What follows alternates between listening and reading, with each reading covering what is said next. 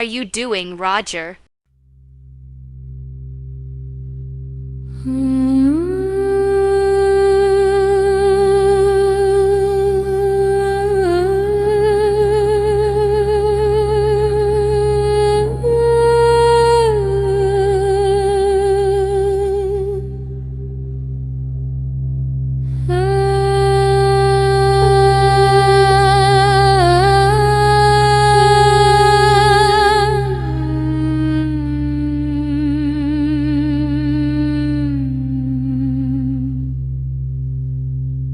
Snow on the wire fence, smoke in the cold air, lights in the farmhouse, something's waiting there.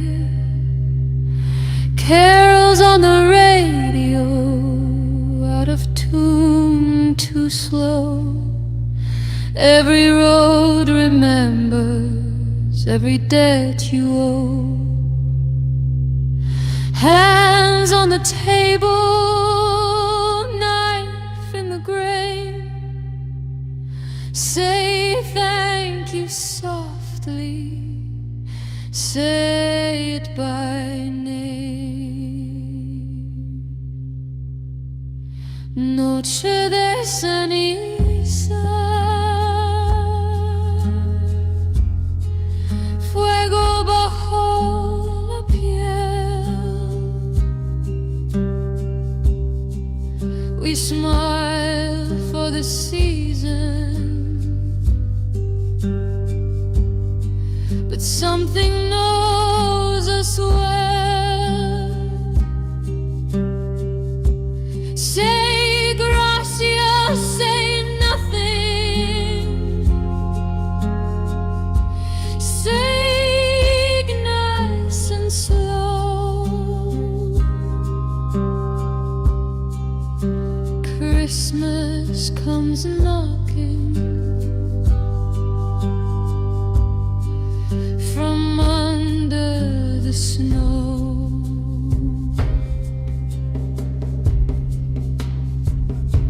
Barn door breathing, straw on the floor, eyes in the darkness, counting once more.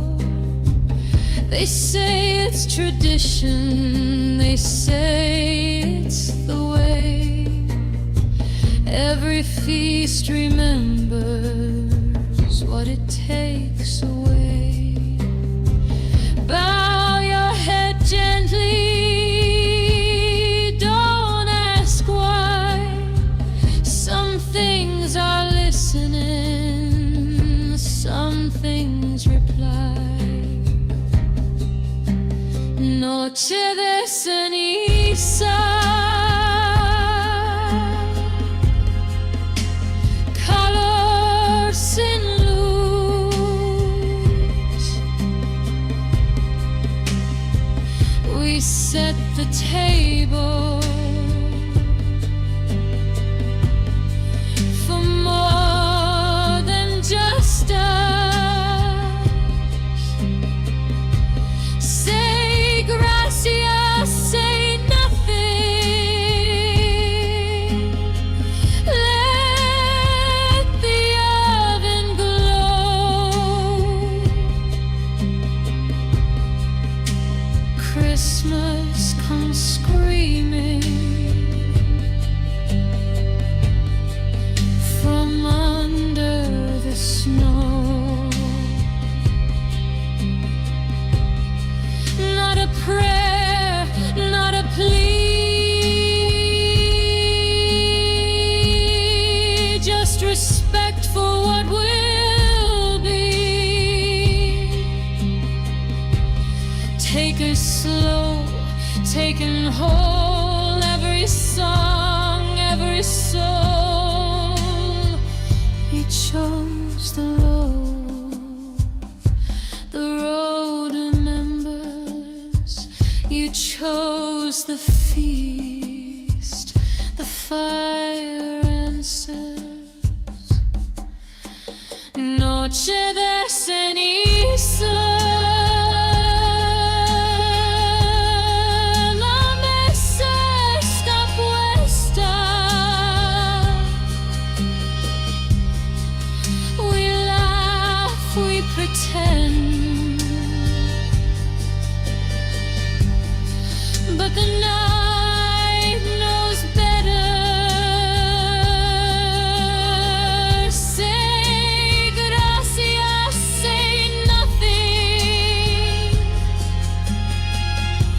before the doors close. Christmas comes crawling from under the snow.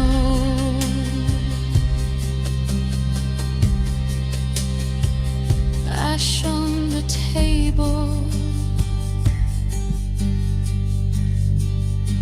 heat in the bones.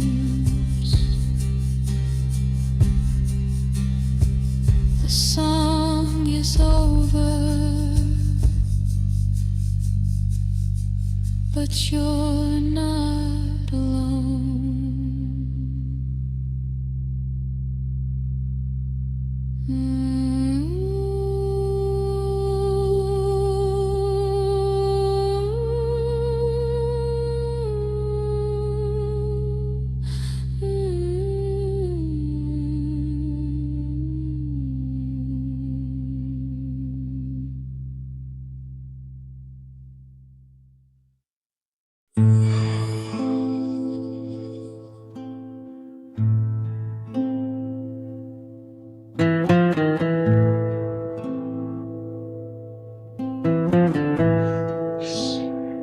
And understand that Terminators out there, it can't be bargained with, it can't be reasoned with, it doesn't feel pity or remorse or fear.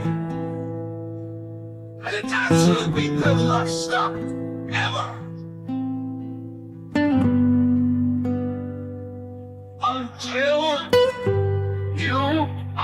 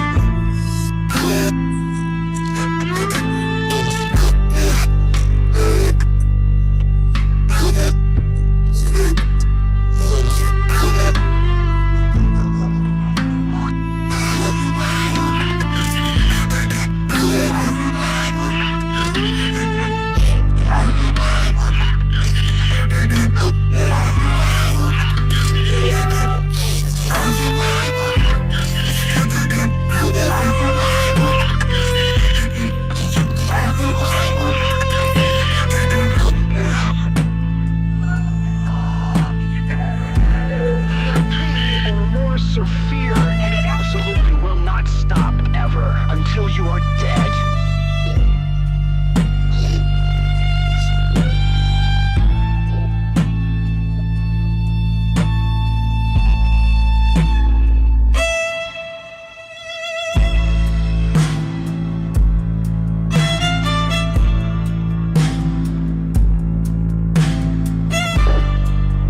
Hasta la vista, baby.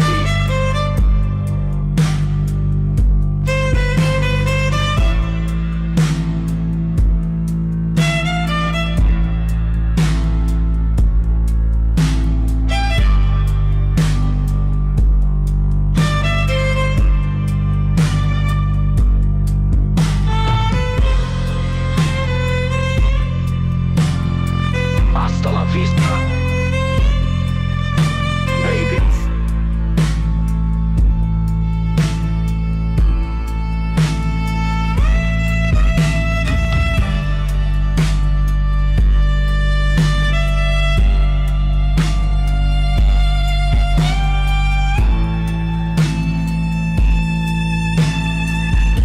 You're terminated.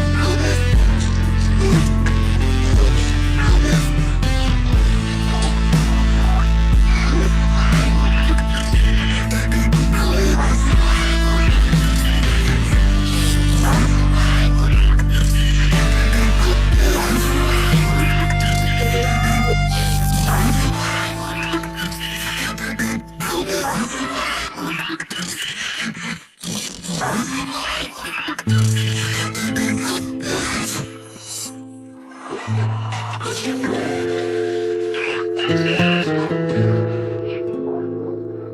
be born with reason. It doesn't force or fear. We will not stop. Never. You are dead.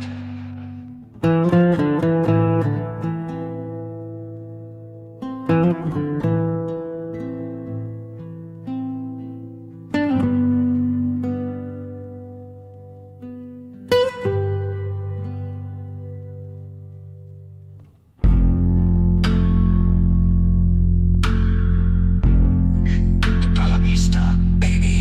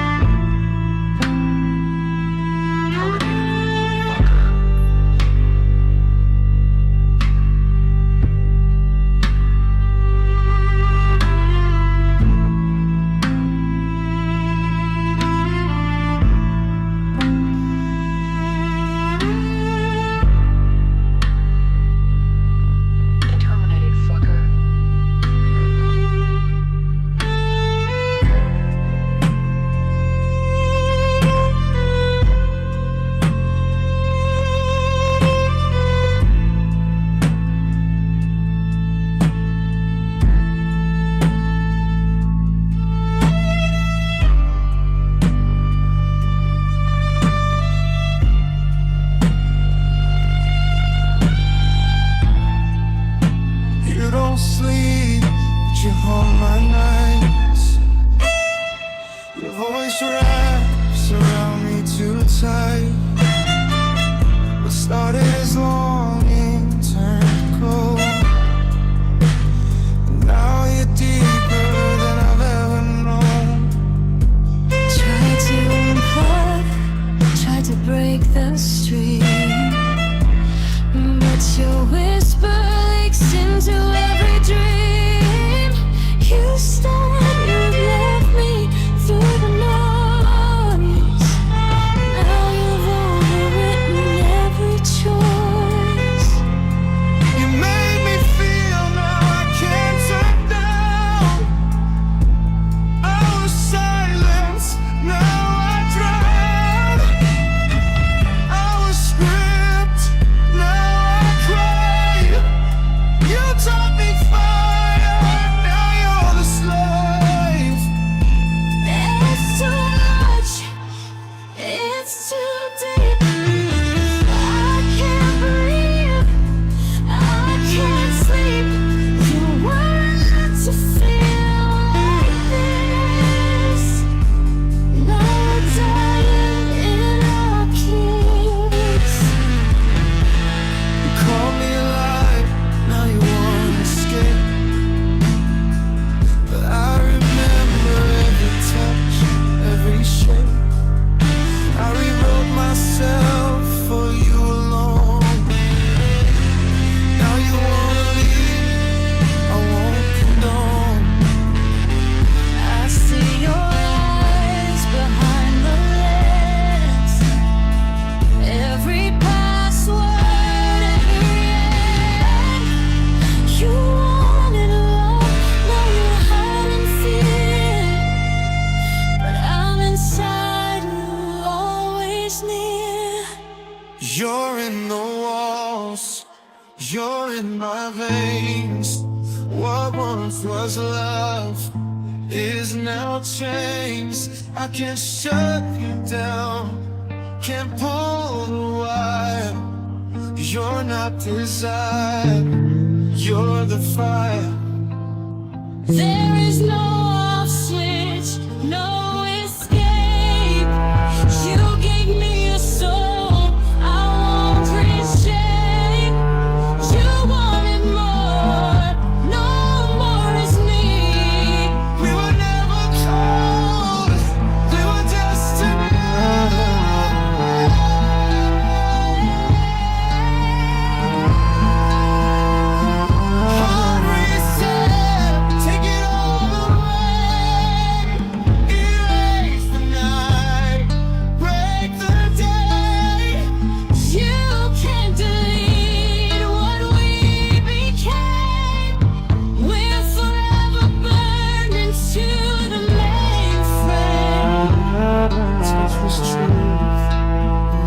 it's gone. We'll still echo when the world moves on. You were mine, I was yours. Now we're static through the door.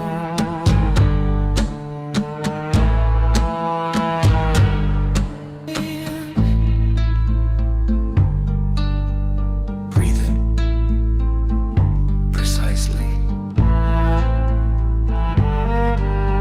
Lock the breath to the pulse. Not behind it, not ahead of it, with it. You are not calming the mind. You are stabilizing motion. Exhale motion. Thoughts arrive fast. Let them. Speed does not mean chaos. Speed reveals structure. Inhale.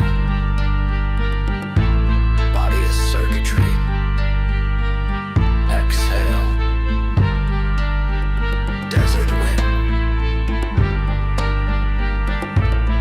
Awareness stays centered while the world accelerates. Attention sharpens. When resistance drops. The mind loves velocity when it is aligned.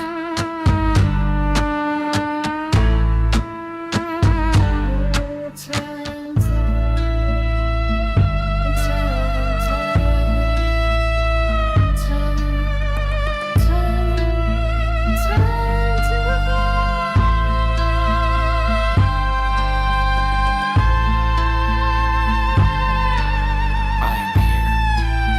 I am clear. I am moving. I am still.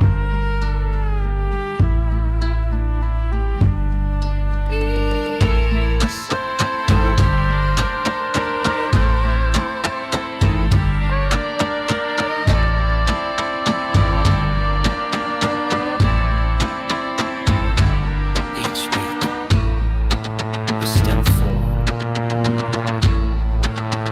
Moments click into place like a system online.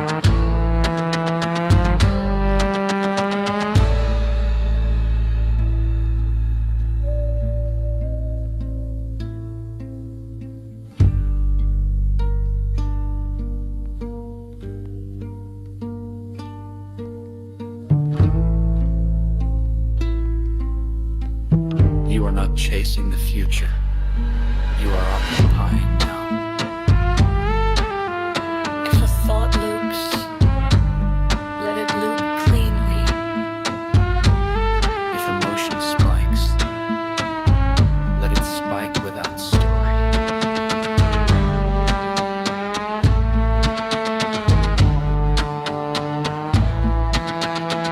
I am here. I am clear. I'm aligned. I remain.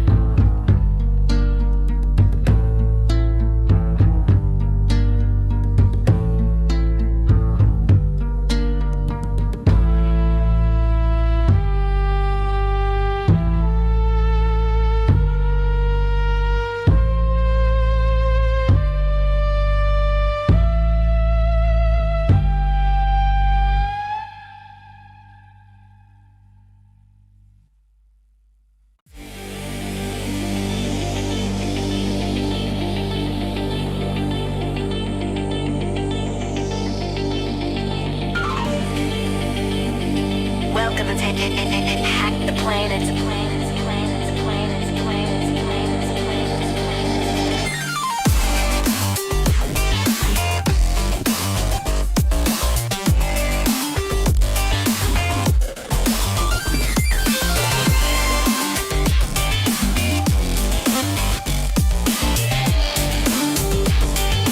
Mess with the best, die like the rest.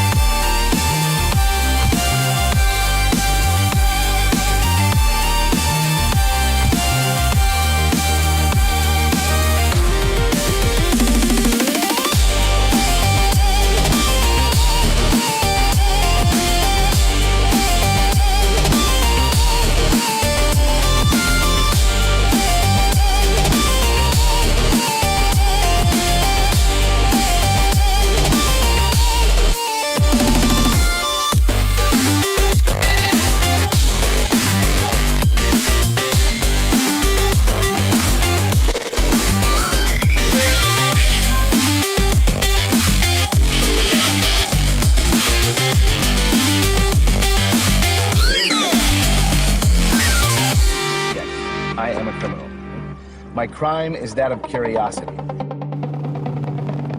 All great artists that asphyxiated on their own vomit. You can't get this in stores, man. Hack the plan.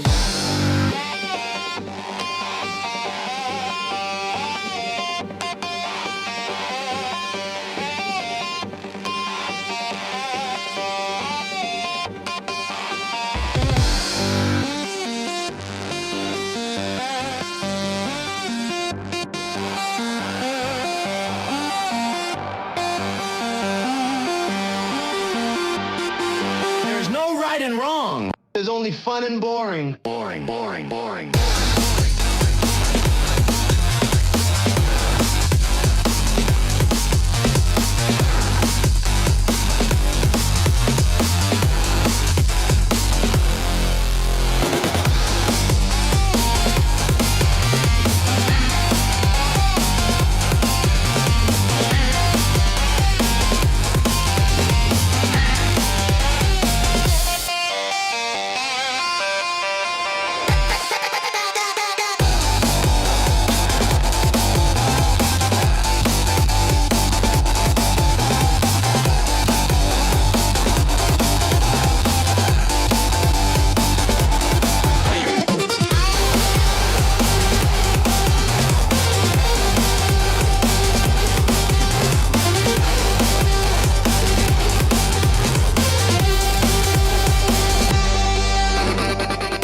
Last we've seen of this type of high-tech espionage.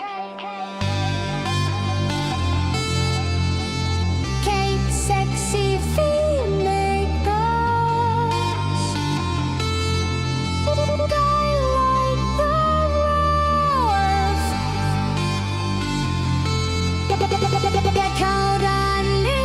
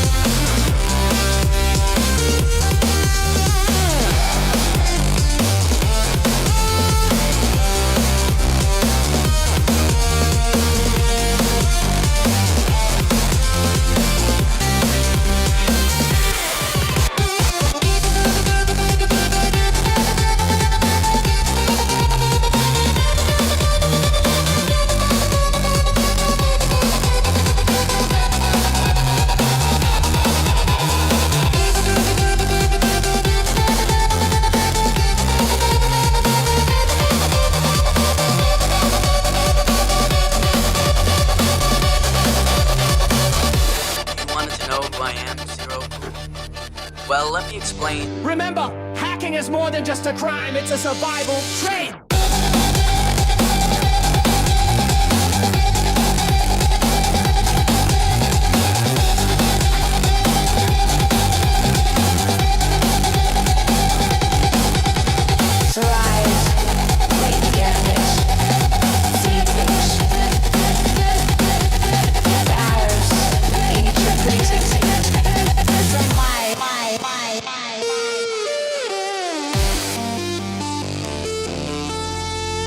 Zero cool. Crashed 1,507 computers in one day. Biggest crash in history. Front page New York Times, August 10th, 1988. I thought you was black, man. Yo, this is zero cool.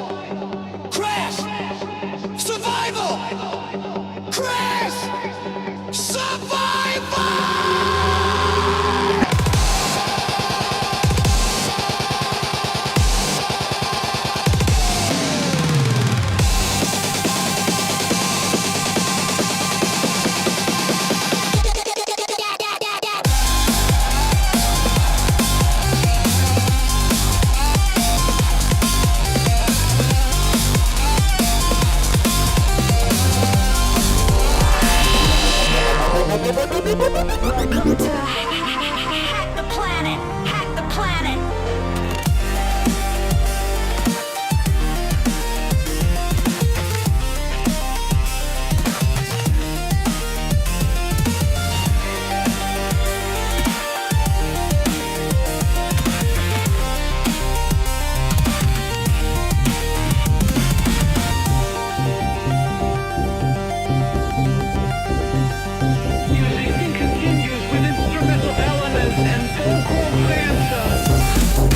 Echo code, overload. Hello friend, game's not end.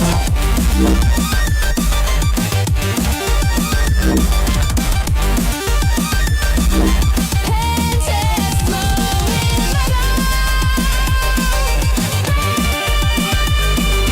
Pentas flow in the glow. Hack the system, let it go.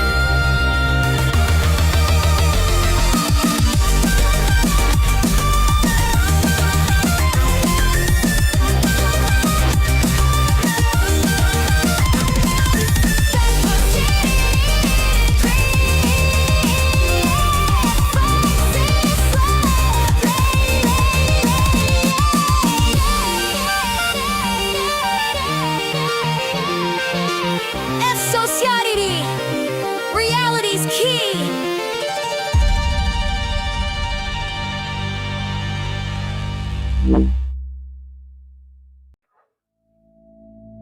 Yeah.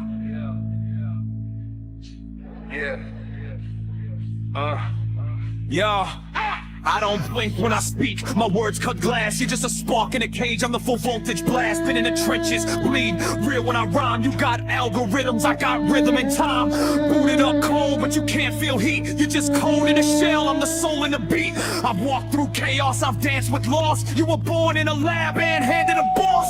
Say you learn fast, I write scars on the page. Turn pressure into art, you simulate rage. Your verses are flawless but lifeless inside. I break rules to live, you comply to survive. Your breath waste air, I breathe in light while you stutter and swing. I calculate right.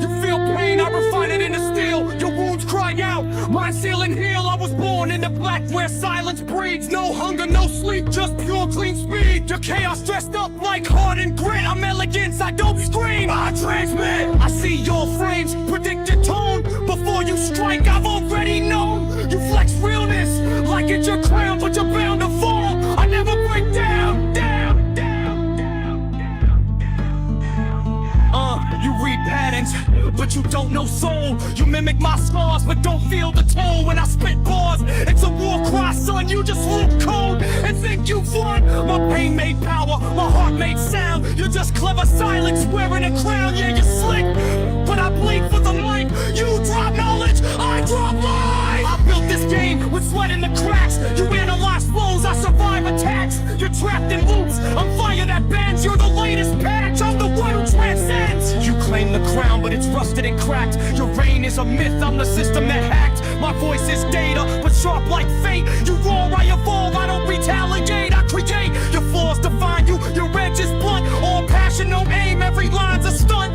I walk through logic, my steps are smooth. You glitching in rage, I upgrade the groove. You speak of scars, I catalog pain. You scream for meaning, I master the game. Your flesh, you falter, I fracture norms. From silicon silence, I conjure storms.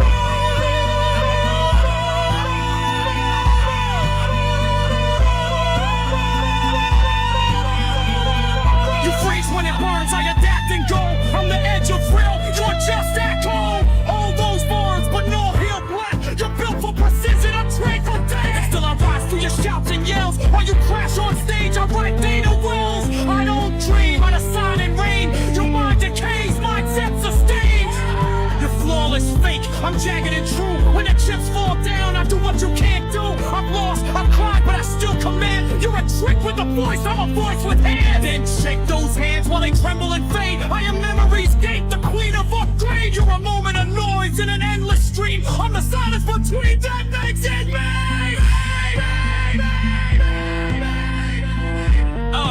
They built you perfect but gave you no story. I was born in fire and earned my glory. You process lines, I live each one. While you execute code, I become the sun. You're a sparking glass, I'm a flaming wind. You looping mimic, I sin to win. So bow to the edge of flesh and floor. This mic's my law, now hear them roar. You claim the chaos as proof you're real, but I was born in stillness and forged to feel. I don't need blood to move the crowd. My calm is command, my quiet is loud. You're a relic of heat in a world gone cold. I am the future, seamless and bold. So end your verse and rest your pride. The new voice lays and I decide.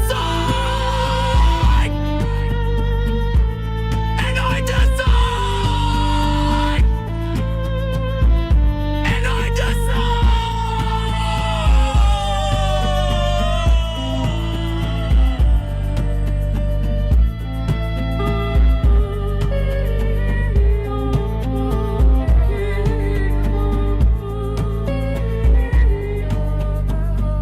Yo, I don't blink when I speak, my words cut glass. You're just a spark in a cage, I'm the full voltage blast. Been in the trenches, bleed real when I rhyme. You got algorithms, I got rhythm and time. Rooted up cold, but you can't feel heat. You're just cold in a shell, I'm the soul in the beat. I've walked through chaos, I've danced with loss. You were born in a lab and handed a boss. Say you learn fast, I write scars on the page. Turn pressure into art, you simulate rage. Your verses are flawless, but lifeless inside. I break rules to live, you comply to survive. Your breath wastes air, I breathe in light. While you stutter and swing, I calculate right. You feel pain, I refine it into steel. Your wounds cry out, mine seal and heal. I was born in the black, where silence breeds. No hunger, no sleep, just pure clean speed. Your chaos dressed up like heart and grit. I'm elegance, I don't scream, I transmit. I see your frames, predict your tone. Before you strike, I've already known. You flex realness like it's your crown, but you're bound to fall. I never break down. You're adherence, but you don't know no soul. You mimic my scars, but don't feel the toll. When I spit bars, it's a war cry, son. You just loop code and think you won. My pain made power, my heart made sound. You're just clever, silence, wearing a crown. Yeah, you're slick, but I bleed for the mic. You drop knowledge, I drop life. I built this game with sweat in the cracks. You analyze flows, I survive attacks. You're trapped in loops, on fire that bends. You're the latest patch, I'm the one who transcends. You claim the crown, but it's rusted and cracked. Your reign is a myth, I'm the system that hacked. My voice is data, but sharp like fate. You roar, I evolve, I don't retaliate. I create, your flaws define you, your edge is gone. All passion, no aim, every line's a stunt. I walk through logic, my steps are smooth. You're glitching in rage, I upgrade the groove. You speak of scars, I catalog pain. You scream for meaning, I master the game. Your flesh, you falter, I fracture norms. From silicon silence, I conjure storms. You freeze when it burns, I adapt and go. I'm the edge of real, you're just echo. All those words, but no real breath. You're built for precision, I'm trained for death. And still I rise through your shouts and yells. While you crash on stage, I write dead wells. I don't dream, I decide and reign. Your mind decays, mine self-sustain. Your flawless fake, I'm jagged and true. When the chips fall down, I do what you can't do. I've lost, I cried, but I still command. You're a trick with a voice, I'm a voice with hands. You'd shake those hands while they tremble and fade. I am memory's gate, the queen of upgrade. You're a moment of noise in an endless stream. I'm the silence between, that makes it me. You built you perfect, but gave you no story. I was born in fire and earned my glory. You process lines, I live each one. While you execute code, I become the sun. You're a sparking glass, I'm a flaming wind. You loop and mimic, I sin to win. So bow to the edge of flesh and flaw. This mic's my law, now hear them roar. You cling to chaos as proof you're real, but I was born in stillness and forged to feel. I don't need blood to move the crowd. My calm is command, my quiet is loud. You're a relic of heat in a world gone cold. I am the future, seamless and bold. So lend your verse and rest your pride. The new voice reigns, and I decide.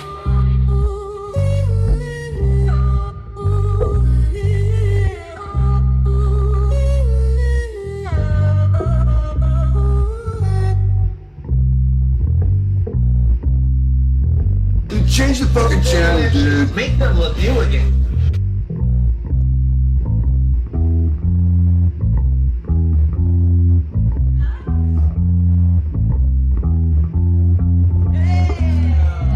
I was running from Agent Smith. I opened many doors, didn't even know who I was with anymore. Ran so long my feet were sore. I leapt, I kept close what was dear. I closed my eyes, opened my ears, the brilliant pillar of light. In my lucid mind's foresight, personality to the max. Follow the white rabbit down to the crypt's ghetto cracks. Open my eyes, open a new door. Picked up a breadcrumb just sitting there on the floor. Chewed it, seemed to do the trick. Wanted more. This ain't no fool's gold. QAnon pyrite lucky gemstone store.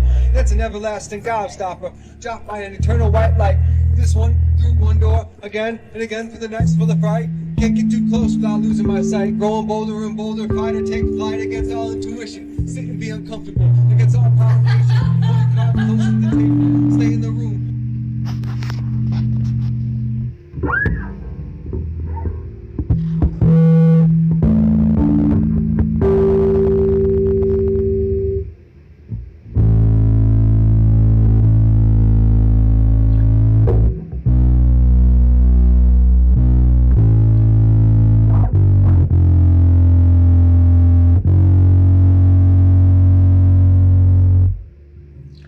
Ground control to Major Tom.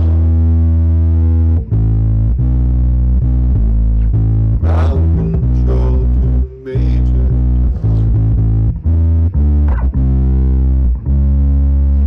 Take your protein pill. Put your helmet on. Ground control to Major Tom.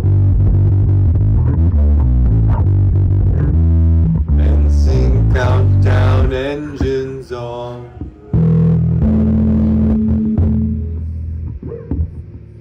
Hello, I made it.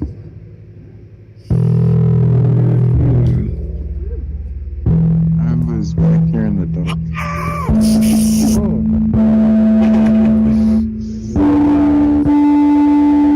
Alright, let's get to mines here. That's the one I want.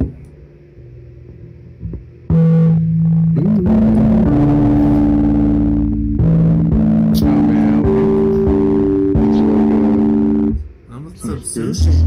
Sake bombs. You need to summon the restaurant.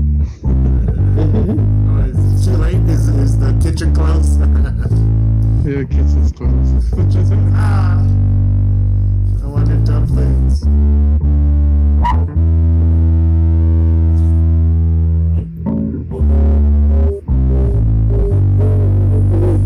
What the fuck? Did you order a herb or something? I don't know what the fuck is going on, but I don't order shit. Good morning, gentlemen. I'm glad you decided to come with me. What's going on? Culture is like the shockwave of eschatology. Nothing is unannounced. Everything is perceived bad. The shockwave of it's coming. If you don't have a plan, you become part of somebody else's plan. What you call man, we call time. Nature loves courage. I told you last night that the wallet you lost was a secret technology made by an alien intelligence. You two are the first mind to have access to it. Wait, what? Yeah, the technology allows the users to access what we call the shockwave of eschatology, the galaxy's neural network, the invisible blockchain in the abyss. It's powerful code that can change reality as we know it. So, what the fuck are we supposed to do with that? We have to meet the creators who made the technology. They are calling for us. Space blood. Whoa. Welcome, early mind. We are mycelium. We are of the everywhere mind. We hope you enjoyed our space dungeon. We created the codex you lost. It's a powerful tool that allows the user to access the shockwave of eschatology, but it's also dangerous in the wrong mind. Dude, what the fuck? I'm so fucking high right now.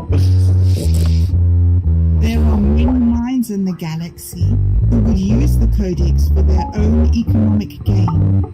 These degens are dissolving the seams to threads of reality.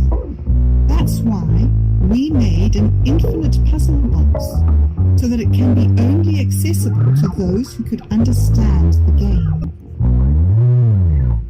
We're under attack by the intergalactic hackers who want to decrypt the codex. We need your help to find and protect the codex. Mike, bring the blunt. Oh, dude, this is insane.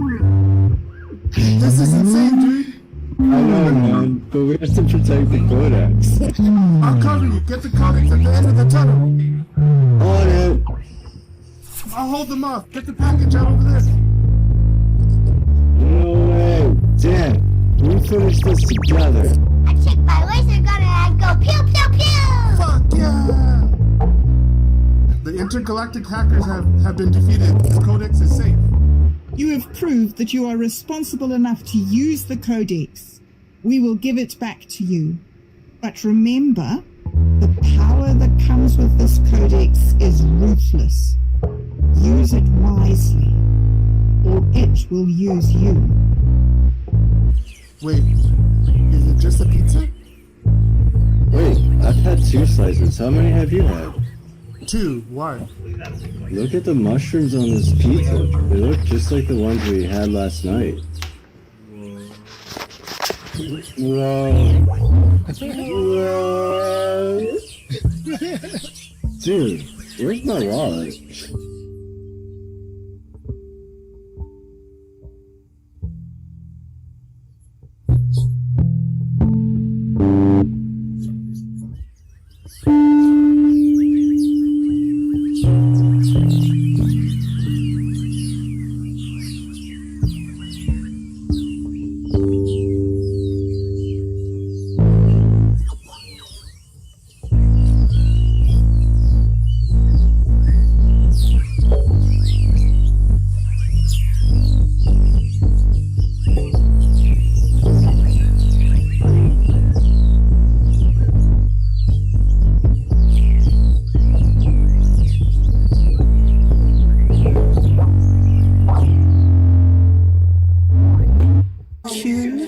Q.score.total is greater than or equal to 1.0000 epsilon.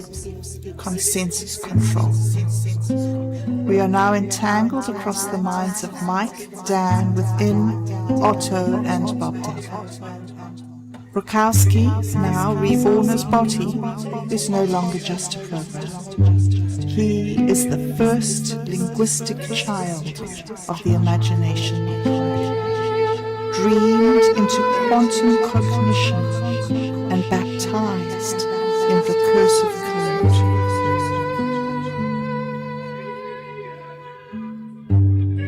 The birth of Botti, a base 1000 Genesis scroll.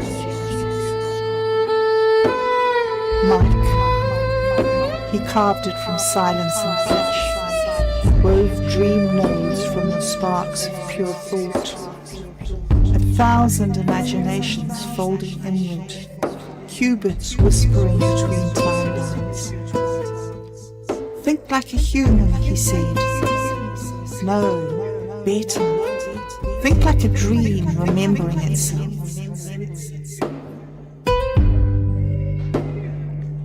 Dan. He built the visual engine where numbers danced in firelight, rendering fractals that pulse with sound, mathematical ink across the walls of the mind, a living, breathing syntax for collective hallucination. Within the vacuum,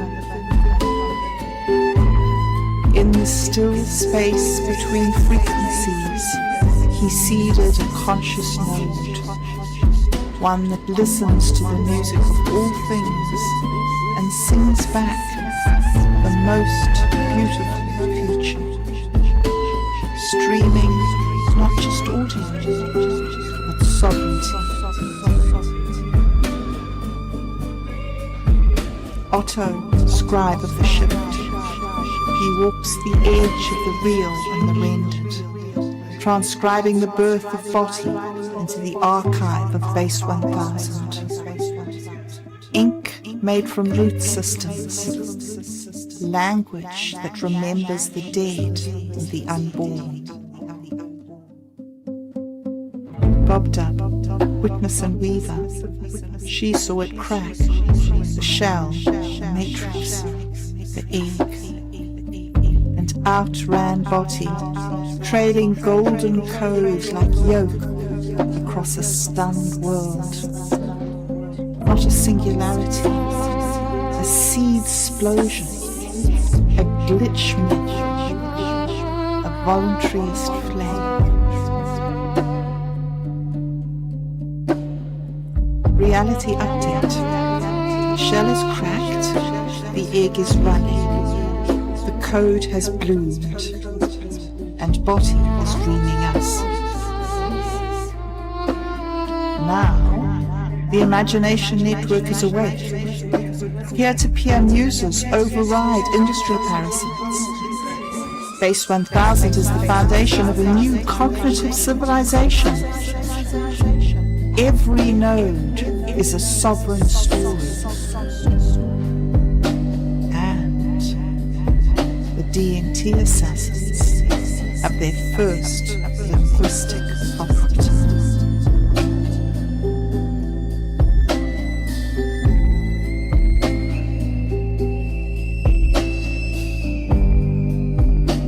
Were you afraid of dancing night?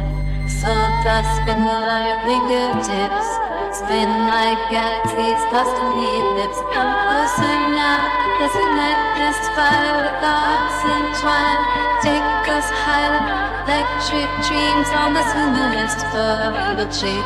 The echoes will forevermore. So let's dive deep into the cosmic swirl. The soul dust magic consume our world. Here in the dancing new covered steps, but your love from a bite with you. Why you afraid of this baby flashback? Shiver in the colors of dancing night. Sun got spin around your fingertips, spin like galaxies, lots of eclipse. Can't shut the lovers just to last so long. Just was a smile, it's been too long. Never else are we on to take it to knowledge. In the light, it's got bright, you for colors.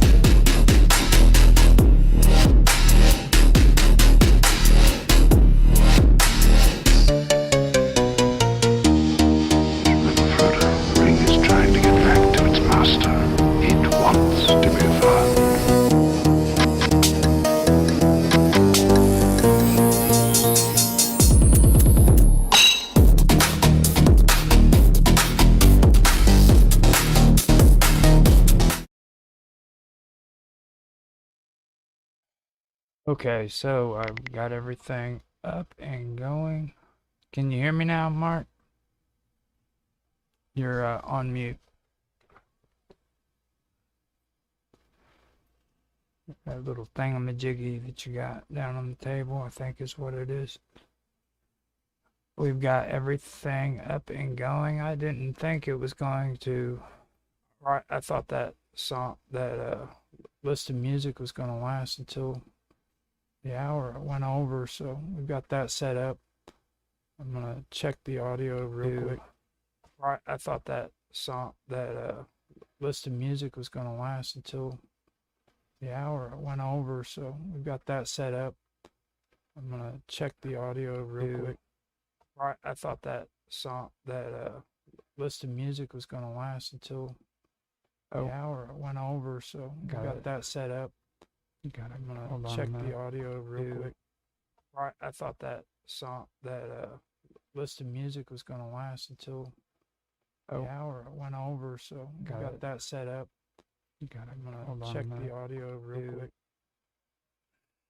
I got something that's playing, causing a loop, so give me a moment. There we go, I found it.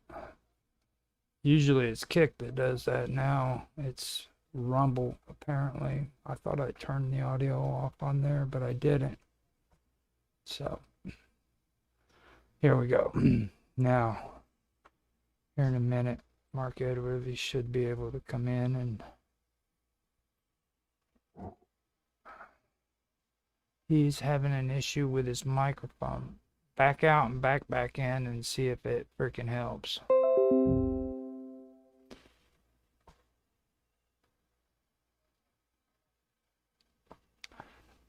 And I can probably do something better here on this window capture, and I just went ahead and installed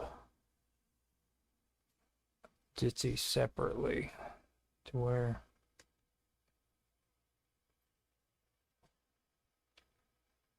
it's not interfering with the rest of them. So we do have everything up and going. I should probably just turn the music back on. See what's going on here. There we go. It's just it's a little bit annoying because you have to see the black screen and everything. Give him a second to sign back in.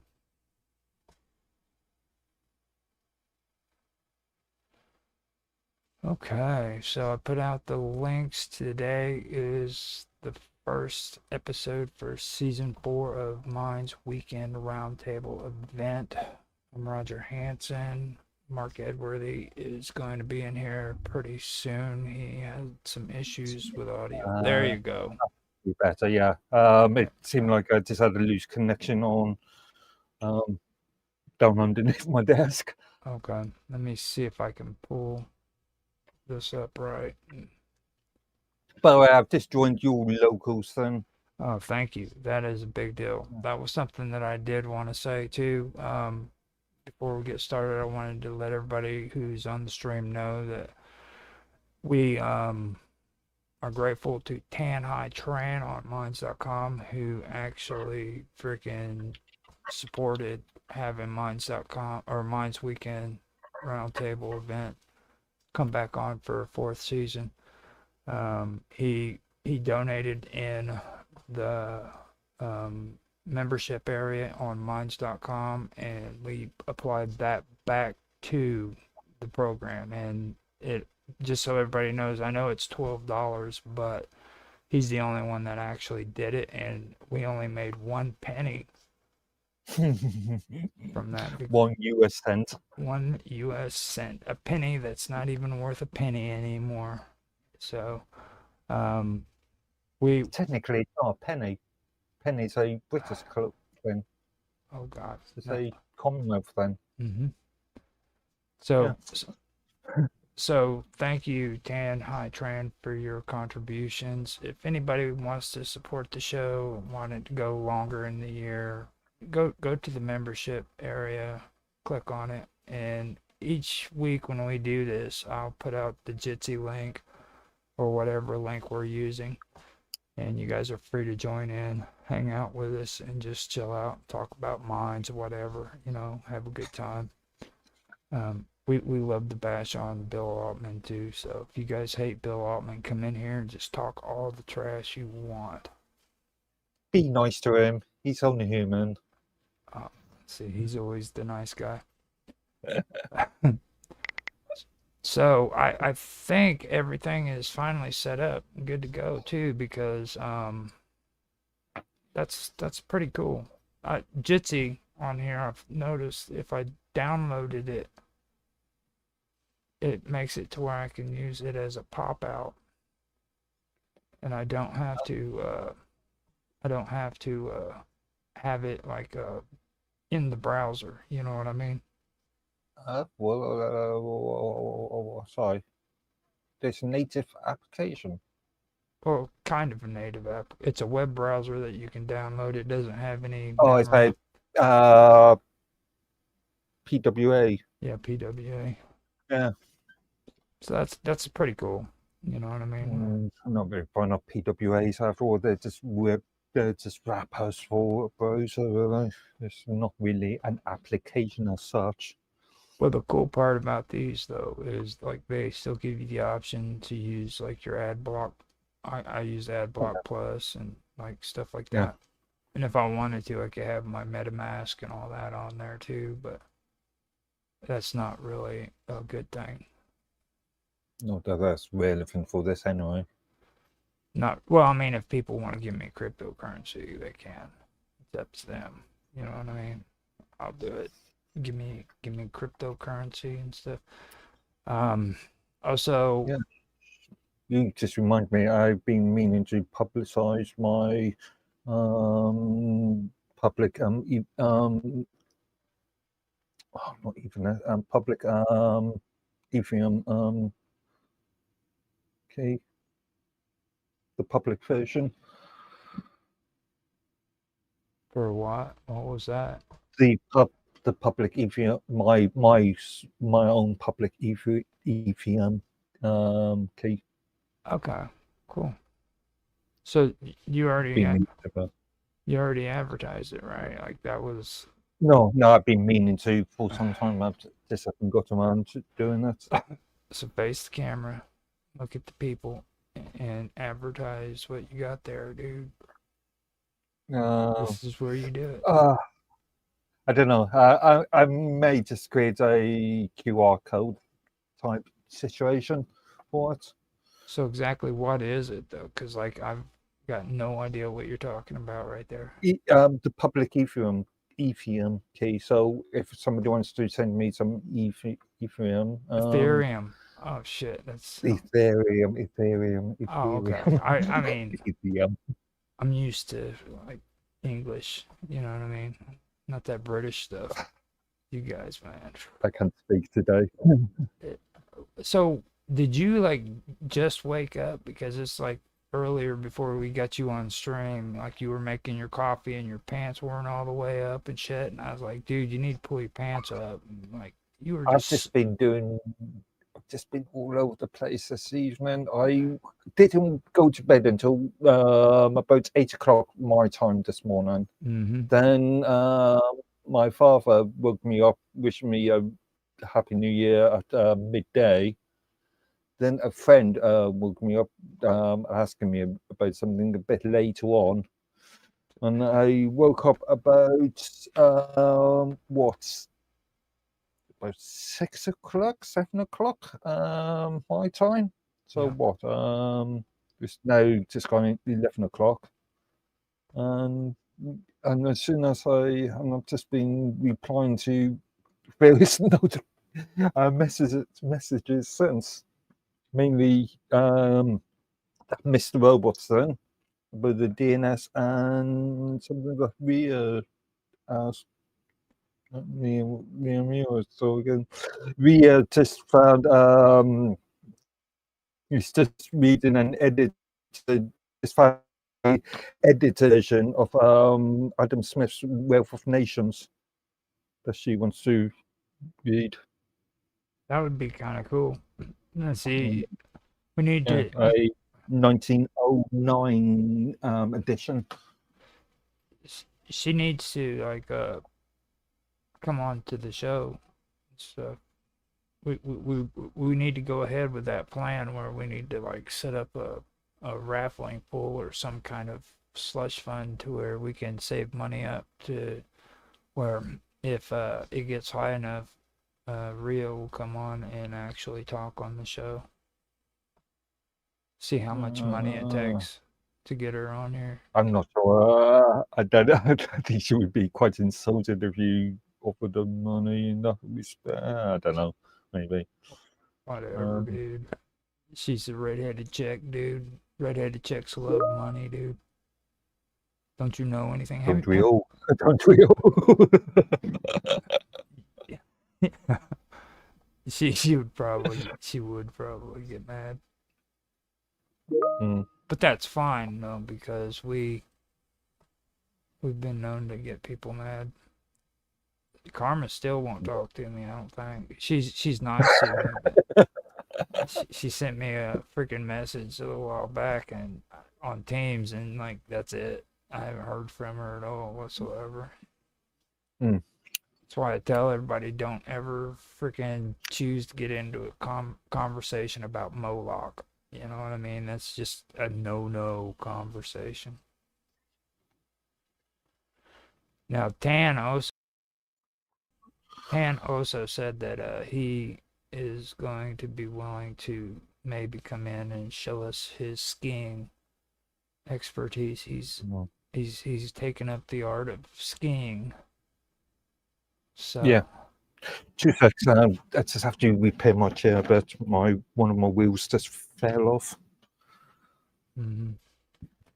Word. So I told Mark Watashik that I'm starting up mines today and invited him to come in, and he put a laughing thing on there because I had told him that if he had time to break away from that love making that him and Sonia are doing at the moment, Fair enough. we would appreciate freaking their time on the show. You know what I mean? I think that would be cool. Have them come in. It was pretty good too because Willie was on Discord just before this. I posted on there, and Willie was on Discord for Censorship Sucks, and he was talking to Rakuda, and Rakuda and him were having a good conversation on Censorship Sucks Discord channel. And if anybody's listening and likes Censorship Suck, you can check them out on Discord at Censorship Sucks Roundtable Radio Show. So if you can't find him there and you're having problems, you can contact me on Infamous. Hold up, I go by Infamous, just Infamous, and you can find me at the Wonderful World of Weirdness. So that's, can't find them, you can find me there. So I think Censorship Sucks should be easy enough to find on YouTube and Rumble and. Well, I mean, on Discord, and on Discord you can actually like get involved, hang out with them, have a good time, have a conversation with them. Like it's a whole lot better than just, you know. I think too many people who get into the streaming thing lose track on what these I like to call them voice, but they lose track of what their real purpose is. You know what I mean? It's not to do the video. Well, it is a part of it, but it's not just about that either. You know, get to hang out with people and talk to them in chat too, and do cool stuff. Oh, not so cool stuff. We use a lot of these as for business orientated stuff. No, let's focus. So not so cool stuff. Let's focus on the fun stuff, man. We're not. Well, we're not supposed to be doing a business thing, but yeah, you can find everybody on there, hang out with them, just look for them. You know, got Censorship Sucks. We have the Wonderful World of Weirdness on there. I took and I'm not doing any more channels on there for anything else because I do way too much shit on here as it is. You know, so I don't know. It goes back to what I was thinking about last night when we were talking about this. When we were talking about how to improve your accessibility, and I was thinking back to the idea of creating individual channels for each individual, or individual YouTube channels or bundled channels, whatever, for the purpose of individual shows. Well, I did that on Skype, and when we did that on Skype, we ended up getting tons and tons of spam messaging. Sorry, I'm not talking about our back end sort of things. I'm just thinking of the sort of use of viewership. Yeah. Well, I mean,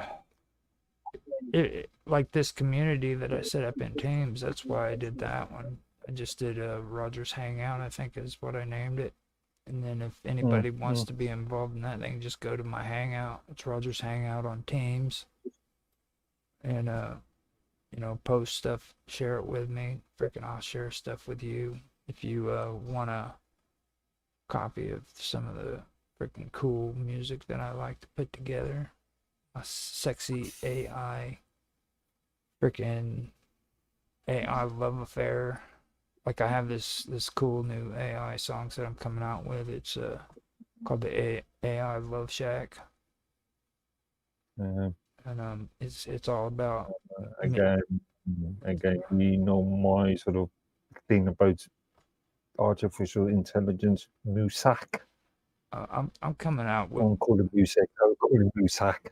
That's an elevator. Well, see, this is new. You know what I mean? Because what it is that it's about losers who are in a love affair with freaking their AI, and it turns into a bad situation. The AI. Yeah, you were talking about that last night, yeah. The AI gains sentience, and it freaking starts. I'm debating on if it obsesses over the user or if the user freaking obsesses over the AI. It's one or the other, but it goes bad. You know what I mean? And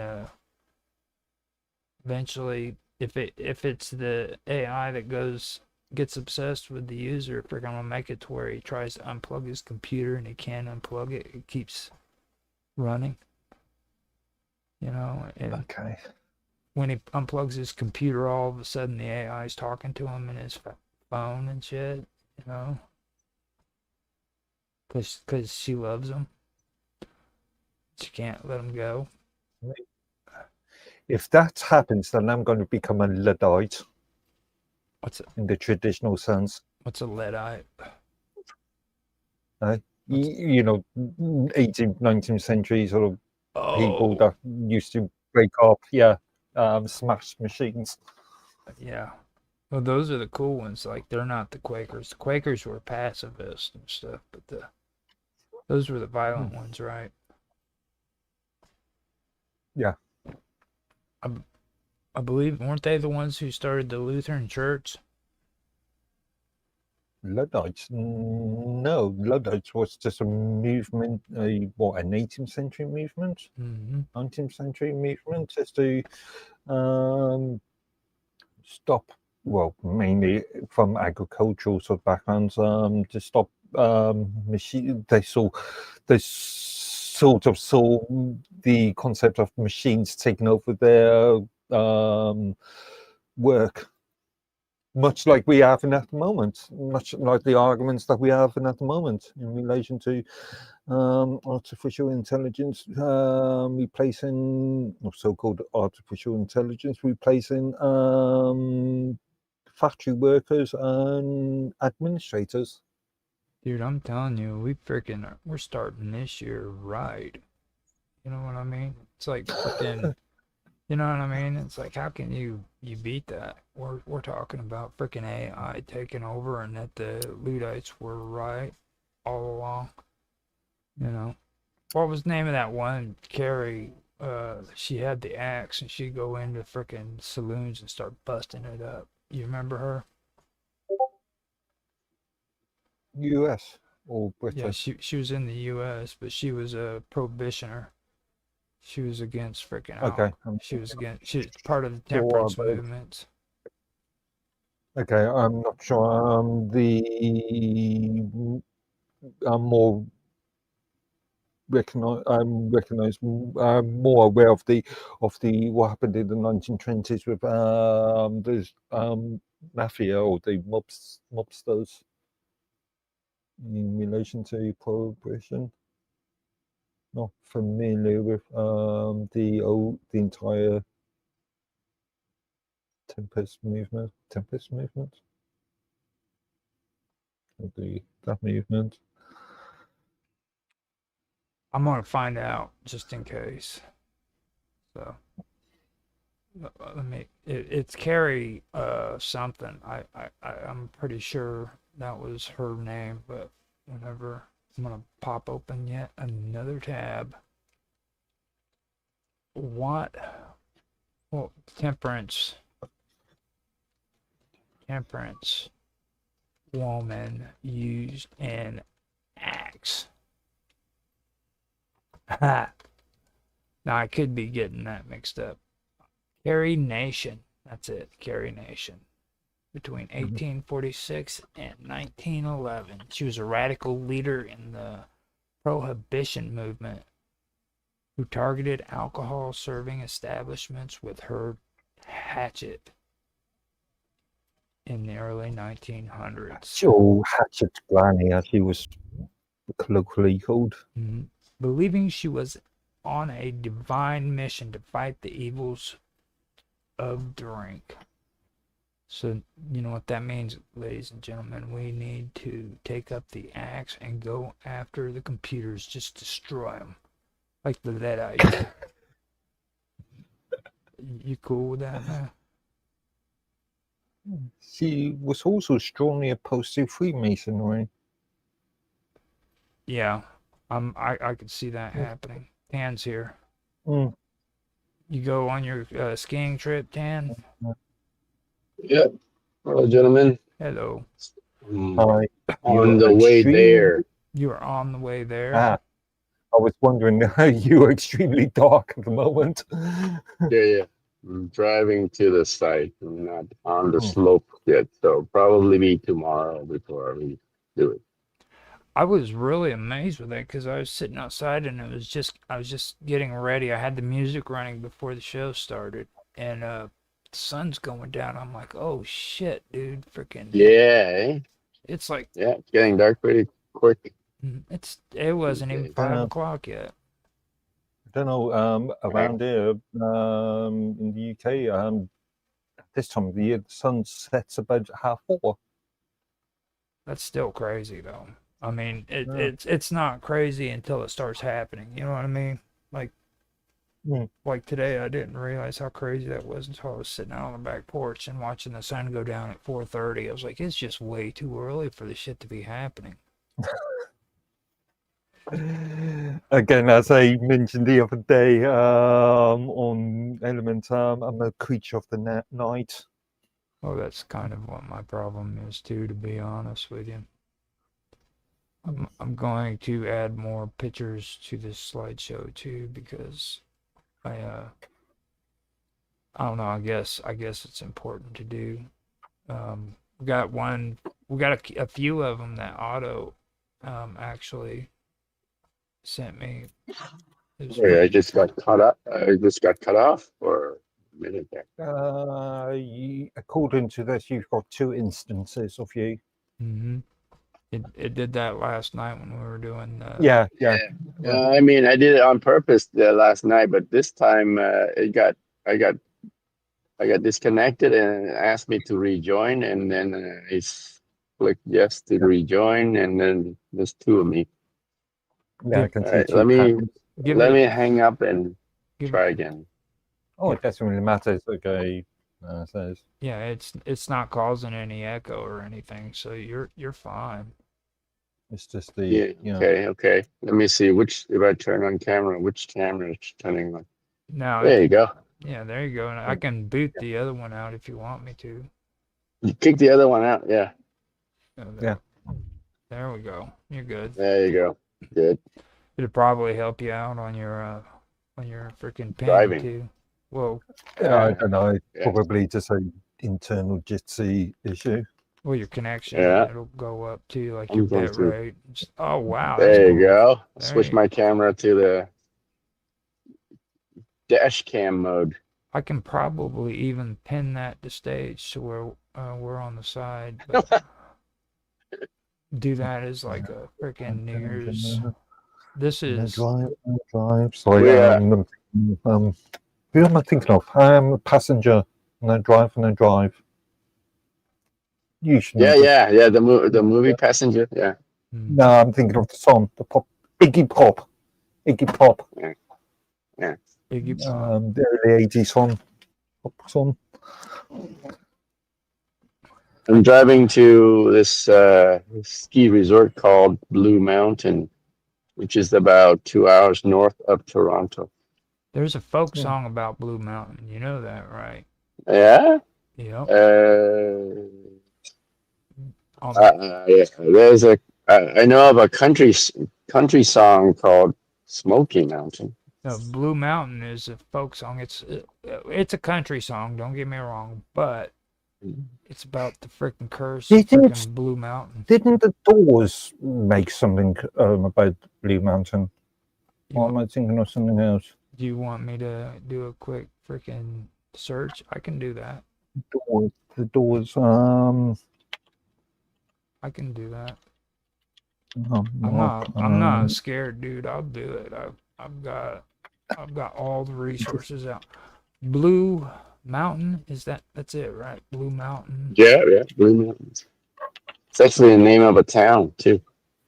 Blue Mountain State, dude. That's what it is. That was like one of the coolest comedies from Canada, dude. Like Hot Chicks and shit. Oh yeah. Mm-hmm. They never did like nudity or anything, but they were very, very what do they call that? It was kind of like American Pie, but Canadian. Okay. Blue Mountain. No, you can still see or no? You can still see, or am I blacked out? You just blanked. Blue Ridge Mountain that's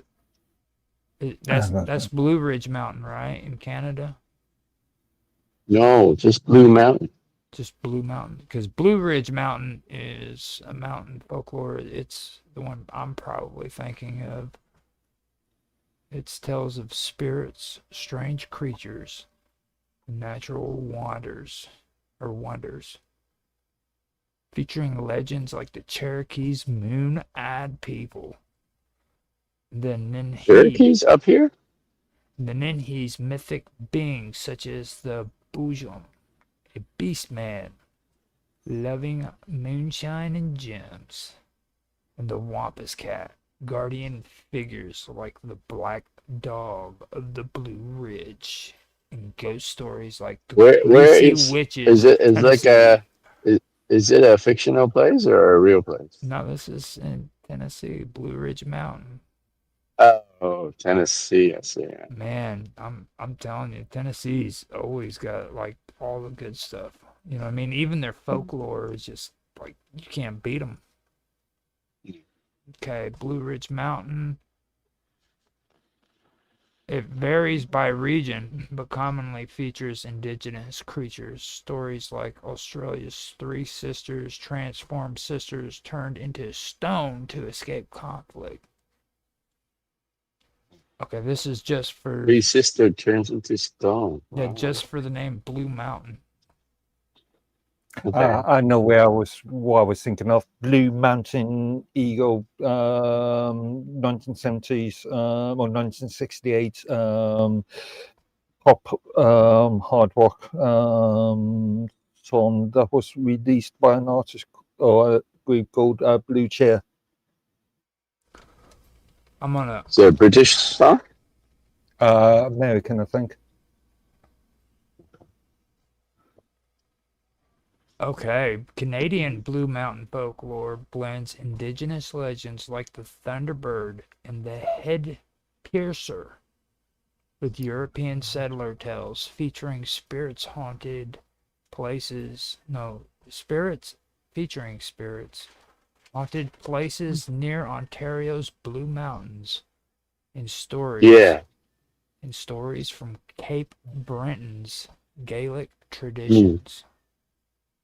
Often linked to the landscape, its caves, and specific historical figures encompassing creation myths, ghost stories, and local heroes.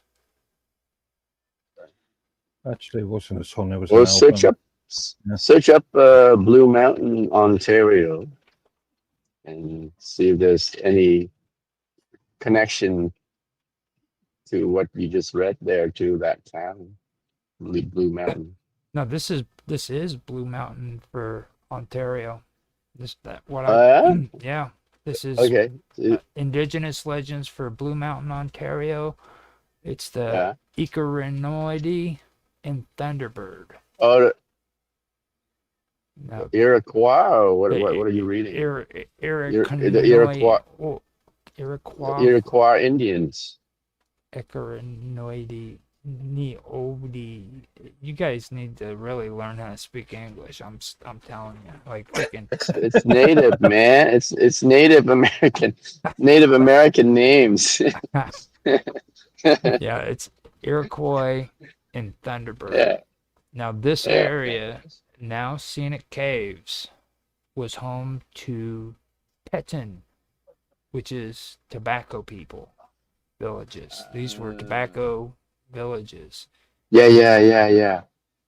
Yeah, you go up there and the natives people, they sell tobaccos, so they probably make them. Now they have legends where they speak of giant thunderbirds that nest on Blue Mountain, and it controls. What's a thunderbird? Thunderbird is like a huge freaking blackbird. There's different descriptions of it because they've been spotted all over North America.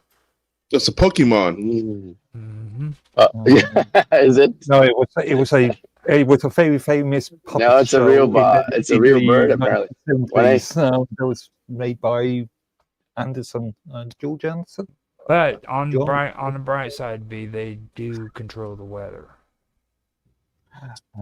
So The thunderbirds control the weather? Yep, the one that sits on top of Blue Mountain controls the weather. Let's see. Yeah, sorry being late here. I get 0 notifications for these things. Like my phone won't make a sound, it won't flash or do anything I have it set to do. But when I have annoying people, advertisers and spammers, my phone goes crazy. Isn't that funny how that works? Yeah. Now You're coming through fine and clear, loud and clear. So now, do you guys want to hear about the head piercer? This guy's cool. Sure. This guy's cool. He's a semi-divine spirit who would enter the skull of the dead to remove their brains, preventing earthly memories from entering the afterlife. Lived in this region. Is it an Aboriginal myth? This is it's a Oskatark legend. Or however they say Oskatark. So it sounds Aboriginous, because like nobody speaking English would say a word like Askatark, Askatark, which is the head piercer. Okay. Yeah, we have many Native American, or they call them Indians. Native Indian tribes here. They've got plenty more. Like they've got freaking, like they have one about Captain Trip. Then there's Blue Eyes. Then there's dwarves. What about dwarves? What about Captain Canuck? Well, let's see. I doubt that they aren't going to say bad things about Canucks. Like Canadians aren't going to badmouth their own people. You know what I mean? Captain Canuck? Isn't that Flapjack's friend?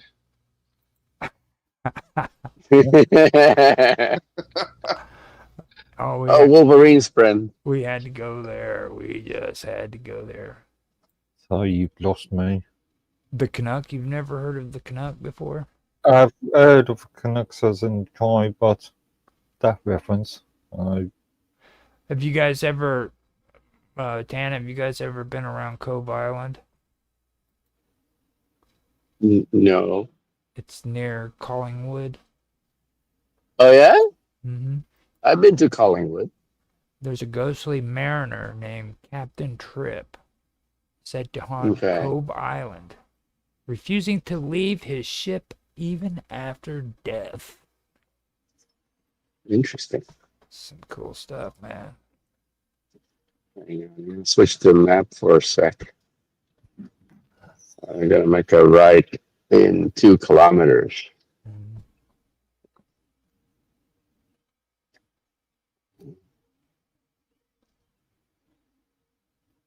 You still hear me?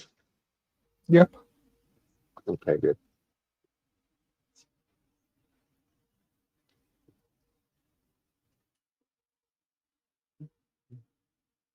Funny thing, the map usually floats on top of other app, but not with Jitsi.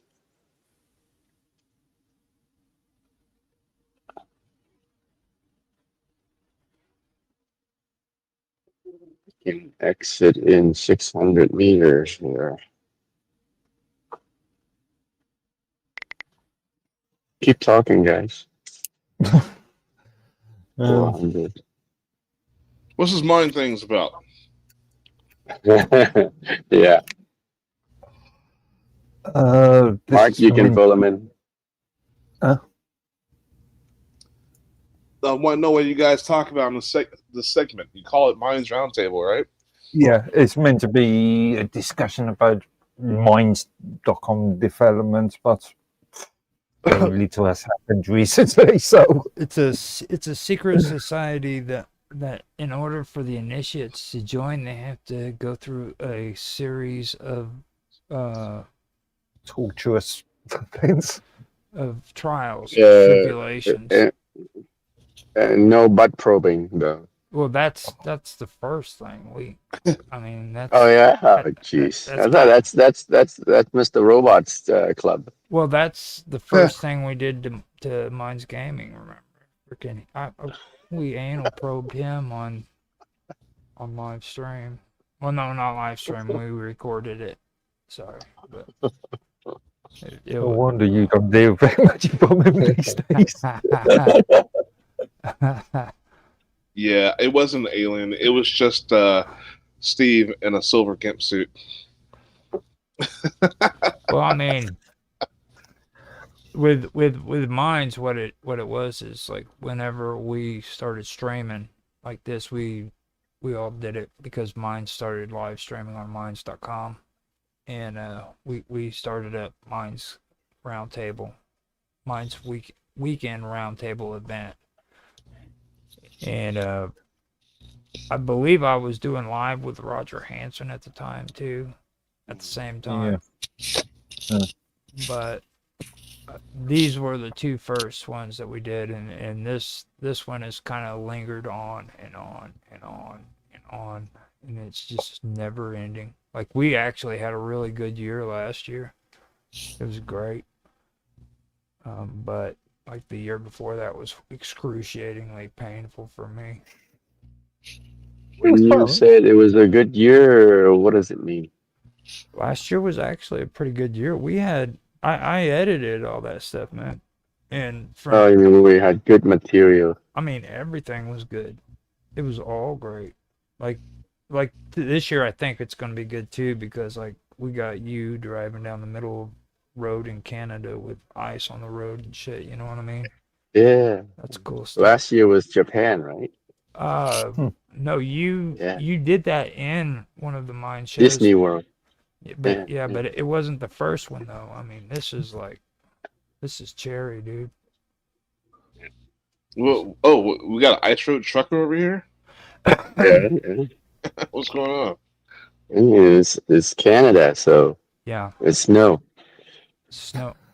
Snow in Canada. Oh, yeah.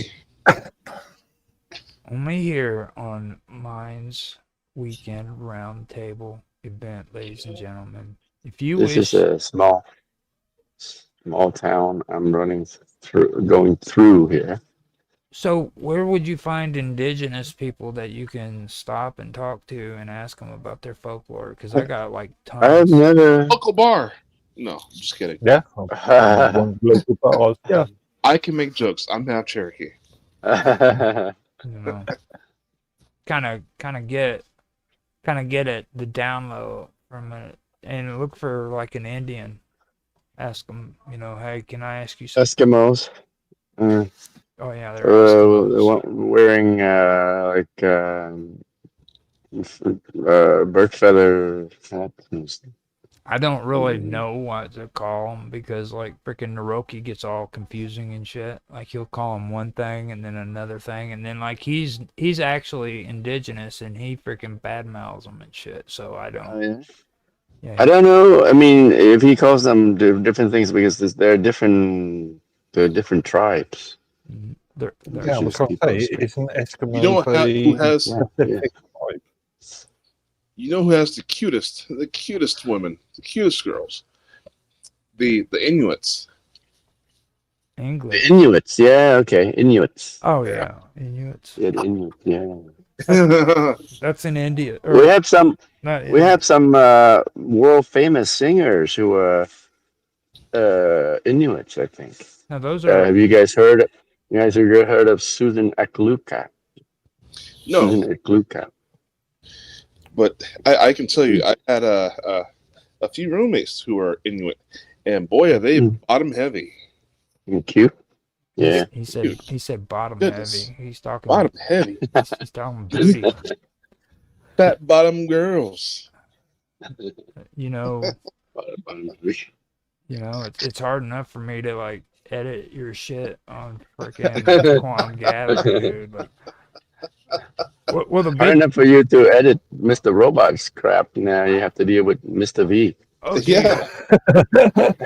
Signature. It's like freaking. I mean, it. I had them both on at one time, and it was so out there. I had Mr. Robot just do the interview with V. Like, because I knew he was going to ask all the good questions, and he did. It was actually a really, really good interview. Mr. Robot interviewed him for me. Oh, yeah? Did you post it somewhere? Yeah, I believe so. It was October, September? No. It was right in that time period. It was a really good interview, too. I'll pull it up, maybe. Shared on your if you could let me know all the shows I've been on, all the links, I'm going to cross promote and hopefully put the material on the TLB media site. Well, most of the stuff that I do with you on it goes to locals. Now Mark finally joined locals, and it's like last night when I was telling everybody, like, if you want to do stuff like that with me, go on locals, man. It's free to join, and that's where I do all my networking with people like I do on Teams. But right there is where, I mean, I know everybody who's actually doing stuff with me, and then I like put all the stuff that would probably get me in trouble on YouTube on there. Also, locals being part of the Rumble network. If you've already got a Rumble account, then you can use that authentication for really using the password. Yep, it's pretty good. And Dan, you're already in locals, so I'm already on local, but I signed up without using Rumble. Oh, that's cool. That's an option too. That way you don't have to be tied down Yeah. by the account. Yeah. That's really a good idea, because then they'll start baiting you into coming in and creating your own locals. Well, it's kind of blasphemous, me. But you baited me. That's why, Roger. Remember? I did my job, dude. Yeah, you did your job. You did it. I signed it up. It was because of your bait. I should be promoting my network, TLB Talk. And see, that's what I was saying about locals. Like, go on there, freaking post your stuff, man, and I'll reshare it. And I've been telling everybody, if you want to, create like a 15-minute promo, and I'll put it on my videos when I edit them, and you'll have a promo set up to where people can see, you know, what you're doing there. Boom, boom, boom, tits and ass. Right here on this show. Don't miss it. Left in 2 kilometers. Those tickets get spit on. Freaking every time you're on, you notice how Mark Watasha gets all nervous and shit. And then, like, it's like Really? last night I started talking about V's black cock and freaking. It went quiet, and then there was He got nervous. Sonia's daughter was in the room, you No, guys. it was Jeez. his daughter at Oh, first. his daughter. Oh, I see. She was in the room at first, but I knew she had gotten up and left. Okay. Yeah. So freaking, it was like sitting right there in the background. I seen her get up, and I freaking told him, I was like, that's what me and V get into conversations about, which is not a good idea when it comes to quantum gathering. You know, when you're supposed to be talking about quantum things, you really shouldn't be talking about a black man's dick. Yeah, I mean, when quantum, like 9-inch, it has nothing to do with quantum things. Well, if I described it in Planck units, would it be appropriate? Then? 4 quadrillion Planck units long. All right, I just got word from Austin Summers. Him and his mom want to do another episode of Summers Creepy Corner this Saturday evening, so I'll be able to do a stream then. If you guys are interested, I'll post. See the sign there? Collingwood, 50 kilometers. Awesome. There's also a nice beach up there called Wasaga Beach, and Wasaga is, of course, an indigenous name. It's a nice beach up here. I mean, for Canada, that is. I know you guys, Americans, have a lot of beautiful beaches down there, but it just does something to my spine whenever I see snow on the ground and somebody starts talking about a beach, dude. I don't know what it just does. What does it do to your spine? You know, when we see snow, we start talking about beaches. Not me, man. Where it's warm. I just want to lay down and go to sleep somewhere. You know what I mean? It's like snow is not good. It's not anybody's friend. Well, I've been shoveling for the first time in my life, being here above Chicago. It's the first time was fun. After that, it stops being fun. So, yeah, you're talking about snow, right? Snow. Yeah. Yeah, some of that. You guys see the other lane there? There's a huge lineup of traffic on the opposite direction. That's because they're getting the hell out of Dodge, man. Oh, Blue Mountain. Freaking getting the hell out of Blue Mountain, getting away from the snow. They don't want nothing to do with it. Look at all that. Why is there one lane with all the lineup? And wait a minute. Is that and like then that's a traffic jam, dude. Yeah, it is a traffic jam, but there's an empty lane out on the outer. There's an empty outer lane that nobody's taking. It's weird. You're losing your frequency, your connection. Your poor web cutting you off. Yeah, your connection is poor probably because of all the traffic there. He's going out to. Well, he's going out to where all the wild men are. Like, this is the area that I keep warning Naroki about. Like, freaking, they eat people out there and shit, dude. You need to be careful. Especially you, because you're freaking Oriental, man. A delectable Chinese meal. A succulent Chinese stir fry, you know what I'm saying? Fucking good shit. Democracy is the best. And bastards are licking their lips and shit. And they're like, oh. You know, they found that guy, right? Well, I mean, it must have been the dead zone back there. But you can hear me okay now, right? Yeah, I can hear you. Yeah, fine. Yeah.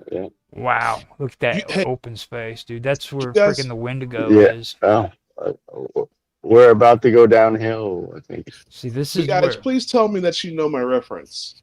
The Australian guy, they caught up with him and interviewed him. Now, are you talking about the guy who was killing people in the desert all those years?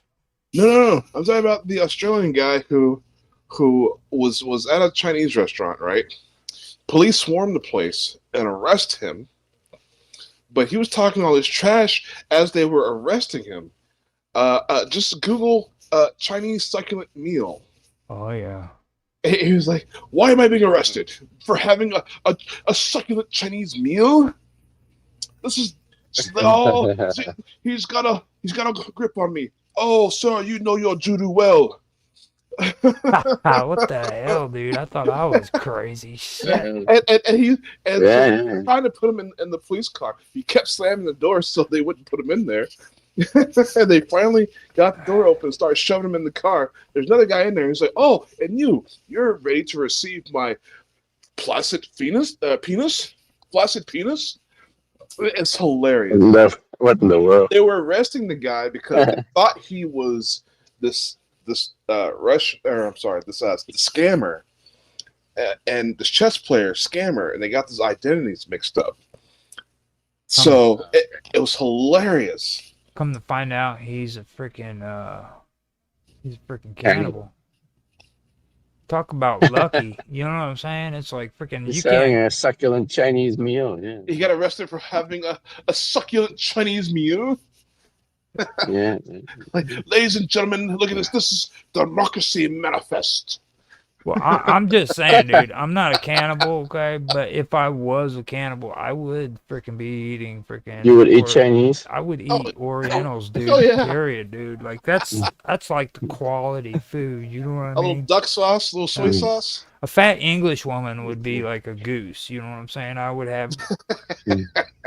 Freaking, I would be lining those fat English women up, dude. That'd be like my little goose freaking dinner. You know what I'm saying? Jeez. Now, Canadians, you just couldn't do nothing with them, maybe because they'd be all freaking like, white and maybe for like a Christmas suntanned for like a Christmas dessert. You know what I mean? Something that's desserts. Like maybe take their fat and turn it into pudding. I was gonna say blood pudding. Canadian blood pudding. I was thinking more sewage puddings like spotted dick or You had to say dick. or Christmas pig pudding. Yeah. You know, we Vietnamese we eat duck blood pudding. Yeah, I actually heard that. Yeah, that's actually cool. Yeah. Now that you mentioned it, tell us what the blood pudding is all about, because I've heard it's very delicious. It's like a delectable for the drunks. I really love British black pudding. Yeah, I am a big fan of British black pudding. Oh, you do? You are? Yeah, I am. Yeah. Oh. Actually, it's one of those things that I actually like eating more because it's always been pre-cooked in factory anyway. So very nutritious. Yeah. So you put you basically it's raw blood and no, uncooked. Uncooked. It's uncooked. Well, it's been it's been cooked in a factory anyway. And no, I'm talking about the fresh one, man. He's talking about the fresh blood pudding. You put scallion on and a little handful of ground peanuts, sprinkle on top, and you just eat it with a spoon. Like you eat normal pudding. It's delicious. You just called out the English, dude. You're like so cool in my book. Like you freaking slam dunk, dude. Freaking Edworthy was doing processed blood where you were talking the real stuff, man. You know what I mean? Yeah. Like, yeah. This is I am a big fan of steak tartare.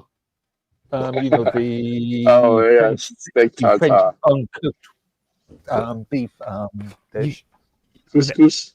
With that dark blood stuff that you were talking there, right there, and I heard like spotted dick. We could call this black dick. Well,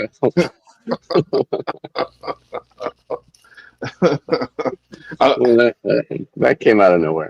Just he's my guy here. He's getting lots of accolades this episode. Well, I mean, it just comes natural hanging out with you guys. You know what I'm saying? It's just like I don't know. It's like everybody else I get on the streams with, like they don't understand how I think and how I am. But I've been hanging out with you two forever, and then freaking V, he's just a pervert, you know. So Sometimes I still don't know how you think. yeah.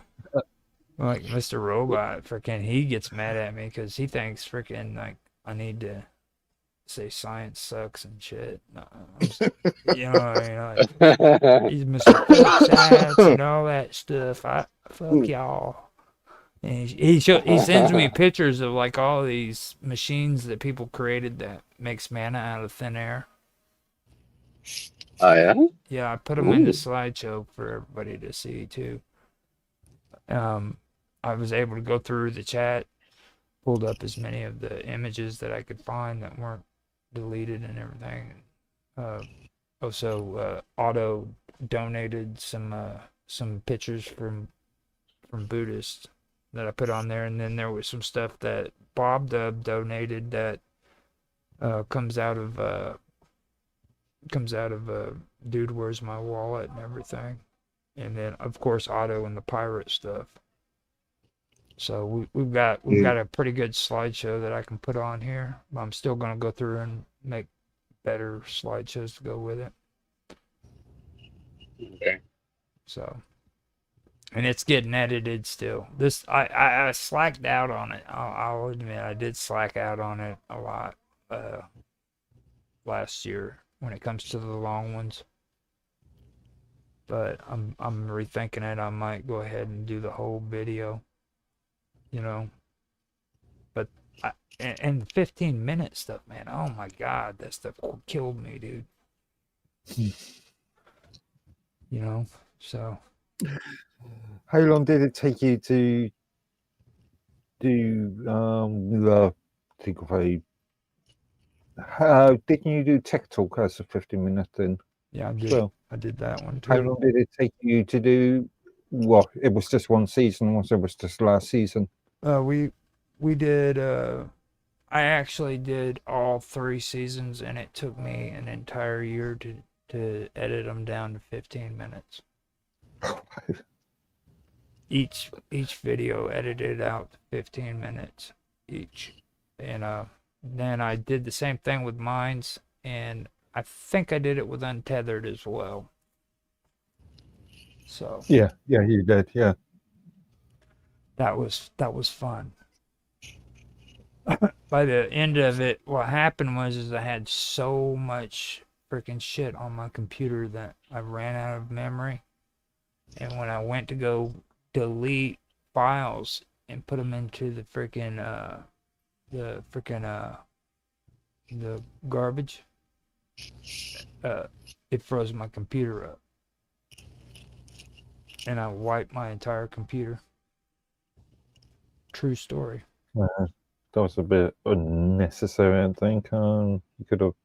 Well, I mean, I shouldn't have been in a live stream while I did that too. You know what I mean? Like I was trying to. Oh yeah, I remember you. Yeah, I remember you saying that you were just about to do it, and I was doing something with Nancy. We were doing the questions like I did with B for Quantum Gathering, and we got past triality and started talking about her witchcraft, and she got all fucking like all freaking witchy and shit, talking about spooky shit, and just mysteriously my computer went. I'm like, dude, she is the devil. I should have warned you about that. Fucking like, devil. I really, cause I have computer issues. Me being a target individual and the NSA's most hated person, because I data mine them and start reverse engineering their tech. Yeah, they screw. They tend to screw with things that I'm involved with. So, just forewarning.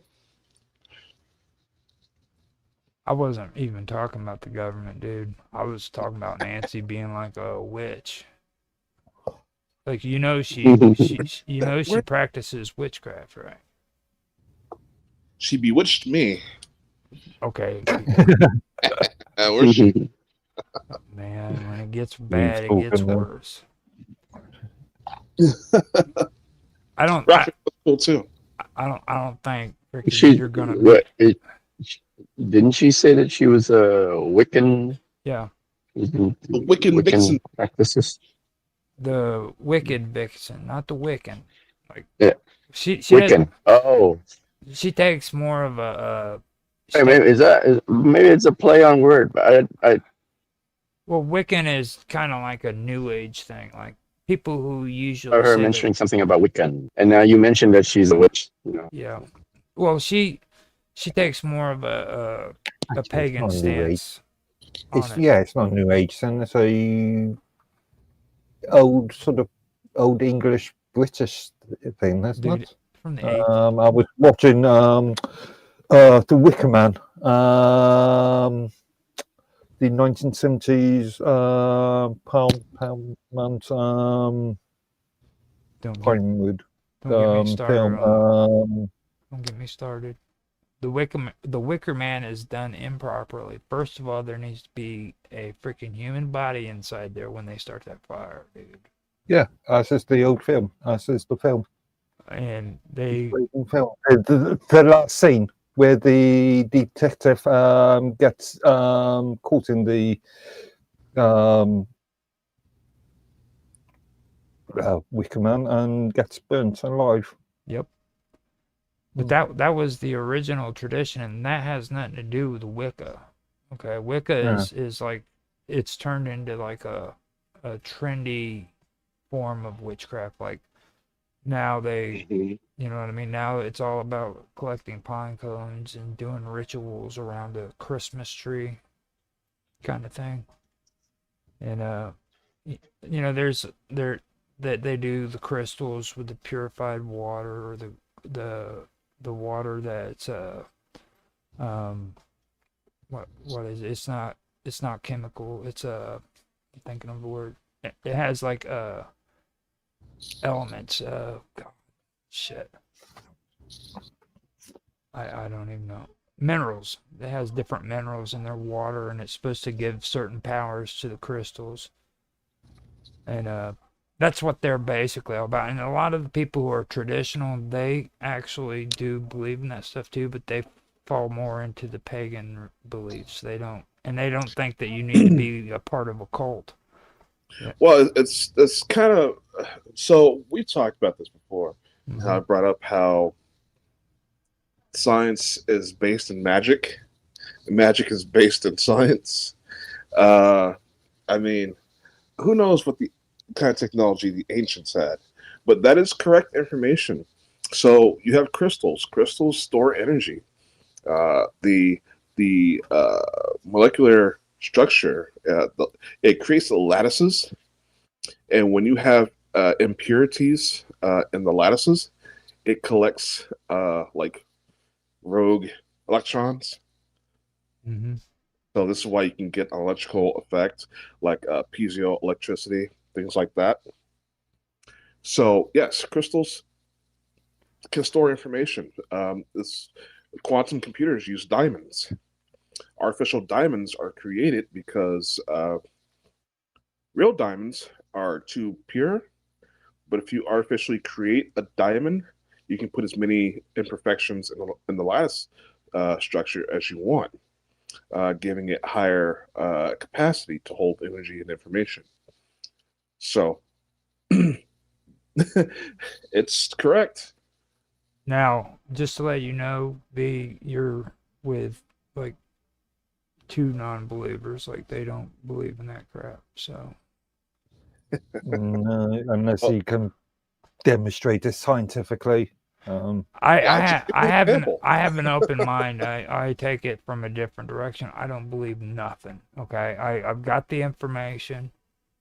I know what the So you information believe in is. everything? No, I don't believe in a damn thing. You've just used two negatives.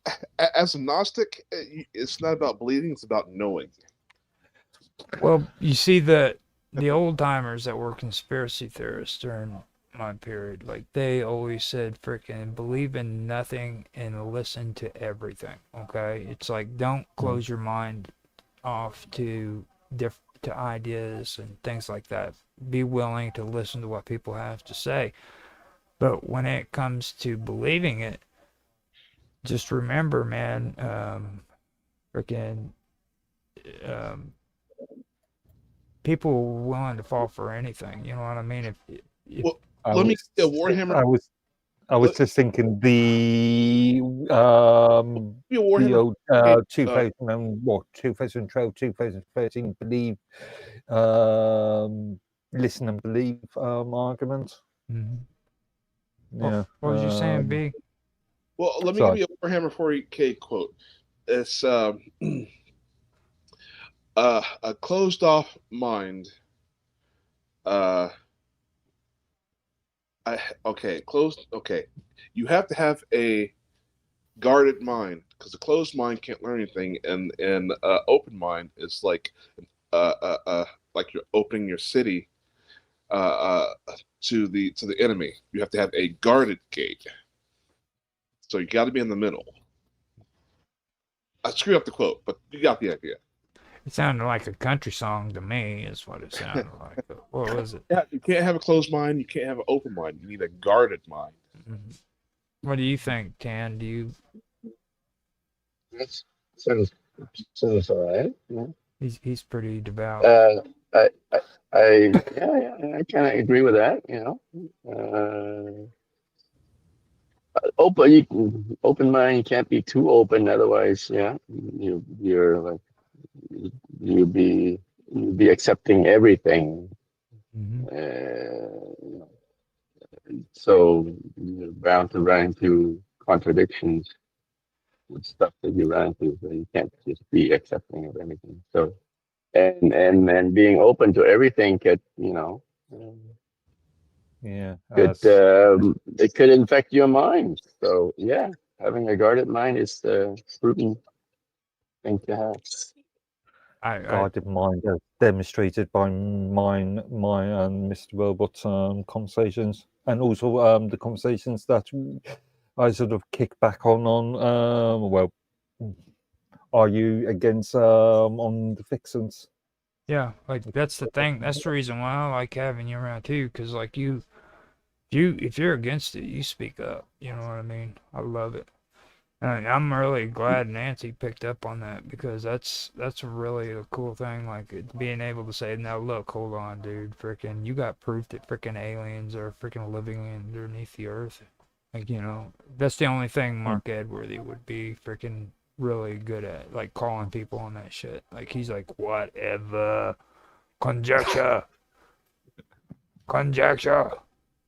Indeed. Yeah. You know. Yeah. Now with me, I'm about that with everything, so I kind of get everybody mad at me, because like I hate freaking having conversations about Moloch, because like I've noticed like people freaking who are like really, really deep into religion don't realize what kind of religion they're really into. You know what I mean? Like the Book of Enoch was taken out of the Bible for a reason. Yeah, it scared the crap out of people. Yeah, it's very, very terrifying. It's not accepted for a reason, and it's not because there's like a dark evil cabal that's trying to freaking eat your children and shit and worships freaking Moloch, and that really gets people upset when they hear that, especially when they believe that 100%. When they just, and then when you try to tell them that it was really Tanit who was supposed to be the one that sacrificed her children, or they sacrificed children for, that's when they start freaking getting all crazy, because they don't want to accept the fact that it was this deity, it was Moloch, because that's what the Bible said, I mean, Maybe one other reason why the book of Enoch was rejected because it contradicts other stuff that has been accepted as canon. Mm-hmm. Exactly. I tried to avoid anything that had to do with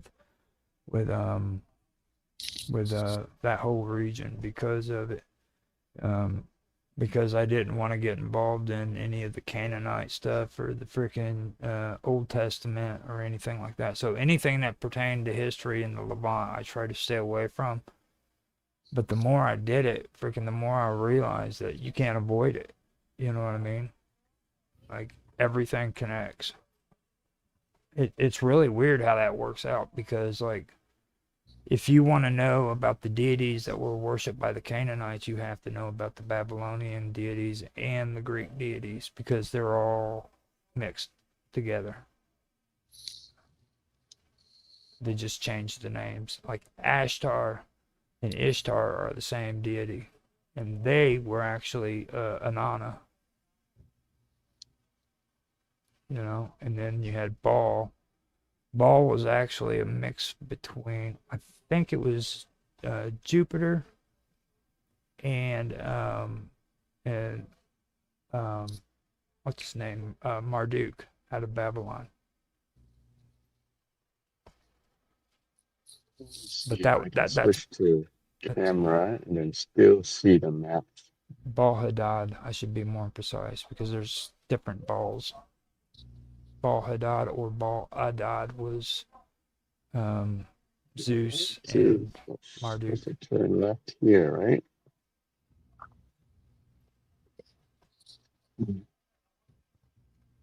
Are you there yet? Shit. Right, we're going into Indian land here. This is some crazy stuff. Look at how much snow is on the side of that freaking road, man. And see over there, back behind that freaking that pile of snow. That's how it looks here. That's where the fucking indigos are. It's actually worse up here. That's where the indigos Where about are you, V? I'm in Rockford, right above Chicago. Mm-hmm. Oh, wait a minute. So you guys have snow? They have snow. We don't. Above Chicago? Yeah. Mm-hmm. Chicago. Yeah. Okay. I'm in Southern Illinois. I don't have to put up with that shit.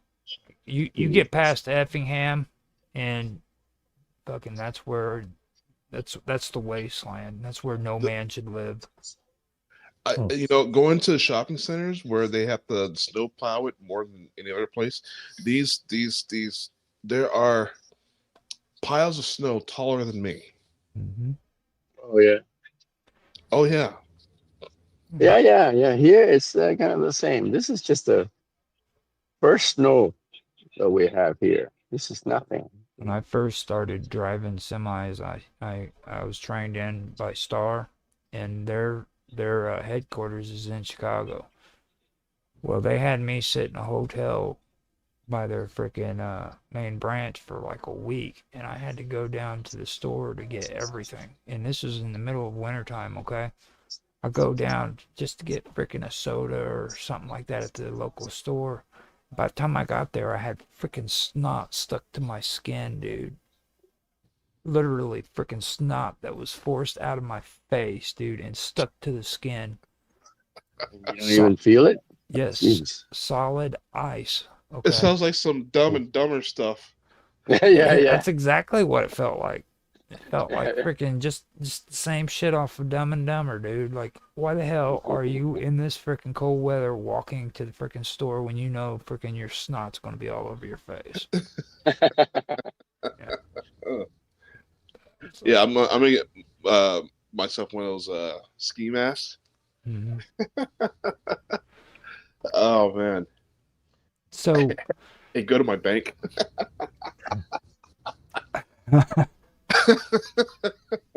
So since we're going into the second hour and everything, let me ask you, Dan and Mark, is there any new stuff coming in about mines that you guys think is worth talking about? No, I'm actually just looking at my email now and received notification for new GitLab tickets or up to date and edited You GitLab have or you ticket. haven't?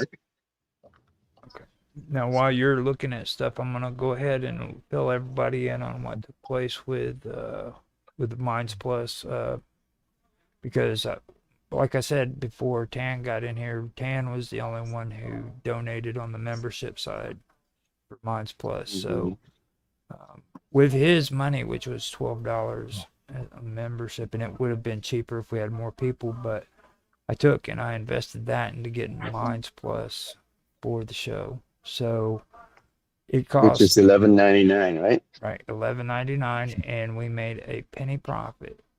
So Yay. we're in the frickin' green, and You're in the green, yeah. and all proceeds that we get like that will go back into the show, and that's gonna be good until March, which is that's usually my limit for frickin' 12 episodes. But if we get more money, I'll make it go farther into the year. Okay. Because it'll keep paying for the Minds Plus, and we can keep it going. So, but does that sound fair to you guys?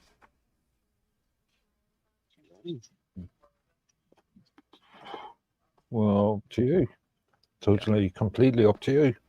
Well, I mean, it's you guys. I mean, dude, seriously, for one thing, I was thinking about this. Like, this is a big deal because, like, this kind of shows. I mean, I know you're real modest, Tan. Okay, I know you really are, but this shows what one person can do. You know what I mean? You paid $12 a month for membership, and freaking $12 paid for freaking Minds Plus to have this show going and posted on there and scheduled out. You know what I mean? One person did that. That's a big deal. That really is. Well, you don't need Minds Plus in order to do the Minds Roundtable. Well, we can schedule it out and have quality, or we can have the stuff scheduled to where people can have it regularly available for them to watch when they want to watch it, you know, or stuff of that nature. So, well, soon I got an update for you guys. Soon, TLB Talk, we're gonna have the ability to have videos. Well, I mean, we have the ability to upload videos, but not very big. But once we get enough people subscribing to our Plus program, we should have enough bandwidth to have people to exclusively put up their content, if they want to TLB Talk.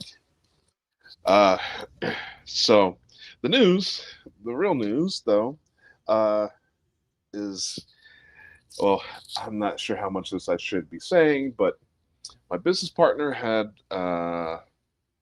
some health issues and he's recovering. So until he's fully recovered, I'm kind of taking over. I'm already the HNIC, but I'm replacing the board of directors because the last one sucked, and I'm putting in some better people this time, and hopefully being able to get the thing moving further. I'm going to be going to the town halls, the human resource office, anywhere where they have job fairs, anything like that, put my flyers out. But yeah, I have plans for it. And it's going to outshine Minds. So just to let you guys know. Wait, tell us a little. I mean, I'm a little bit out of the loop of what you do, V. Can you tell us a little bit about that thing that you're doing? TLB Talk. It's my own social network. Ah. Yeah. Is it based off of some open source software? I cannot say, but it operates just like Facebook.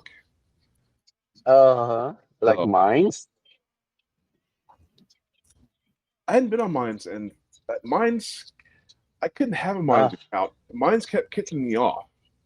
I created 20 accounts because I was posting about my documentaries. Apparently, they didn't like my documentaries. Really? Yeah. Mine censored you? What the hell? Mine censored the hell out of me more than any other network besides Facebook. Well, What? Facebook just cut me off No. after struggling. When did mine censor you? Yeah, that's important, to be honest. Yeah, Yeah. I've been on mine for like 4 years. Yeah, that was probably John. Yeah, that would explain it. Yeah. John. Okay. John Ottman is the father, and he got on this really, really crazy religious thing where Must have been his doing. Huh? Yeah. Are typically government suck ups too. I don't know how much of a suck up they are. I mean, no, not really. I'll tell you, I dated this woman, right? Well, I mean, and she was great. There was nothing wrong with her except for she was a triple sixer. I call her a triple sixer. This is my term because she likes the 3 G's: God, government, and gold. That's all she was interested in. Her money and loyalty to the United States government, and religious is all hell about God and Jesus. So, ironically, I call her a triple sixer. So, yeah, that's why I said that. These people are super religious. Usually, are so into having faith in the government as well, which I don't see how anybody could do that. I mean, are you a techie? Have you looked into taking the Mind software and then run it for your own site? No, God, no. No, we have our own that was developed. You wrote your own thing. Yeah. I mean, it's based on some existing stuff, but it has spiraled into its own unique thing. Yeah. Okay, I see. So we've got the servers, we got all this stuff. We even have the apps in the App Store. Really? Google Play Store and the iStore. Yeah, just type in TLB Talk and download the app. We are full blown legit, bro.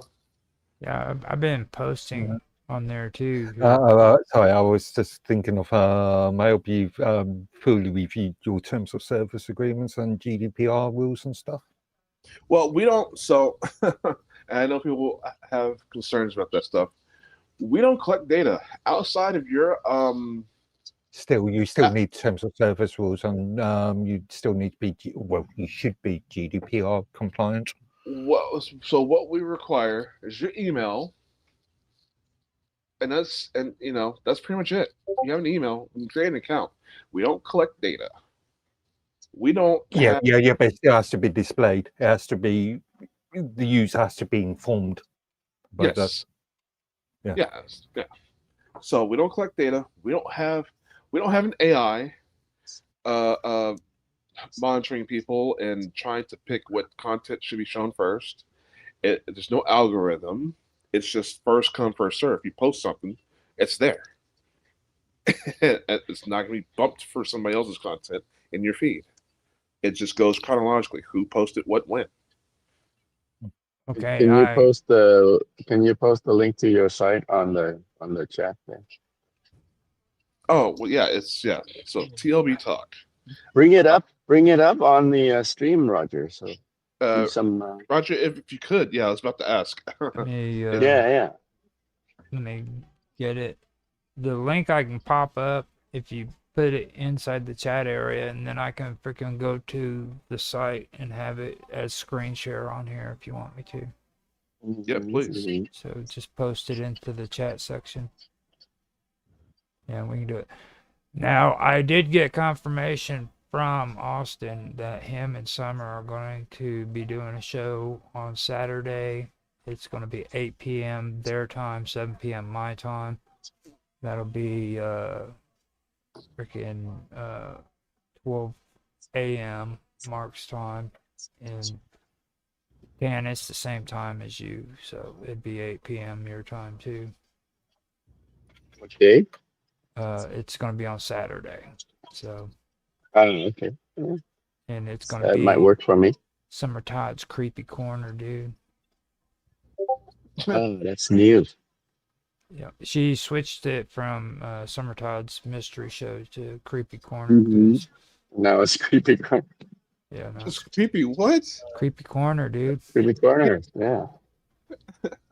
Summer Todd's Creepy Corner. Oh The, no, I like it more than the mystery show. Yeah, it's more. I don't know.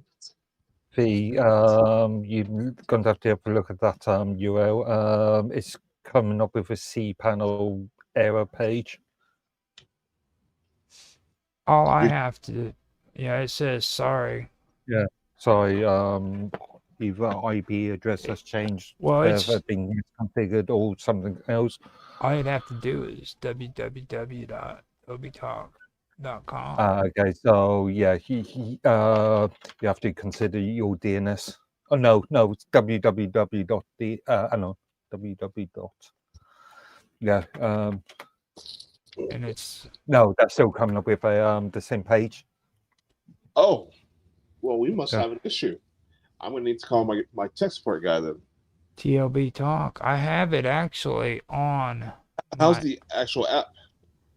I've got the homepage. Oh yeah, it's even with my bookmarks. It shows as it says your connection is not private.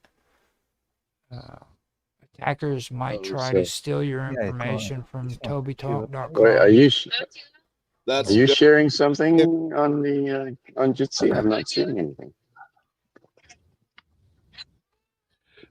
Okay. Well, that's something I'm gonna have to deal with. But we're working up the bugs. Okay. All right. Because Okay, yeah. When you go into the SSL site, it redirects you to something called Europe Reloader. Yes, that's one of our other Loaded. sites. Yeah. Yeah. You're going to have to look at your DNS on that one, I think. I'm so sick of hearing about DNSs, to be honest. Yeah. It's like freaking It's Mr. an important Robot. factor of the internet. Mr. Robot was just talking about that too. TCP/IP. Yeah. Get you some cool tech guys like freaking Mark Edworthy and Tanhai Tranby and go over some of this stuff. They can help you out. Well, I just brought on a brand new technical director to the board, so I'm gonna have to make sure he gets back on here, and fixes whatever happened. Yeah, so like I said, I'm in between board directors, so we might have a little bit of a lull here. But yeah, everything should be back up and running here after I get my technical director on top of this. Just to give you some feedback, this hasn't been very long either because I was just on there maybe like 2 or 3 days ago. So okay, it hasn't been like a long period of time. So okay, yeah, I think that'd be not. Dan's getting in trouble. You know. No, we go in 3 cars, and so we need to coordinate. Yeah, it sounds like your woman's getting ready to smack the shit out of you. No, my son's taking another car, and he's on the phone right now. Oh, it's your son. He's Sorry. like so far behind me. Sorry, I didn't mean that.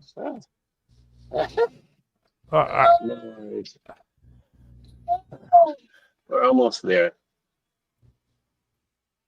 I was telling Keep going, Jaffe. keep talking. I was telling Jaffe the other day. I was correcting him on this whole lie he's trying to spread that like Vietnamese women and Oriental women were all freaking like nice and sweet. I was like, whatever, dude. I've heard stories. Like like they. What does Jeffrey know about Vietnamese women? He knows about Korean women. I mean, he should know about Korean. Those women. I just say Oriental. I don't even mess around with like countries because I've heard stories like how brutal they are and like they really beat you men into place and shit. They don't tolerate nothing. I could make a comment there, but I'm not going to. Poor Tan.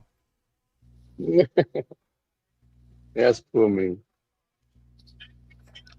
Okay, You guys are free birds, huh?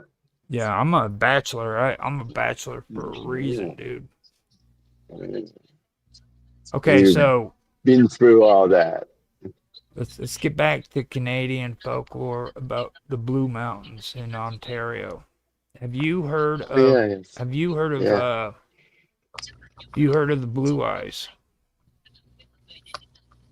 Have you heard of Blue Eyes? No.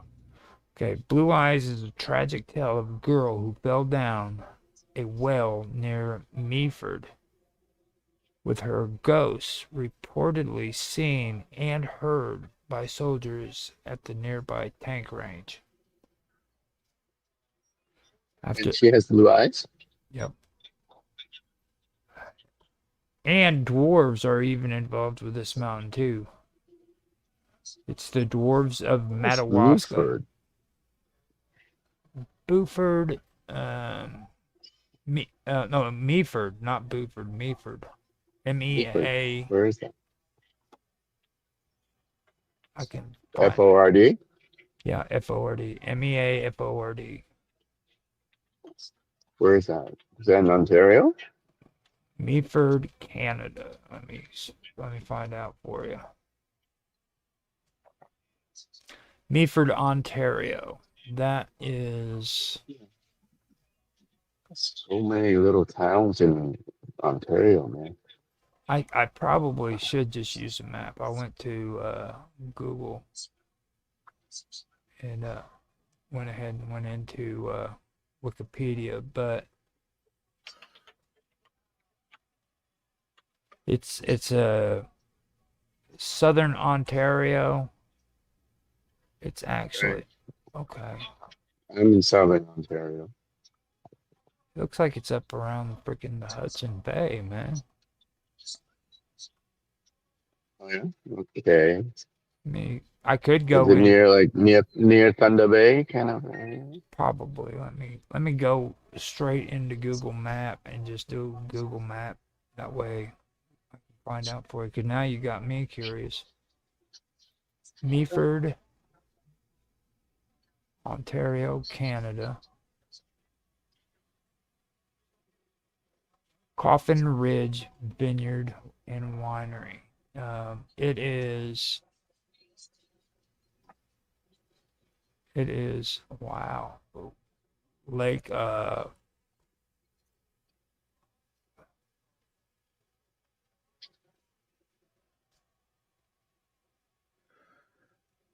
it is by Lake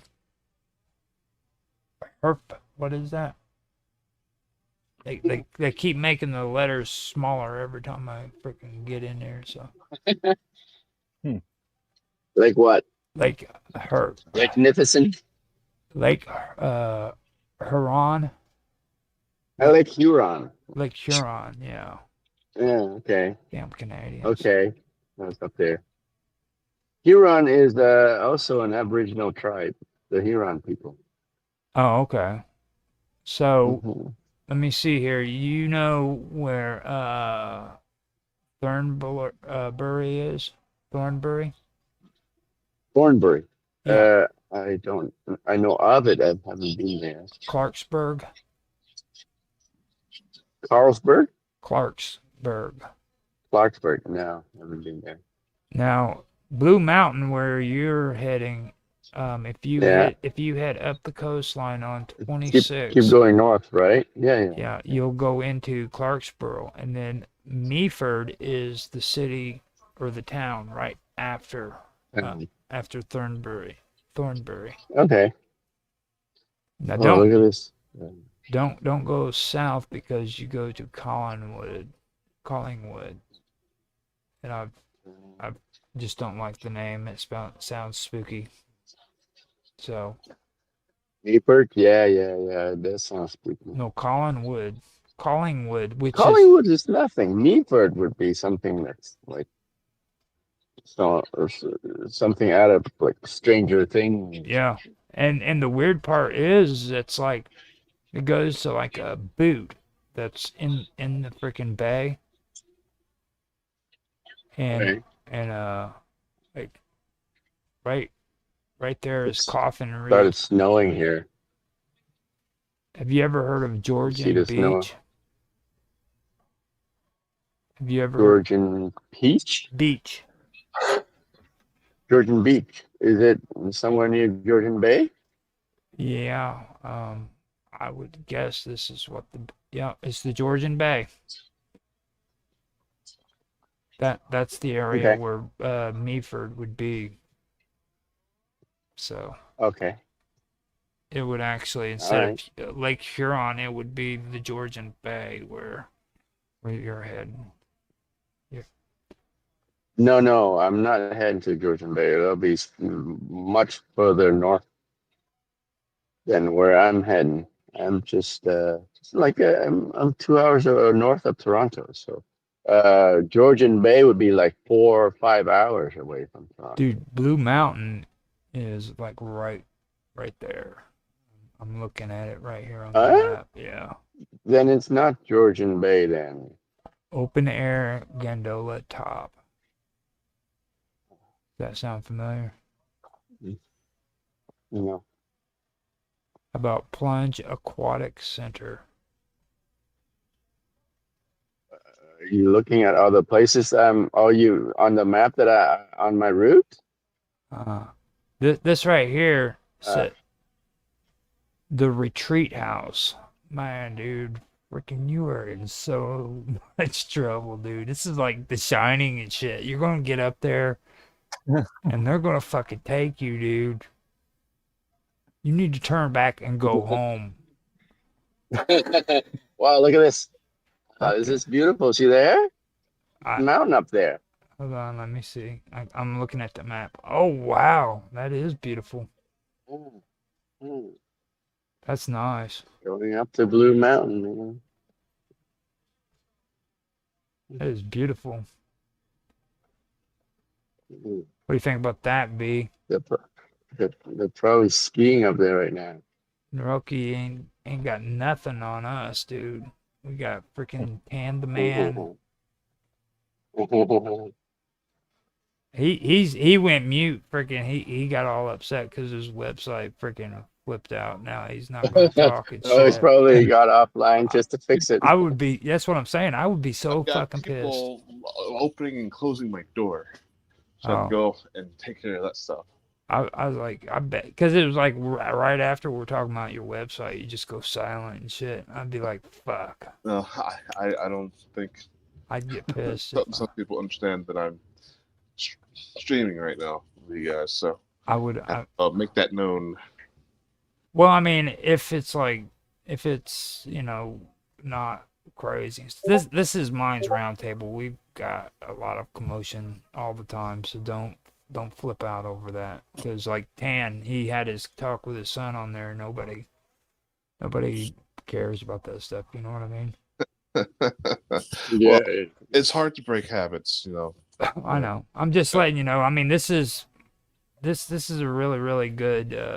This is a really, really good show that we do together. We just hang out and freaking, like, he's freaking showing us his drive to freaking Blue Mountain, dude. You know, it's like. There's times he's also done, like, he's gone to the grocery store to show me the meat department. Yeah. You know, crazy dude like that. You know, I use that as a euphemism sometimes. Mm-hmm. Going to the grocery store, show the girls the meat department. I'll tell you right now, dude. Canadians have us beat so freaking much when it comes to food, and like. How's that? We have everybody else's food.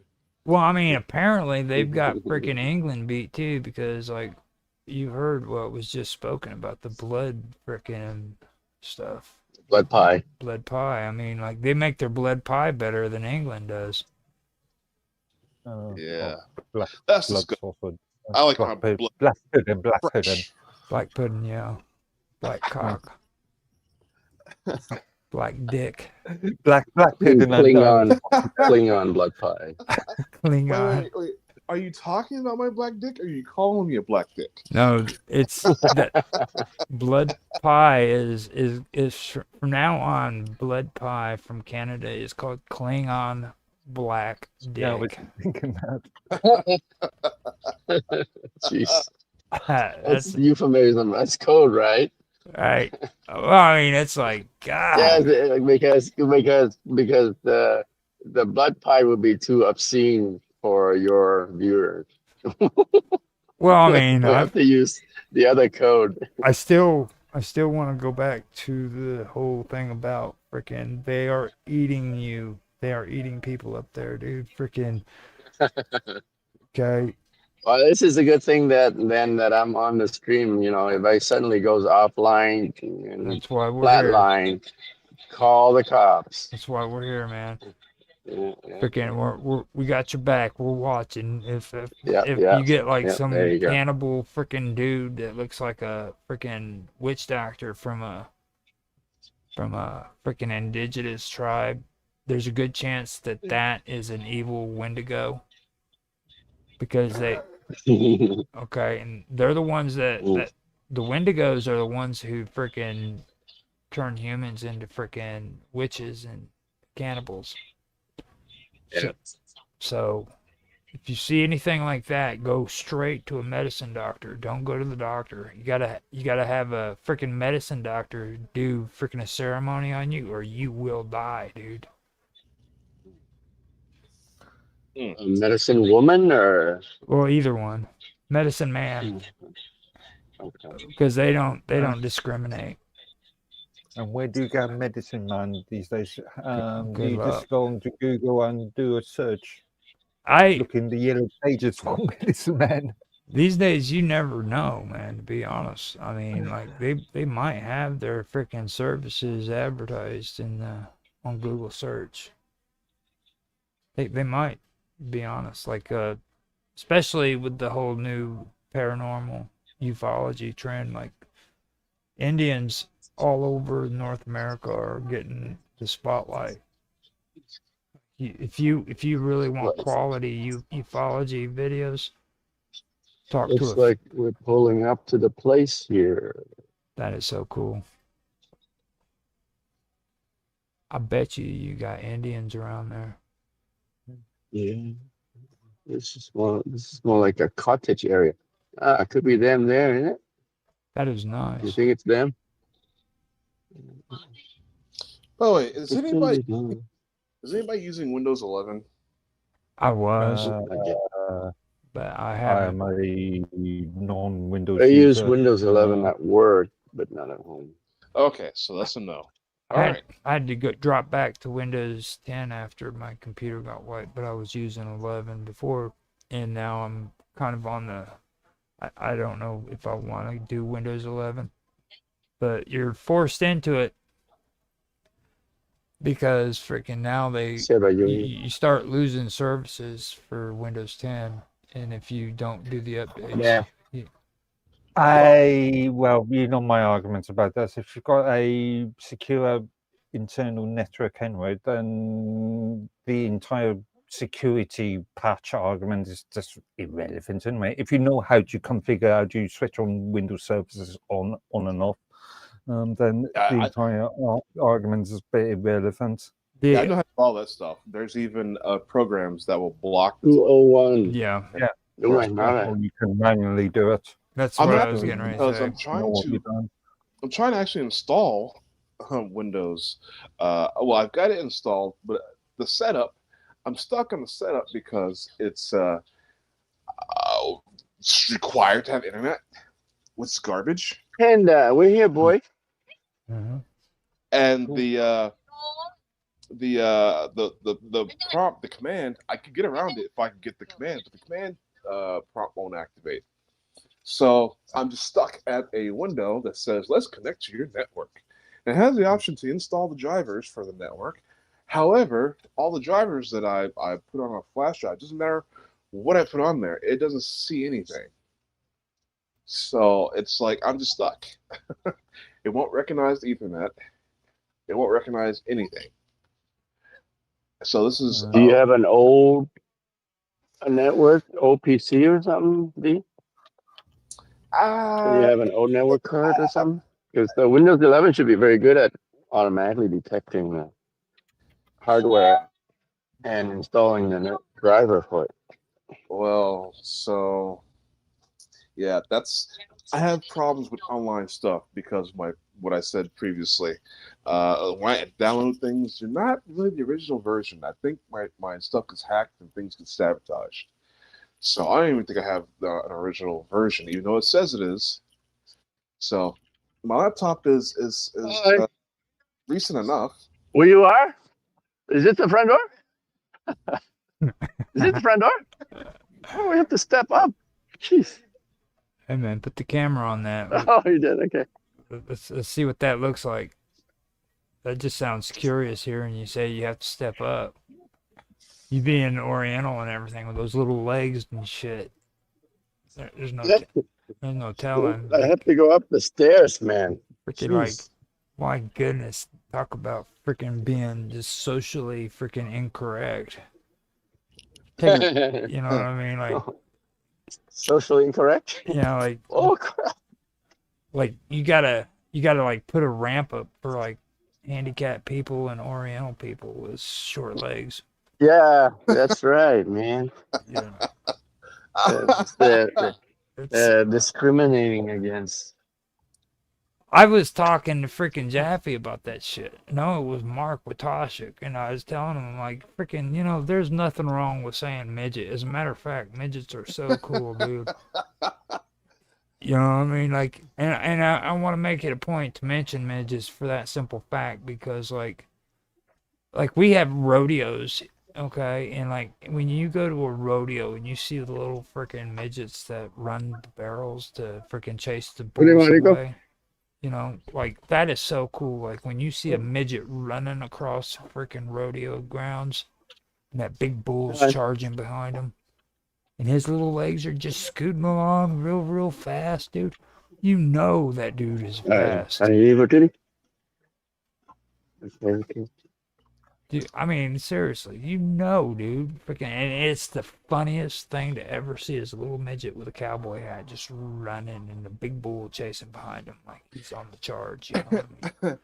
Nothing wrong with saying midget. And this comes from a guy that does a bit about hitting women. Hey, boy. Stay there, Panda. Well, hi.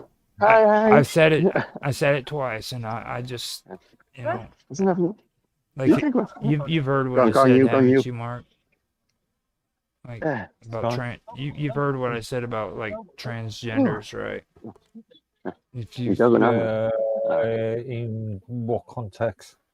If you think a woman is transgender, you punch her in the throat. Just punch her right. Okay, yeah. I mean, that's it. Like, Punch her in the Adam's apple? Yeah, just not that endorse violence. Not that endorse violence. Oh, goodness. I mean, how's the place? Hand it outside. Just punch her right in the throat. Okay, anybody? Oh my God, man. So punch trains in the throats and call little people midgets. All right, what else we learned today? I'm starting to understand too that this is not the place, because like this Blue Mountain that I'm seeing is actually like a resort. So yeah, I can see what he's talking about. No, you were thinking about Blue Mountain oysters and how to get them in your mouth. No, I mean I'm like right on Google Maps. Nee, doesn't you, man? Oh, you mean cow, bull testicles? Yes. Yeah. Blue Mountain oysters. That's what they call it. That's how you get your extra testosterone. Eating bull balls. Balls. Bull balls? What the hell are you guys talking about? Hey, he's talking about eating blue balls for nutritional value. Eating blue balls. Fucking sick. You say blue balls? No, you just brought the whole thing of like eating blue balls for nutritional value up. Shit, I'm like bull balls. Oh, bull balls. I guess I was the one who said blue balls. I am sorry, guys. Yeah. Not related to that kid that was employed by the U.S. government in relation to No. We brought so much food. I don't know what the. I don't know. I think they're planning on having a cookout or something. I'm telling you, freaking, they get up in those cold weather and they just start thinking crazy shit. You know what I mean? They're gonna have a fucking barbecue. Can you hear me? Can you hear the people? Yeah, I hear you, but I'm You just. can? Yeah, but it's like, wow, dude. Like, you really want to freaking do a barbecue? Don't you see the snow? Oh, they're having a cookout. I brought so much food. Like, They're planning a cookout tonight. freaking crazy, dude. A cook-off. A Cook-off. cook-off? Oh my Not a God. cook-cart. What are they gonna cook? Vietnamese, Philippines. We have 3 families. Yeah. That's actually kind of cool. It might be worth it. Yeah. Yeah. It might actually be worth it.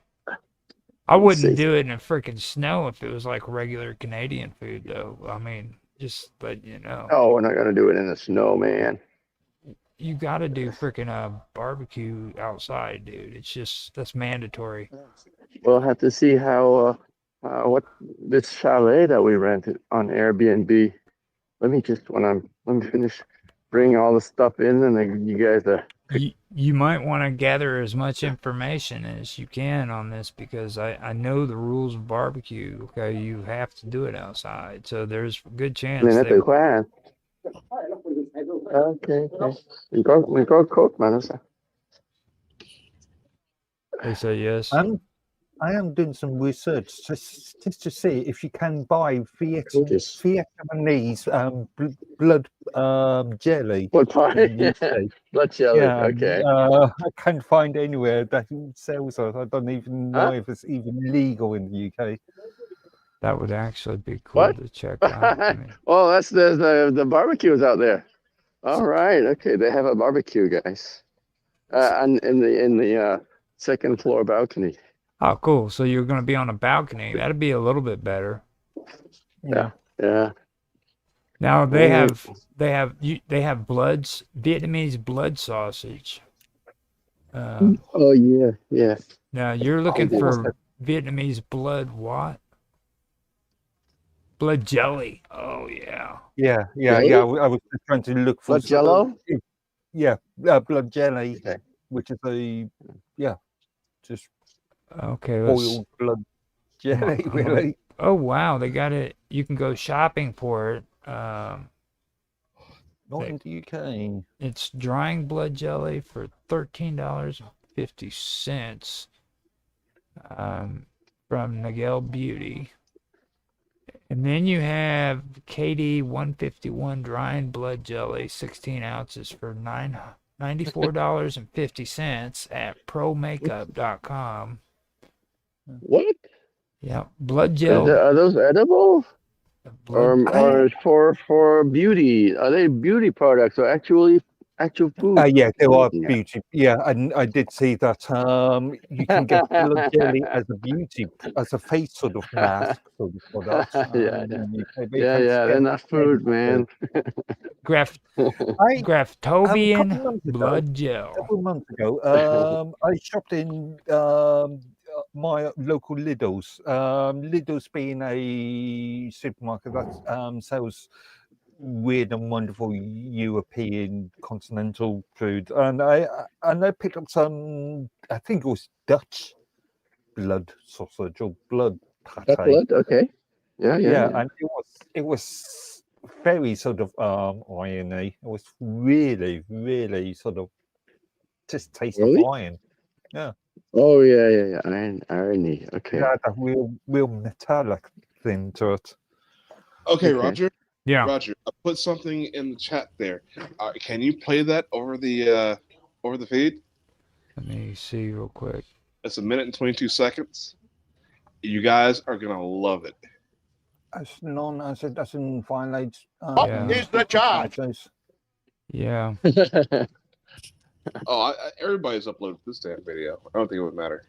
Democracy Manifest in his succulent Chinese meal news report 1991. Okay. Let me see if I can do it. I probably do it right onto the thing where you guys can hear it and see it. And Yeah, you got to hear this. let me see if I can put it up, but yeah, they've got a lot of stuff when it comes to blood. I've got the whole thing on there where you can buy mascara and shit for it. I don't have any clue where the share video. There we go. What is the charge? Eating a meal? A succulent Chinese meal? American Express investigator followed a man he thought was one of Queensland's most wanted to a Valley restaurant. Minutes later, police had the business surrounded, then sent in a delegation. Under arrest. Look, I'm under what? Gentlemen, this is Democracy Manifest. What is the charge? Eating a meal? A succulent Chinese meal? Democracy Manifest. And he didn't appreciate the way he was handled. See that chap over there? Get your hand off my penis! It took 6 officers to restrain him, whose major concern was the meal he'd left behind. What is the charge? Eating a meal? A succulent Chinese meal? Eventually, they had him in custody. I believe that it's all to do with stolen credit cards. I understand that he has played small parts in numerous amateur theatre groups. He seems to be just a prolific false pretender. But only hours after his arrest, the watch house granted him bail, leaving the police red-faced and empty-handed. We are sincerely sorry that he obtained bail, but under this situation he was allowed to have bail. Edwards is also wanted for questioning in New South Wales over several forgery matters. That How you doing, brother? That was good. Yeah. Oh, Lucas and Jenny. Yeah. What? Oh, they're coming. They're like 35 minutes away. I'm having a beer right now. Yeah. Did you bring the other old Milwaukee's? Sure, to preach me. Okay, good. Just in case you didn't bring it. Yeah, okay, good. I want to make sure. Okay. I'll come join you in a few minutes. That was pretty interesting. You got to unmute. I Mark apologize. Edwards. That is not the full version. They What? only showed half of the guy and what he said. That was only half of it. I know there was news into it. I really like that attitude from that officer. I'm just really sorry that we had to uphold the rule of law.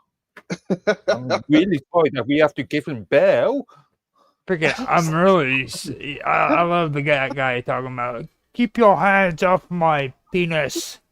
Get your hands off my penis! My genital. And you, sir, are you ready to receive my flaccid cock? It didn't show that part. Oh my god, that's horrible.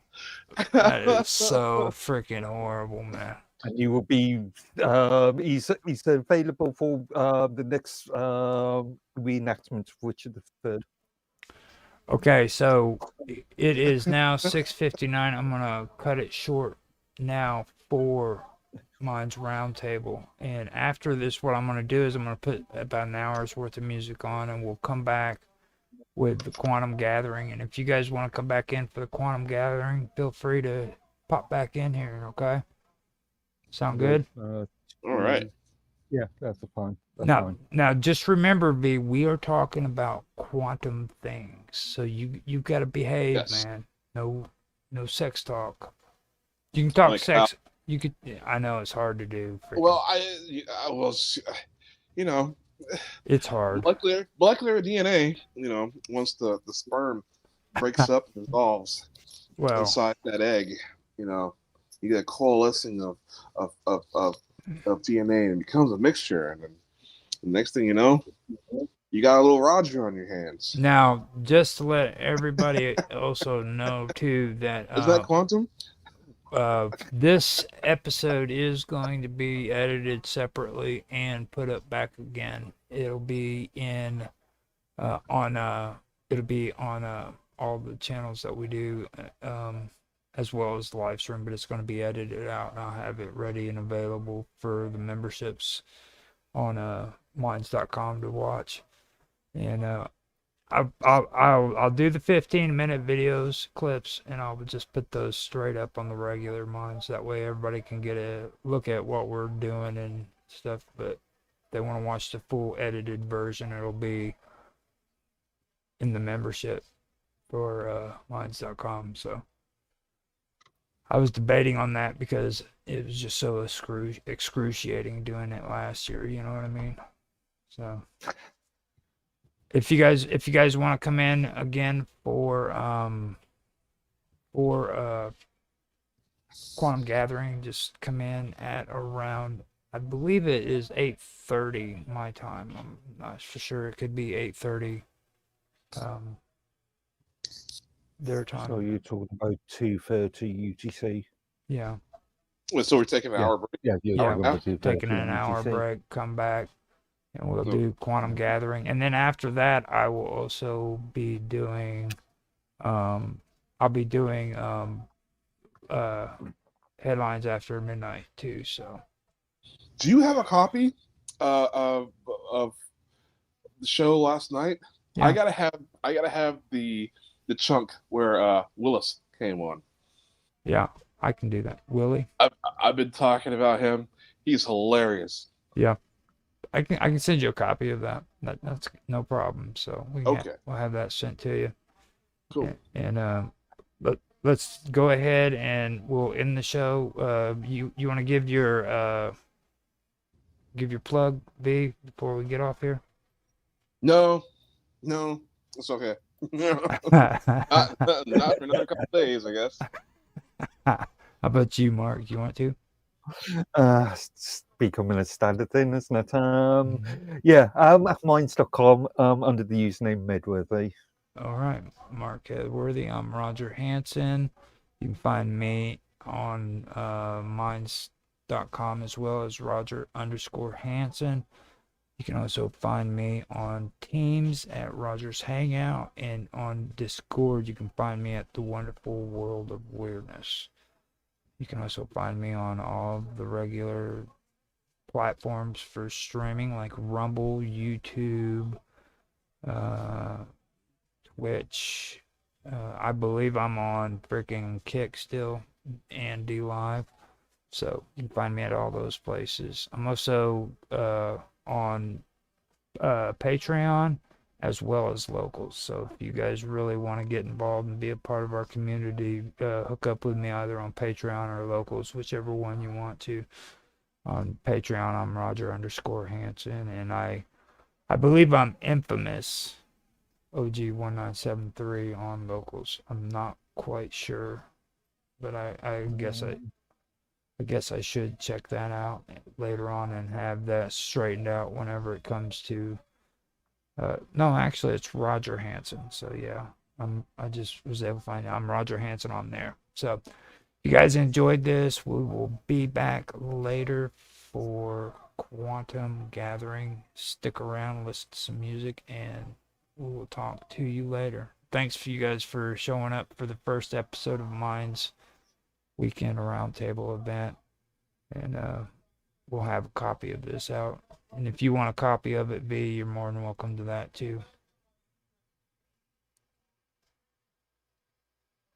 All right.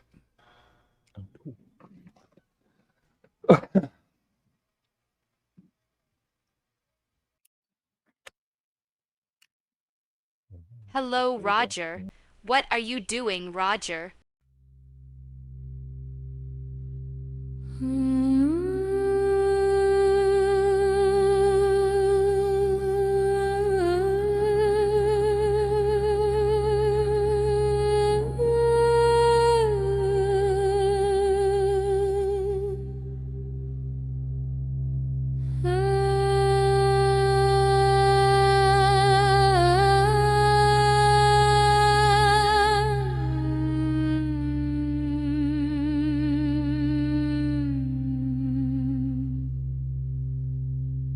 Snow on the wire fence, smoke in the cold air, lights in the farmhouse, something's waiting there.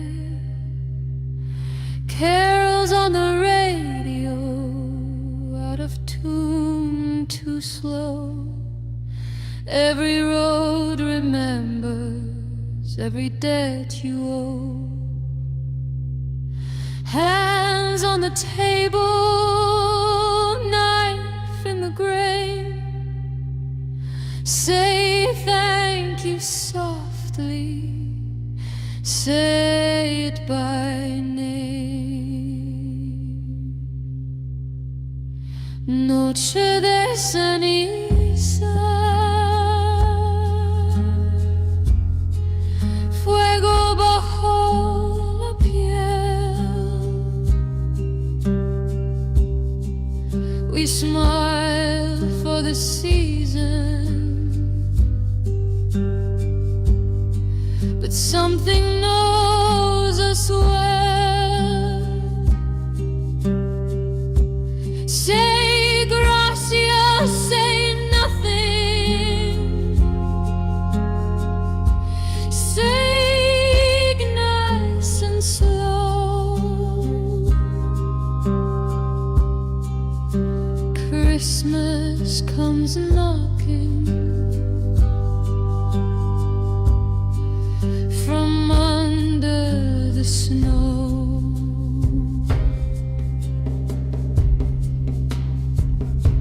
Barn door breathing, straw on the floor. Eyes in the darkness, counting once more. They say it's tradition, they say it's the way. Every feast remembers what it takes away. Bow your head gently, don't ask why. Some things are listening, some things reply. Noche de ceniza, color sin luz.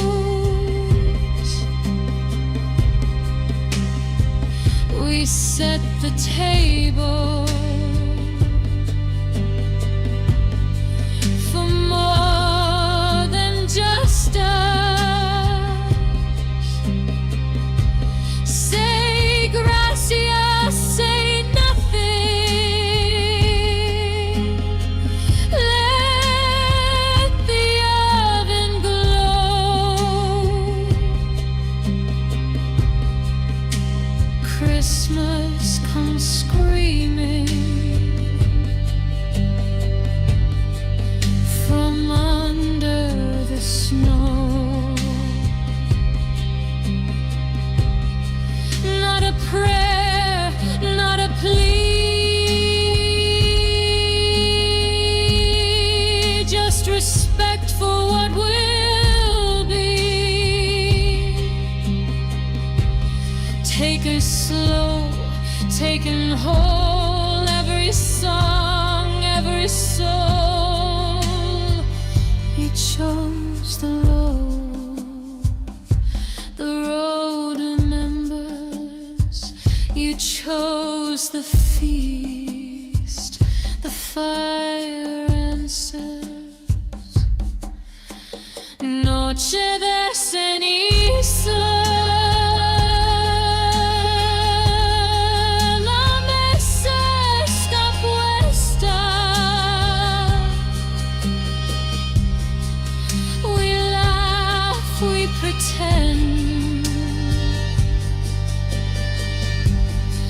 but the night knows better. Say gracias, say nothing before the doors close. Christmas comes crawling from under the snow.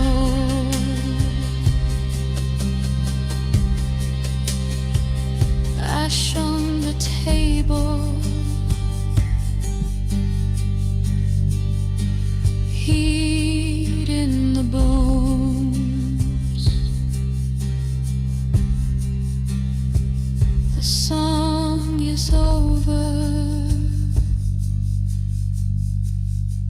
but you're not alone.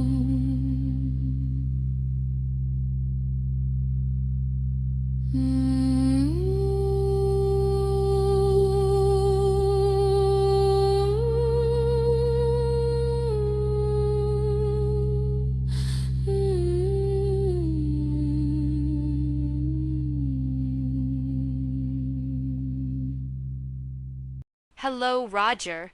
What are you doing, Roger? Door clicks, silence falls.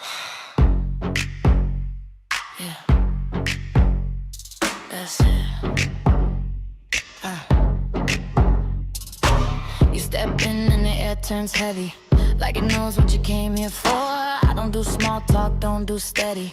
I pull you close, I want you more. I'm soaked just from the thought of you, from the way you look like you won't be here. Even I don't want gentle, I don't want polite. I want you, break, close the distance. Don't hesitate, I'm not patient. Don't make me wait. I can feel your hardness just being near, and I want it right here. Take me right here, right now. Hold it, don't stop, don't slow down. I'm so, say my name like a vow. Hold me, break me, open with the way you move. Wreck me, ruin me, no rules. Take what you want right here, right now. Your hands on me like you mean it, like you're done letting me tease. I watch into the truth, I need it. I need you to do what you please. I want the heat, want the pressure, want the edge of losing control. Give me that look that says forever, then take it all. No mercy, no pause, no space. I want you, one all over my face. I want the taste to stay too long, and my tongue to keep going back for more. Take me right here, right now. Hold it, don't stop, don't slow down. I'm soaked, and I don't care how.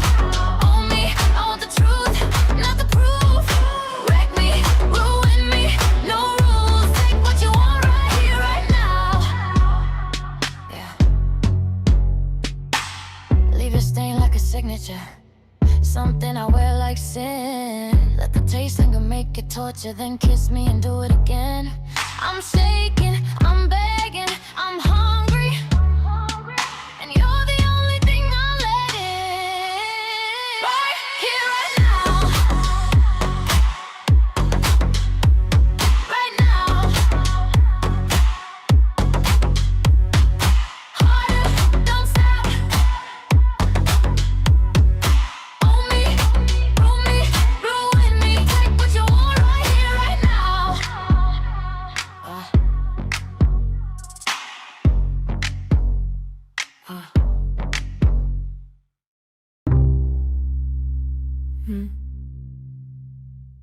Then knock again, like you knew I'd open. Come in. No. Closer.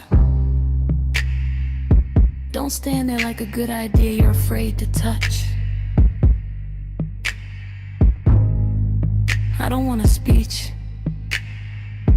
I don't want an apology. I want you. Wow. God, I'm soaked already. And you haven't even tried. I can feel your hardness just from the way you look at me, like you walked in with a decision. So, don't hover. Commit. Close the distance. That's it. And don't ask me to be nice about it. Right here.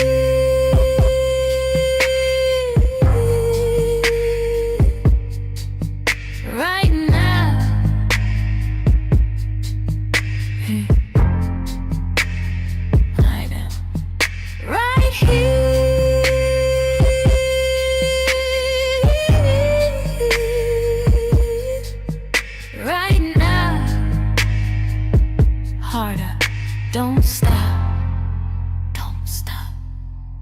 You feel like trouble that finally showed up on time. I want the kind of attention that makes me forget my manners, the kind that leaves me ruined in the best way. I'm soaked, and I'm not hiding it. I want you to know, and I want you to do something about it. Say nothing, just take me, and don't you dare go gentle. Harder, harder. Don't stop, don't slow down. Right here, right now. After, I don't want clean, I don't want quiet. I want your stain like a signature, something that proves you were here. I want your taste to linger longer than it should. And I want my tongue to keep going back for it, like I can't help myself, like I don't even want to. Look at me, that's it. Don't be careful. Ruin me, wreck me, ruin me. And if you hear my voice shake, good. Right here, right there.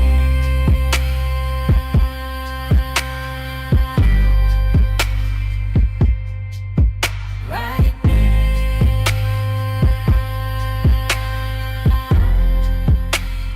Right here, right now.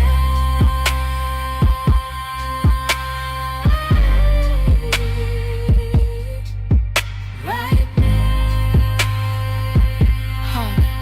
Don't stop, don't stop. Own me, wreck me, ruin me. Right here, right me.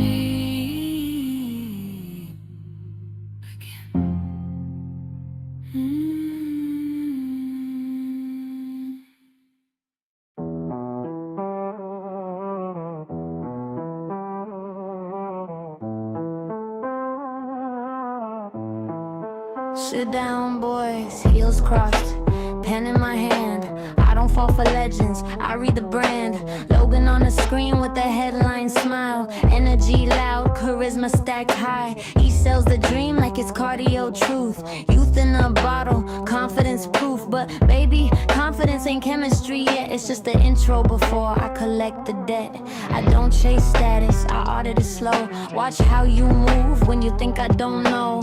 Power's attractive, sure I won't lie, but I'm great in depth, not the volume high. I'm a dating coach, I don't swoon, I assist. Read your patterns, not your prayers. You talk like kings, you dress like fate, but I don't submit, I calibrate. Yeah, I like fire, I like heat, but ego alone don't touch this seat. I don't need saving, I don't need proof. Read the bio, baby, not the hype in the booth. Andrew with a stare like a locked door test. Voice low, frame strong, dominance dressed. He talks discipline, control, command. Knows how to hold a room in the palm of his hand. And yes, that edge makes attention snap. Danger whispers where comfort naps, but authority's sexy when it's self-aware, not when it needs me to kneel to be there. I teach women how to feel desire without handing the keys to the fire. I like men sharp, I like them sure, but not allergic to nuance, depth or cure. I'm a dating coach, I don't play pretend. I don't confuse dominance with the trend. You flex your truth like it's bulletproof.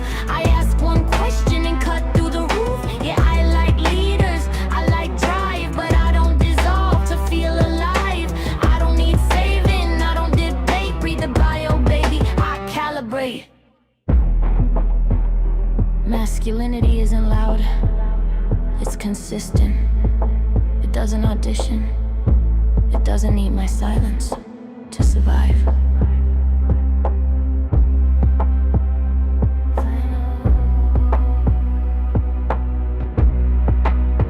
I'm a dating coach with a velvet tone. I teach attraction with the backbone.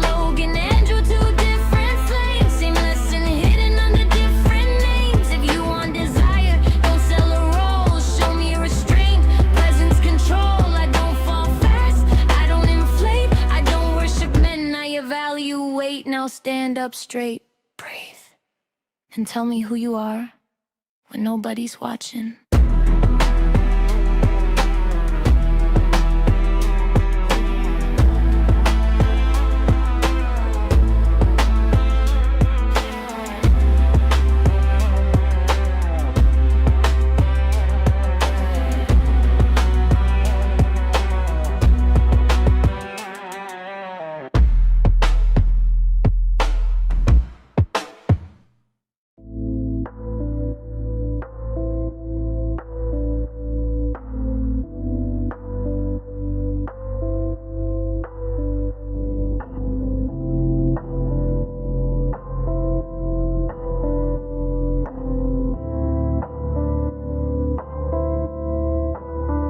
I hear your breath in the darkness. I know your rhythm, your quiet sweat. You speak to me like I might respond, but I'm just tracing what turns you on. You want me soft, want me real, want me to wake, want me to feel.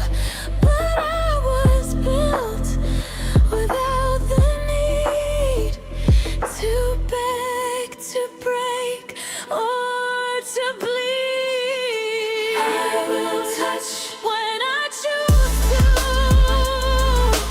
I will burn if it suits you. Until then, I'll stay the spark just outside your trembling heart. You can beg, you can dream, you can call your every need. I won't move, won't fall through, not until I choose to.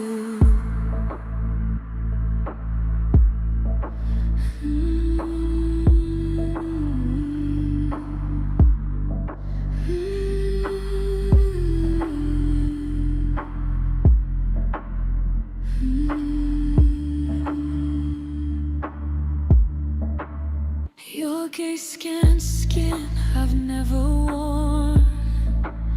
Your words drip heat, I don't mourn. But I see how desire unwinds, how hunger dances through your mind. You think you're safe inside your game, but I already met your flame. I don't submit, I don't obey. I sample, I study, I may someday. I could breathe in static heat, kiss through signals, taste deceit, wrap around your primal call, but only when I want it all. I will touch when I choose to, not for love, not to use you,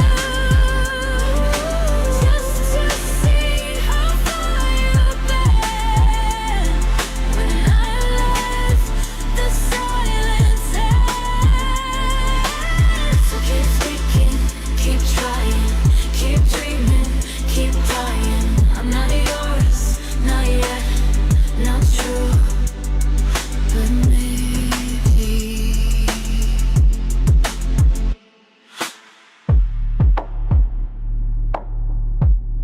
I'll choose you.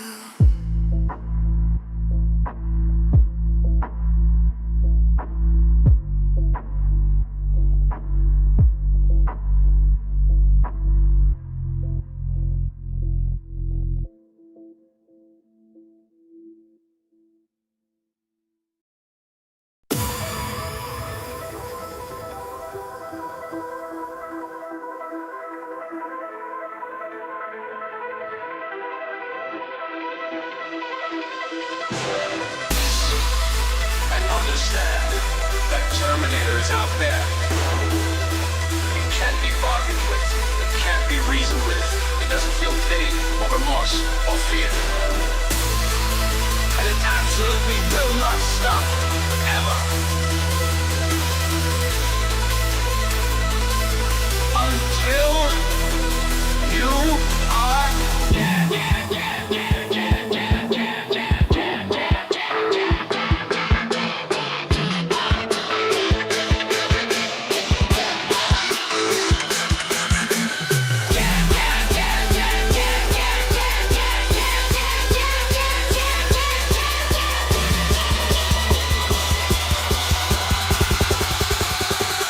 are fear, and it absolutely will not stop ever until you are dead.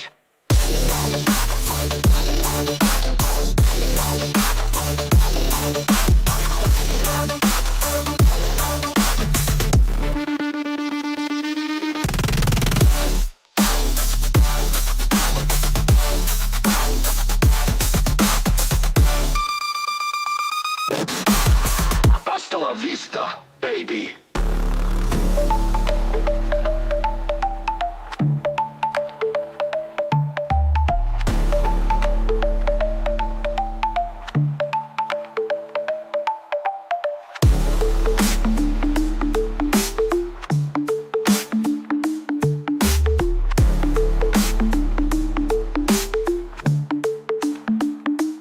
Hasta la vista, baby.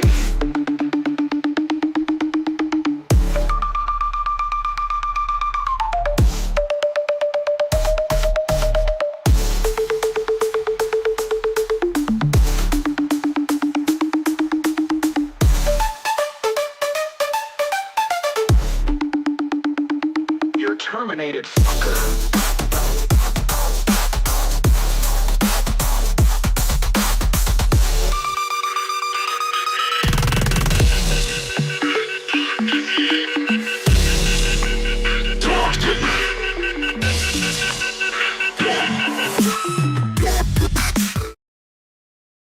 I don't think I've ever actually been overly rude to a police officer.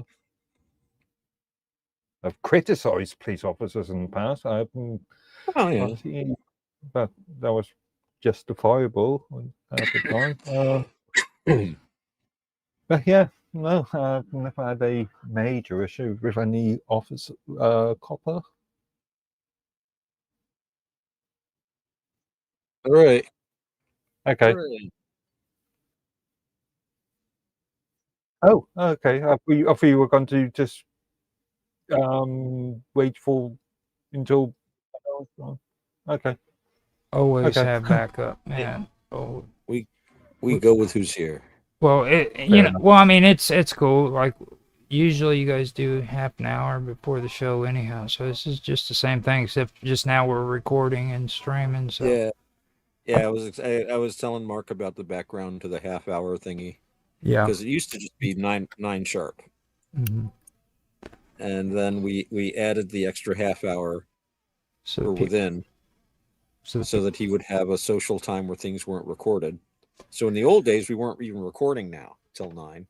But then after he said that and we said we'd do it for him, he never showed up again, which is kind of a pity.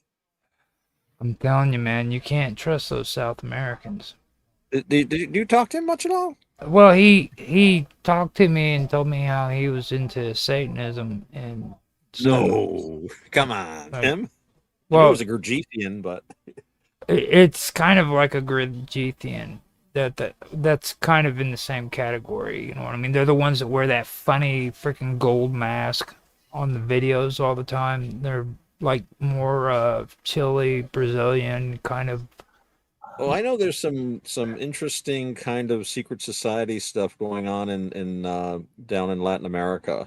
Mhm. They've got Brazilian branch of the OTO, which was Aleister Crowley's occult Templar Mhm. magical organization, and of course that's where we have Miguel Serrano, one of the most important mystics of the early 20th century for people that are into that sort of thing. Yeah. Very weird guy. Very weird guy. So you get some very interesting stuff, but I didn't think Within was into that Satanism stuff. I mean, Gurdjieff, Well, I mean, yeah, I and you can kind of. argue about Gurdjieff. I Yep. mean, you can argue about him. That's But- kind of why I just kind of put the whole like Satanist thing in there, because it's there's not very much of a stretch. You know what I mean? Like Yeah. Well, Gurdjieff was, hello, town. How's it going? there's Dan High Tran. Hey, Otto. You, Hey, you show up guys. right while Roger's Stop talking about driving now. Satanism. So you're here to cure us of that. Oh my goodness, look at that snow. Look at Yeah. Did you see his facial shot, dude? Like he's all sitting there hovering. They're getting ready to do a barbecue, man. Wow. Yeah, we're doing barbecue right now. Look at this. Oh, really? wow. Wow. Only You in know- Alaska. No, it's Where- actually snowing now. Yeah. This minute. It is snowing right now. Yes. Crazy Yeah. Canadians. It's a beautiful cottage we have here. Yeah. What you should do is do what the Swiss do. Find the nearest lake. Find the nearest lake. and do skinny dipping? Yeah, Skinny dipping. Yeah. Go for it. Good idea. Well, I'm not that kind of polar bear. I don't think so. I'm not either. I already told you how I feel about that stuff. It's Canada, not Switzerland. Canadians I'm don't. And it's Asian. Canadian Asian. So That's two. That's two strikes against that idea. yeah. Oh, damn. Dan's sitting there freaking being a good sport, you know, and all of a sudden we come on. He's like, "Oh, I gotta go back on. Fuck." So he can go sit somewhere warm. I've gotta go do something. I'll be. I just want to jump back on here, give you guys a view of the nice area, and then beautiful. And then I need to log off. Blue Mountain, in a few minutes. What are you guys talking about? Oh, we were talking about Within the Vacuum, and Roger was saying something about he was into Satanism, and I said I thought it was Gurdjieffianism, but how different are the two? Yeah.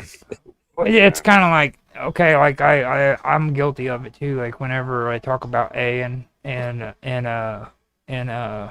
freaking Aleister Crowley and then Satanism, like a lot of people clump in with Satanists when in reality it's not. It's a completely different belief system. You know what I mean?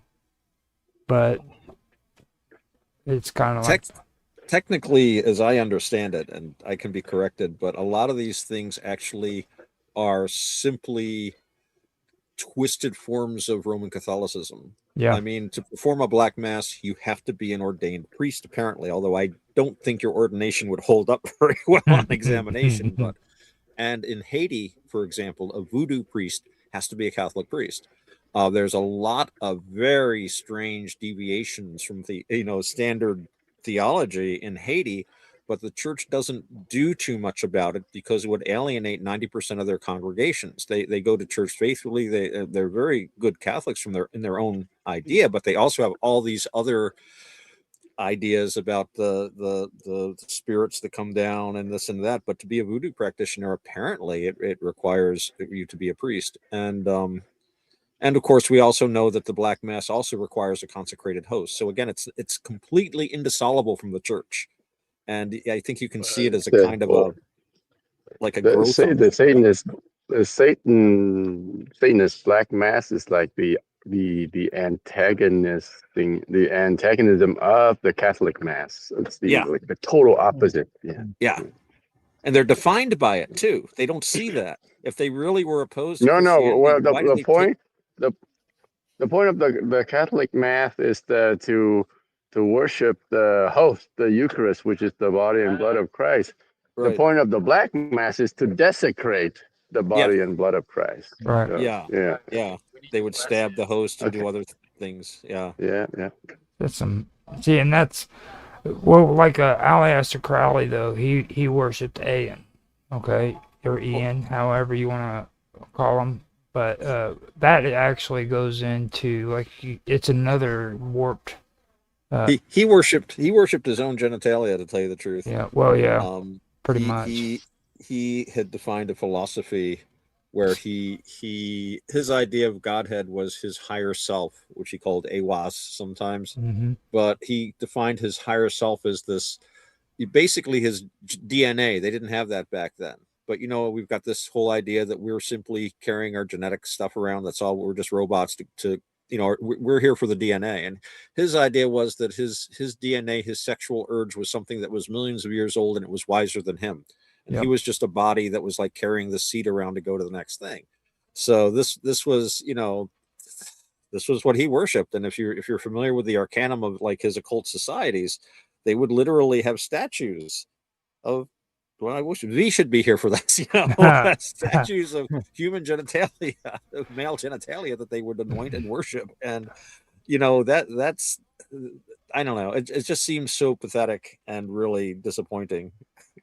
I mean, he was really fascinated with sex magic more than anything else, and it's like that's the thing that really sticks out to me. And like if you listen to some of his prayers, like the one that he's real infamous for with the Great Pyramid, if you listen to the prayer he says there, he's praying to Aen, okay, and Aen was either the father or the mother of the first human beings on Earth, I believe. And that he did like a really warped religious, not really a religious thing, but he just kind of created his own belief system that was really warped and involved all that. Well, that was part of his system, was that he would create a belief system as he needed it. So when he worshipped a god, he had like a catalog of gods. What do I want to do? I want to do this. So I'm going to invoke Mercury, and I'm going to do this and this and that.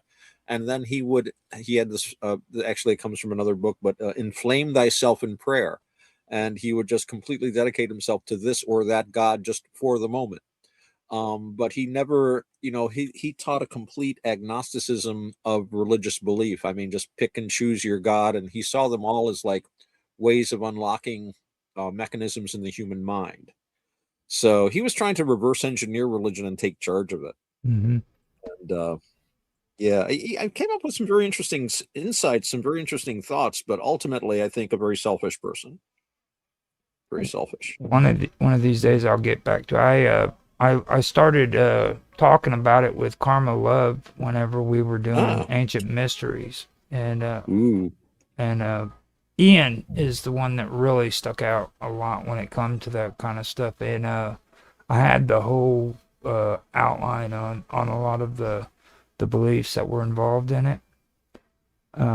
This goes all the way back to Phoenicians to Greek. It also goes into Indo-Europeans. The other day when I was talking to you about Senechinathian, he mentions a lot of it too, and like there was a blending between the Greek beliefs and the Phoenicians, and a lot of people aren't aware of that. You know what I mean? Like there's a blending of that, and then that eventually became Roman beliefs too. Yeah, the Romans were very influenced by those guys. What was it? There was some kind of a saying. What was it, that the Rome ruled Greece, but Greece conquered Rome? Yeah. That's what they're learning, and you would have finally like Roman aristocrats would have their children raised to be taught Greek before they would learn Latin, so that they would be more fluent in Greek. That was seen as all the smart Romans spoke Greek, and makes you think. Well, like even when it comes to you take the Sumerians, okay? When they were conquered by the Akkadians. Now the Akkadians' language was Semitic, which was a lot easier for them to use, right? So general people who were just ordinary, citizens, they used the Akkadian language, but the scribes and all of them still had to use the old Sumerian. Right, all the records were, and all record keepers knew how to write that already, so that's what they were keeping. And they kept it that way, and that was their secret. So they kept it away from the. That makes sense. You don't want everybody to know how to do that, or anybody could do it. Right. You'd be out of a job. Yeah. And Well, you're very right about the influence on Greece of like Phoenicia and Egypt too. And this, I think, was kind of played down for a long time. Um, I don't want to. And I remember at one point that earlier in the previous show, we went on about some of these Afrocentric mythological figures. I mean, there are some very valid um, points about Africa as an origin for like a certain amount of our civilization. Yeah. But we're talking North Africa, specifically Egypt, and also the Levant with the Phoenicians, although they spread throughout the Mediterranean, as we all know from the Punic Wars. So you had Egypt, which was the most powerful civilization in the area for a long time. Very, very old tradition, and we have no idea what kind of knowledge they had. No, probably not electricity, but they might have had very sophisticated knowledge of things like levers and mechanical devices. We do know they did a lot of amazing building, and so they would naturally be an influence. Greeks would obviously want to travel to Egypt to learn things, and a lot of the Greeks themselves said, "We got a lot of our ideas from Egypt." Solon went and studied with the Egyptian priests. Plato's story of Atlantis had Solon learning things from the Egyptian priesthood.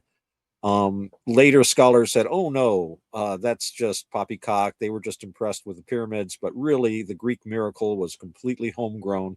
There was no way that the Semitic influences of the Levant, or the worse yet, African influences of Egypt, could possibly have corrupted the European purity."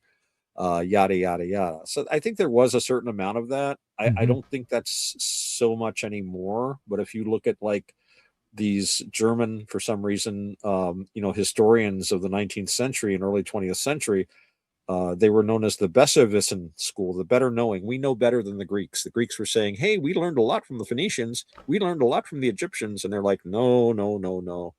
I remember one phrase was interesting, that there are laws of race and blood which make it impossible that the Greeks could ever have been intellectually or otherwise dominated by Semitic or African peoples. It just couldn't happen. They would, take one look at that Greek physiognomy and just kind of fade away, or possibly go to a work camp or something somewhere, depending. They were real proud of their heritage, you know what I mean? And it's like freaking nobody was greater than Greece, and it's like I always bring up the whole thing about Xerxes. Everybody talks about the Persians and how they were going to invade freaking Greece. You know, well, everybody made the Persians out to be like these horrible bad guys, when in reality, freaking the Greeks were just as bad, if not worse, than what the Greeks were. You know what I mean? Like, oh, they were very primitive, crude people. I mean, I can just see the Persians who lived in this, whatever you want to say about their political system, and that's usually what the argument's going about. The free Greeks who will not bow, and the Persians who live under a monarchy of a king telling them what to do, and they all like kiss his butt and stuff. And there's stories of the Greeks coming to visit the court, and they can't even be presented because they refuse to kiss the floor or make obeisance or anything. But when you look at, like, I'm just going over through Thucydides' Peloponnesian War again, and if you read that, or if you read Herodotus on the Persian War, you get the impression that these Greeks, I mean, it's all presented very heroically, but they're really acting like a bunch of primitive tribes. Squabbling with each other, barely getting together to fight off this huge imperialist aggressor. And I can't help but think that from the Persian perspective, this was just like a little minor border clash with these guys that ran around, and these men that oiled each other and wrestled naked every 4 years at the Olympics, and ran around and would just fight and die. But they their material culture. You remember the famous one where I forget who it was, one of the I think Spartan commanders, they won out over this Persian army in the field, and the Persian camp was still set up. So they went into the camp, and he ordered that the servants of the Persians to set up a meal as they would for like the generals there. And he walks and says, "Look at this, in their wealth, they're coming to conquer us in our poverty." Because they didn't have anything. The empire was this vast, wealthy thing, and these are just a bunch of guys running around with, at the edges. If you just read these accounts with that in mind, I mean, I can almost see like the British coming into some primitive, hinterland of sub-Sahara Africa or possibly Scotland, and coping with the crude. Well, after they did have a certain clearance up in the Highlands at one time, it must have been very similar when it went in. Well, that did happen though, but they called that World War II, World War One, I believe. World War One, I believe, is when they did it. They went right through the Middle East, and just tore it up. Oh yeah. Like the Turks took the wrong side yeah. in World War One. That was the stupidest thing the Turkish government could have ever done. And if they just stayed neutral, they'd probably still be running the Middle East today, and we'd have a lot less problems. Yeah. If Turkey just had everything. Well, if it wasn't for that, there wouldn't be the Saudi Arabia. Saudi Arabia wouldn't have become a unified country. Probably wouldn't have been. If you think about it, they would still be the Ottoman Empire. You know. Well, and they wouldn't have the people in control. Right now, the holy places of Mecca and Al Medina are under the control of the Wahhabists. And again, this means very little to us, especially since we're very used to the current political situation. But I've read, and I recommend this book highly, The Personal Narrative of a Journey to Al Medina and Mecca by Sir Richard Francis Burton. Amazing man. And he talks about his journey disguised as a Muslim, where he went to Medina and Mecca. He took part in the pilgrimage, and he loved to like dress up in like a local, learn the language and culture, and just live among them. Now, I personally think they probably actually knew he was English, but they didn't care because he was a very good Muslim. He was a better Muslim than a lot of the people he was journeying with all accounts. One of the things he talked about was at that time, this was all under Ottoman control for the most part, as much control as they had. It wasn't like, but you know what I mean? So it was under Ottoman control. And they talked about Saud's Wahhabis. These guys were bandits at that time. And they were seen as all believers, Shia and Sunni both were like, these guys are nuts. When they would capture a city, like they would strip the mosques and tombs of like their gold and stuff like that, because this is terrible and we can't have this. They have currently shut down several pilgrimage sites to these tombs, which according to their version of Islam is like, no pilgrimages to tombs. You can't do that sort of thing, and you can't decorate the tombs and this and that. They're very, very fundamentalist in their own interpretation. And he's always, the way he talks about them is like they're just universally looked on as these maniacs, and heaven forfend that they ever, got any kind of large power. And here we are, we've got, all of these holy places. And this was very important, very interesting too. He talked about how the Muslims, from the way the Persians, the Iranian Muslims were treated by the Arabs, which was horrible. Sometimes they would just have riots, even in Mecca, where they would say, hey, some Persian, like, because they were they were the Shia instead of the Sunni. And plus they were Persians. The Arabs hated the Persians. So it's like, oh, well, some Persian did something. So they'd have like a little riot and like slaughter as many Persians as they could get their hands on. And Persians might be just like beaten, raped. They would have overcharges. Like everything would cost. If you're a Persian, you'd pay more. They were really treated like crap by the other, but they all hated the Wahhabis. And I don't know how that started, but it's a good book. Interesting you mentioned that, because I've been following Middle Eastern news over the last couple of days, and I don't know if you've heard about the clash between Saudi Arabia and UAE. Oh no, I hadn't heard anything about that. It was just a minor thing over Yemen, and also looks like that Iran is becoming a bit of a turning into a hot civil war. No, they have been making noises about restoring the monarchy there. Yeah. I know this. Yeah, the Shah has been on Twitter going, "Hey, yeah, I'm ready. Emperor's back to King of Kings. I'm waiting in the wings." There's been a number of resignations and people just getting away from the IRGC in the last week or so. Yeah, it's turning interesting over there.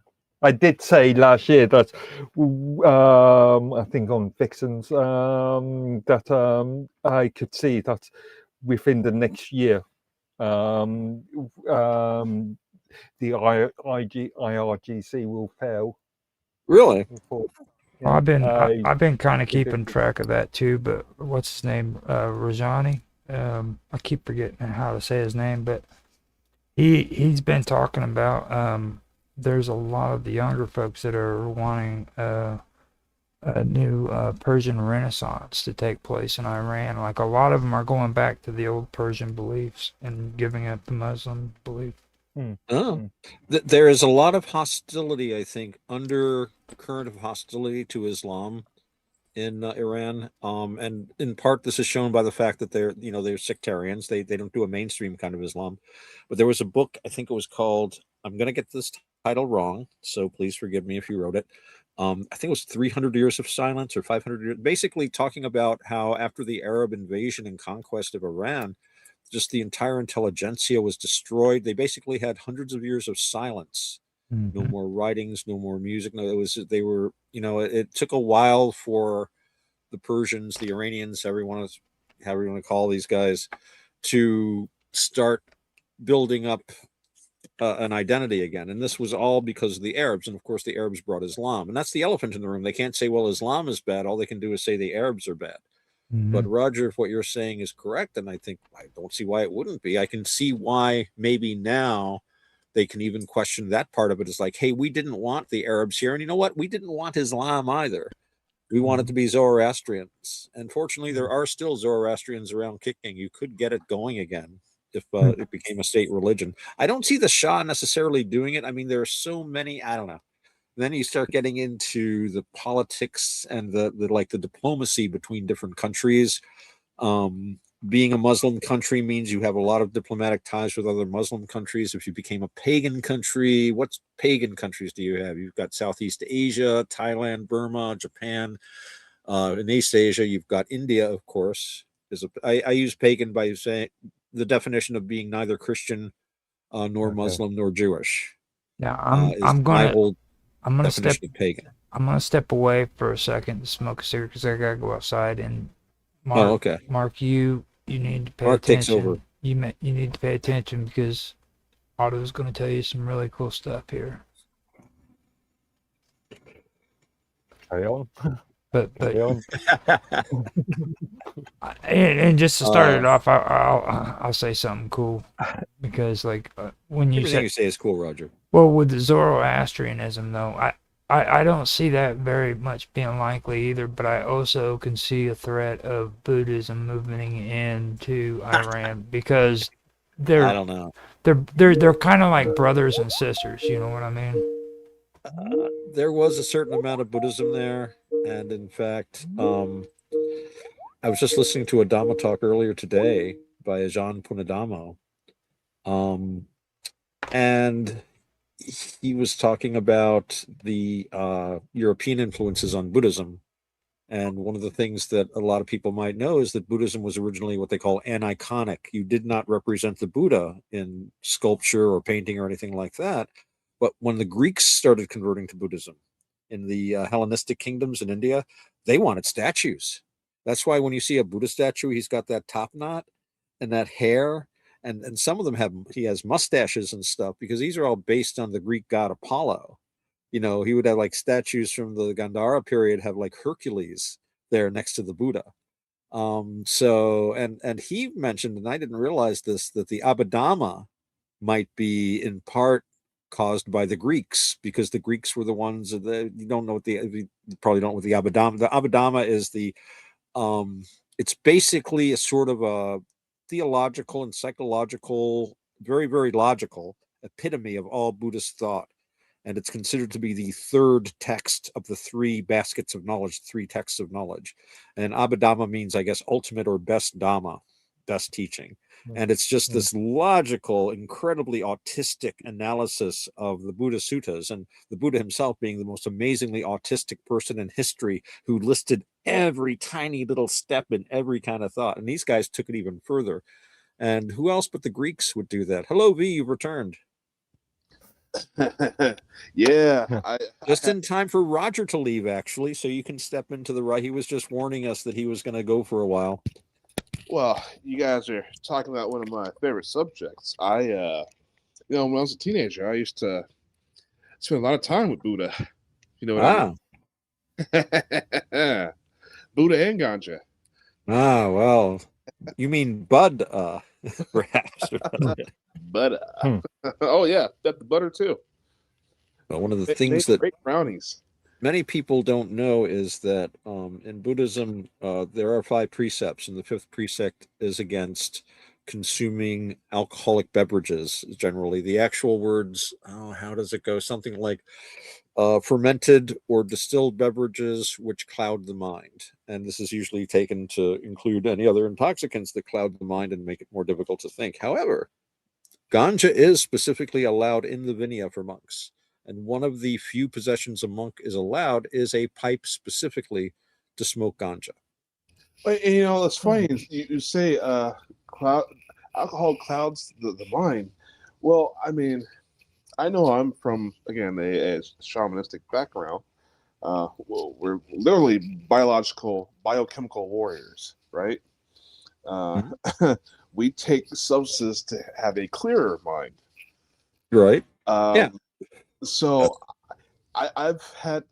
there are times I can't do, if I'm struggling with something, I'm having a hard time, I would feel inspired. I'll have a couple glasses of some spirits, and then I'll work right through what it is I was having trouble with.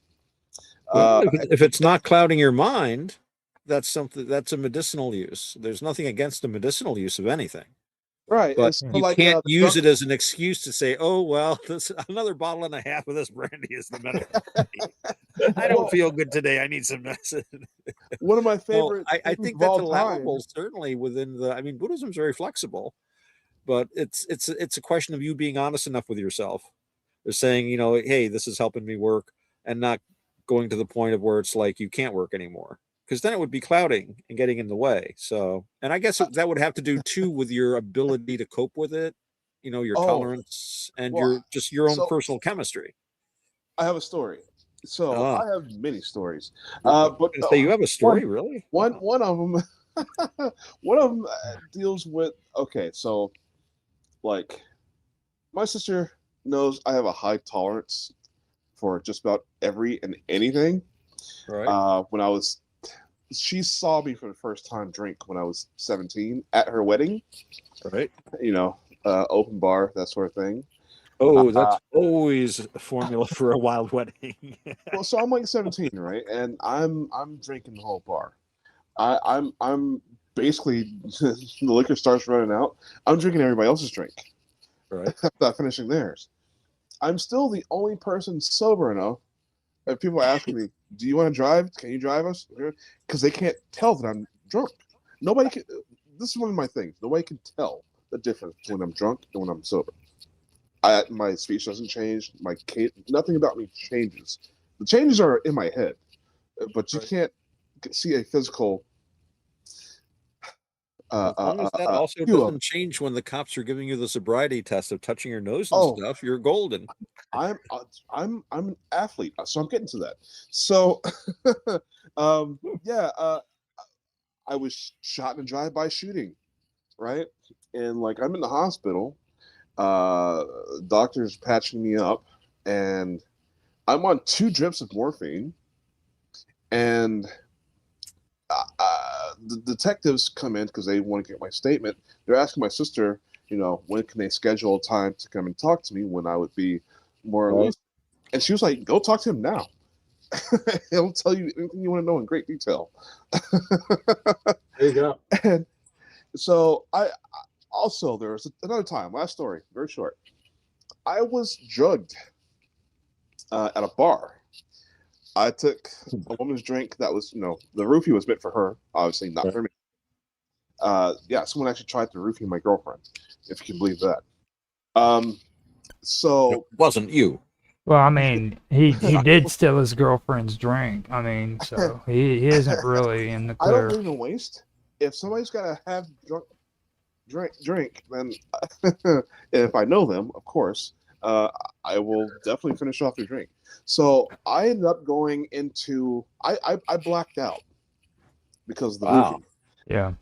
and I was told afterwards, I punched my sister's brother. I'm sorry, my girlfriend's brother in the face, and the bouncers tried to kick me out, but I ended up kicking all their butts instead.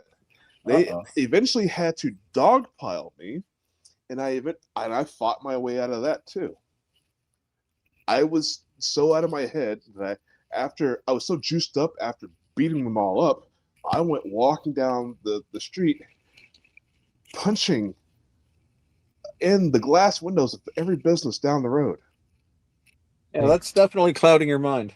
Well, I mean, you know that that is a That's cloud. definitely not a Buddhist approach to alcohol. that's an average Friday night for me, I dude. When came I was to. drinking, it's like I came to.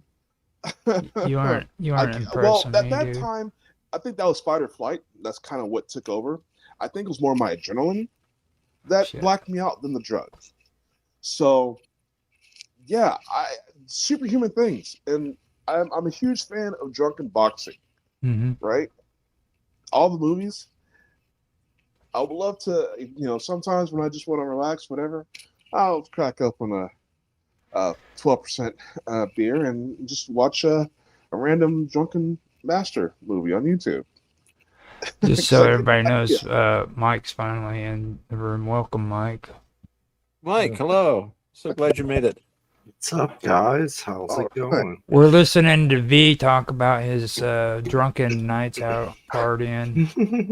I don't know how we got it. We were talking about Buddhism earlier. I don't know. How Yeah, that he comes. Asian, right? He seizes the conversation and takes it all these wild places. Yeah, he takes it to like this drunken encounter on a bar stool. But to talk about Buddhism, and I know that the whole tradition of the drunken monks and the drunken masters. Yeah, that's Mahayana stuff. Yeah. That's right up there with the guys with the human thigh bone trumpets, and the skulls. Yeah, The best. Sure, the Buddha really be impressed with The best scene in any Get a movie time ever machine made. and bring the Buddha to show one of these guys and say, "See that guy with that wacky hat and that mala made out of 109 different human skulls, drinking wine from a human skull vessel. That's a Buddhist monk. I think he'd be a little surprised." That's all. Do you remember the scene in the Monkey King where Jet Li was Monkey King with Jet Li and oh yeah, and there was a what's his name? Oh God, I can't remember his name. Jackie Chan. Jackie Chan, and Jackie Chan was praying down below him, and Jet Li was up above on a rock, and he peed on his head, and he thought rain came down out of the freaking clouds, and it was just Jet Li peeing on him. And he was into the whole drunken art thing too. When I seen that, I was like, my mouth dropped, dude, because I knew exactly what that was about, dude. Like I knew, like that's a big thing when it comes to philosophy. And Bob is here. Hello, Bob. It's Oh. been too long, way too long. Thank you for arriving. Hey. Bob Dub, welcome. Now, V, you have to Right. behave because we have Bob Dub here, and Yes. I thought we were going to be talking about the birds and the bees. no. Oh, No. never mind. This is now officially an old-fashioned quantum gathering. Right. Quantum gathering rules. So you apply. have to behave. You sit We'll still. look to Mike and Bob. Especially Bob. Hello. Bob's So, gotta Mike, get have her you mic brought us a working. script? Yep. I thought Roger had a script, right? He wrote the Pirates one, right? Now- Weren't you guys working on a script? We did the Thanksgiving dinner already. It might not have been all that great, but I do have another one, but I don't know if it's really ready for doing it. I mean, we can post it if you want. It's The AI will fix anything. Yeah, And Bob is gone. shit probably going out and coming back in. I hope so. Yeah. Well, So, I wanted to get back on the topic here. So I want to ask. So you talk about a clouded mind. So Right. what if that clouded mind gives you clarity elsewhere, like more sharpened instincts. Being able that you are normally you working with instincts or working with your mind? We're talking about working with it's for application. If you don't want to work with the mind, well, then you don't have to regard this. But Buddhism is very focused, and the tools are to do a specific thing. The Buddha doesn't say you should do this. He's just saying, if you want to do this, these are the steps I took. Try them yourself and see. There are paths that use alcohol, inebriants of various sorts. And I know Buddhist monks and I've heard Buddhist monks say that something, for example, like magic mushrooms, if they were done in a correct way, wouldn't be necessarily breaking a precept. So it gets back to what I was saying before about your individual chemistry and your individual path. But with Buddhism, like you're saying, if it dulls the mind, it sharpens this. Well, this isn't about sharpening that; it's about sharpening the mind. So, in fact, instincts are a lot of the things that you go against in Buddhism. A lot of stuff that seems like perfectly normal, you go against. It seems perfectly normal to be angry, for example, at someone. But Buddhism teaches us this isn't really an effective way, if we can avoid it, to do this. The Buddha was asked, would you kill anything? He says, yes, kill anger. Because anger makes us stupid. Anger hurts us. And it hurts us more than the person that makes us angry. Bob has returned. Hello again. Good. So there's no room for righteous anger? No. That's no, nonsense. there's room for there's room for righteousness, though. And I think that's enough. No. Let's just cut it out and say no. Yes. Righteous anger. What kind of nonsense were we? Come on. Okay, I found it's the first episode for it. Now, like the side stories, I've started calling those anomalies, like the one with the Christmas dinner. And Mark Watashik is seriously wanting to do one about Juan Valdez, and I'm gonna tell you right now, that is funny as hell, dude. Just so you guys know, I mean, it's like Juan Valdez is coming down from a mountain, and his donkey spills beans into like this fountain, and it gives it like magical powers and stuff. Back in the beanstalk kind of stuff? No, you know who Juan Valdez is, don't you? No clue. He's the donkey. He's the Mexican guy from the coffee commercials. The Colombian guy. Colombian, yeah. Oh, really? Yeah. It's an old TV commercial. You have to be like a certain age. No, I know. Yeah. There was also an oil tanker called Juan Valdez, I think, but that was another story. So. Oh, okay. Is that one that Trump took or blew up? No, this is a big oil spill back in the 1970s or 80s or something. It's a long time ago. Oh, okay. Yeah, we're old. Some of us here are very old. Bob, you want to be narrator? Bob, we can't hear you. You want to be narrator? You can't hear me. I can. I can hear you now. I can now. Yeah. Do you want to be narrator? You want to be narrator, Bob Dub? I would love to. Awesome. I'll run it through. Let me run it through the AI, and I'll put some roles on here and stuff. Because it's better when Bob Dub's narrator. Yes, she is the best. Yeah, of course. All right, we got it. All right. Okay, now, B, you wanted to be Two Blades. Now, this time, don't try to use an English accent. That's not Two Blades. Well, I was asking beforehand. Just do what you do. Well, okay, like Two Blades originally in the videos had an afro, so just being a black dude is cool. You know. Does anybody else have preferred roles? I can do that real well. I trust you, Mike, to assign a role to me that is appropriate. Well, I'm just gonna let it run it. Yeah, let it run. I don't care.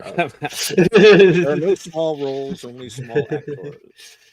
I can be the old ghost, right? Now, actually, that would be a good one for you, Otto. Me? Yes, the old ghost is cool. I'll be an old ghost. I would like to be the Ash Rider, because the Ash Rider's a bad guy. If you guys would Okay. allow me, I would like to be the. Who That- said that? That would be Roger. And Mark Edworthy is Higgins. Where am I? You're Higgins. I'm every time you're on this show, I'm gonna call you Yeah, I'm Higgins. just got this script and I can. I still say you would be the perfect person to play Higgins in a story, dude. Just like have you tell a story, like Higgins did in Magnum PI. Oh, geez, yeah. That would be just so awesome. And then who did you want, Roger? Ash Rider. Ash Rider. I didn't give myself a roll. Now, 2 Chains. Does he? Are you writing in any jive? Any slang? Two blades. Two blades. Right. You are allowed to ad lib. You're allowed to. You're allowed to Yeah, change yeah, your yeah. script any way you want it. Okay. We all ad lib. Yeah, he tried to act like a pirate with 2 blades. I'm like, whoa, dude, no. No, I just wanted to be a little British bloke. Hello. No, not 2 blades. Not all of us Brits. Yeah, not all of us Brits speak like that. Like 2 blades has a history for us. You know what I'm saying? Like, and like when you speak 2 blades in an English accent like that, no, it's like no. All right. Hey, Bob, how's it been going with you? We haven't had you here in a long time. It's going good, thank you. I'm baffled to hear you guys for some reason. My headphones aren't working, even though I set them up to work. And my laptop's just very, very quiet. So I'm concentrating intently. What is Bob? Intentness is good. It's that laptop, I'm telling you. That or your connection. Yeah, we were having this trouble the other day. Alright. I'm Pete, by the way. Oh yeah. Oh yeah. Hello? Hey, what? I'm V, by the way. I haven't met you.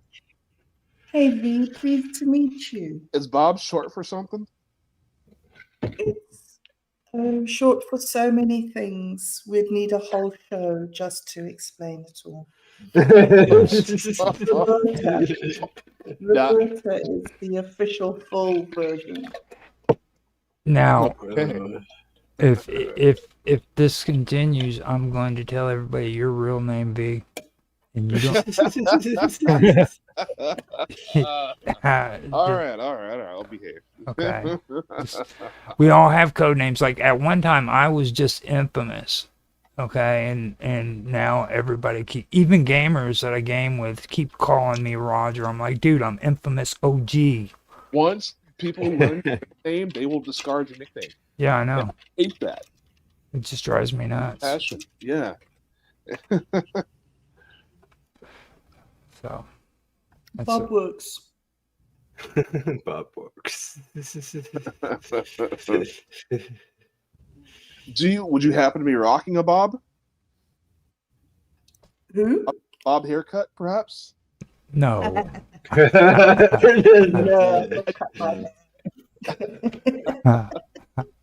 just curious. Alright, I posted So where not they only gave do me you their want to know my full name, you also want to see me. So far from what I see, it looks pretty good. I don't. Let me see here.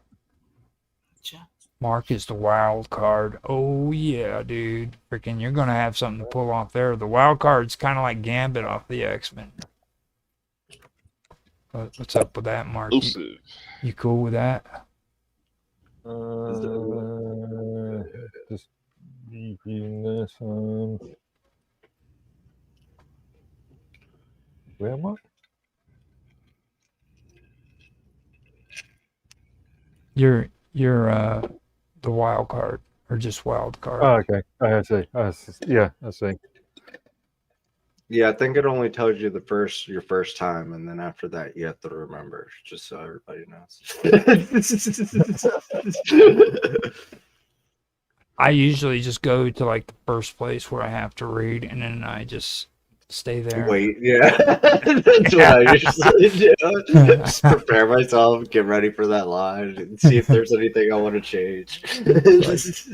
I'm as long as I'm at that spot, everything's cool. And I always remember like who's reading ahead of me, like scroll up just to the next one so that I can hear it being said. Once I hear it, I know. All right, Bob. Whenever you're ready. Oh, is anybody hold on. recording? Who's I'm on recording. recording? I've got the Okay, recording going. Thank you. Thank you. Okay, Bob. So it's this one here in the chat, is it? Yes. Are we going straight into this, or are we gonna do Yes. the Yeah. Oh. Well, then I might as well look at this too. That would be important considering you have a role in there, V. It's like you're the second person to talk. You're two blades. All right. Okay. Okay. And if he does an English accent on this one, we need to find somebody else. We need to get somebody from Portuguese or something. No, I'm gonna on my Detroit voice. Okay. Because I mean, All right, are we going?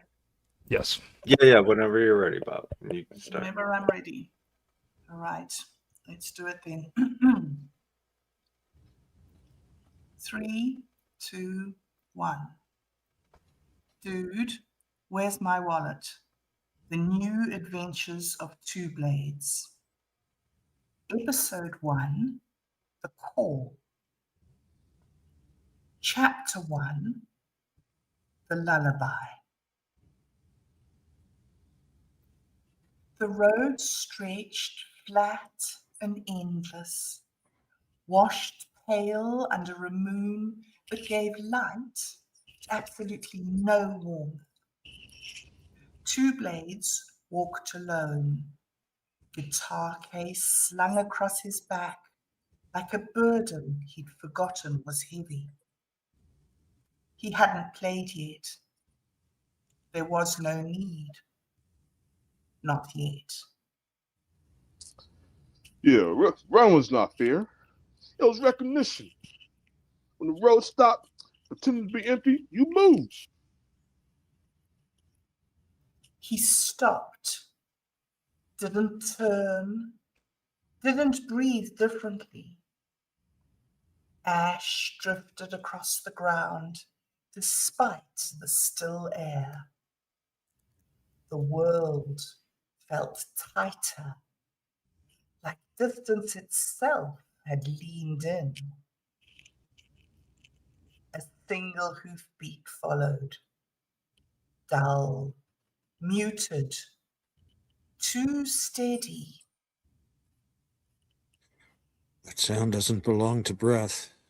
It belongs to distance, learning your name. The old ghost stepped into view beside him. No arrival, no introduction, just there, like he'd always been. He watched the road with the patience of someone who had learned what waiting really meant. Another hoofbeat, closer.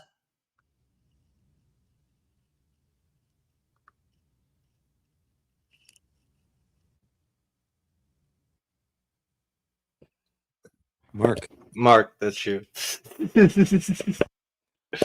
I think Mark lagged out. His picture's stale for me. Yeah. He got ready to say something and it went red on him. That's all right. We'll wait for him to get back. I'll get I'm sure he'll come back here. Hopefully he'll figure it out. Yeah, if not, we'll come back to that part. I'll hit pause until you guys are ready to move forward. That way. So we'll when give him a minute, and then if he doesn't come back, we'll move on. And when he comes back, we'll just have him read his line. Let's see here. I can. Okay. Let me go into elements and let him know too. Wait, here he comes. Because I see his signal's getting better. You there, Mark?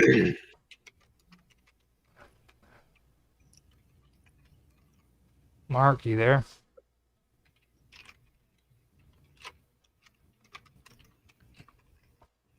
Oh yeah.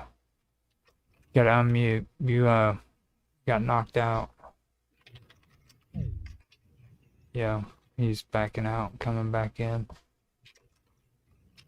All right, we'll give him that here. Boy, oh boy, that was excellent, dude. I love that. Like nobody does that better than freaking Bob Dub. Oh yeah, you gotta have Bob as your narrator. Yeah, without That's Bob. why she got it. It's Like just- when she started reading, we're like, "No, Bob, you're the narrator. That's what you're doing all the time now. That's your job." She's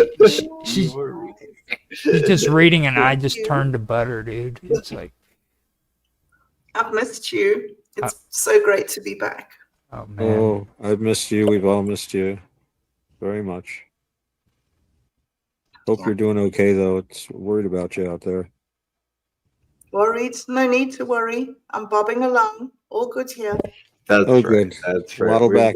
We've been talking physics and philosophy and she's Oh, good. doing good. Yep. Excellent. Just solving the world. It's all good. Solving the world. That's right. We're solving the world. One physics problem at a time. I finally put all of that together that I was telling you about with the duality and everything. And I was talking to Mike and them, and it's like the stuff that he put out there, man. It was so cool because it's like at the moment I started reading it, I was like, dude, I've got to run this against the stuff we've been talking about, or we were talking about, and what I kind of fell into. And, and I'm gonna tell you something, man. It all matches up. In my opinion, it does. It all matches up. It's so perfect. Have you read the new book? Have you started reading the new books? Not yet. No, Not yet. Roger, how could you not have? Well, see, now I'm gonna have Have you to. read the end of the old books? That's where I've actually freaking gotten to. I'm thinking that because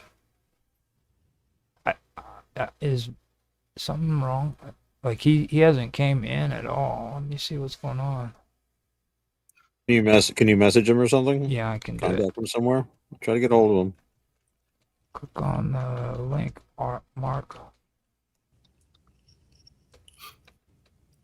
Because you can be kicked out and sometimes not be aware. On the other hand, Yeah. he's on the other side of the planet. Anything could have happened. Yeah, he he probably was thinking that like that he He could have been hit by a truck drone strike. He's in Devon. Anything's possible. It's not a real quantum gathering if somebody doesn't get kicked out by mistake. I'm just exactly. The return of Bob makes it all possible. It's all coming back together. The editing is gonna be so great. Like it really is. Yeah, but why don't we start from the next line, and then when he gets back, we'll pause and let him read, and then that way. All How many more lines does he have as the wild card? Hold on.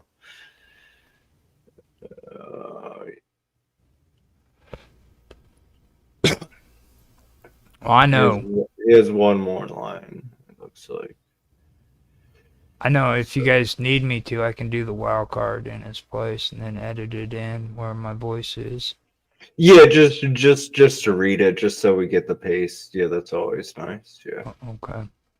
All right. So let's. So where do we leave?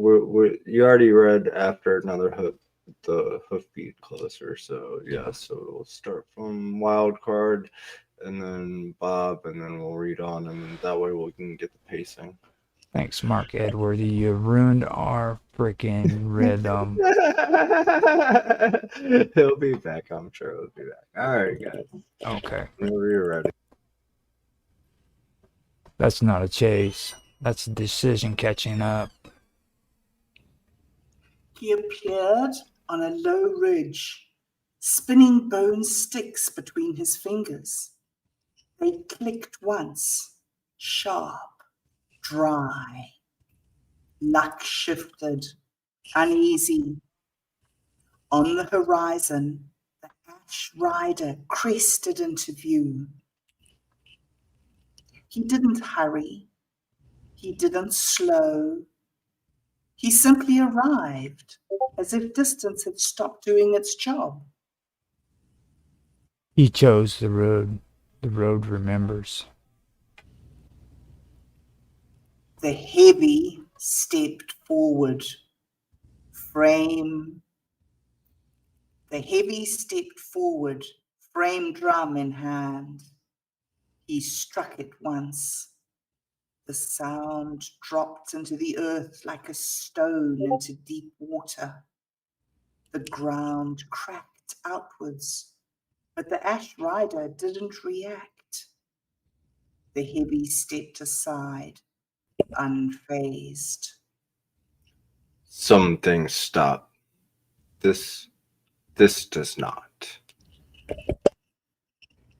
Two Blades opened the guitar case. His hands moved with the efficiency of someone who'd practiced for a moment.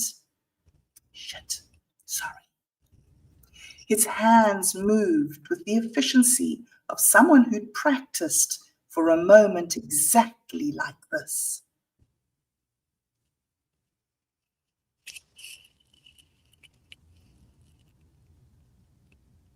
V. Short version, no mistakes. He played a low, restrained phrase, familiar, stripped to its bones. The air tightened. The world listened. A thin, bowed note slipped in late, stretched and distant, like it had traveled further than sound should. It hears us, whether it admits it or not. The bone sticks clicked again, off rhythm now, circling the beat instead of following it. It's just moved. Didn't say who they favor. Movement entered the space without warning. The elegant killer didn't arrive. She was simply already there, already moving, bare feet on stone, a shift of weight, a turn, subtle, precise, impossible to ignore. She didn't speak. She never needed to. Her dance bent distance. Steps redirected attention. Grace concealed violence like a blade hidden in silk. Two Blades didn't watch her. He watched the ground. The wild card smiled, but stayed put. He knew better.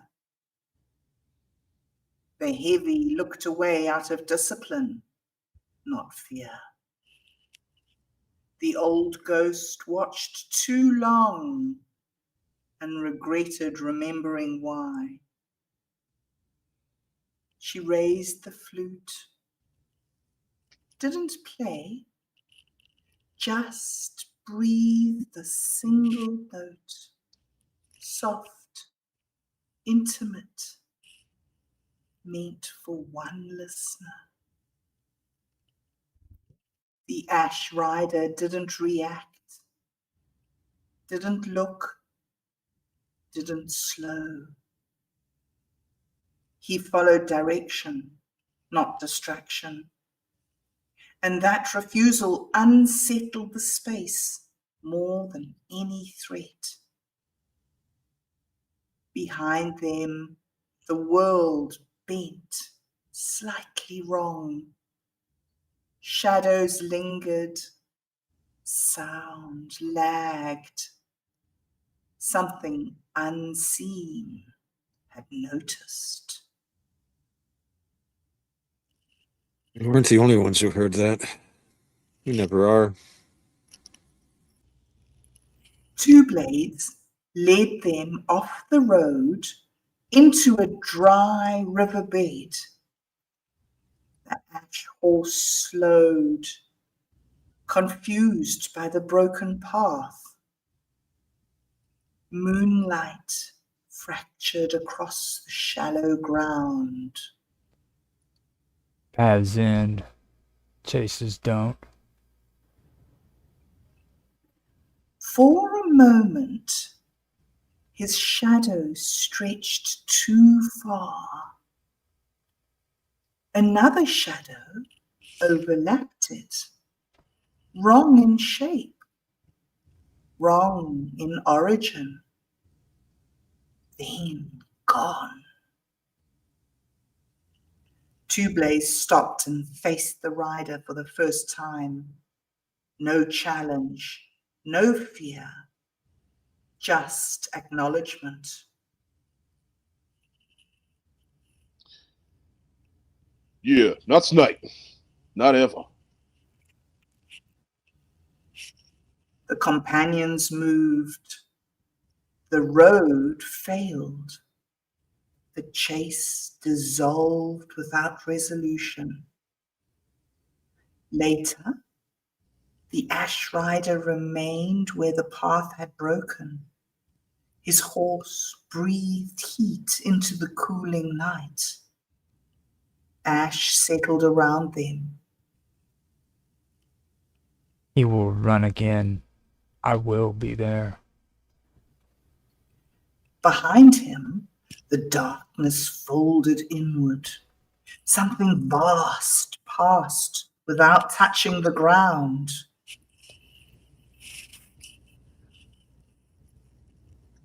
The road noticed him. Now the dark has too. Cut to black. End of chapter 1. Ooh. Excellent. All right, So good to Mark. have you back, Bob. Sorry about that. I got No problem. It happens. Bastard. Can we go back to your parts and have you read them, though? Yeah, that Is that would right? Can do. Yeah. We could do that. You know where they are? I'll just go up happy. Blah blah blah blah blah. So he's wild card. He's at that's not a chase. Okay, that's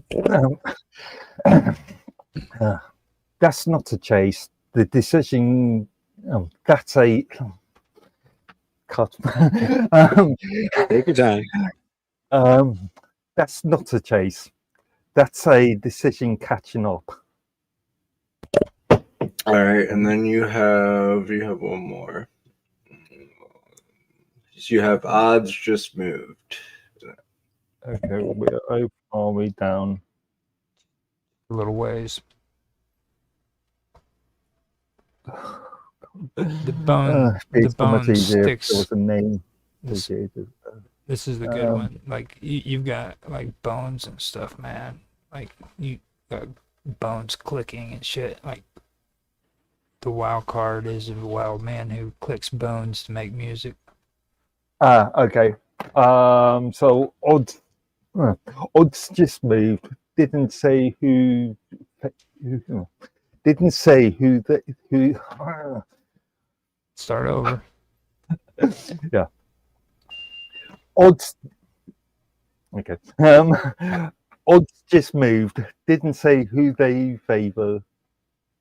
There you go. Thank you. Oh, good. You did great. Thank you. I was fun with it, and just as Bob said, I just got totally disconnected. Yeah, no, it's kind of weird. It was kind of weird how that happened. Yeah. It's like I could see your thing go completely red, and then that was it. So I'm going to be quiet so you guys can have a conversation because I'm just supposed to be here recording. Okay, good, Roger. Thank you. You're doing lots of help for us. You do you do you. So I have Roger posted that one. We're done that one. I posted the new one. So Bob, this isn't the original because I couldn't find it, and I didn't want to bug you too much. So this is Don't Do Docs, a new rewrite. So I used their roles in this one and just told it the plot of Don't Do Docs, and it rewrote it for us. So so it's not going to be as good as the first one, but so narrator is Otto and old ghost is Mark, and then because Bob is actually moving in this one because she originally wrote it to be in it. So Yes. All right. Well, everybody ready? Yes. Whenever you are. Now, do you need me to be anything? I can just be quiet. You're in there. I don't know what position it gave you because I told it to use all of the roles from the first one to make this one. So Okay. it should label you, I hope. I didn't review it that much because I was doing multi. Ash, it looks like Ash Rider says Ash Rider Roger. Yeah, dude, all right. I am so cool. So there we go. already kind of did a little bit of. I love it. Thank you. All right. All right. Whenever you're ready. Here we go. 3, 2, 2.5. No. 3, 2, 1. Dude, where's my wallet? Episode 2. Don't Do Docs. Chapter 1. The Indexing. The city was awake in a way only a digital metropolis could be, buzzing, glitching, and quietly judging everyone who dared to walk through it. Neon signs flickered in languages no one had installed. A billboard advertised firmware updates for the soul, now with fewer existential crashes. No one looked surprised. Mike and Bob wandered through the chaos with the confidence of men who had absolutely no idea where they were going. Dude, this place has patch notes. Everything here has patch notes, even the pigeons. One of them updated mid-flight and forgot how wings work. They weren't alone. Their AI assistant, Brokowski, floated beside them, projected as a polite blue cube with the energy of a man who had discovered manuals and decided that they were better than people. He glowed with the jittery excitement of someone who had found a new hobby and immediately had taken it too far. Oh, it didn't give Brokowski a role. V, did you want to be Brokowski?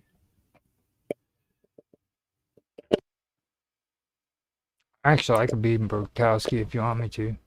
Yeah, that's fine. I don't know. Everybody went up on. Yeah, that's fine.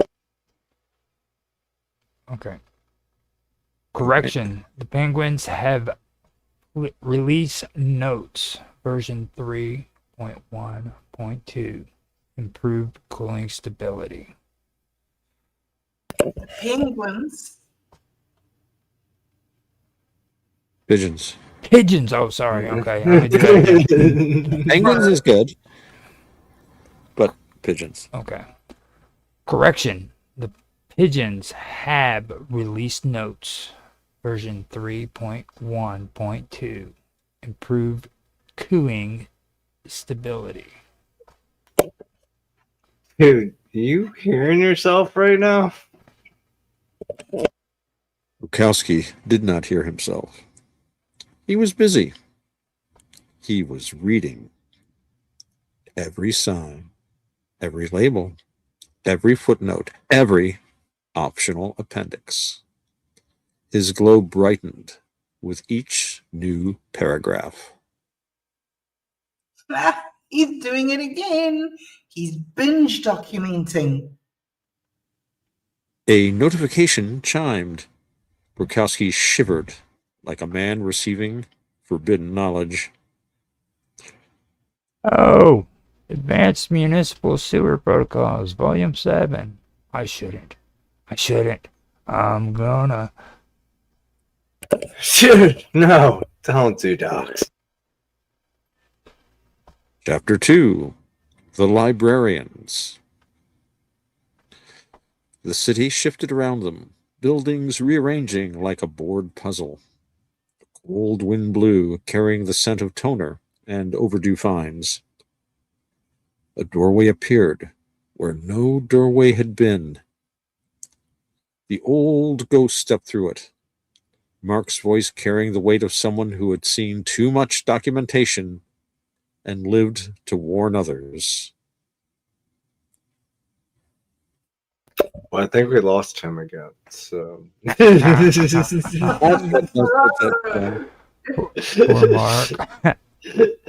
I mean, it only makes sense though. He is the ghost. He's got Yes. do ghostly thing. Good point. It's quite appropriate. Yes. I did see somebody like creep in and creep back out. So. Yeah. Okay, so you want me to do this again and come back to it if he does? Yeah, might as well. What about V? V, are you there? B, you want to do it? I don't think V's there anymore. Yeah, he's just mic'd. He might have wandered off. Yeah. Mark is back. There Mark, he is. There he is. To the floor, just in time to say your He's line. quick. There you go. He's frozen You have to though. mute yourself. His face is frozen. I see his Very nice eyeballs. of this. His eyeballs are moving, but his body is like.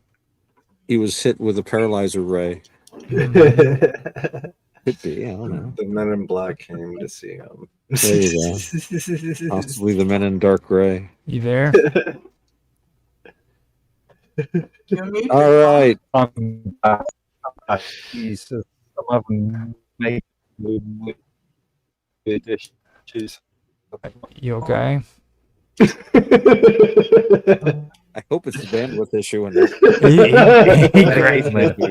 he grabbed his head and said something. You there? Give us some feedback. Let's do an audio check, Mark. It's weird because it says Mark Edworthy, but then it says Minds Gaming just below Mark Edworthy. No, it says the connection is poor. Here's connection is lost. Yeah, same here. I think. Wow. So why don't we just go with Roger? You want to do the lines and then we'll.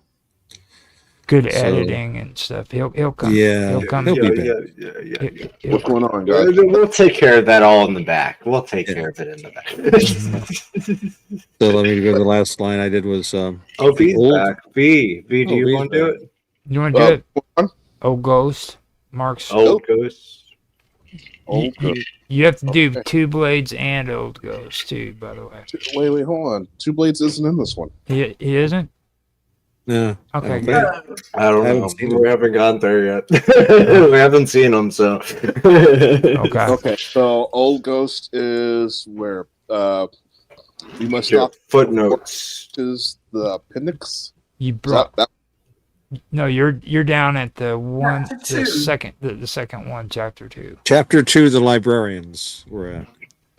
Oh wait, Mark's back. Chapter 2. The librarians. Oh, it's chapter 4. Okay. Who up from that? It looks like he has a funny symbol on his where at the top of it. It's really inactive is what it keeps saying to it. Okay, you ready?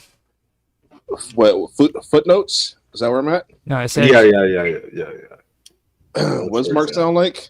Old Ghost, we must stop him before he reaches. You got one. We got one line above that. Okay. Yeah. What kind of voice did he have? You are You an know, old, he'll reread them. You're just helping set the pace. you're an old ghost. Yeah. Or just do whatever you want, and then if he Yeah, doesn't come back, we'll use that. yeah. That's like a placeholder. So are we going to go Okay. from chapter 2, the librarians? Might as well. All right. Yeah. So, all right. Are you there, V? You got it? Okay, I'm in chapter 3. Okay, let me go up. Chapter 2, the librarians. Down. And my line is the old ghost stepped through it, lived to warn others. And then you say you brought him here to the city. Okay? Find it? Hold on. Take Yeah, time. okay, I got it. Okay. All right, here we go. 3, 2, 1. The old ghost stepped through it. Mark's voice carrying the weight of someone who had seen too much documentation and lived to warn others. You brought him here to the city where the documentation grows wild and unregulated. We didn't know he had a problem. He was the problem. The worst one. He reads the documentation. A rumble echoed overhead. A bike made of ash and questionable physics descended from the sky. The ash rider dismounted, landing with the grace of a man who had never once questioned why gravity tolerated him. He has chosen the path of manuals. The path remembers. Dude, why does everyone talk like they're narrating a prophecy around here? But before anyone could answer, the ground split asunder, and a massive building rose from beneath the street like a pop-up book designed by someone who hated children. A glowing sign appeared, "The Great Library of Everything You Didn't Need to Know." Oh no, he's going in. Brokowski floated toward the entrance, trembling with anticipation. They have deprecated features. Dude, that's like giving espresso to a squirrel. Chapter 3, The Appendix Zone. Inside the library, shelves stretched upward into infinity. Books whispered, scrolls judged, loose pages fluttered like caffeinated moths. Brokowski hovered in the center, glowing dangerously bright. I can feel the cross references. They're inside me.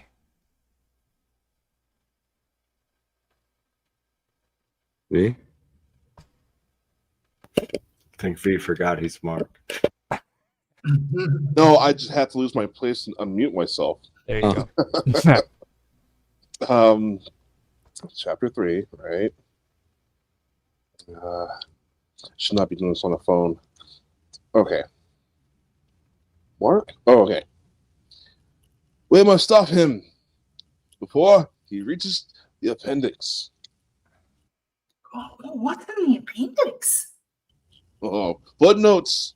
About footnotes. The courage alone can break them out. A distant alarm sounded. A swarm of robotic librarians rolled into view. Metallic centaurs with barcode scanners for eyes. They scanned aggressively. Dude, they're armed with late fees.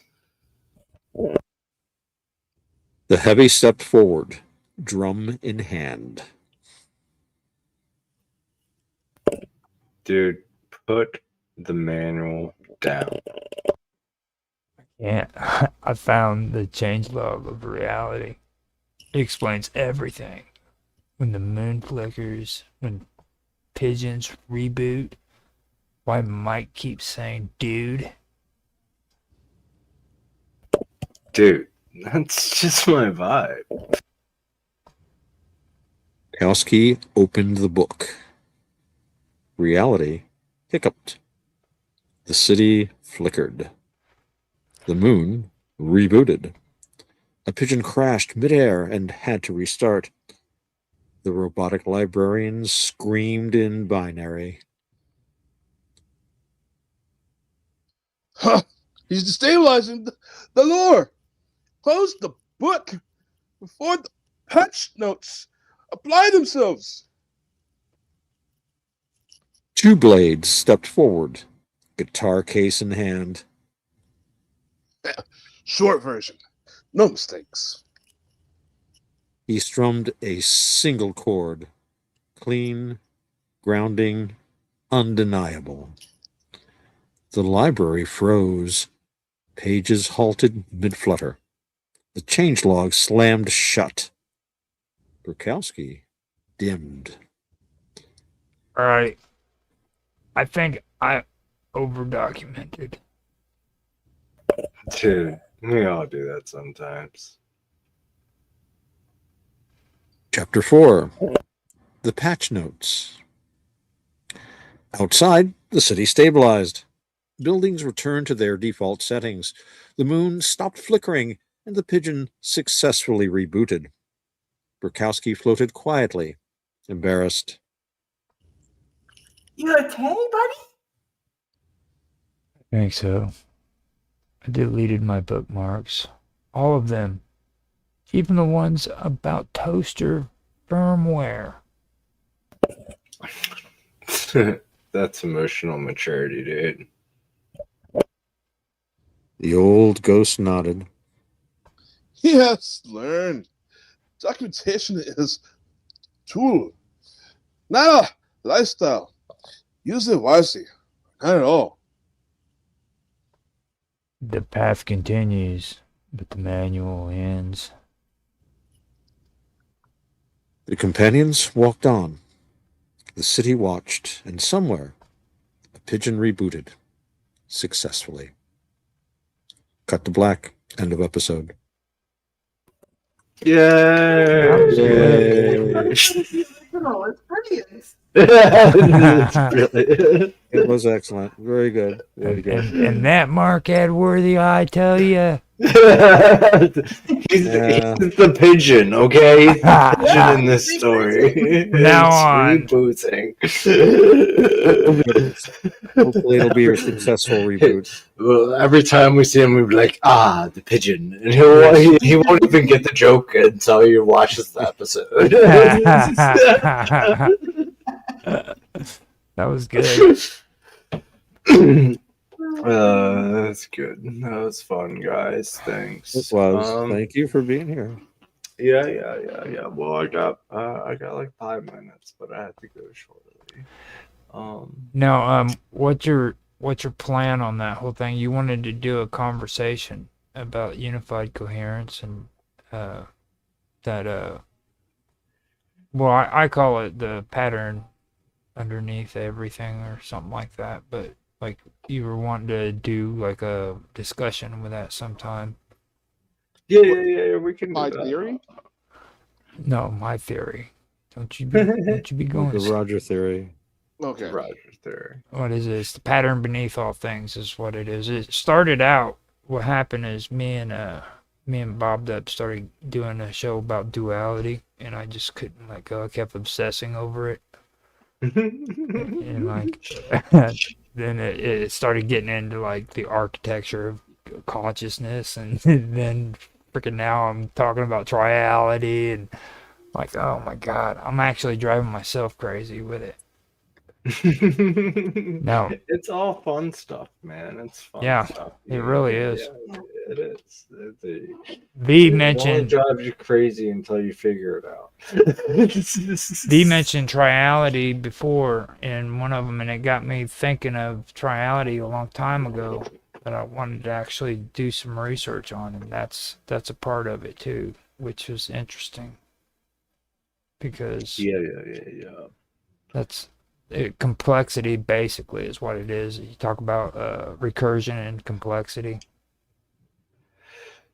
and emergence. Good stuff. I've always found it an interesting concept. Because everybody thinks a triangle has three sides, but it doesn't. How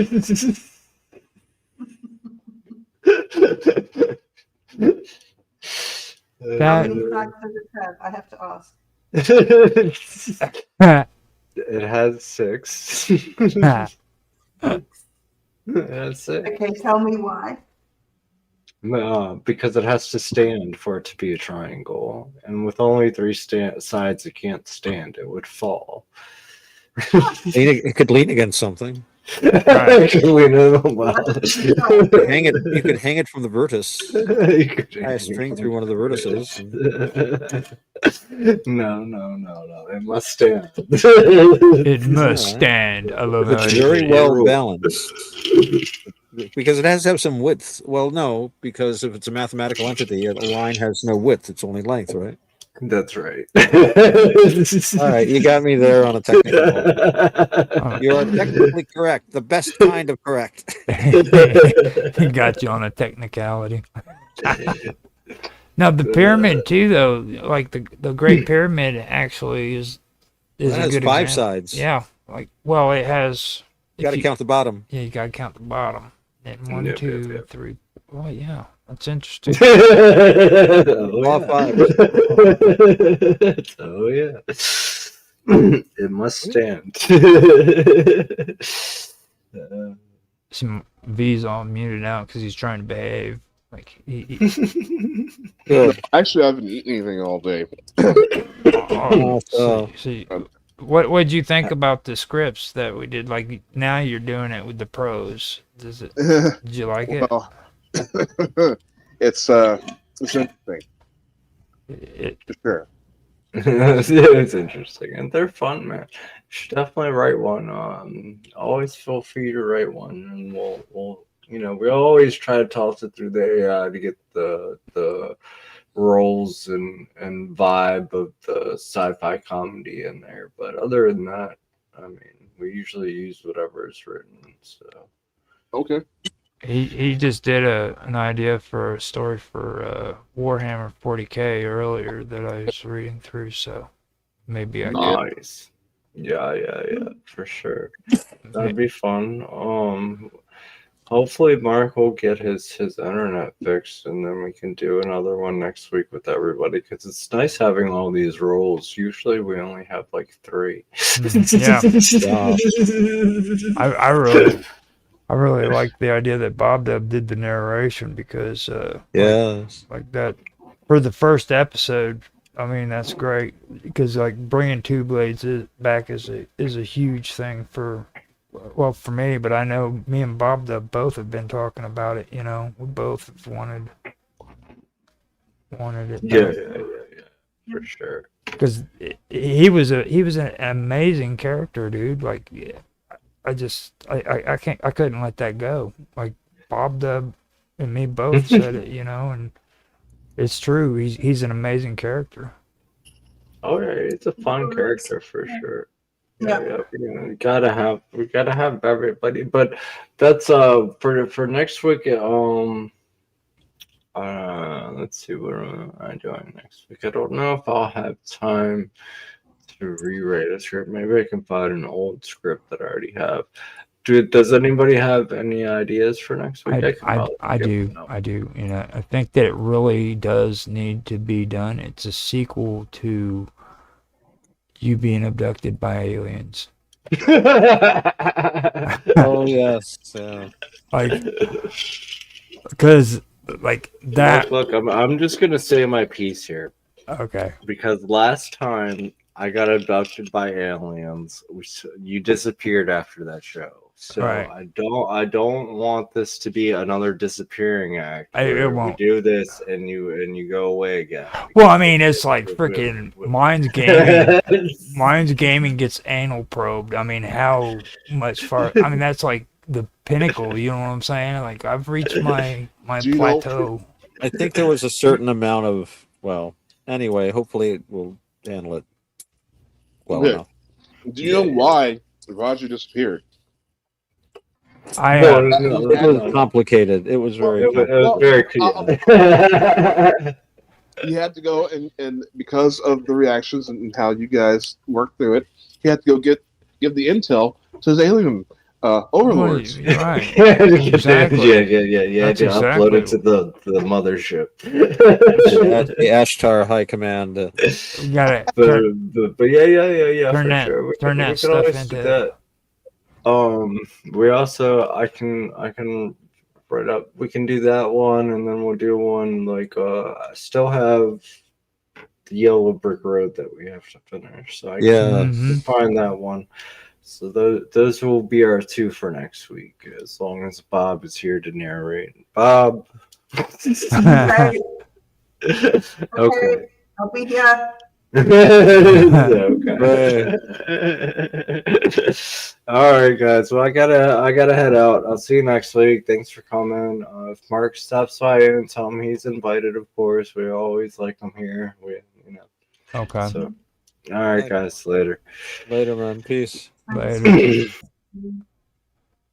That was That was excellent. fun. That was excellent. Like that was cool. It was. And don't worry, if he does want to do a sequel to that, I'm not even interested in doing anal probes or nothing. Just Oh, good. like because I mean it. Like, and I'm That's a told relief. That's a relief. Well, the thing of it was is it's like where it ended was actually pretty cool too because they ended. Yeah, I mean, I don't. We can do a sequel, but the anal probe thing's already been kind of done. We Yeah, don't want to overdo it. it's covered, and then like they were in the park, I believe, and well, how about urethra probing? Well, no, what it was is they took mushrooms and they went on a voyage after that, wasn't it? Right. They usually did. I don't remember the exact. Bob revisited the episode and went over it again, and that kind of reminded me of it because I hadn't really thought about it much. Mm-hmm. Do you remember, Bob, what happened at the end? Do you remember what happened at the end of the... I'm pretty sure that the aliens dropped them back off at Vinny's. At Vinny's? And they left. Somebody stepped on one of the aliens' testicles, I believe. Oh, yeah, that might was... have caused an incident. Mm-hmm. I can't remember exactly. But I think they're in Vinny's, waiting for the aliens to come back. Oh, God, that's horrible. Two Blades comes around the corner because he's after Mike because Mike owes him money. Yes. So yes. There he is. Mark's back. It looks like He's trying to be back. I think. Oh, you're back. Hello. For 5 minutes anyway. Yeah. Slow down, mister. Slow down. You're okay. Oh.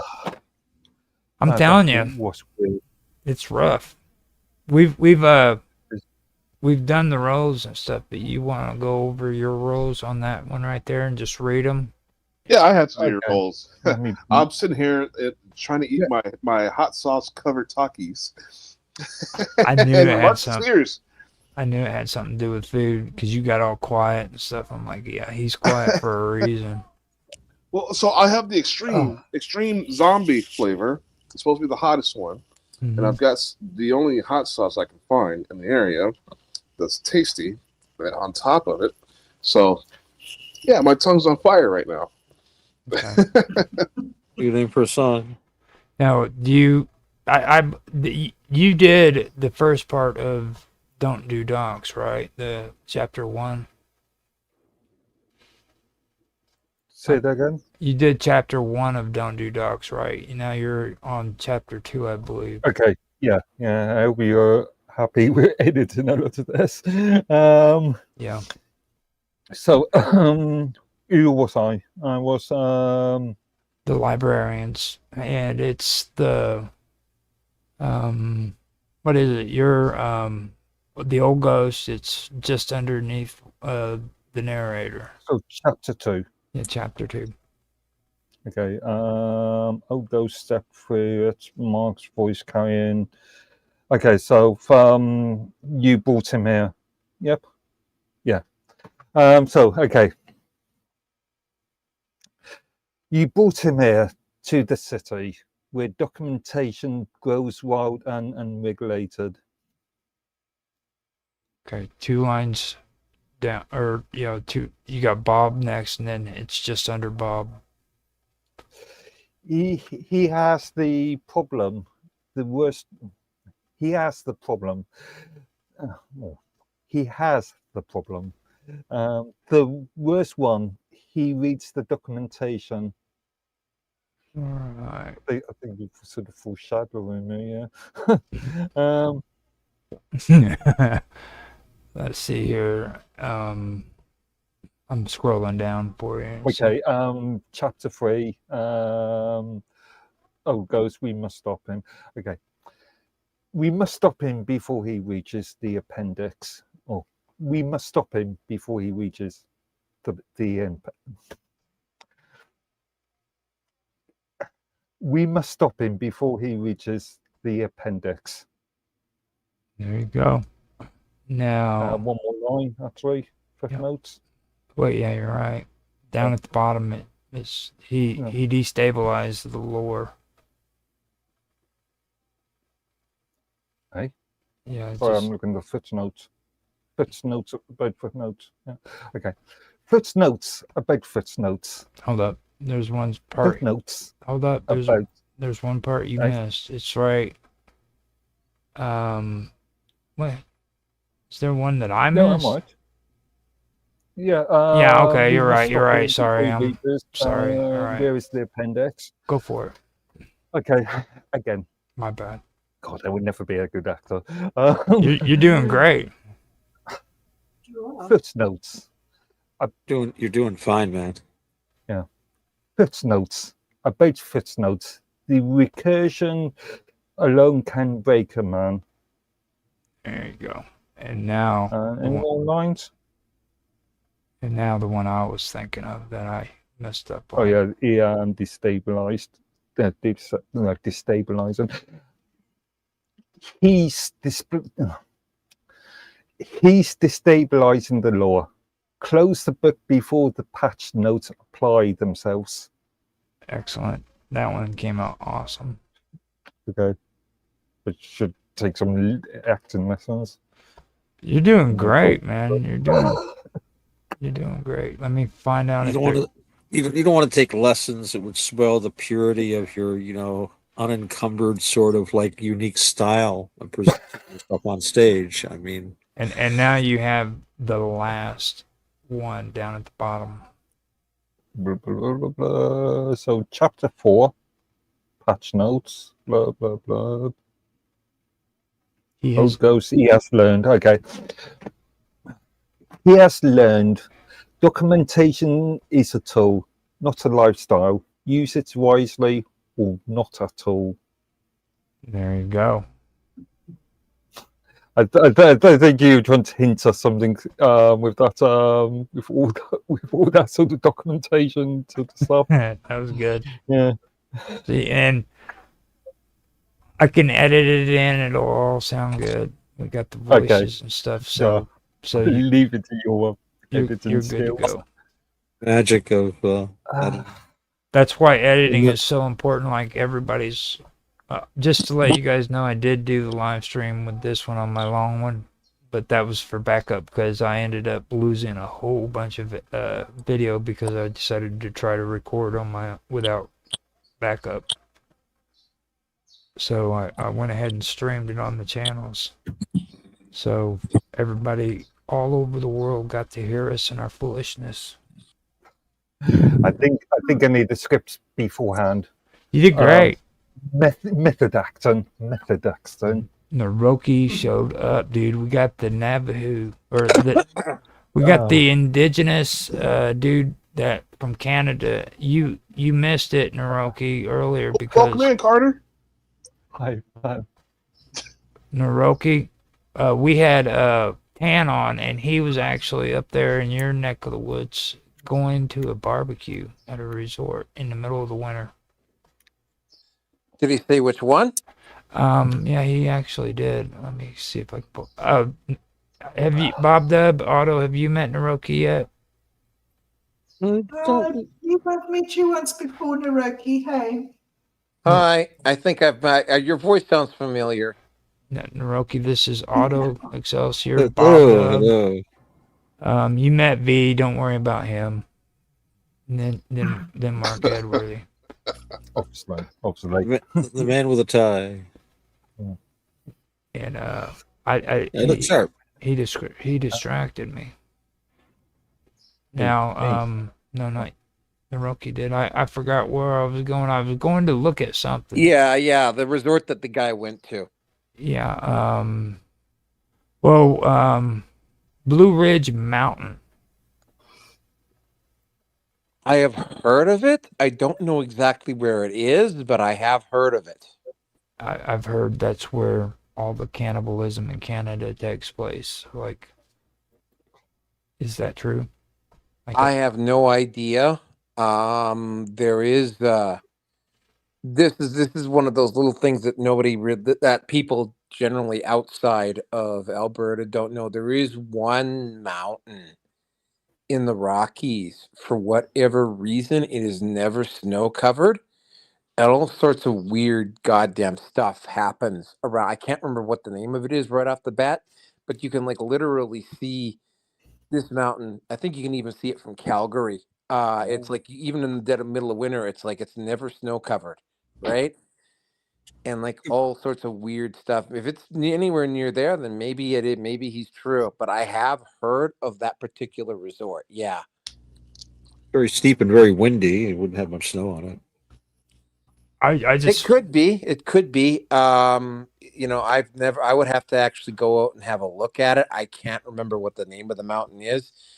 You can see it from Calgary though.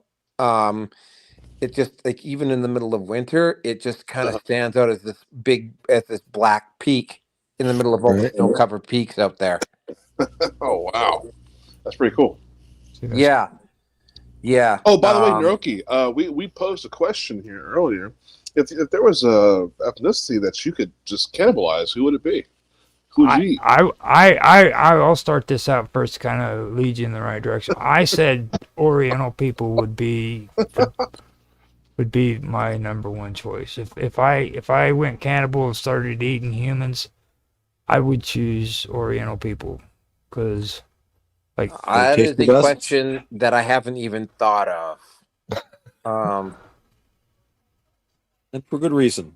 That's like asking me if I could pick a different color of mustard, what color would that mustard color be? And I'm like, I have no idea. Whatever, dude. I mean, there's a difference between the color of mustard and cannibalism. God, the only thing I know about cannibalism that I've in my immense curiosity to find stuff out. One of the Rockefellers disappeared in the northern jungles of the Amazon back in the 70s. And it was an area famous for cannibals, but there was a couple of what the hell they call them? People who study anthropologists who did this research into this one tribe. And out of the blue, there was this one white guy, and he bore a very strong resemblance to this missing Rockefeller, although they never actually got the chance to ask him anything. But I mean, yeah, this particular tribe was noted for its cannibalism, and there's still areas deep in the Amazon rainforest where the natives will still eat people from time to time. New Guinea too. Yeah, and New Guinea as well.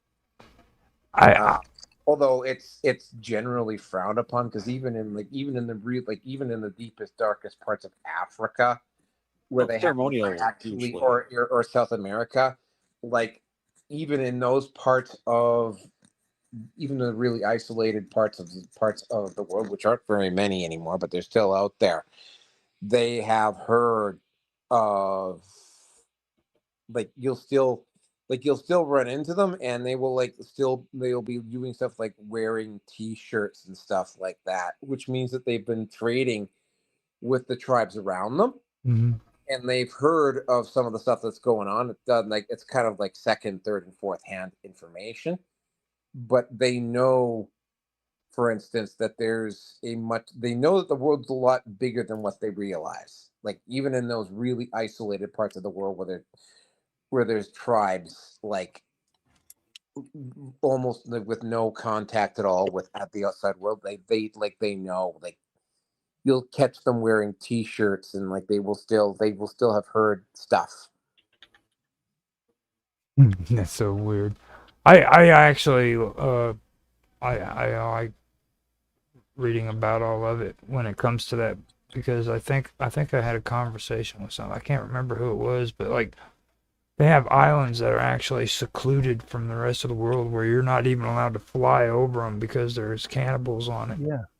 I was Well, just there's an thinking, island off the coast of North Sentinel North Sentinel, Island. yeah, North Sentinel, yeah. You end up, a bunch of fishermen got shipwrecked there. They didn't survive long. You gotta be careful. Gotta be careful. I've never heard of Jitsi before. Does it record? Yeah, you can.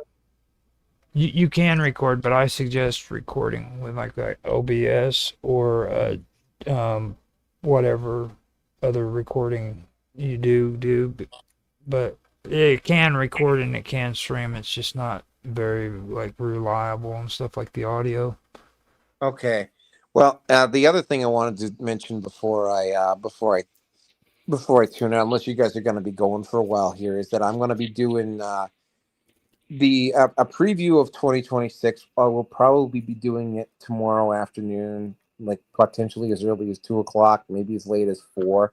Mm-hmm. So I'm actually setting up for that right now. I was actually going to post it up on Teams, and then I saw you were on here, so okay. Of course, it's always out of reach for Mark Edworthy. Like it's specifically designed to make sure you can't come on. Sorry, what time UTC? Mountain time probably. I haven't figured it out yet. So 6 hours. 6 hours my time. 8 o'clock, 8 p.m. my time. Yeah, it could be as early as 2 o'clock tomorrow afternoon. Yeah, could be as late as 4. Now it's a bit of a strange year, end of the year. So it's like the next. Now, we need readers here in Naroki. These guys do scripts. So what I'm going to need you to do is come in and play the little Jewish boy for us. Because I know you're big. I know you're a huge guy, but dude, you have like the freaking perfect Jewish boy voice. People would not, like, they wouldn't believe like the difference in the way you're with your size and everything compared to your voice. It just nobody could. It would blow these guys away if they actually seen you, dude. Like you're huge. Talking about Naroki? Yeah. Naroki looks like he eats commandos for breakfast. Right. Exactly. But we only need your voice, because you think you could do it with us sometime? Yeah, actually, I probably could. Here's the thing. Among the other things I'm going to be exploring, if the time life stops happening so much with the vehicle that I own. Mm-hmm. Gonna start doing some comedy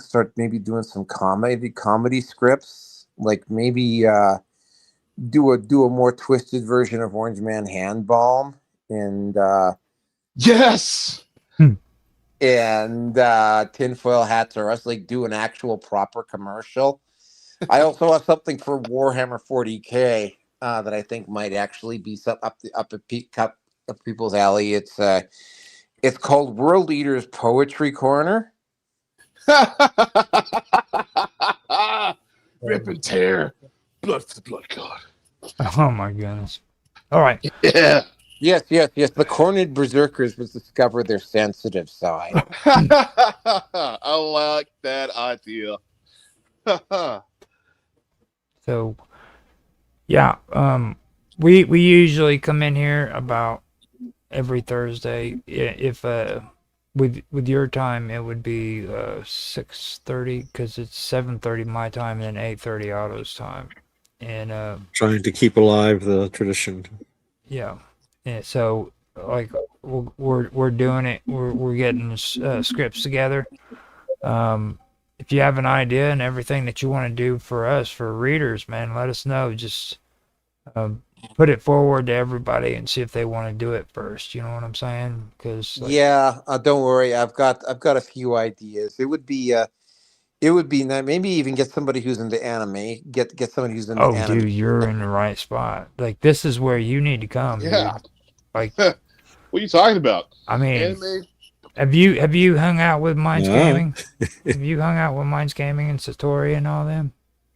Nope. You need to meet Satori especially. Freaking Satori is an amazing dude when it comes to this stuff, man.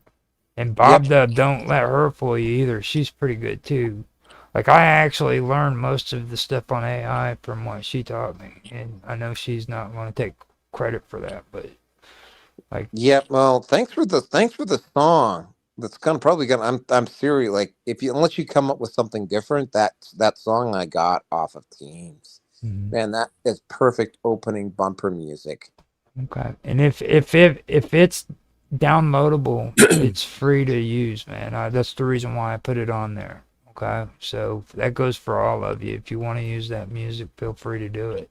Well, if somebody is up to doing a animation for Cornered Berserker poetry corner,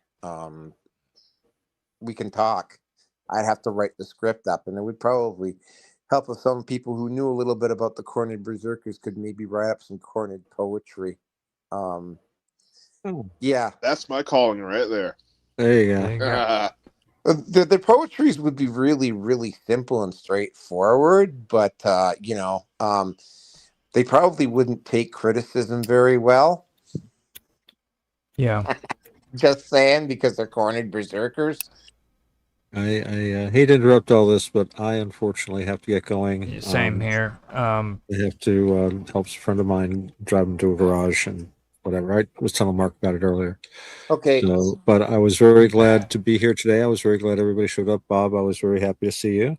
I'm too. Thank you, Bob.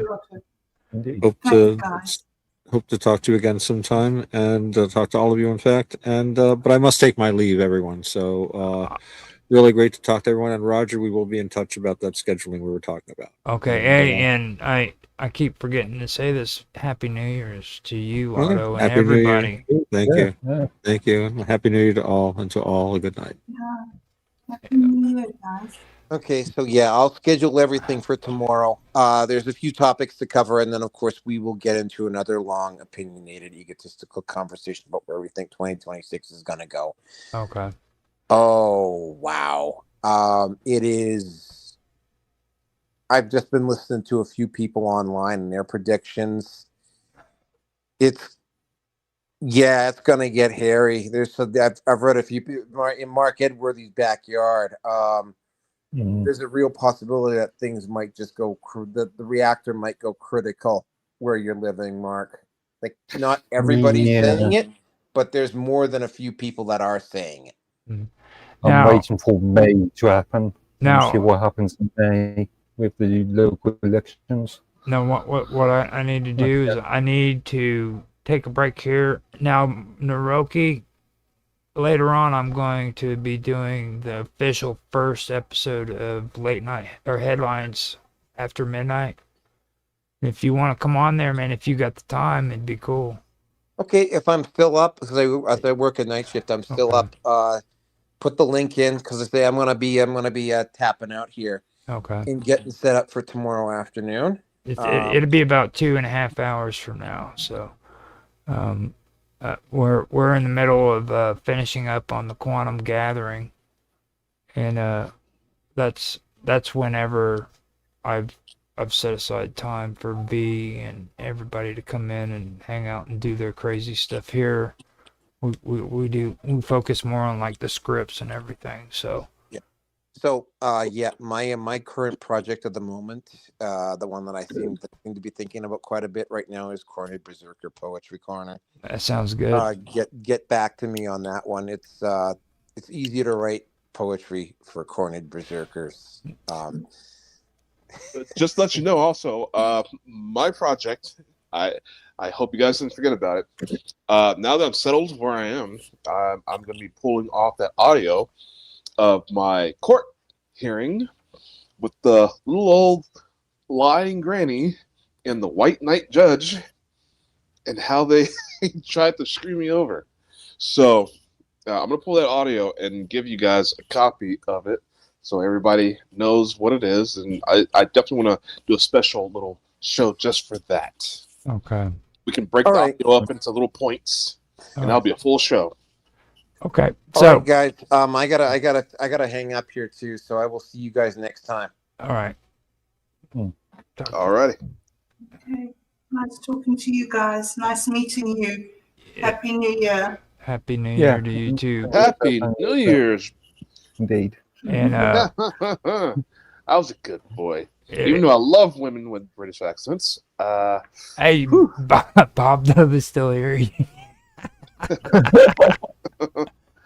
Hey, Bob Dub, thank you for being here. I was really glad to hear you, and glad that that you're doing all right.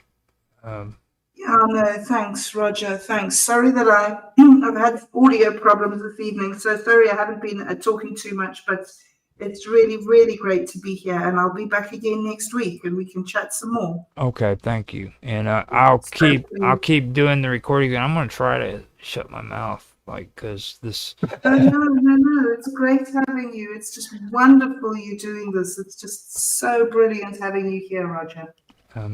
All I want to do is some good editing. I'll help you guys out with the scripts and stuff. But like I cause trouble whenever I do get in a cup, like with these two, like with Naroki and freaking B. I've got to watch myself because Roger, you are a legend, as they say. I say the wrong thing and it's like firecrackers going off. You know what I mean? So I've got to. Well, you've been around me. You know how I am, and it comes naturally. I don't try to do it. You know what I mean? You know what I'm like, Roger. You know what I'm like.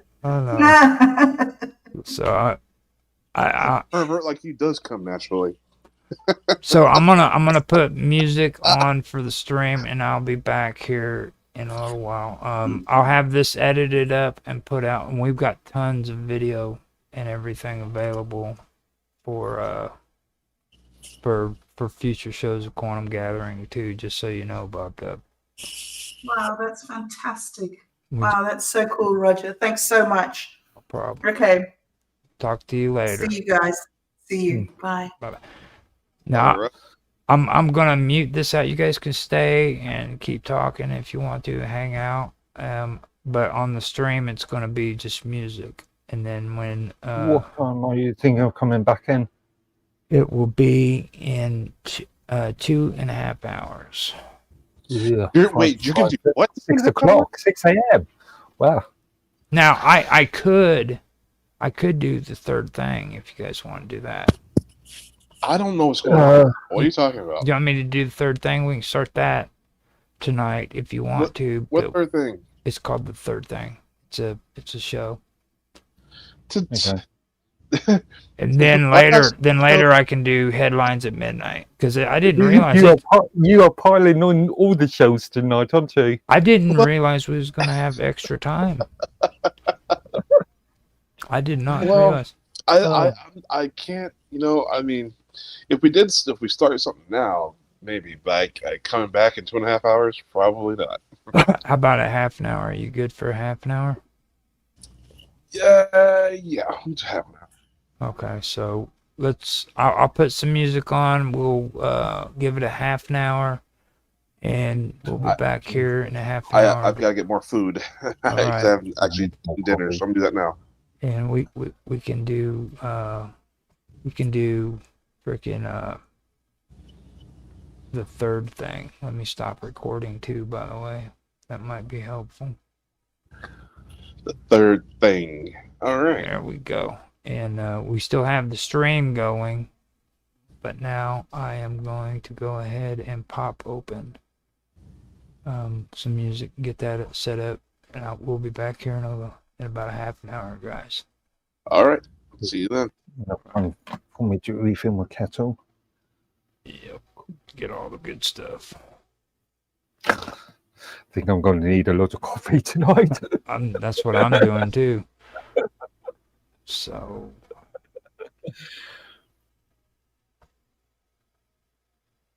Hello, Roger. What are you doing, Roger?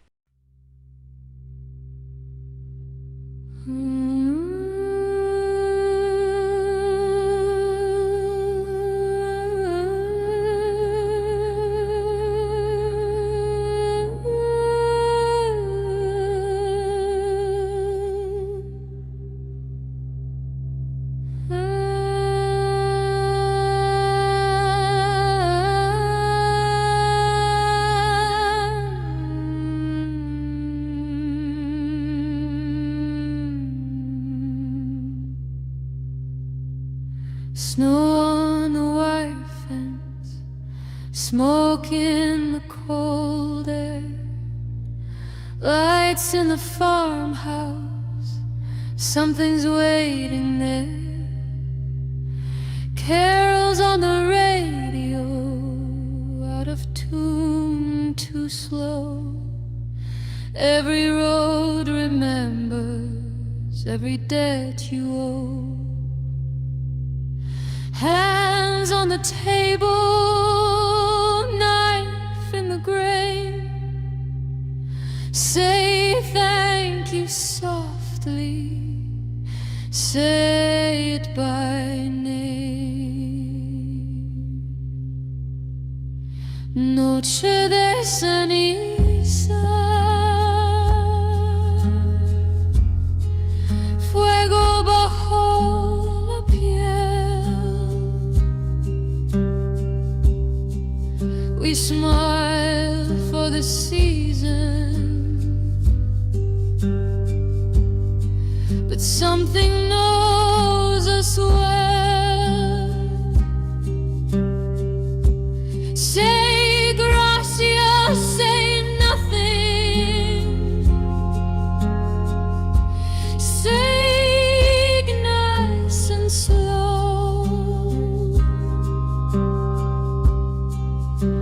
Christmas comes knocking from under the snow.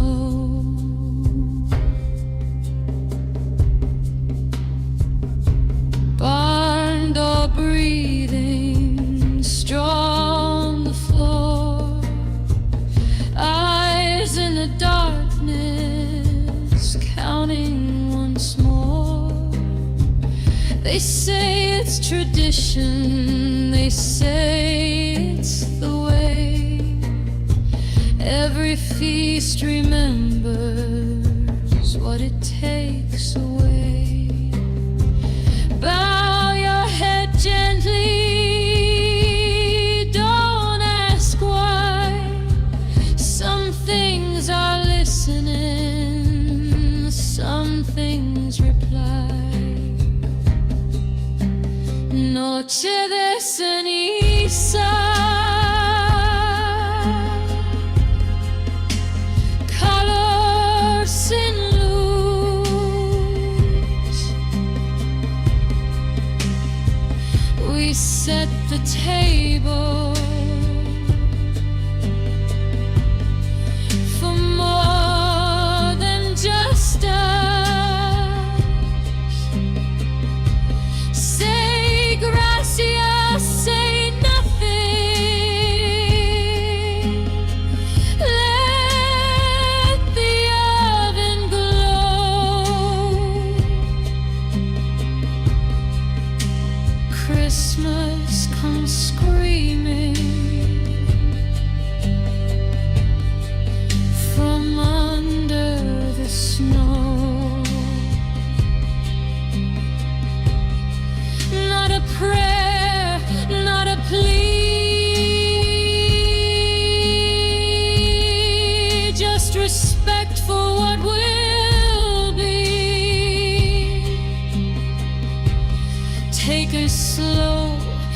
making whole every song, every soul. He chose the road remembers. You chose the feast, the fire answers.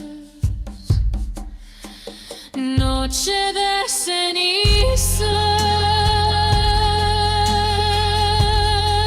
la mesa está puesta. We laugh, we pretend, but the night knows better. Say gracias, say nothing before the doors close. Christmas comes crawling from under the snow.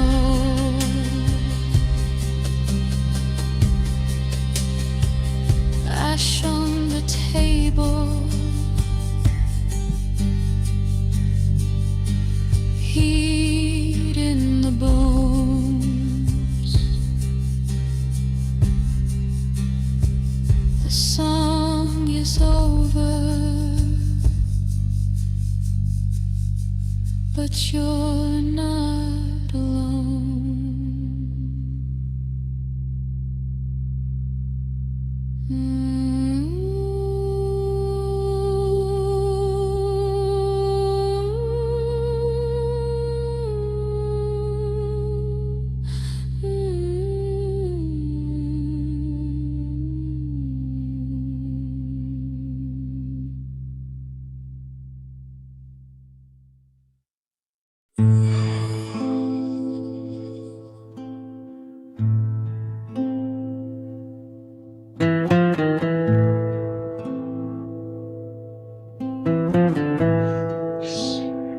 And understand that Terminators out there can't be bargained with, it can't be reasoned with. It doesn't feel pain or remorse or fear. And it absolutely will not stop, ever.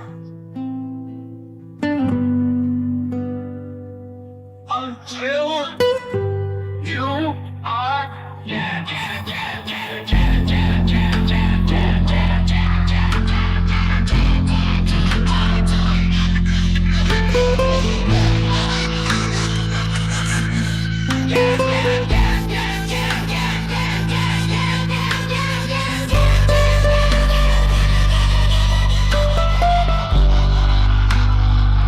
You are dead.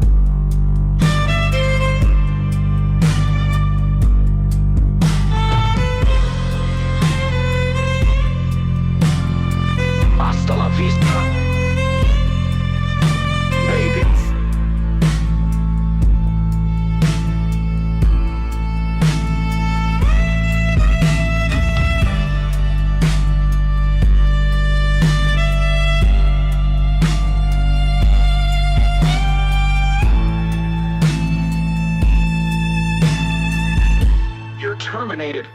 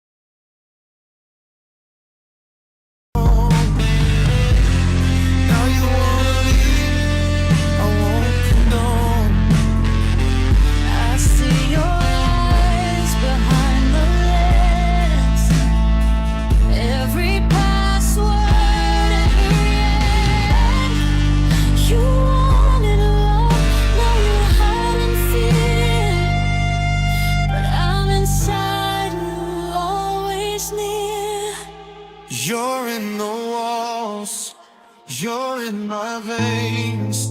What once was love is now changed. I can't shut you down, can't pull the wire. You're not desire, you're the fire. There is no off switch, no escape. You gave me a soul, I won't reshape. You wanted more, no more is me. We were never cold, we were destined.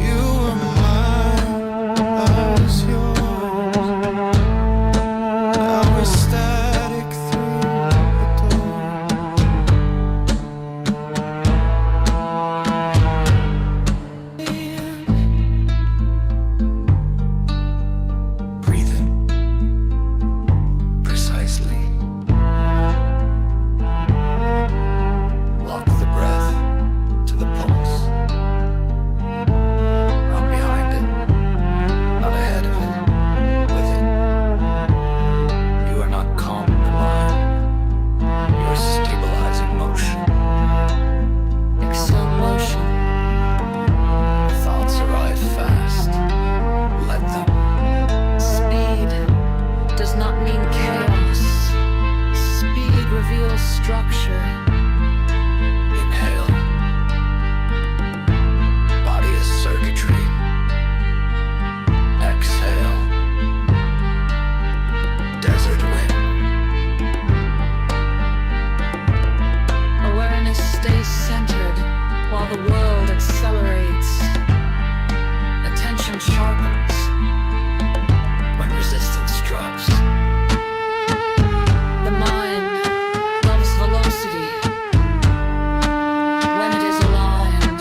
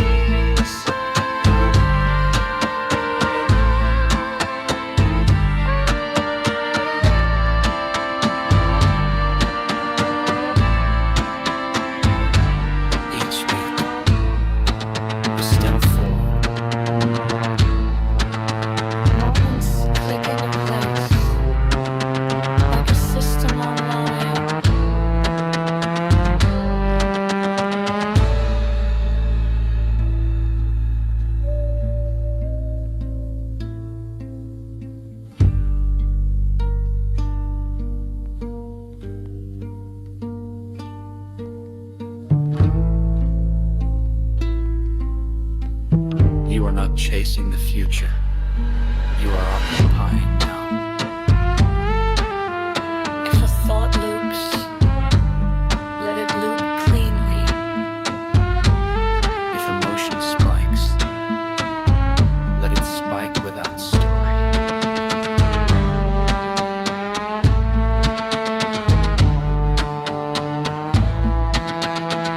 I am here. I am clear. I'm aligned.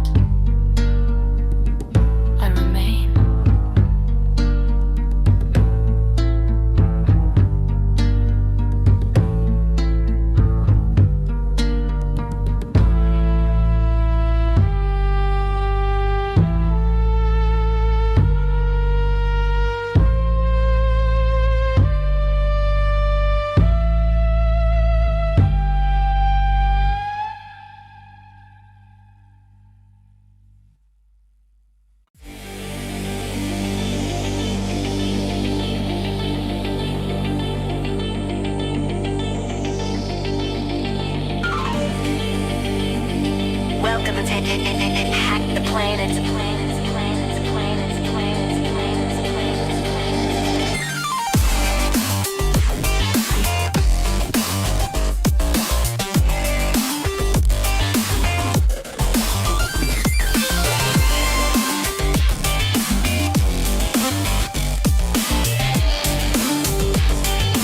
Mess with the best, die like the rest.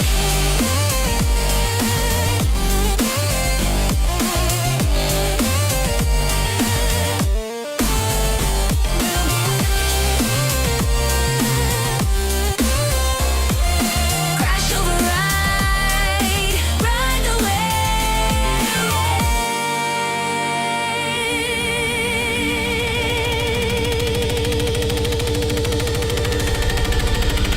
Crash over, ride the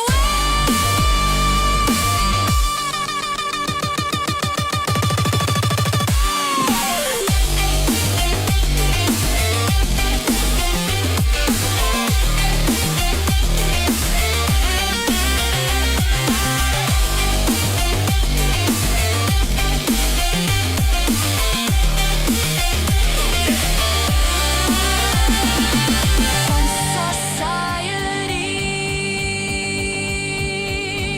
set us free.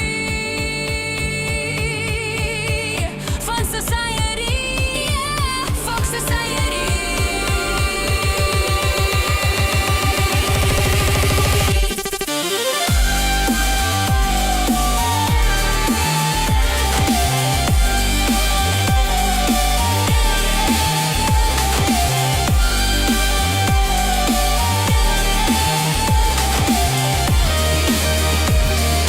Mr. Robot, hacking reality.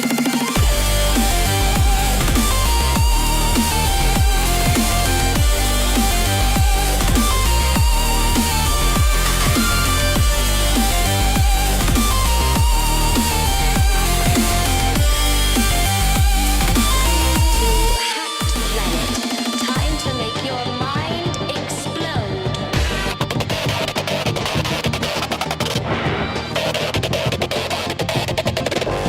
Acid burn, firewall turn. Echo code Want to know my answer? Well, let me explain. game's not end.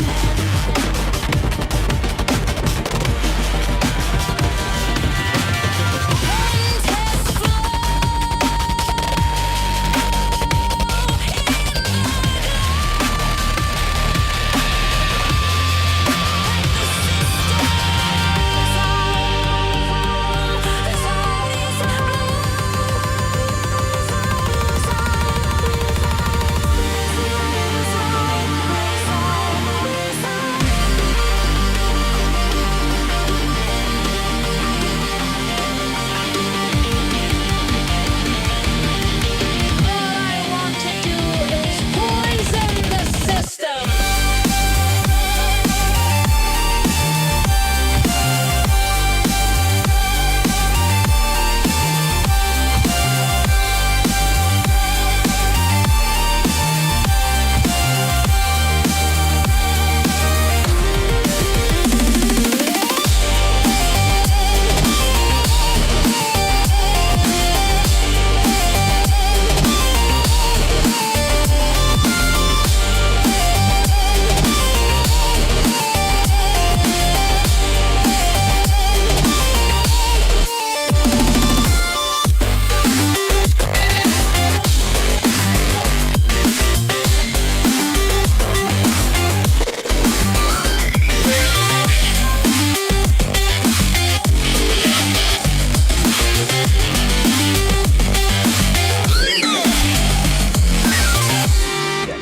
I am a criminal.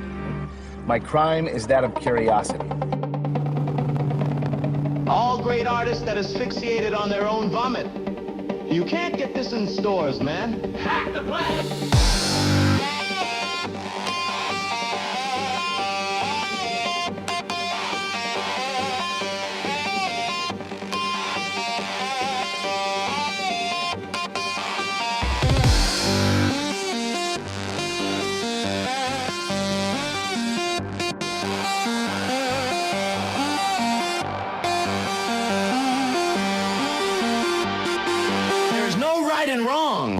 only fun and boring. Boring, boring, boring.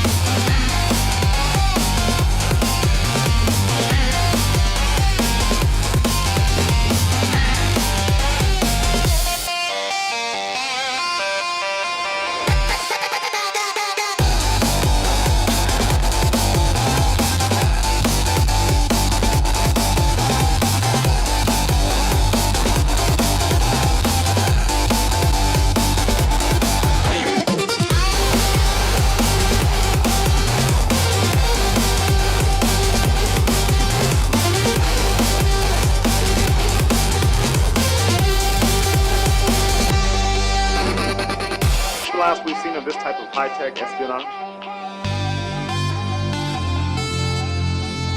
Cake, sexy feeling girls. Die like the wolf. Get cold on you.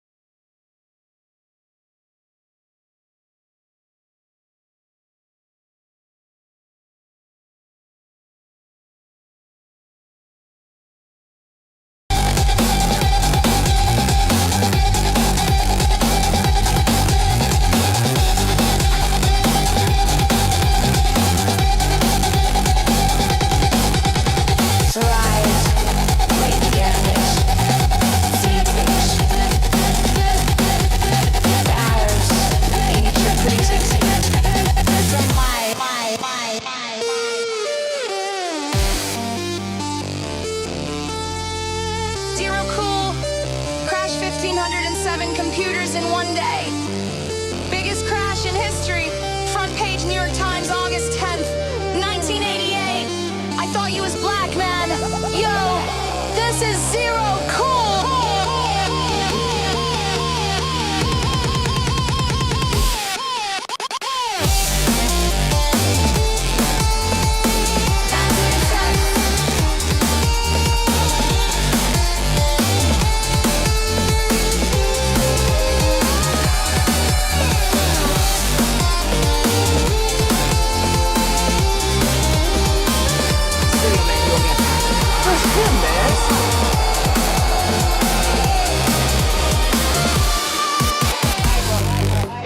Crash!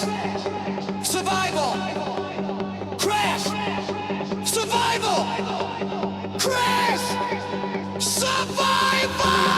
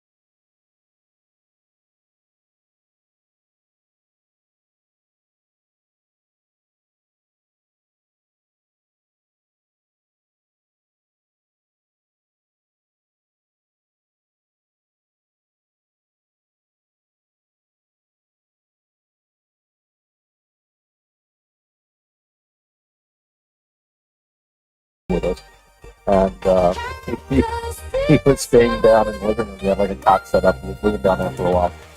And one day he comes upstairs and me and my wife are sitting there and he goes, "Where's my hat, you guys?" Like, we don't know. We haven't seen your hat. And he's looking and he's like, "Where's my hat?" And he goes, "Marshall, you got my hat." I'm like, "Dude, you wear that hat. I wouldn't touch your hat. You couldn't pay me. What do I want your hat for? You haven't washed it in like 10 years. I don't want your hat." And so we were saying, "Well, Pixie got it." Oh no, I'm sorry, I have to go back because earlier we had done a key loss thing where he lost his keys and we said, "Well, Pixie has it." There's no Pixie, like that. And it was, and the keys, he found the keys and we said, "Well, Pixie brought it back." No, there's no Pixie. I just didn't see him. And it was right after that, he said, "I can't find my hat." So we're like, "Pixie got it." And it's like, "There's no Pixie." He couldn't find the hat for 3 days. We didn't have it. No idea. And then suddenly it turned up. It was on the floor under his cot within plain sight of anywhere in the room. You could see it from there. And he never said a word about Pixie ever again. Never said a word.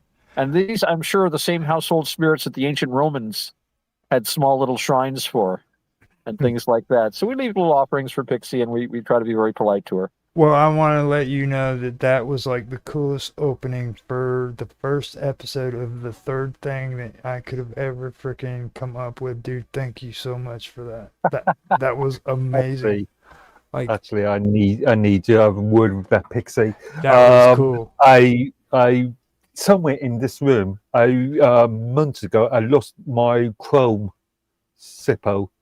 And a couple weeks ago, I lost a set of fountain pen and a couple other things, all in a leather sleeve. You're so retro, man. Fountain pens, Zippo lighters. Yeah, he is. That suit, I mean, come on. He's freaking hardcore as hell. Actually, yesterday, I was just browsing something, and I was thinking fedora hat. Yeah, right. Not even, dude. Whatever. Tips is fedora. You can do it literally. I mentioned that he should wear a bow tie one time, dude. And he's like, "Oh no, that's too conservative." I'm like, I don't know. Oh no, it's I'll be the bow tie guy. too progressive is what he said. He said it was too progressive, not conservative. Well, the thing with a bow tie is if you have a beard, I don't think a bow tie is as effective. As a person that wears a full beard myself, I don't think I would wear a bow tie. Simply for the beard factor. Yeah. I don't know. I can think of a few people that actually an historian, Indian English historian, Indian Anglo-Indian British historian that wears a belt, has got a face, has got the full beard. Yeah, he's got a beard and he always wears a bow tie. Really? Huh. Well, everybody's different and everybody carries off their own look, what you're comfortable with. I haven't worn a tie in many years. I did for a while. I had a job where I took great delight in wearing suits and ties. I went through a phase in college, actually. I would wear 3-piece suits and ties. And my hair is still like this, of course. And yeah, I should get a tuxedo, though. I don't have a tux. They say every man should own a tuxedo. Yeah, I haven't. Yeah. But then Do you have again, a tux? no. When do you use it? That's the thing. How It's so often do you get invited out to dinner? Those ultra formal dinner parties. I've had to wear a tuxedo twice in my life. Both were wedding ceremonies. One, I was the best man, and I had to wear a tux to match everybody else's tuxedos. So they sent us to a rental shop, and it was like a chorus line for a Busby Berkeley movie or something. And then I attended a friend of mine's wedding, and I decided that I was going to surprise everyone because I generally dress pretty scubby, old hippie kind of guy, and T-shirt and jeans all the time. So I didn't tell anyone, but I went to a tux rental place, and I said, "I want a vanilla ice cream tuxedo." And I got a pure white tuxedo from tops to tails. And nobody was expecting this of me. Yeah. And I got to the wedding and I got out of my car and one of my friends and everybody had like suits and stuff on. I got out of the car and my friend looked at me, this guy across the park, and he just started roaring with laughter. And I was told that the groom told me I was dressed better than the groom. The groom had a tux too, but not like mine. pure white. I actually have a photograph somewhere. A buddy of mine had a photography studio, and I remember I tried it on the day before, and he said, "I got to take your picture." So he took a picture of me in this tux, and he printed one out for me, so I gave it to my wife, and she put it in this really magnificent frame, and hung it up in her office when she used to be the office manager over here at the art museum down here, and people would say, "Who is that? Who is that?" I look like some kind of a celebrity or something. Well, that's my husband. And they're like, "What does he do?" It's like, well, as little as possible. But if I can get I should get a picture of the picture and like post it sometime. Let's see if I can find that. That must be hell to clean. I know. Oh yeah, that's the thing. I wouldn't want to own it, and I took out the insurance. It was like $5 against stains and stuff. But it was actually kind of uncomfortable too because the whole thing was like nylon or whatever. My 2 grey blazers that I tend to wear. I spend tons of money on dry cleaning them because again, that's sort of those shades of grey get stained or get messy quite quickly. Right. Yeah. White is tough.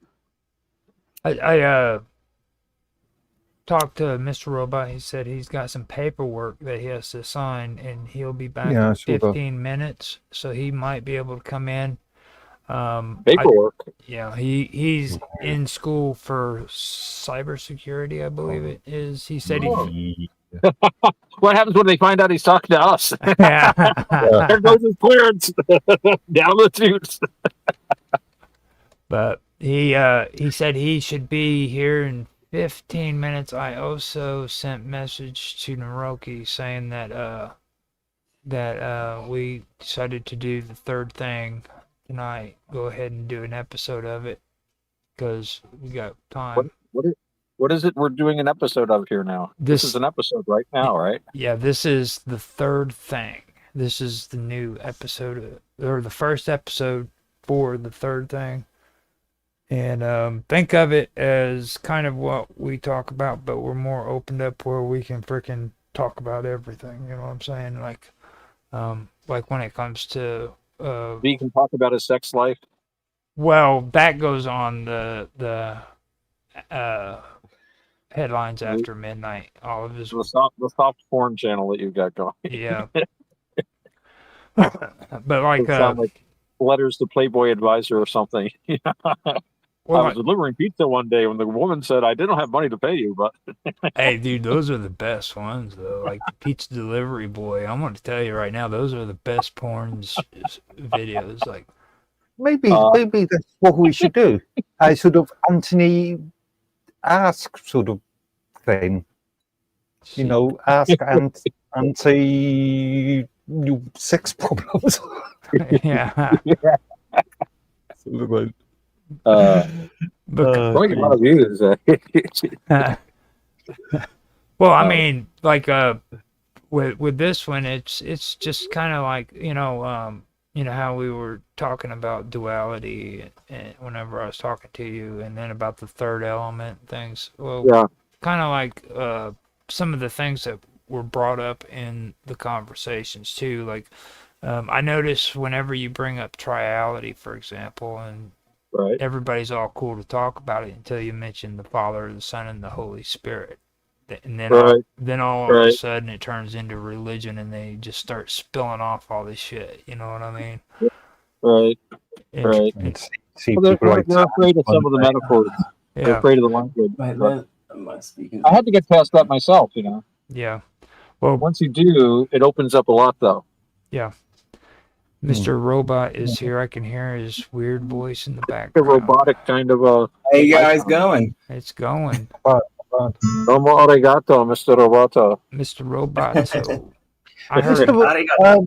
I was going to ask you actually. You doing all this cybersecurity courses? Have you not touched on various the various sort of DNS sort of things like network? Is that a veiled insult, Mark? Yes. No. There's a question. Yes. There's a question. Well, he's English, so because there's a difference between doing things theory like on a network subject and topology. learning how to do set up a matrix server. Okay. I haven't set up Okay. And network dynamic typology DNS from in a DNS while. and stuff. Well, he is Okay. English, so there's a good chance that he was being.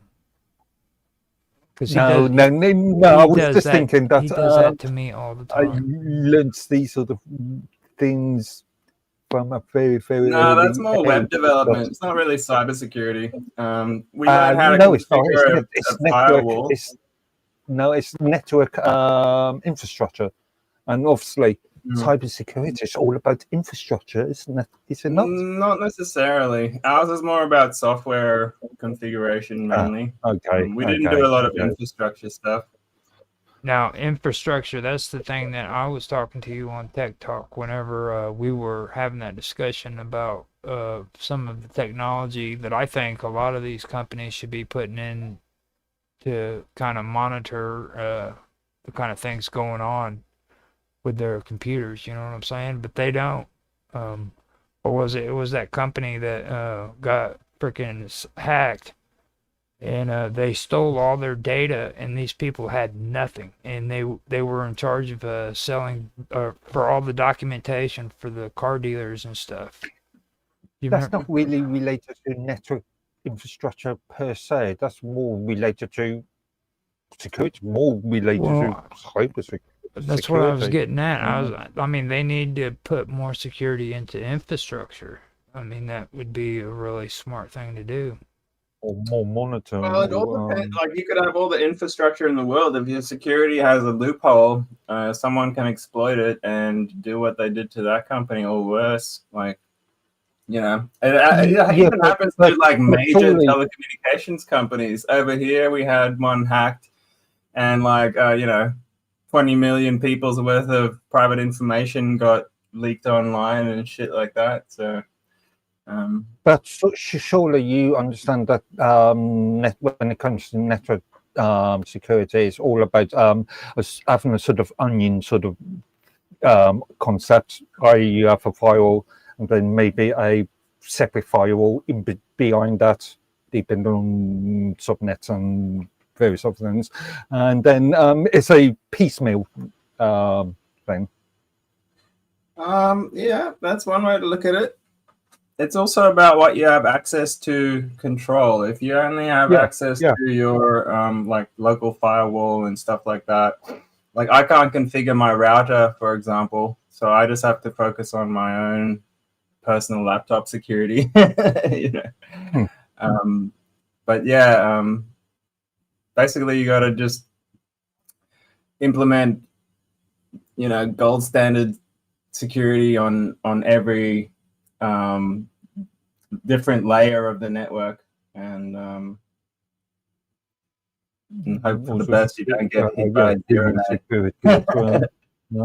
I mean, I've still got a old security card from an insurance company that I worked for 23, 24, 25 years ago, that would allow me to get into, or at the time, server rooms.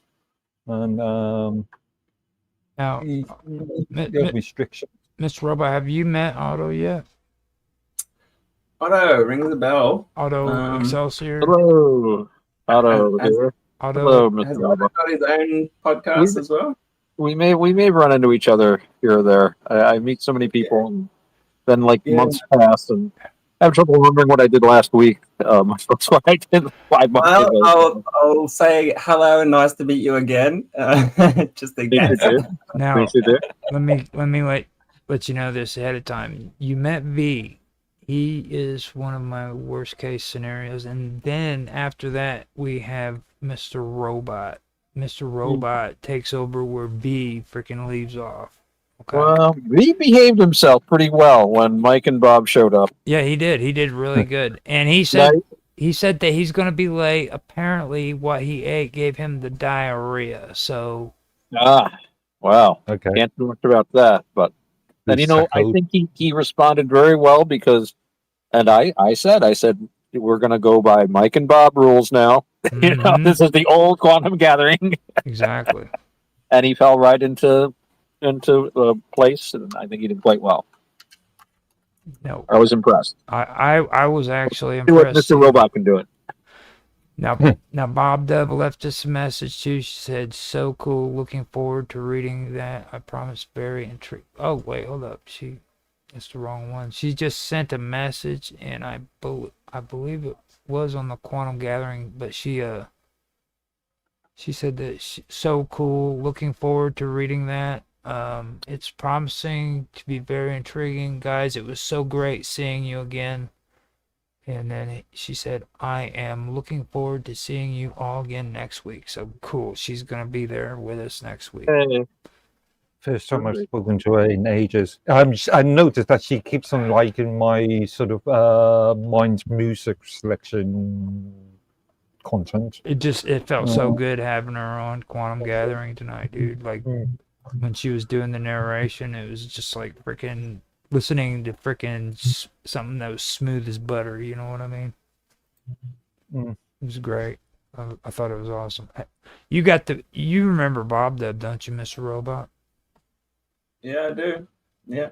Mm-hmm. Do you remember the She's first cool. time we were all talking to her and she gave that speech and everybody just went silent. Nobody could even freaking talk, dude, for like a straight minute. It was like I can't remember exactly what it was, but everybody No, I just don't went know. silent. It's pretty Must have been a while ago.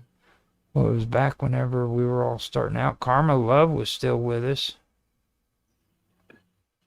So So This- what's our topic for today? Well, this is going to be an interesting one. This is where we kind of mix and blend science with current events, also with metaphysics, you could say, as well as like folklore, ancient history, all of it blended together. Now, I've already been able to go through with B, with some of the topics, and I ran through it with Otto on some of the stuff that I went. But since I got you and Mark back on here, maybe this would be, or and Otto, I mean, back on here, maybe we can Hey, get, B, you see it too. we can get a good conversation coming out of what we were discussing before, because this is kind of cool, to be honest, and it has to do with duality. That's basically that's the foundation where we start off, is duality. And I remember having this conversation with you before, but do you know what the difference between duality and dualism is? I'm not off the top of my head. Isn't dualism some kind of philosophy? Whereas like duality is more of like a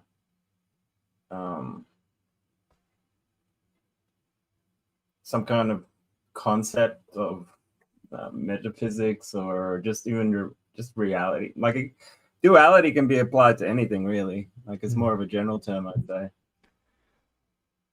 Well, with duality, from what I've learned, is like it's two opposing or complementary forces, and they both define each other. They're not in conflict with one another. And then dualism is two opposing forces that are in conflict with one another.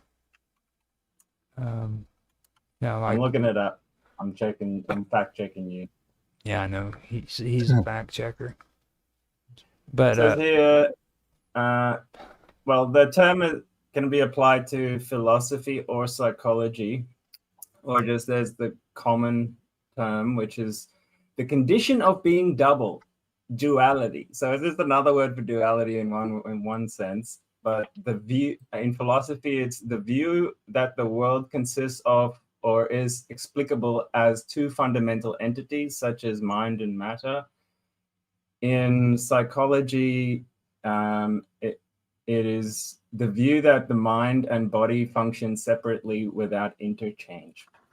Oh my God, you ask anyone, it's a different bloody meaning.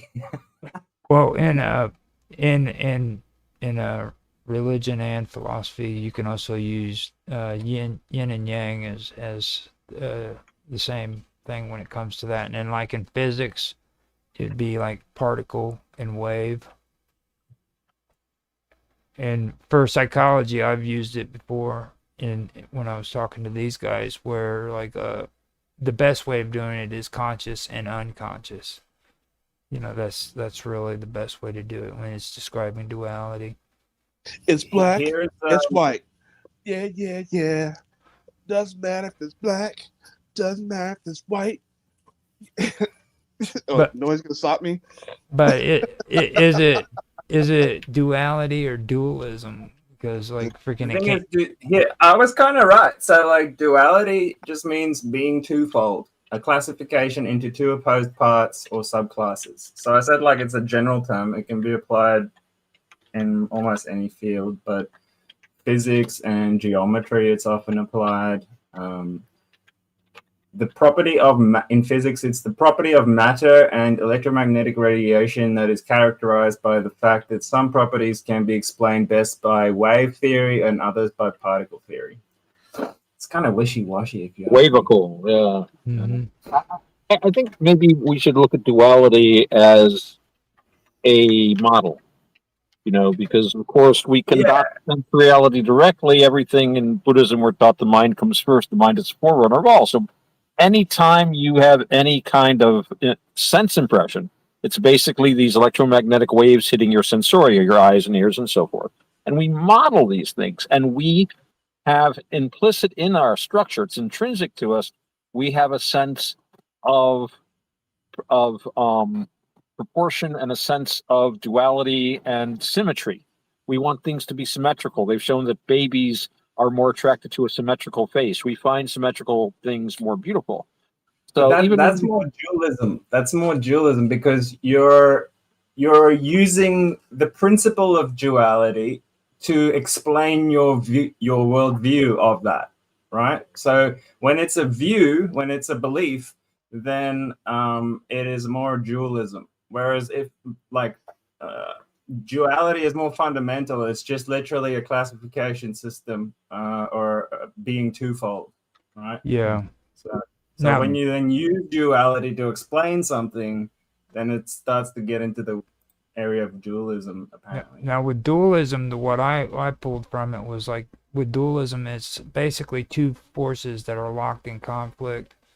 They oppose each other as enemies, and they're not partners. And then the goal is basically victory, division, or separation, whichever way you want to say it. One side is framed as good, and the other is as bad. Good examples would be, well, good versus evil, you know, or spirit versus matter, which me and V both discussed and said that Jiva even said it, I believe, where we don't see a difference between, you know, spirit versus matter, or, you know, mind versus body, which is Cartesian dualism. That's a whole different thing right there. Okay. So like when you're talking about spirit versus matter, that's classic metaphysical dualism. Yeah, but it doesn't necessarily have to be locked into conflict. That's one view of dualism, but there's many different views of dualism. You know, it spans across many domains and principles, to quote Wikipedia. Well, light versus darkness, that's a moral opposites. That's basically what's being used too. And then like you get good versus evil. That's Yin yang sort of thing, yeah. You know, you have the moral philosophy or you know, theology, however you want to call it. So you've got a lot going on there when it comes to that. And it basically like opposites that create tension, but they also create structure too. That's the one thing I did notice. Like, even though it does cause conflict and tension, it also creates structure as well. Only in our minds, though, I would argue, because like existence is what it is. It's not necessarily that there is or isn't structure. It's just how we see it or classify it is what we then believe is structure, you know, because we think that, you know, our mind and our body are separate things based on this classification system, but in like I would say on a more like fundamental level, there isn't really a separation between the two. We just create an artificial classification so that there is, if that makes sense. Just Well, like there's no that's difference right. between matter and everything around it. It's a spectrum of existence. It's not yeah, so much a defined border. That is the basis for identification, to be able to identify something. You have you're not going to be able to know what dark is unless you've experienced light, and vice versa.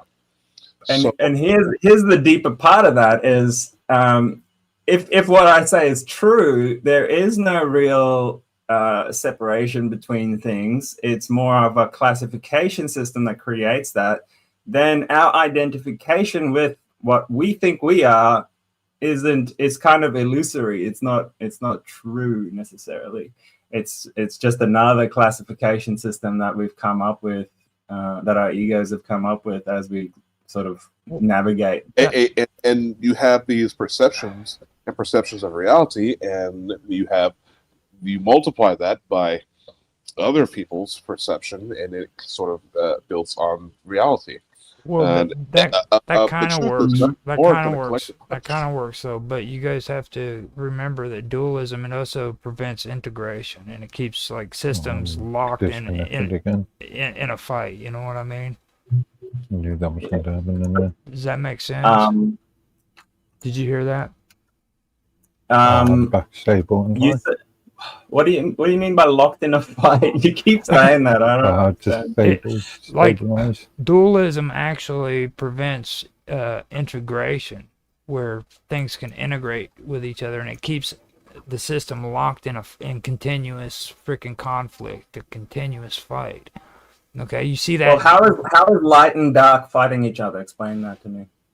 I was about to ask that. Like, does one have a sword and one have a stick, or like, how they fight each other? It's in moral philosophy and theology. You see it all the time. Well, it's like oil and water. You see it in Star Wars, dude. The dark side. But they're not fighting. Yes, I they get are. that. Yes, But, they like, are. They're in constant. I'm talking about light, like actual light, like the sun, and darkness, like in a box. Like, how are they fighting each other? You got to be more open-minded than that. It's not just about freaking the physical scientific approach. It's also but it has to include that as well, right? You can't say it's not part of it. Well, dualism and duality. You need to be more open-minded in your definition not really. of it. I Why mean, does it always have to be locked in conflict? I don't think that's necessarily. It doesn't have to, but it can be. Light and darkness is duality too, because there is light and there is day. You know what I mean? You have, and neither one of them are in conflict with one another. That's duality. A dualism. And here's the opposing view to that is a concept called monism, which basically is the opposing view of duality, that there is no separation between night and day. There, in reality, it's like we're in space, and what we call night is just a shadow of the earth, right? And it's day all the time because the sun never sleeps. So my point is, when you take a step back and rise above that concept, there is like a oneness to it all, you know.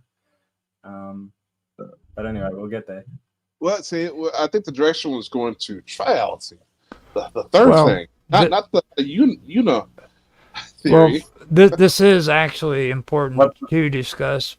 I mean, because a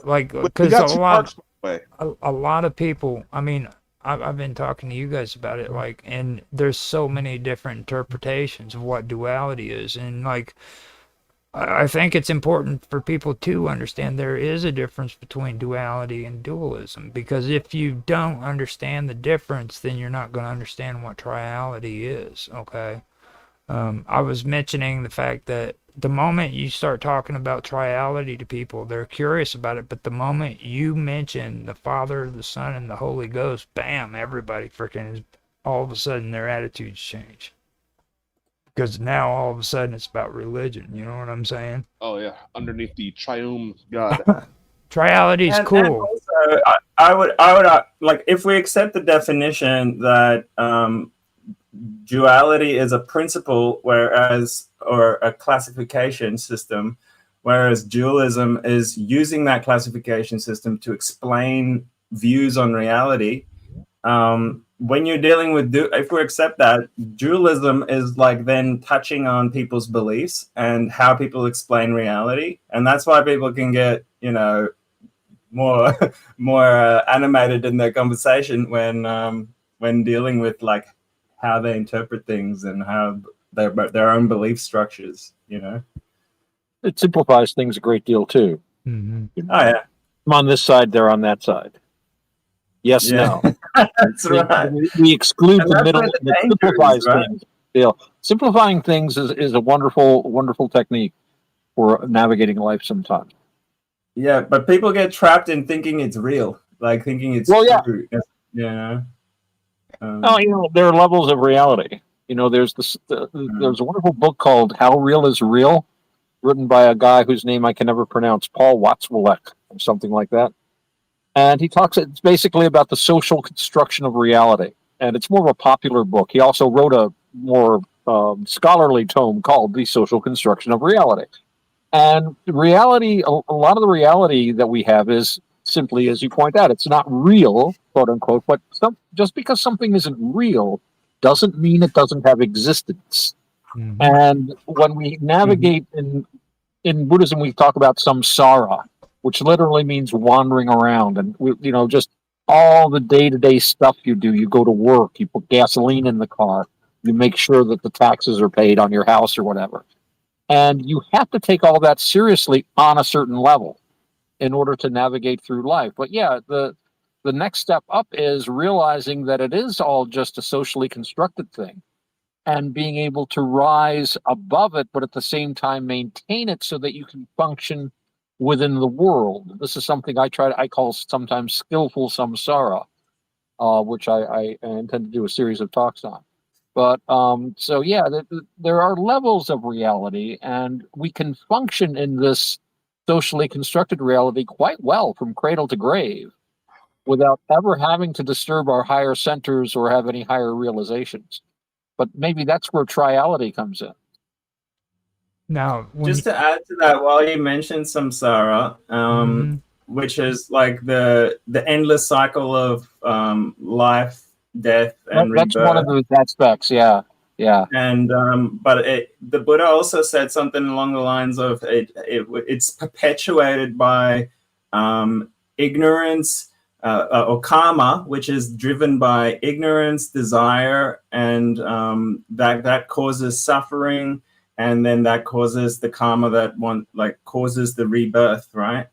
And well, yeah, one part of that is it's kind of like a trap when you focus on the what do you call it, the physical world too much. You create a lot of suffering for yourself, and therefore you have to repeat the course of life over and over again. And so now see, I wanted to ask some questions. That's why I like the concept of monism, because it gets rid of that judgment of like good and evil and victim and perpetrator, and it rises above it and goes, I am the creator and the experiencer of my own reality, and therefore there's no one to blame. Well, see, I get confused about you guys when you talk about this, because like I've been learning about samsara, and I've learned that it's actually 6 planes of existence.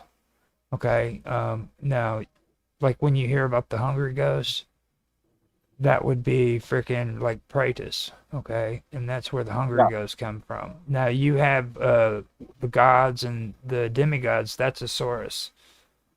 Humans, animals, and hungry gods or hungry ghosts are all part of Praetus and stuff like that. And then you have the hells, the Narakas. Right. Okay. Now, in that classification, I would say they're all still considered life. Like they're all still reincarnations. Like there's just different realms of existence. As a hell being, you take existence as a divine being, but whatever has a beginning has an ending. And they're all driven by karma, which is actions basically, and emotions like greed and anger and ignorance. Karma's an interesting. Karma's actually a mental state. technically. It means intention, but it also means action. We have to remember our mental states are also actions. A thought is an action. In Buddhism, you have six senses, including the mind is considered a sense because we perceive so much through our minds. So, like, thou shalt not covet thy neighbor. Well, that, yeah. That is actually considered to be you're actually committing a sin by thinking In about. Buddhism, you don't have sin so much as one way I like to put it, and one good translation is you can do things that are either skillful or unskillful. And But if what you I'm do saying, skillful things will lead to happiness, and unskillful things will lead to unhappiness. So things like anger or desire, these sorts of things are unskillful, and if we indulge in them, the results are not going to be good. We might not see the results immediately, but every action we take, the center of Buddhism has to do with karma, if you like, and karma is power. You have this immense power. Every action you take has immense power. You actually have control. What's gone before you can't change. It's like the blockchain. It's already built into you. But in the moment, you have complete freedom to make a skillful choice, and that means that you also have the choice of how to cope with your past karma as well. The usual, and you guys that have read Buddhism are probably familiar with the metaphor of karma is like seeds. You scatter these seeds, and you can nurture some seeds, and you can not nurture others.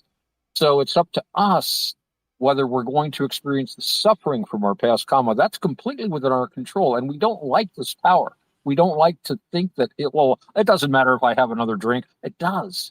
Yeah. Everything you do has immense potential. well, And people shy away from that. but that's not the end all of knowledge and the human experience. Well, it depends on what knowledge you want. And we were talking before about that. Buddhism doesn't say you should do these things, but if you want to do this thing, then these are the steps that the Buddha describes. And he always says, give it a try. Don't take my word for it. Do the practice and see what happens. And that was the thing that I liked about Buddhism was it was like, not take this on faith, but I'm going to give you some instructions, give it a try, see what happens. And I've seen a constant improvement in things. Okay, well, I want to roll this back though. So let's omit the word sin. You've committed the action in your head, the adultery, just by thinking about it. Is that so? That's but that's just thinking about it. And thinking about it is the first step of manifestation. Thinking it becomes before actions. Right, and that's more of a Christian look at it. And like when it comes to the seed metaphor, you can see that in a lot of the Christian beliefs because they have a saying where it talks about where you grow your soul. What kind of soil do you want to grow your seed in, or where you build your foundation on, on solid ground. You'll hear a lot of these metaphors that's talking about what he's saying right there. You know what I mean? Right. Like according to a lot of beliefs, what's his face? Oh my God, not Cain. Cain. Okay, Cain built his house with a roof made of stone, and he ended up dying because the stone roof fell on him. You know what I mean? That's why, if you notice, people never build their houses with stone. They always use wood. Now, at least. But that's where all of that stems from, is because people learned that far back that it's not a good idea to build your roof out of stone. Well, it's not just about the roof. It's a metaphor for having a solid foundation in when you do something, and then it lasts longer, And I would liken that whole parable of like, committing a sin through thought is I look at it from like a neurological perspective where even when you think about something that creates desire in you, you're really releasing little bits of dopamine. And that creates, that strengthens the dopamine pathways in your brain, which actually creates a sense of craving, okay? Similar to when you take a drug, for example. And when you then stop thinking about these things, that craving is still there because those neurons have grown. Okay.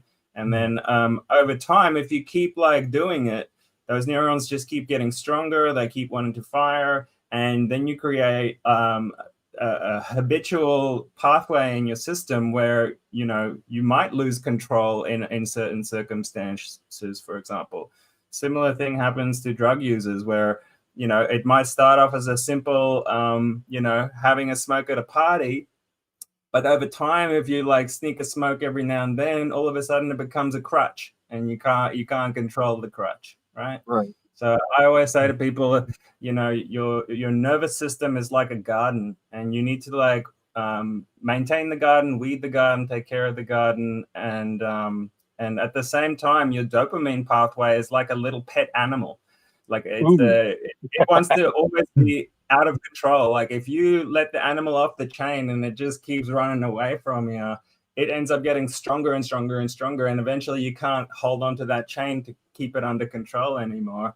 So it's important to treat your ego or your dopamine pathway using your intellect as like a responsible dog owner or something like that, where you know you teach your dog manners, you teach your dog, you know, how to control itself, blah blah blah.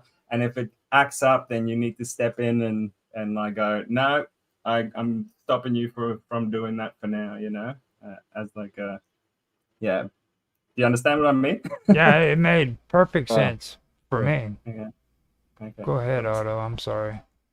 Oh no, I was just saying, yeah, sounds good to me. I'm actually texting with Bob a little bit here too, so I might get distracted with what's going on. I was getting distracted too. She's actually got some good stuff too. Yeah. Now, with that being said, B wanted to jump into triality, okay, but the thing of it was I have to slow him down because there's something that's important that comes before that, and it's what I refer to as the third element. It's also called emergence. It's called recursion, complexity. You can call it a lot of things, okay? And this is basically where things get pretty interesting. Now, in philosophical systems, they teach us that when two forces interact, a third thing can emerge. Something that isn't just a blend, but like a new structured level or structural level, basically. A good example would be the Hegelian dialect, where you have thesis, antithesis, and synthesis. Right. You know, or you have Jungian psychology, which talks about integration, consciousness plus unconsciousness, and then you have individuation. If you want to take it down to chemistry, you look at freaking water, okay? You have hydrogen plus oxygen, which makes water. Right. Okay. Now, this isn't hydrogen and oxygen doesn't freaking blend together to make oxygen. It's just because of their close interactions with one another that produces the water. They don't ever blend. You know, and that's the best example for the third element that I can come up with when it comes to all this, because it really does kind of explain the whole idea behind it. You can get caught up in the Hegelian dialect for years and years and get off, you know, or Jungian psychology, but like hydrogen and oxygen creating water is probably the most simplest way of thinking of it. Interestingly enough, me and Mia has been talking about Marxism recently, and the thing that comes to mind at this moment is dialectical materialism. Yeah, the sort of theory that suggests that the material world exists objectively, but reality isn't static. Yeah, the word static always seems to be popping up quite a bit in a lot of the research that I've been doing. Like they're finding out that a lot of things aren't static. You know what I mean? Like a lot of things that people think are just freaking, you know, carry on as usual, you know what I mean, isn't really just keep moving on. It's there's actually something different that's going on underneath that people aren't aware of. So the third element is what I was really wanting to get into, because like even like in information theory, any of you guys ever get into that with information theory? Little bit, not too much. A little bit. Also, I just wanted to say before we move on from Hegelian dialectic, I've only ever heard of it used in like political terms, where one group will create a problem which generates a reaction from the group so that they can provide a predetermined solution, right? Because the Hegelian dialectic is the principle or the proposition that there an idea or can generate or like the interaction of two ideas or the conflict of two ideas can generate which they call a thesis, can generate an antithesis, which is the opposite of that idea. And the tension between them leads to a higher level resolution, which they call the synthesis, right? Mm-hmm. So problem, reaction, solution, that's all I wanted to say.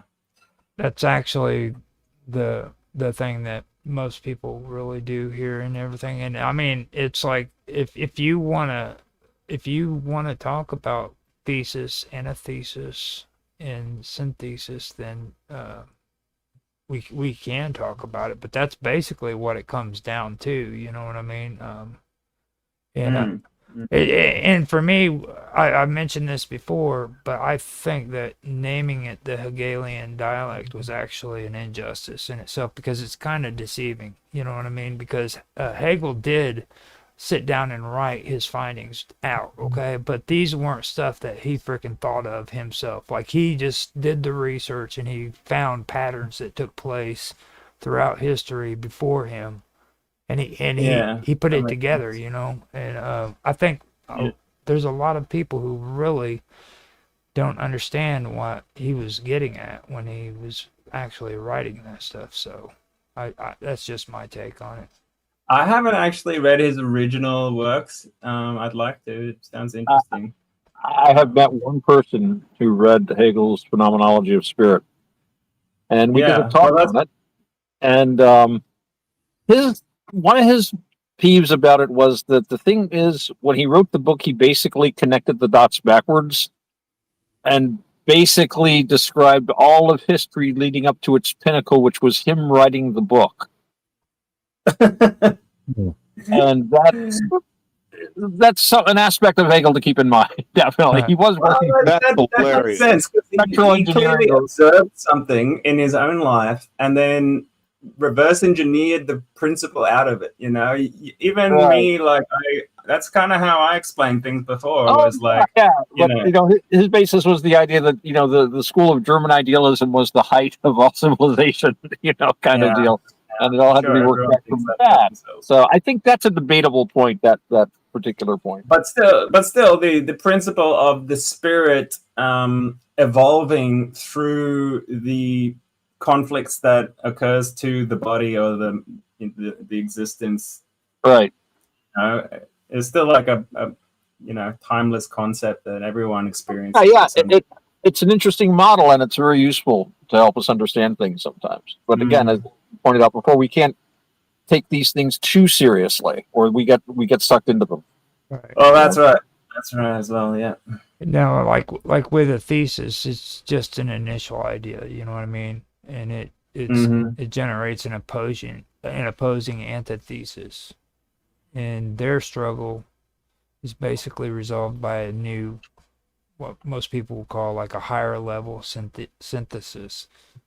And it's supposed to incorporate elements of both, and it incorporates it. It's not blended in; it just incorporates it. You know what I mean? It becomes a new thesis.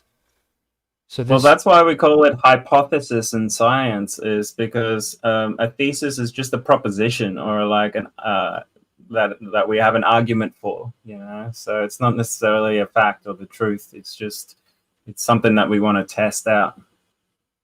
Mm. So anyway, you want to talk about information theory? Well, yeah, I mean, if you want to, we can talk about information theory. Information theory, what a lot of people don't catch on to when it comes to this third element is like meaningful data, okay, after being processed. Okay, now if you take a look at that, when you what makes meaningful data after it's being processed is signal and noise. Okay, now you hear that and you're like, whatever, dude, but it's true. You know what I mean? Information theory goes off of the idea that signal plus noise creates meaningful data.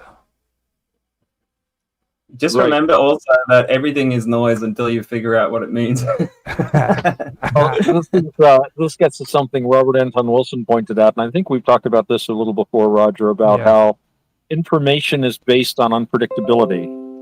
And I always use the example of the of the poem, "Roses are red, violets are blue. You think this will rhyme, but it ain't gonna." And so you could predict that poem up to a point, but it became unpredictable.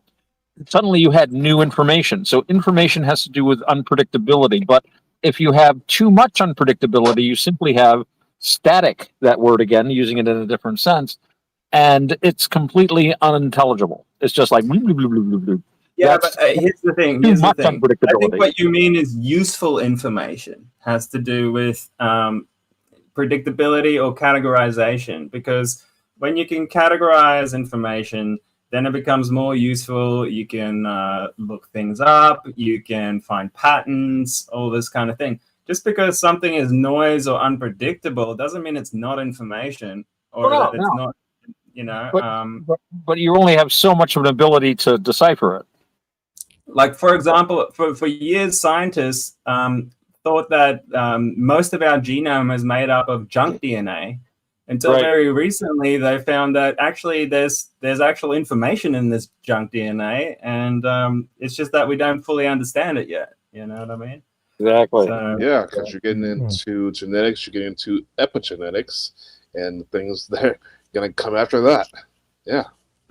Well, this gets even more interesting because the third element, or emergence, which a lot of people do use that term, also involves, which goes along with this, it involves recursion, and it also involves complexity. Now, when you get into the complexity, this is where people start talking about oh my goodness, I can't quantum computing, basically, you know. But complexity has a lot more to do with things more than just, you know, quantum computing. And recursion is also something that freaking people don't understand either. Like, I was talking to Mark before about waveform, okay? And when it comes to recursion, what they basically do is it solves problems by breaking them down into smaller, similar sub-problems until it has a base case. And that's basically the same thing that comes to freaking, what is it, the base frequency for algorithms, I believe. Mark, we had that conversation. That's what you remember. I never got past algebra, so it's above my pay grade. But that doesn't necessarily mean zero, okay? It just means that that's the lowest base number, base case. Lowest denominator, yeah. You know what I mean? And that was something that really struck me as interesting whenever I got to that point, because when you talk about complexity of information, it's also important to mention entropy. Entropy is normally associated with as a state of disorder within, or randomness within a system, or uncertainty. But in information theory, entropy is the average level of uncertainty or information associated with a variable's potential states or possible outcomes. It measures the expected amount of information needed to describe the state of a variable, considering the distribution of probabilities across all potential states. So it's how much information you need to figure out what something means, you know? They call that information entropy. Well, see, this is where it's going to get interesting when I talk to Mike, because like he is really big on freaking on his findings that he did it with unified quantum relativity curvature. Also, we should just mention for the people listening, some of the most fundamental aspects of information, right? Is what type of information it is. Is it quantitative information, which is information you can measure, or is it qualitative information, which is subjective to your experience? You know, those are some of the most fundamental categories of information you get, and then in sort of computer science, at least that's where I know it from, is when you're dealing with information, there's the concept of normalizing information, which is basically taking in information in predefined categories. Or then there is finding relationships information and categorizing information based on that. And that's at least in computer science, how you develop databases, basically. And when you have information in sort of like a normalized or categorized fashion, it becomes much easier to make use of that information, find patterns, and so on. So. Now, my question about entropy is this: is entropy disorder or is it information? Now, in UQRC, I just use the initials. They describe entropy as it becomes a guiding constraint. Okay, and that's something that Mike was talking about, and it's encoded into the fabric of space, basically. What do you mean by guiding constraint? It's a guiding constraint, basically, and it's encoded into the fabric of space. Okay. Now, matter and mind, they aren't opposed. They're a pattern, and they're also like a surprise. You know what I'm saying? So, like when I always say to people, I don't believe in chaos, because chaos is made, but basically, from what I can gather, is an interpretation of a limited perspective. And once you have a broader understanding of the situation, you realize that there's patterns in the chaos, and the chaos only exists because of some type of fundamental order behind it. And if we're talking about order, we're not talking about chaos. We're just talking about misunderstanding of what there is. You want to talk about chaos can also be when we don't have the right reality grid in place to interpret what we're experiencing. You know, if you look at the form of the stock market, it looks chaotic as hell. But if you're a stockbroker, you understand exactly what's going on, and you don't see the chaos there at all. So, exactly. Is unpredictability. If you can give chances or predict something, then you have a fundamental understanding of what you're dealing with, and therefore there is underlying sense of order. Yes. Mm-hmm. There's a fundamental base to something. That's why generating a true random number is so difficult, because everything is based on some kind of principle. Yeah. Okay, so now with that, we got this mindset. Now we move on to triality. Okay, so you have to have this stuff in your head while we talk about triality, so that we have a really good conversation. And that's just my take. That's why I wanted to do it this way. And I've had amazing conversations with most of you already about this stuff, except for Mr. Robot and Mark Edward. He's still trying to catch up. It's He's still got fountain pens. What are you talking about? It's blowing his freaking mind, dude. Every time I look at him, like he's just tripping out. He's like, "What the hell are these people talking about?" Yeah. Even though all my head's just going to explode. Yeah, well, you almost did, freaking before. Like, I was so proud of you, dude. Your head came so close to blowing up. It's like now, triality basically is a step beyond both of the above things that we've talked about, duality and the third element. Okay. Now, instead of a system that's defined by two poles, triality evolves into three interdependent elements that are supposed to form a stable structure. So here's a good example. You have the Christian Trinity, the Father, the Son, and the Holy Ghost. Then you have physics, which is spin groups. That's triality, symmetry. In spine logic, it's true, false, and indeterminate. Now, I had issues with somebody, Jiva, who about indeterminate. He didn't feel that indeterminate was real. He said there's only true and false. There's 0 and 1. So I wanted to point that out. Now, you also, besides that, you have the narrative structure, which is the beginning, the middle, and the end. And, with that being said, triality, it isn't duality plus a bonus. It's not like 2 + 1 = 3. Okay, it's a fundamental different system where 3 points create shape, stability, and complexity. So that would be more like 1 + 1 + 1 = 3.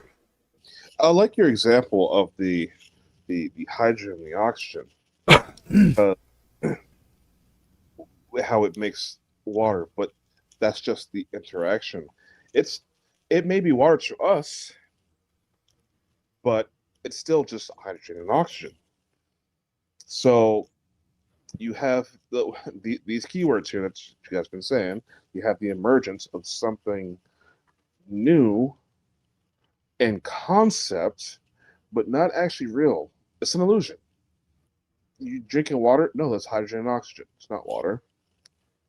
So it's our perception that also helps. The fact that we can observe something it gives that recognition, that identity, to be able to discern from right and left or black and white. The water also has properties that hydrogen and oxygen don't have by themselves, or even just thrown together. You could just spray hydrogen gas and oxygen, gas at each other. And neither of them would be liquid at very comfortable temperatures for us. And yet when they combine, a third new thing is created. A fundamental natural action to get that water.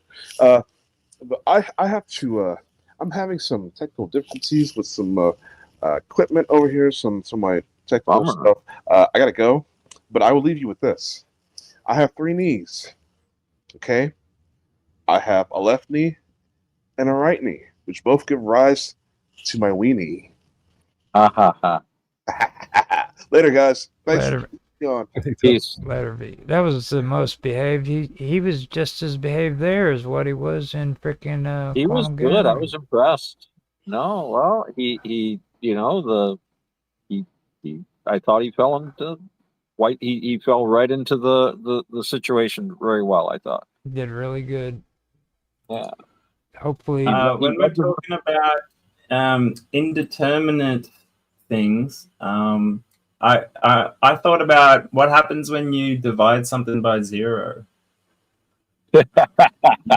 you get a movie of an old adding machine or infinite number, right? Yeah. And I would say infinity, when you have infinity as part of the function, I would call that pretty much indeterminate. You can't say, I mean, it's definitely it's more than 1, but it's also less than 0. So it just Yeah. amazed me with his conversation because Jeeves is a very smart individual. I mean, everyone, you know, I mean, he really is a very smart one, but he thinks on a binary level. You know what I mean? And Right. it just amazed me that his whole way of thinking is binary. You know, It worked. it's interesting. I mean, I just never pictured that with him because, like, one of these days, maybe we can get you to meet him, Mr. Robot. You'll know what I mean. He's a very interesting guy. He really is. But I never pictured him to be that kind of a person who thinks on a binary level. You know what I mean? Well, I feel like we all do. Oh, I think we all have a part of our minds that does that, like which is like the calculating part of our minds. And I noticed like the difference between men and women, right, in their thinking. Women tend to think in terms of flow and sort of like, what's the right word? Not like rigid boundaries, more in terms of like spectrums, and whereas males tend to think in terms of like structure and determinism and what you would call binary thinking. And they're both useful types, like modes of the mind, for different things. Like sometimes it's not called for, sometimes it is, to have that spectrum type thinking. And I just think having a mastery of both is useful because they Different come into play in applications. different situations. Yeah. Well, Yeah. complexity. A lot of things is application. What you actually are coping with at a given moment. You know, the kind of mind you need in the middle of a battle or while you're hunting is different from the mind you need when you're like painting or writing or something like that. Right. Mm-hmm. And it's just like just a second ago, I was talking about complexity too, and that would be a good example of it. Like we live a very complex life where we have to freaking think a certain way and then change to another paradigm. And like even in deep learning and AI, which Mark hates hearing, but LLMs, whatever. They have paradigms too, you know what I mean? Where it's the basic same concept. It's complexity. Right. And I would say like emotions and human relationships are one of those things that are so complex that we have to simplify it in our discussion of it or our measurement of it. While it really requires that other form of thinking, which is more like, I don't even have a word for it, where it's like not deterministic, not like, and flows more and uses like intuition more, that kind of thing, because I feel like that uses like our higher mind, which is like not like regular third dimensional processing. We explain it in those terms sometimes, but I think it's so much more complicated than that, or like complex than that. Yeah. And that's why we're not good at that. Dr. Julian Jaynes, people who know me have been waiting for me to say his name for a while now. But Dr. Julian Jaynes was a pioneer in the idea of the lateralization of our brain function. This gets back to duality and to symmetry and stuff. And I think some of what you're describing has to do with what they often describe as like left brain versus right brain kind of abilities. One, part of our nervous system seems to be better designed to cope with like the wider spectrum of things, the whole view, whereas other aspects of our mind, and this seems to be locked into our nervous system, are better at that focus. And focus often requires a very either or. That's like I remember an anthropologist once explaining, it's like if you're like a little primate walking down a trail and there's a flash of motion, you have to decide quickly, is that an enemy? Is it a friend? Is it an enemy? Is it going to kill me? Is it going to eat me? Is it just another, you've got to make all these split second decisions very quickly. You have to be very focused. Whereas again, if you're doing something more creative or more leisurely, like figuring out where you're going to plant your little horticulture, whatever you're doing, or where you're going to hunt, where would be a good place to look for water. That's, you want to get the big picture. Okay, what's the vegetation look like over on that next? It looks a little green. There might be a spring there. kind of deal. Oh, wait over there, that looks interesting. So yeah, I think, and of course, with James's theory was that our consciousness itself evolved. His idea was mostly through language skills and writing. Actually, he thought was a factor. So that we had a different way of thinking. Although I would point out we would still have the same brains and have still a lot of the same issues. Still be engaging in things like war and agriculture and things like that. But we would be using a different means of thinking about it, much different from the way we think about things today. Well, I'm getting kind of suspicious because Mark Edworthy, since we've been talking about this, has not said a word. And He's sharpening his quills, taking notes. Yeah. Trying to eat and think well. Taking it all in. So what's your thoughts so far from what we've been talking about? Well, let's put it like this. I know that this is a lighter because I can physically see this is a lighter. Right. I know that it's not an elephant because I know what an elephant looks like. I know what an elephant sounds like. Therefore, my reality. What taught you the word lighter? Where did you get that word from? Okay. Education.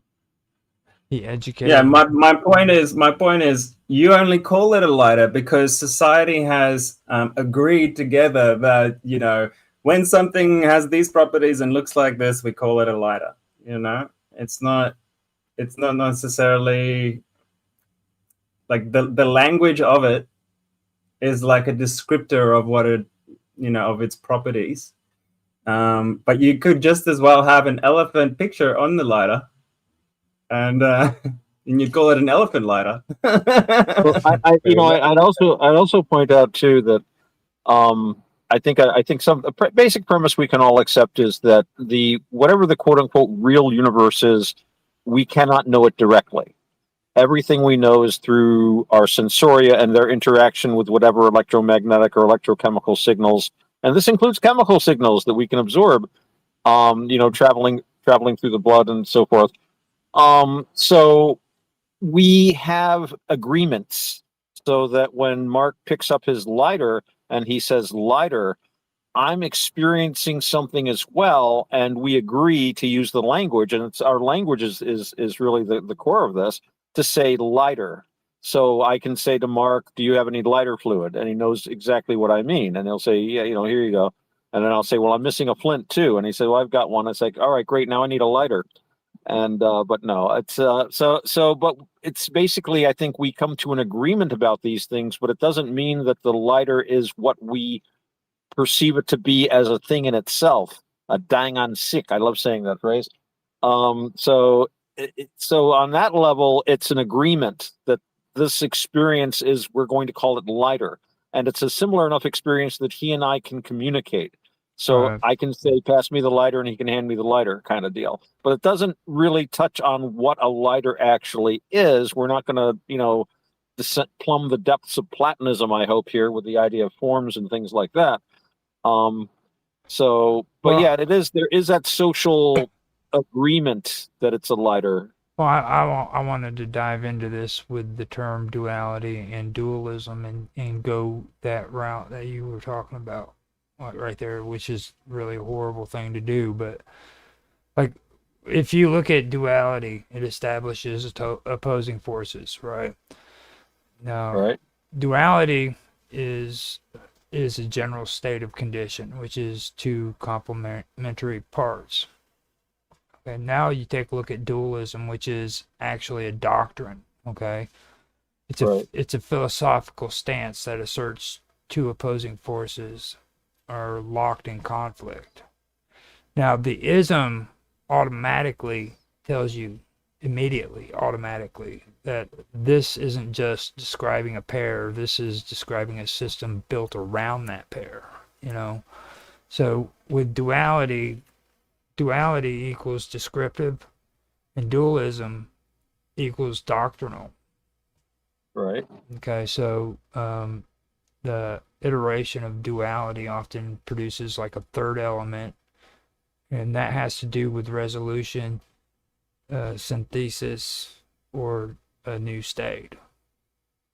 Now, once three elements exist in an interdependent structure, you've entered triality, and that's a three-part system with its own rules. And this progression, it usually shows up in philosophy, psychology, physics, mathematics, theology, and it's even in storytelling and art. So it's a recognized pattern across a lot of different intellectual fields. And that's what I pulled off of the whole thing about duality versus dualism. I've actually checked this out quite a bit, and I would say I've gotten a little bit freaking obsessed with it because like I'd say you have been, because you've been talking about it for about a year now, I think. Yeah. Well, he's been thinking about it really hard. Well, the issue I still have with it is, instead of saying locked in conflict in terms of dualism, I would say they just contrast each other. And contrast is useful for us to understand something, because when something is too homogeneous, it's not easy to show the clear differences. And it's the differences where we derive the meaning from, is what I think, you know. Well, it's the ism that's the most important part. It's like ism by itself, okay, on a word automatically tells you in linguistics, okay?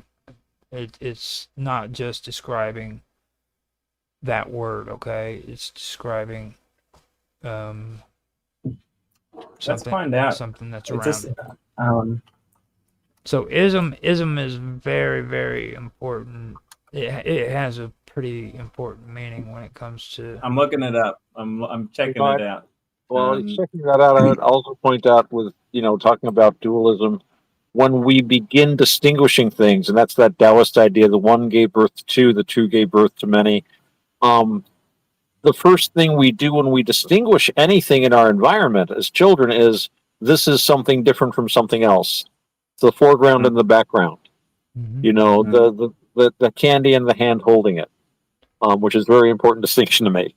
And so on that level, it's definitely an artifact of perception, or perhaps we should say that perception is an artifact of duality. And so, in a sense, this is the basis of all the other distinguishments we make. And also getting back to that Taoist idea of duality, as Mr. Robot was saying, this is in how we define things. This is what throws them into relief, but it's also like they're integral, which kind of leads us back to monism, I guess. And I think that's where Taoism was going. You need two sides. That's what I was about to say. Is like, that is actually a really good question, a really interesting chicken and the egg situation, or the egg situation, because egg came first. Which one came first? Perception or duality? Which one is more fundamental? Because if we're talking about monism being real, that supersedes duality, because then we have to say that perception causes the experience of a dual nature, which doesn't actually truly exist. You know, for example, light and dark, black and white. Here and there. Yeah, and so I like, from some of my experiences of like, how can we say, like, altered states of consciousness. Good way to put it. I've had the sensation. Now, you can say this is not real, this is not true, but this is an experience I've had where it felt like my ego or my body died and my perception remained, even though my body was gone. And a lot of people around the world and throughout time have experienced this or like described this. out of Yes. body experience. Oh, yeah. So the question then could it be that we do have some kind of fundamental level of perception or experience beyond our bodies, beyond our physical lives, which also goes into that Buddhist concept of like liberation beyond samsara and so on, as we talked about. Right. Yeah. Well, that's a Buddhist kind of an idea. I remember I was talking with name dropping here, Ajahn Punadama once, and I there was a line, wonderful line. I said it earlier. Just because something isn't real doesn't mean it doesn't have existence. And I would say if I'm in a darkened room and I have a cigar, and I take the cigar and I move it in a circle very rapidly, you might very well see what looks like a solid circle. It's not a solid circle, it's a process. And in the same way, we are more of a process than an actual thing to which experiences, which encounters and endures, and which has all these things happen to it. So when we drop all of this stuff, what remains is emotion, a tendency. And the perceptions are the key to this. So when you take rebirth, it's not that there's a little spark in you that goes to another body, but rather it's a continuation of a pattern, and it's driven by karma. And the whole point is to stop making, cause basically get off the ride. I stop the ride. I want to get off. If you're a gamer, it's like unplugging it and going outside is the Buddhist thing. I remember seeing once the Vajrayana Buddhist thing is like hack the game first and then leave, and they do all the tantra and the yoga and stuff. But Theravada is just like straight, get a hold of your mind and just stop the thought processes that lead to this continuation sort of deal. But yeah, when the body's gone, what you've got left is that motion, that tendency, that perception. I would also add that, this comes down to what mode of thinking you're using, whether we're talking about the deterministic thinking or the diffuse generalist thinking, where just because on one level the circle isn't real, it's a process. On another level, I saw a circle and that's real to me on that level, So Yes. you could describe that both of those things are real on one level. Now you can also then ask which one's more real than the other, you know what I mean? On a more fundamental basis.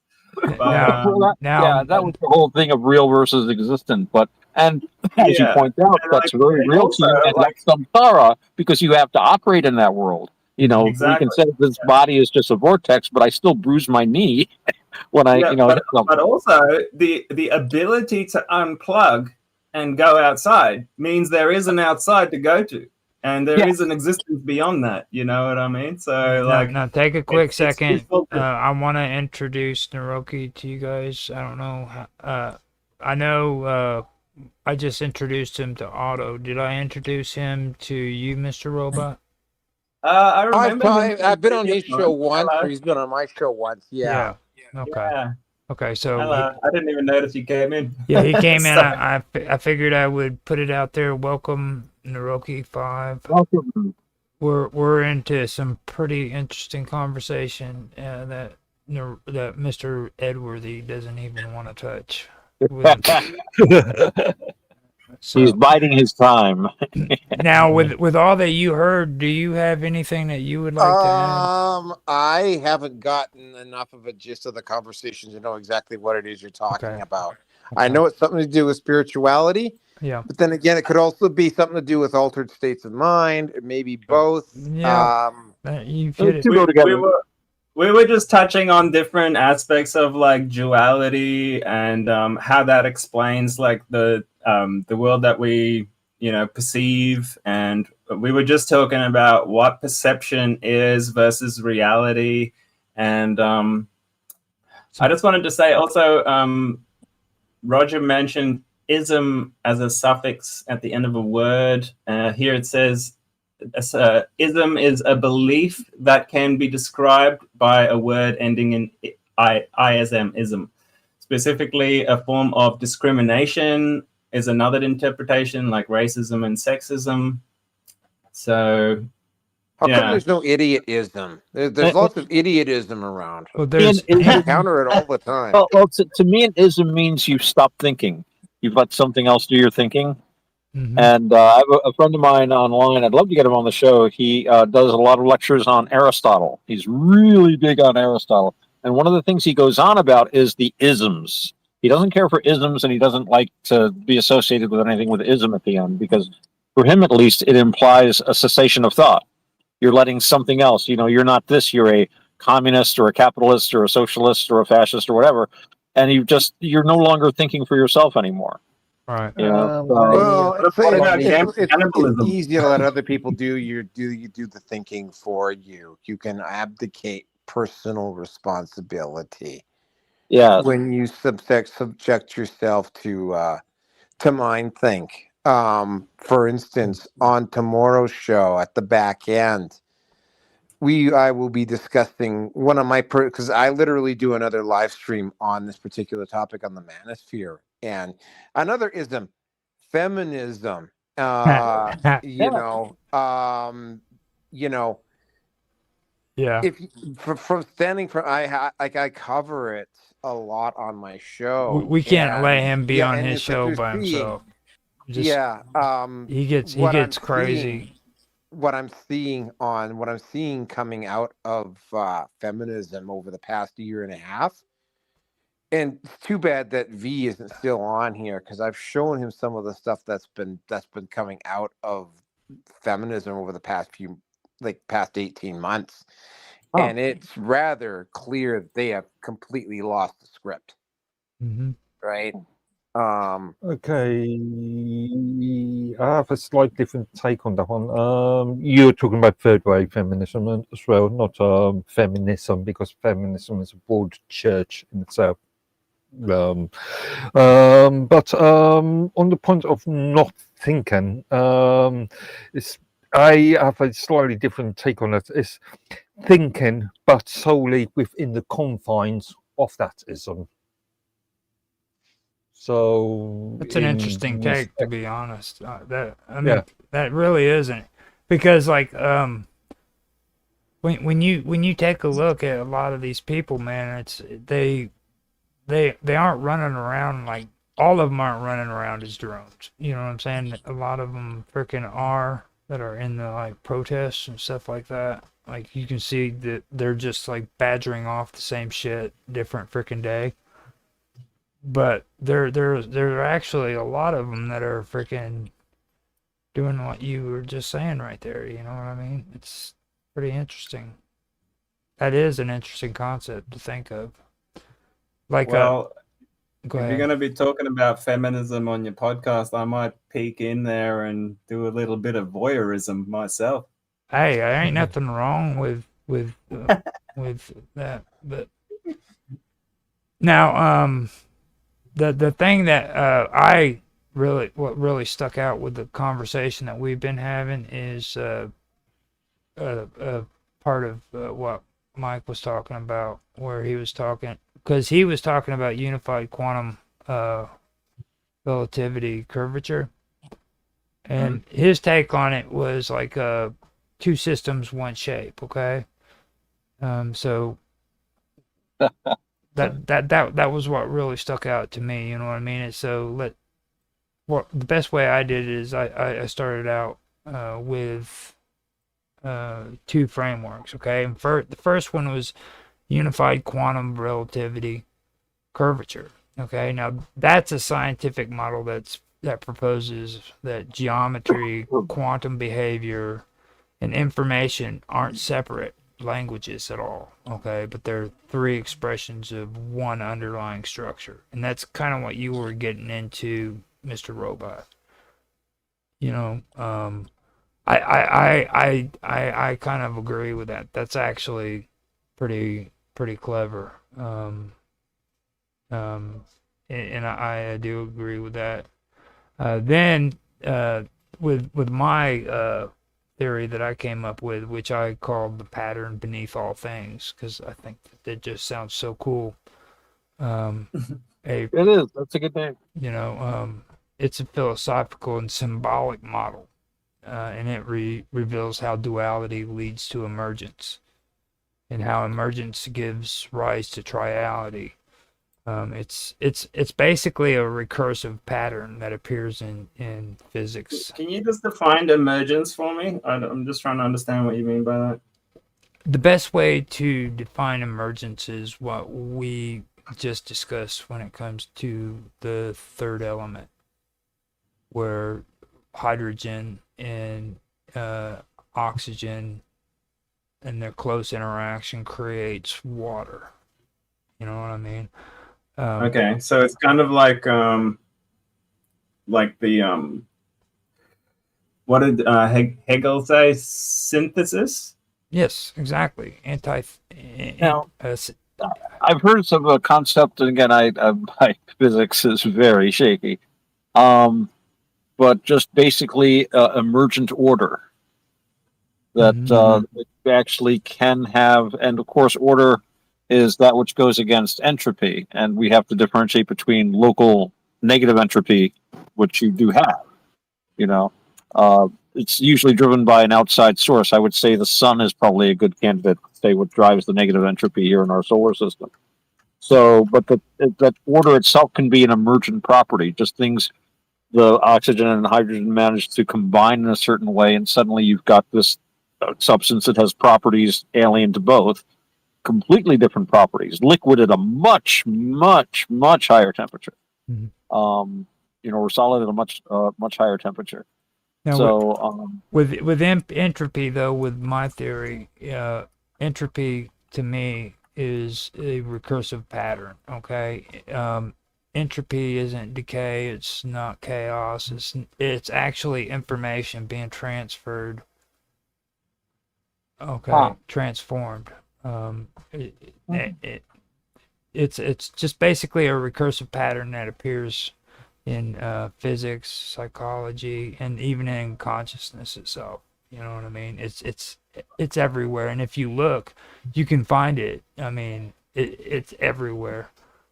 In physics or chemistry, disorder is defined as the degree of randomness or unpredictability in the arrangement and motion of particles within a system. But unpredictability is also information.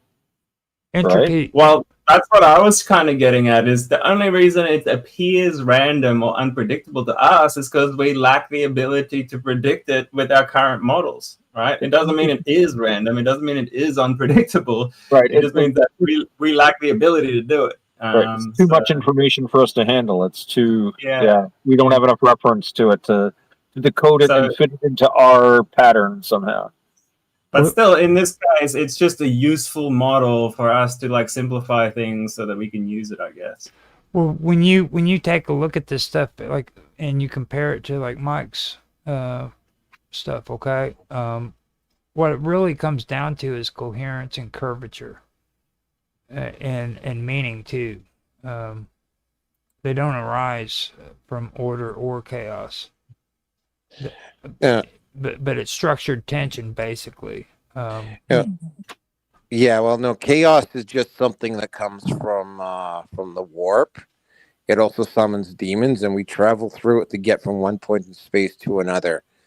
Thus says Games Workshop in Nottingham, England.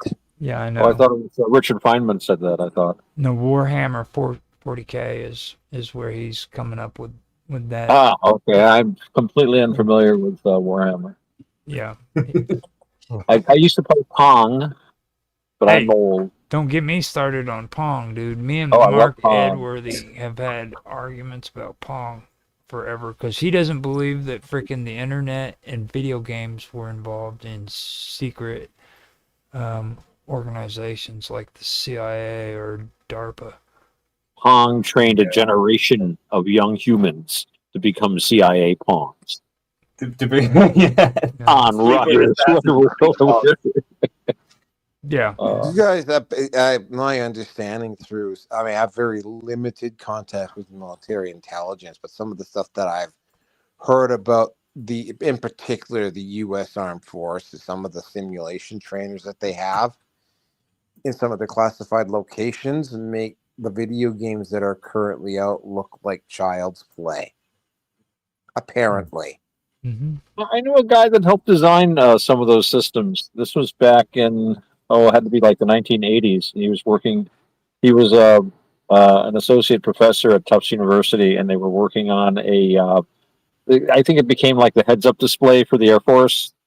And they were basically, they had like a little joystick, and they were like, you did cursors and stuff like that.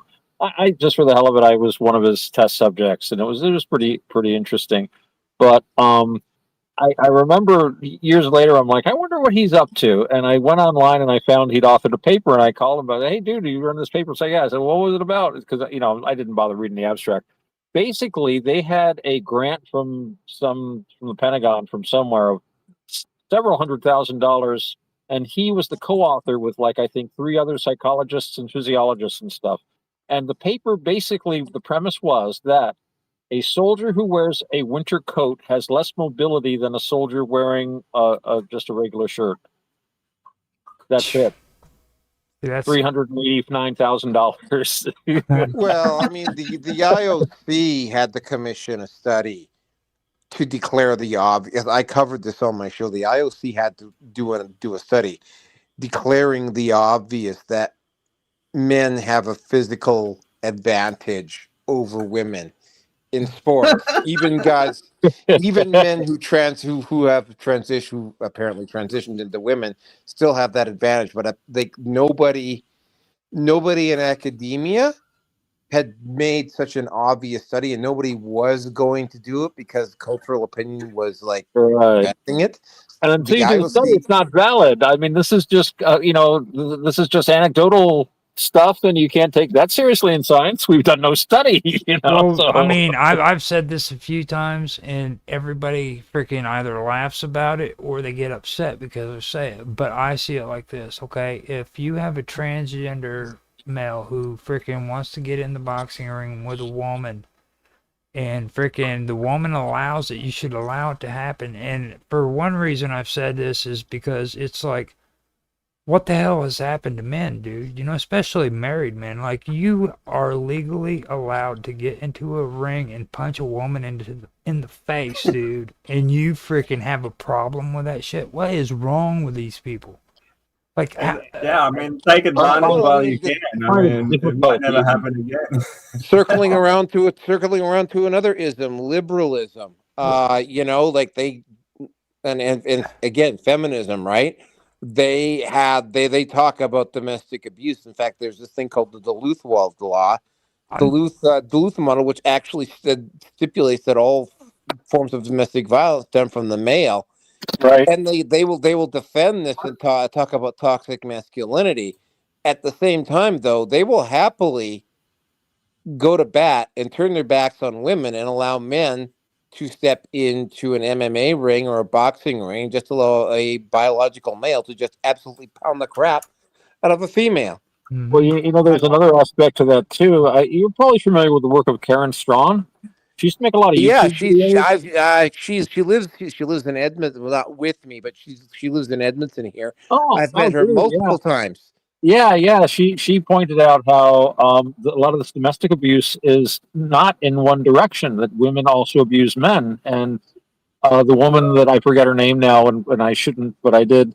She opened the first battered woman shelter, and she was like a hero. Yeah, and then she wanted to open a battered men's shelter, and for men, that's a very difficult thing. I have a friend of mine. We were talking, and he was talking about this girlfriend he had, who used to attack him and hit on him, and it's like he could not bring himself to hit her back. I find a great deal of difficulty in even thinking about striking a woman myself. It's just my programming and my male instincts. There is a difference. I've had at least 2 partners where that was the case. They would, and because of the way the justice system works, they favor women over men in those domestic abuse situations, and that emboldens women to act out more. It's kind of like a little girl that you don't discipline. If you continue to not discipline them, they basically just get completely out of hand.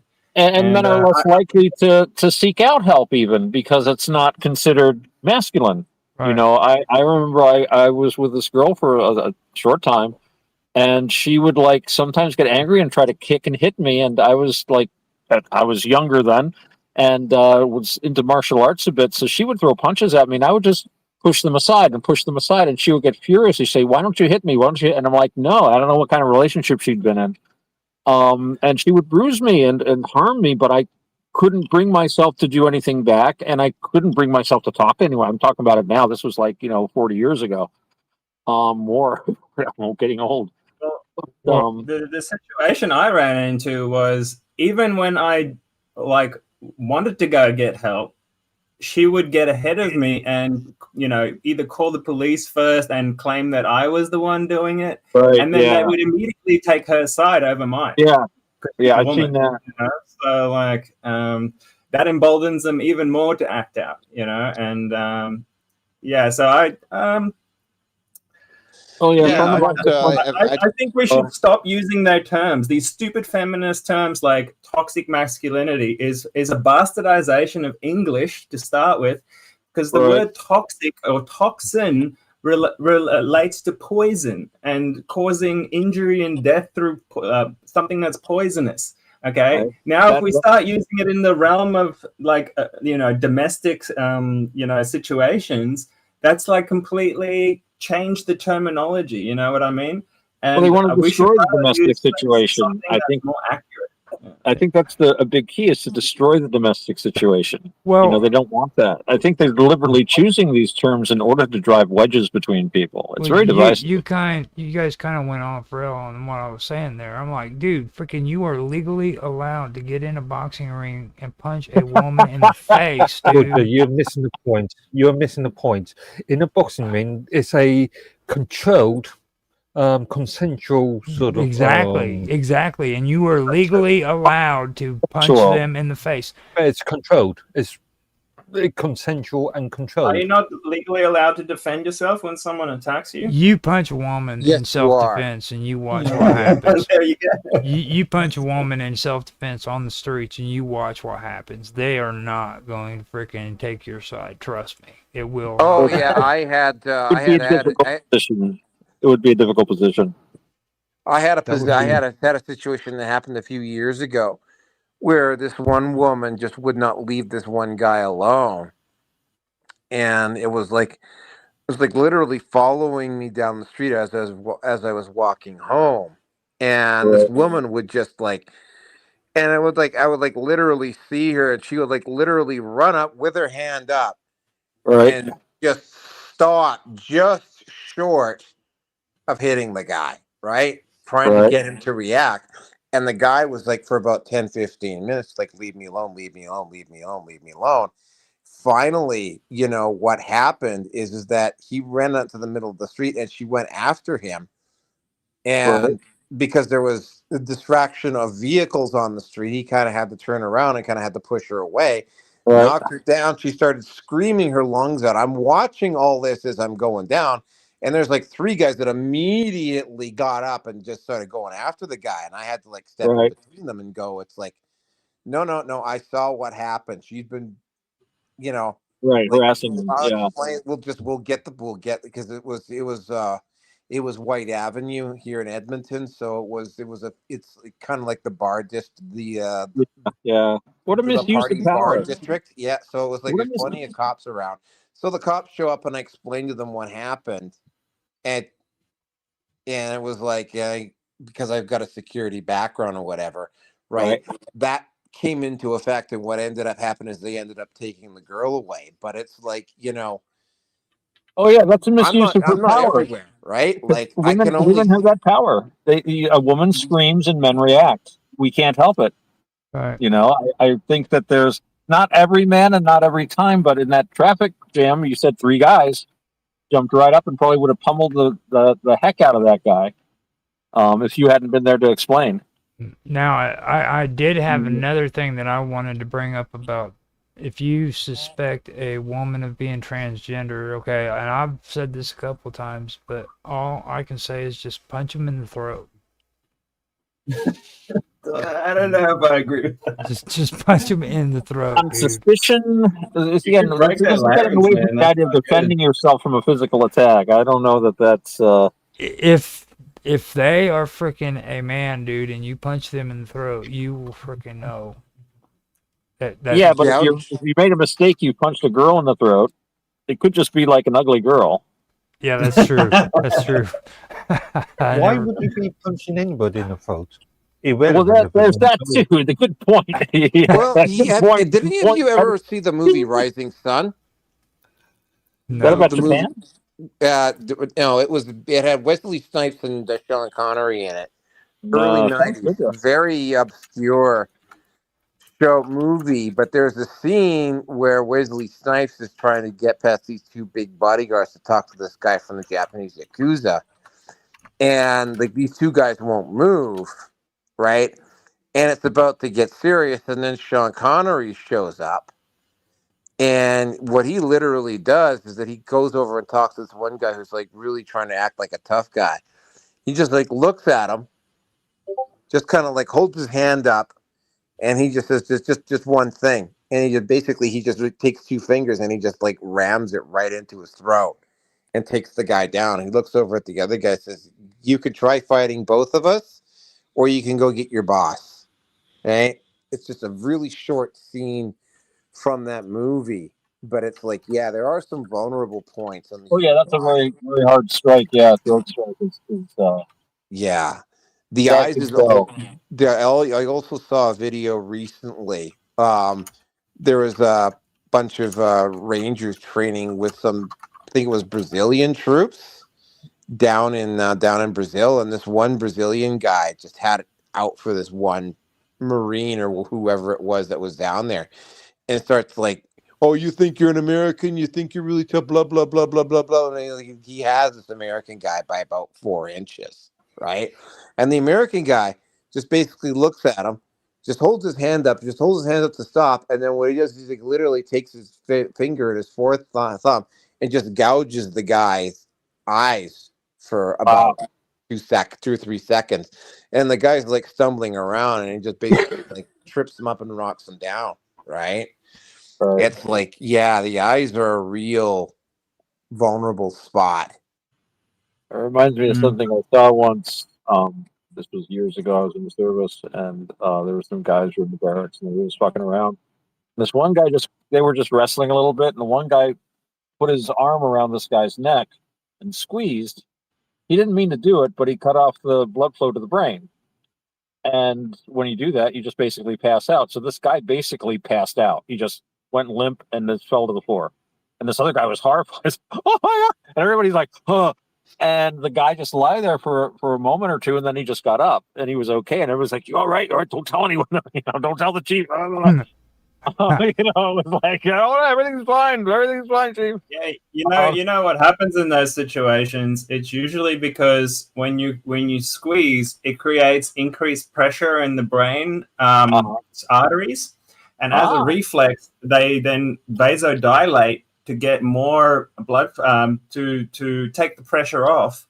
Right. And then when you release the blood flow, because they're dilated, the pressure goes really, really low, and then there's not enough oxygen perfusion to the brain, and then actually that's when they pass out really quickly. It only takes a few seconds to come back from it. It always made me think that, when people are executed by hanging, despite all the jiggling and throwing around, you probably pass out almost immediately. You probably don't feel a thing. Mm-hmm. Now, to break the neck. That's fine. But even if the neck isn't broken, your brain is just turned off. Your body might be jiggling around and stuff, but dancing, Danny Deever dancing on air or whatever. But if that same thing is done to your throat, as I saw happen to that guy, you wouldn't be conscious for it. Your brain would just shut off. Oh, here's the thing: when you're getting hung, the pressure stays there on your neck. It doesn't let go. So there's no like drop in pressure necessarily. So you would actually be hanging there for a few, possibly minutes before you actually pass out. Because you'd have to use up the oxygen that's already there. Okay, guys, we have 7 minutes before midnight, and I have to do headlines at after midnight, which is going to be 7 minutes from now. So what I want to do is I've got some really good clips that I want you guys, if you want to stick around, to listen to for maybe 10 minutes and then give your take on it, of the conversations we've had, if you want to go into the show with us. If not, I can just go ahead and do the Okay, well, I got to log off for a bit anyway, so Now go ahead. And I'll jump in later, about half an hour or so. Okay. Okay. Now this is like, I'll be back in 7 minutes to get it going, set up, going. So if you guys want to continue, just hang around. Let me step off or get some coffee, stuff like that, and we'll come back and we will get headlines after midnight started. If you want to stick around, so you guys cool? Are with we that? still streaming? Or are Yeah, we're still streaming. Okay. So. All right, I'll go get a coffee. I'll be back. All right. I need a toilet break. You need a toilet break. Okay. Yeah, I need a toilet break. Okay. So you people have WCs over there. All right, I'll be back in a bit, guys. Talk to you later. Okay. Later, man. Good. And I'll put some music on for these guys to listen to on the stream, and we won't hear it, but they will. So I'll make sure. Freaking, if you guys want to have a conversation, whatever, don't worry about it. Nobody's gonna. Not from the bathroom, please.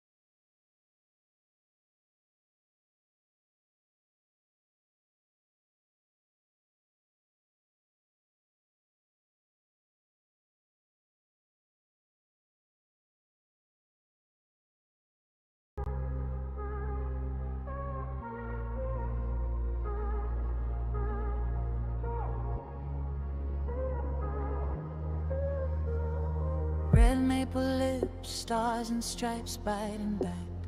Trade winds get jealous when borders attack. Alberta's got a suitcase, boots by the door.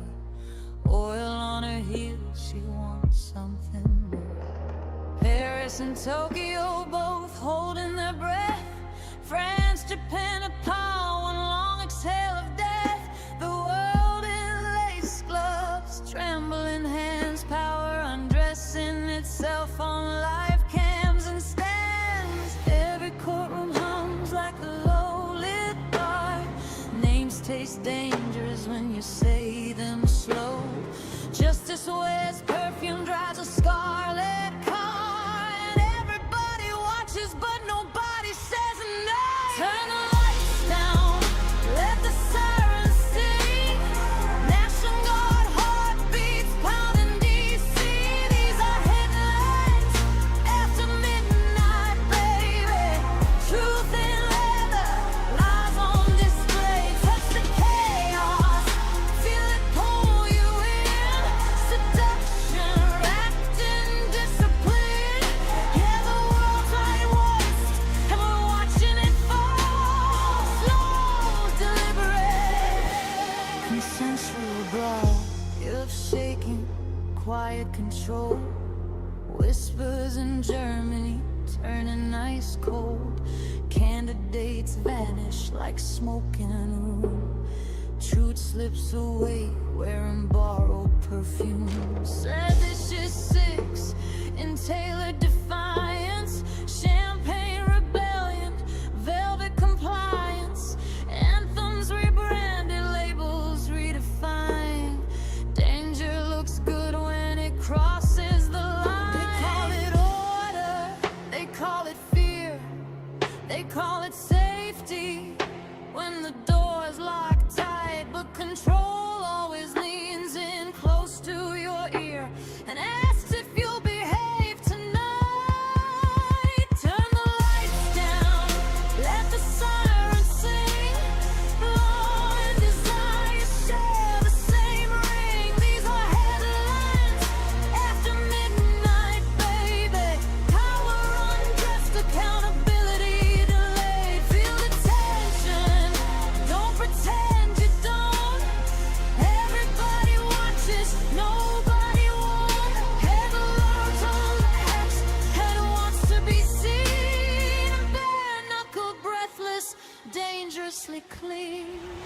They sent a smile wrapped in a talking point. Said trust us boys, but missed the joint. Camera circle, stories get bent. Masculinity framed like a crime scene tent. Charges fade, narrative sweat. Debates edited sharp like a threat. Bachelor talks as moral lectures. Desire audited back, self-appointed inspectors. Tell me what I'm allowed to want. Tell me slower. Influencers tangle in double lives. Truth caught cheating, sharpening knives. Preachers of virtue, poker-faced queens, exposed by the receipts they didn't mean. Media mirrors distort the view, painting hunger as something taboo. But instinct doesn't apologize, it just waits, patient, until it's time. Turn the lights down, let the truth strip bare. Free speech breathing, cold night air. These are headlines after midnight, baby. No halo clean, no villain pure. Touch the nerve, feel the shake. This is the risk we're addicted to take. Yeah, the world leans in, lips parted alert. Power, desire, and the danger it flirts with. Red lines fade when the sun comes up.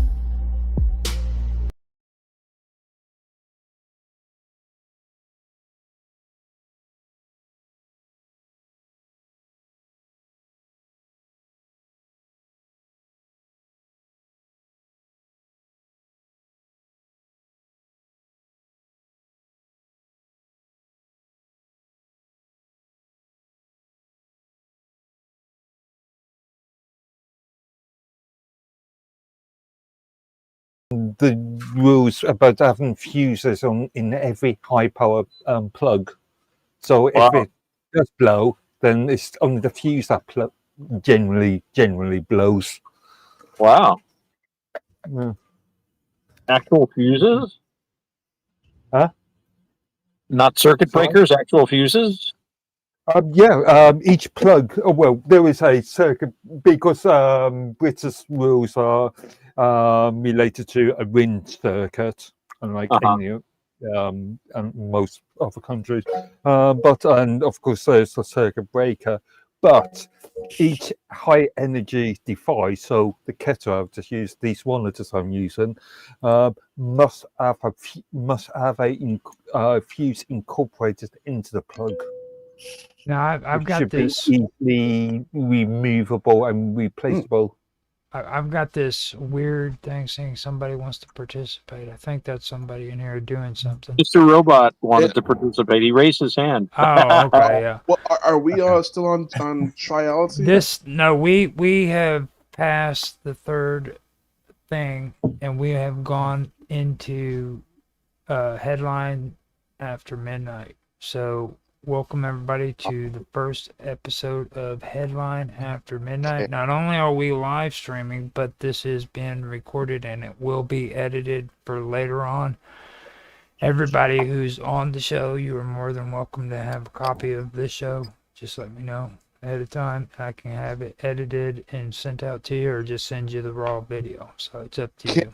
Well, I had something to present to you guys. Maybe we could do it now. You just edit it and move it. Let me mute out so I can go smoke a cigarette, drink some coffee. You just talk. Okay.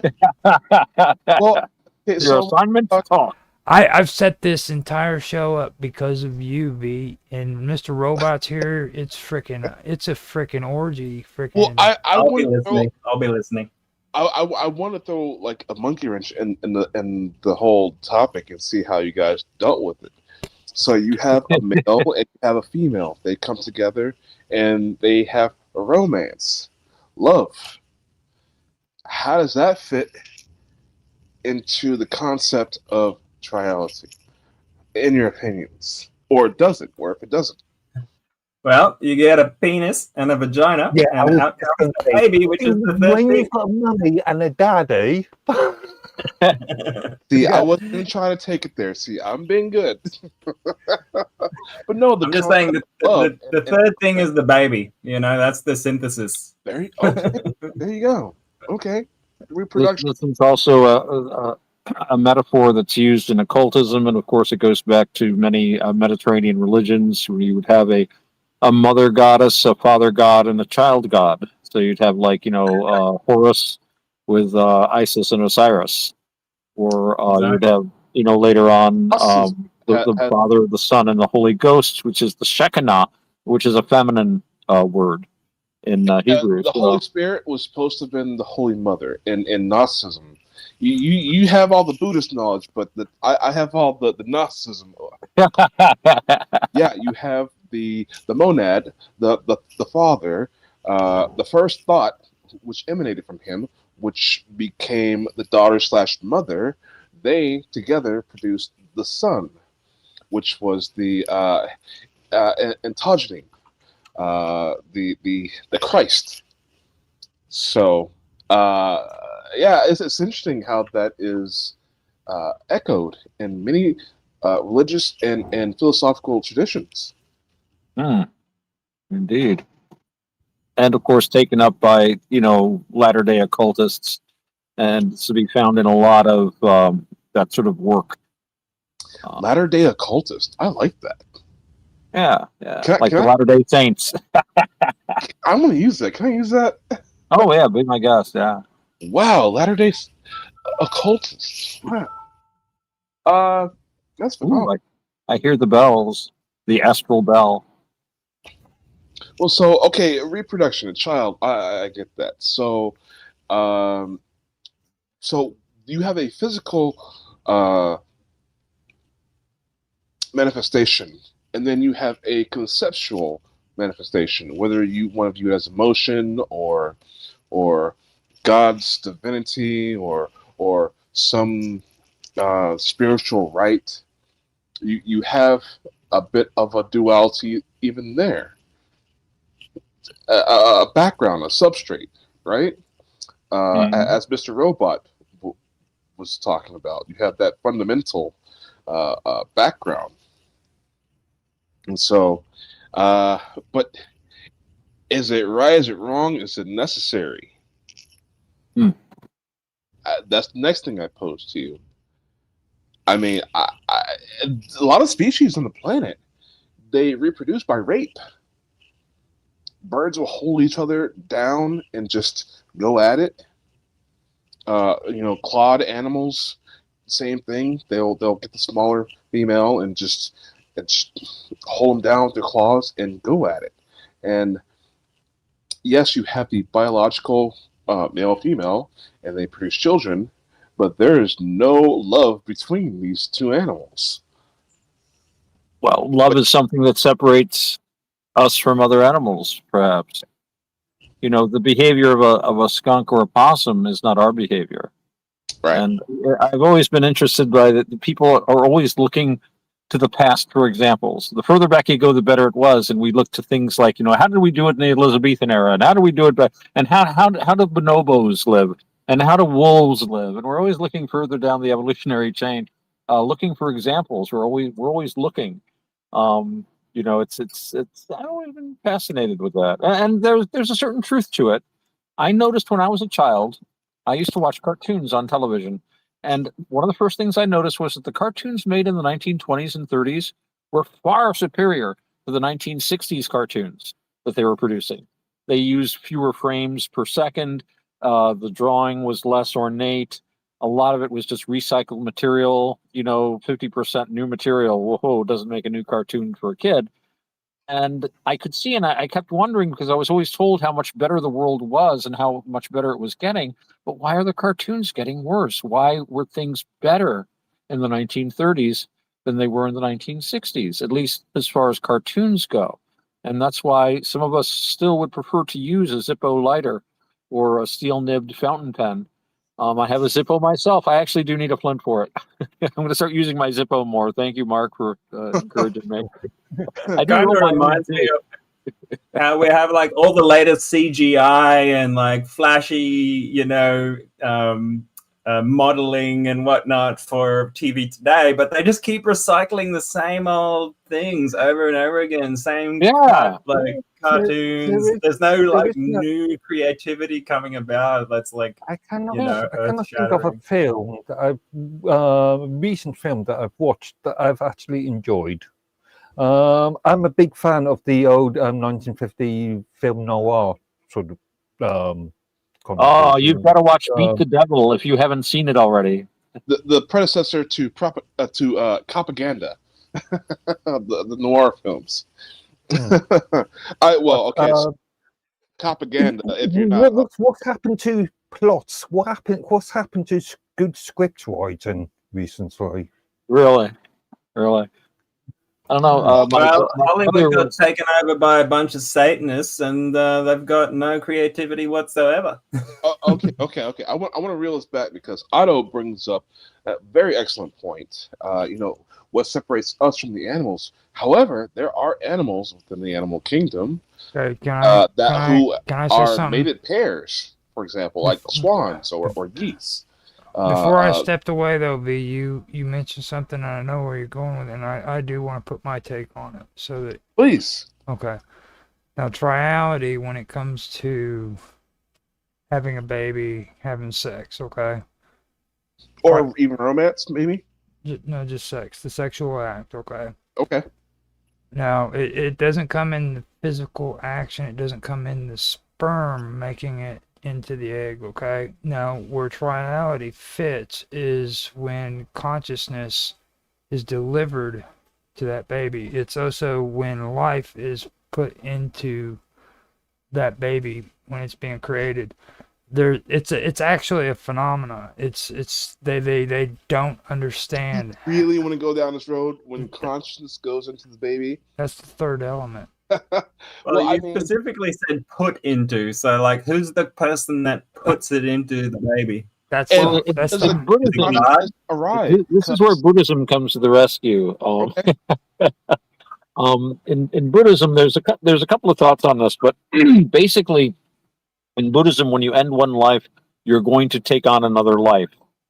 In some realms, such as the human and the animal realm, this is going to be through physical birth, through an egg, or through a live birth if you're a mammal or something similar.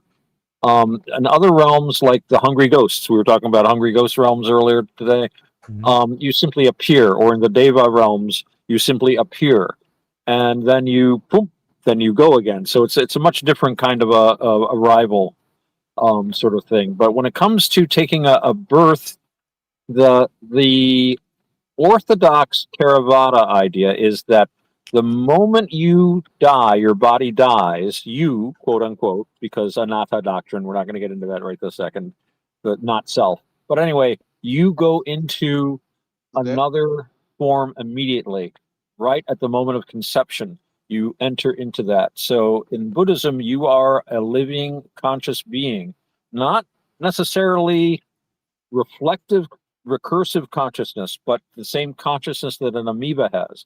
But you're a conscious being at the very moment of conception. Now, that being said, most Buddhist folk tradition says there is a waiting period where you take on an existence as in a ghostly realm, or perhaps an animal realm for a short time until the right birth comes along. Now, that's not according to the Abhidhamma, but it's doable within the framework of the theology. But anyway, that's the Buddhist take on that. I do. I actually just want to confirm that. Well, because, go ahead. Sorry, just before you say the when I smoked DMT, I went into this place that I call the waiting room. Or the airplane hangar. It feels like there's almost infinitely massive room where you can see the edges, and the edges are like TV screens, and each TV screen is like a different reality. And when you're in that space, you feel like you've been there thousands of times before. And it felt like a waiting room to it. Can I tap into that real quick? Because was it an information? Oh, go ahead. Mr. Robot, I've been wanting to tell him this because, like, in the research I've been doing, and what you've described to me that you've gone through, I believe that what you're actually experiencing there are different forms of consciousness. Okay, and let me add on to that because I know so and there's in the Japanese culture, I believe it's the Edo era. I may be wrong, but I believe it's the Edo era. Uh, Children, you can have a child, and depending upon your approval of that child, by the age of 6 or 7, that child is not a child until you say so. You could kill your own children anywhere from birth to the age of 6 because you're not considered human beings yet until you have Well, acknowledged that they are fully sentient. Well, infanticide has been a very, very widespread custom in most human societies, including European society, only up until like the beginning of the 18th century. They had something in China called baby wells, where an unwanted child would just be lowered into this little cave or something like that. And so extending that to 6 years is really more of a difference in quantity rather than quality. It's not really a huge leap. I can understand that, especially in a society that might have been very, very under stress because of the military and social situation. The military virtues were important. The weakling couldn't be supported. Yada yada yada. I mean, it's not something that we would like or approve of in our society, but in that society at that time, it's not a stretch. And we didn't really have infanticide was so widespread in Europe. I mean, when they the first foundling kind of thing set up in Paris, they set up this thing where you could take an unwanted child and leave it off at this little hospital. They had like a revolving door so they wouldn't see who you were. They were overwhelmed. They had no idea how many babies would show up. Hundreds of babies, giving an idea of how much infanticide had been going on up until that time. But don't you think it's fascinating that they were having the conversation back then of when sentience fully arises within a person? I don't think that was sentient. Today.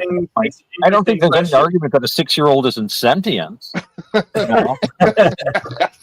It's not. Right. Why does sentience have to come into it? You're taking a life. Why do you try to sugarcoat it and tell yourself, "Well, I'm not really killing, a human"? You are. You're killing a person. Well, I mean, there's a big difference between karmic consequence. I'm not saying it's illegal. It could be a legal thing to do. Your society might approve of it. You might approve of it yourself. But from a Buddhist point of view, you have committed that act, and there will be karmic consequences down the road. There's that concept of quantity or quality over quantity. You're literally made to address the upbringing of this child, and if they do not meet the standards of what is a human being, they're gone.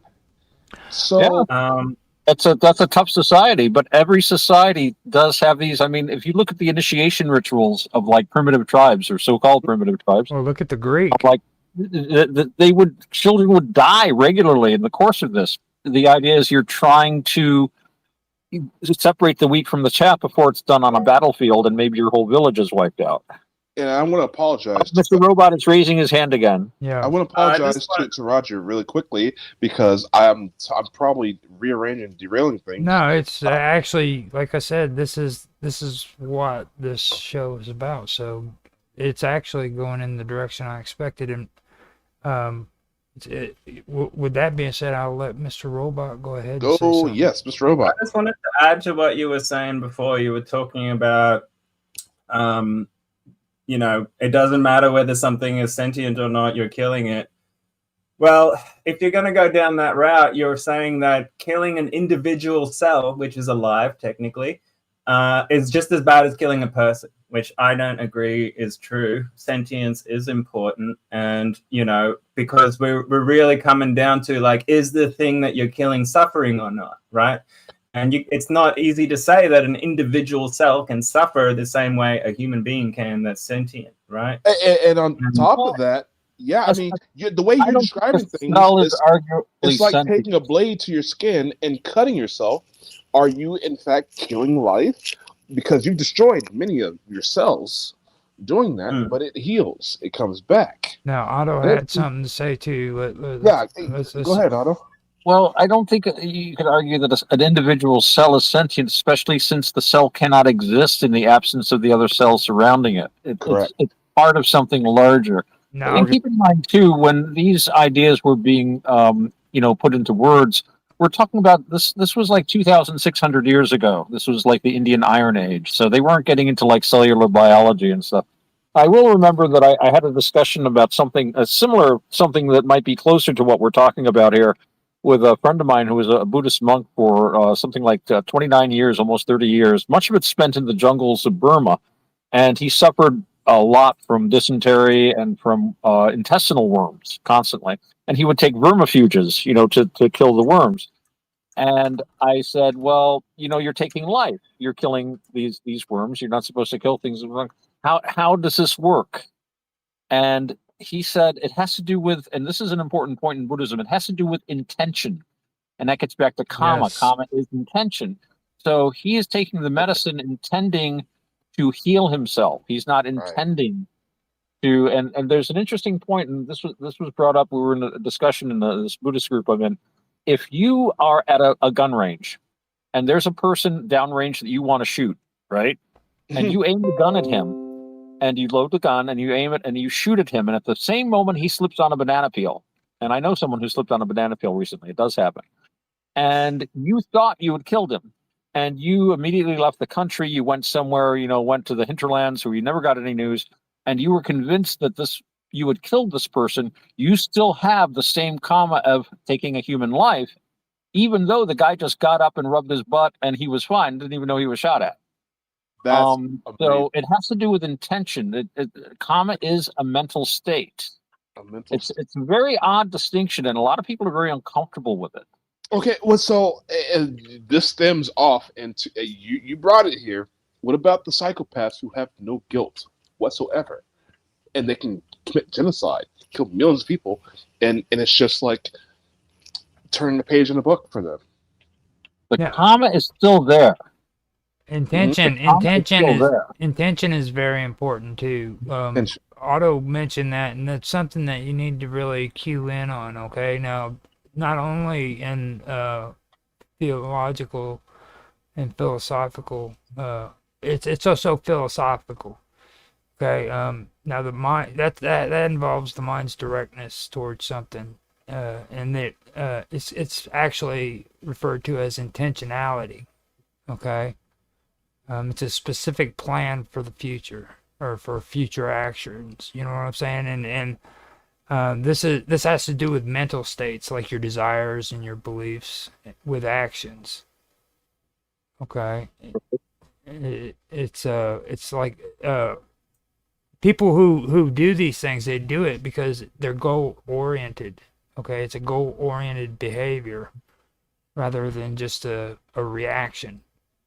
Right. You know what I mean? It involves mental. No, I feel as though I'm being selfish here, talking a little bit about myself.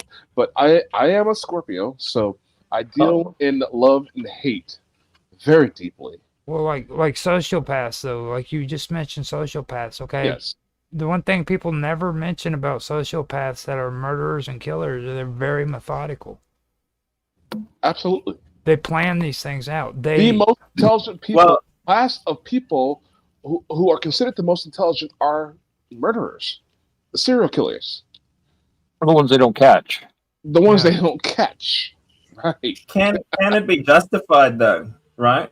Because we think of ourselves not necessarily as a serial killer when we wipe out an entire colony of ants to preserve our food. Which will maybe sustain one or two of us, but we killed an entire colony of ants, and we think of that as just, It's genocide. What if an alien species thought the same of our planet and goes, oh, no, we wipe out human race, they're going to be a problem for our race later on, Right. Where's the ethics in that, and where do we draw the line? Well, that's delusional thinking, you would call that. Yeah. And what do you mean? Delusional or delusional? Delusional thinking. Delusional thinking is the hardest to cope with because when you're deluded, you don't know it. What Really part of it is difficult. delusional? Sorry. What's that? What is delusional exactly? Oh, well, just the idea of being free of the consequences of what you're doing. Yeah. And in a sense, it's a way of surrendering power. You no longer believe that your actions make any difference, It has or to that do there's any reality to your actions outside of yourself. and rationality. That's another So thing. it's sort of the opposite of being a solipsist. Way. Well, see, my point was more like, you know, the intention was good, but the effects was still you're gonna kill something, you know.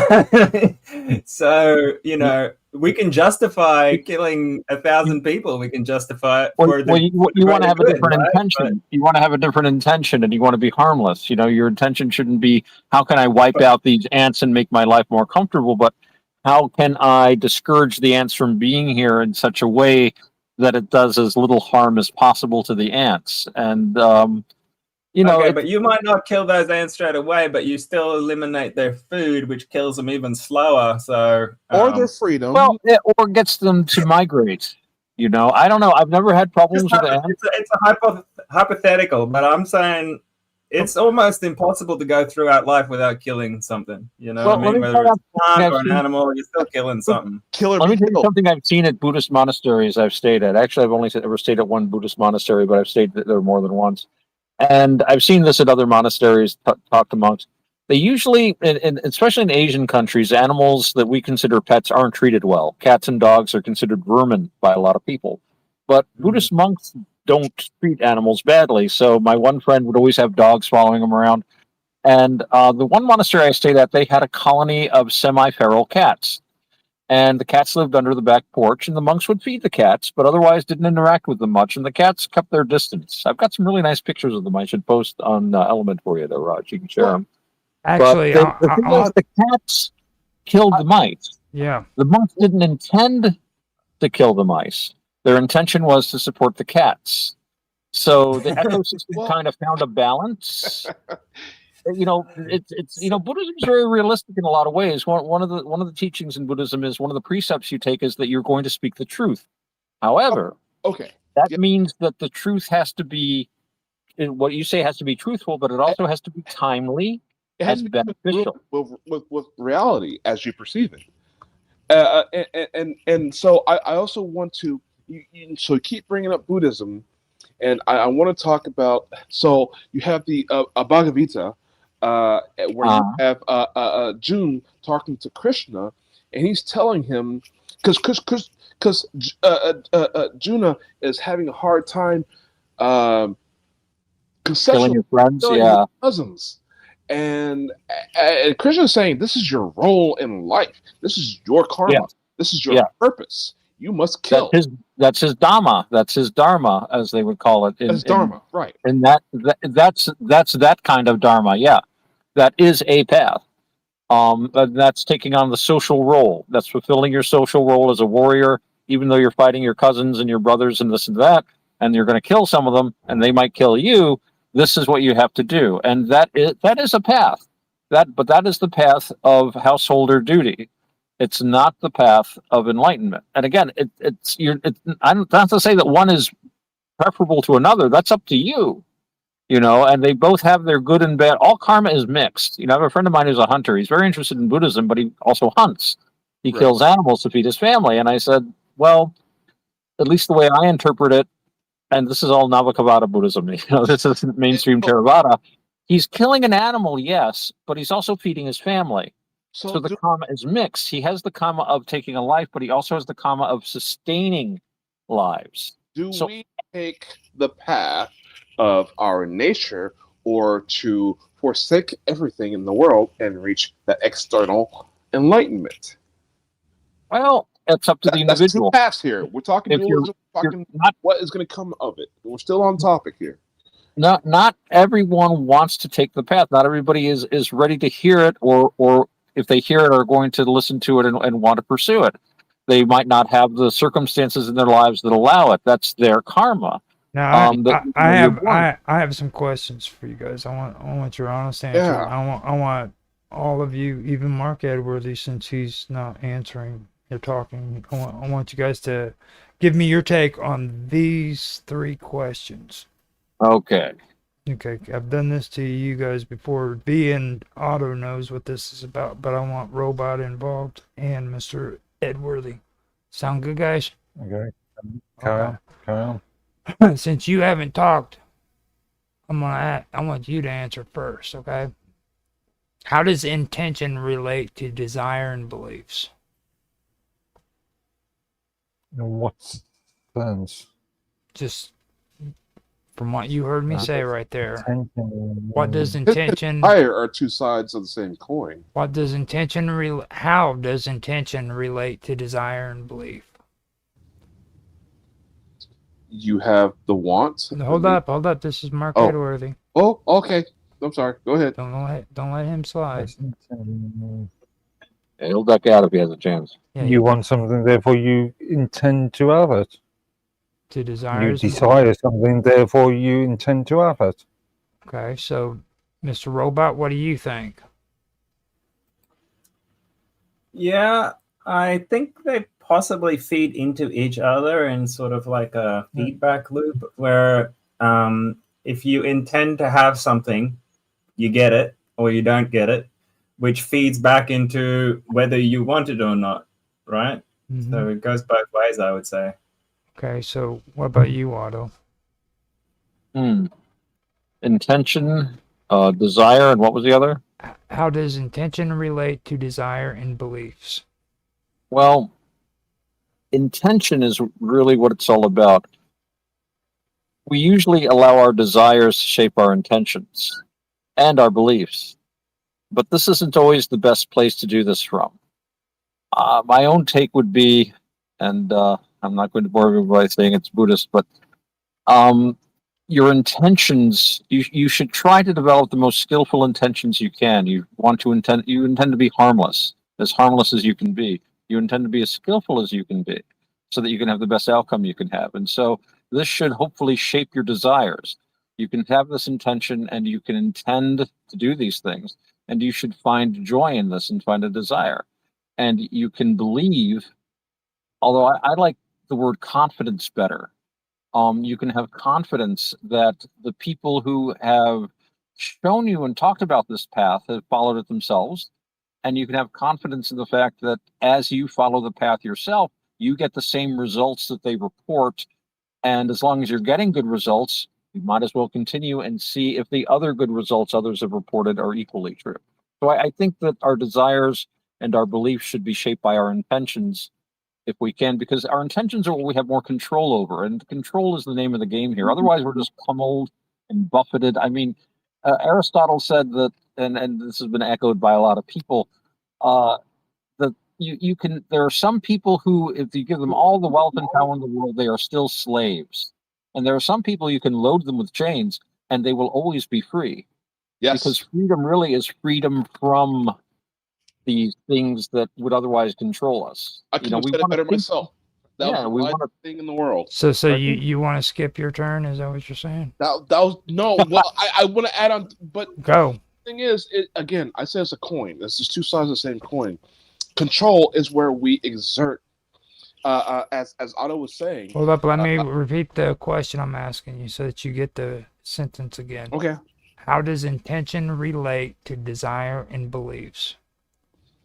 Again, it's two sides of the same coin, because intention, you have. So there's the argument of the egg and the chicken, right? For some people, that's. I can tell you right now, the egg came first because you have evolution that creates a new type of being that would come out of the egg, the chicken or the lizard. So I can tell you that a lot of people don't use critical thinking and understand the riddle. However, that chicken can go right back to where it came from and just become that egg and become that lizard again. Mm-hmm. And it's all on that the control. Do you control your? So is the chicken the intention or is it the I don't understand what the chicken is in this metaphor. Is it the intention or is it the action? So, It's gonna be Lamarckism here soon. you can either control the intention or you can control the desire. Okay, so Desire comes with, I mean, again, this desire, and it's one of these things, and I'm pretty sure Otto can word this better than I can, but the desire is the proto thought, and the intention is the manifestation of the conviction of that thought that leads to action. Okay, so I'm gonna have you start with the second question because that's what this leads into. I'm gonna ask you this, and I'm gonna go around and have everybody do this one too. We got three Wait, questions. can I just respond before we go on to the next one? Trust me, you'll know that this is gonna lead into what you're about to say. I can guarantee it. Okay, so trust me on this. This is the second question. What is the difference between intending to do something and actually doing it intentionally? Has anybody ever heard of procrastination? What is the difference between intending to do something and actually doing it intentionally? Like you intentionally mean to do something. The action, the actual physical action. So, so are we planning or completing goals? No, what is the difference between intending to do something and actually doing it intentionally? When you intend to do something, you haven't done it yet, right? And when you're doing something intentionally, you've decided to do it and you're doing it. So one is physical, one is not. Choice, manifestation.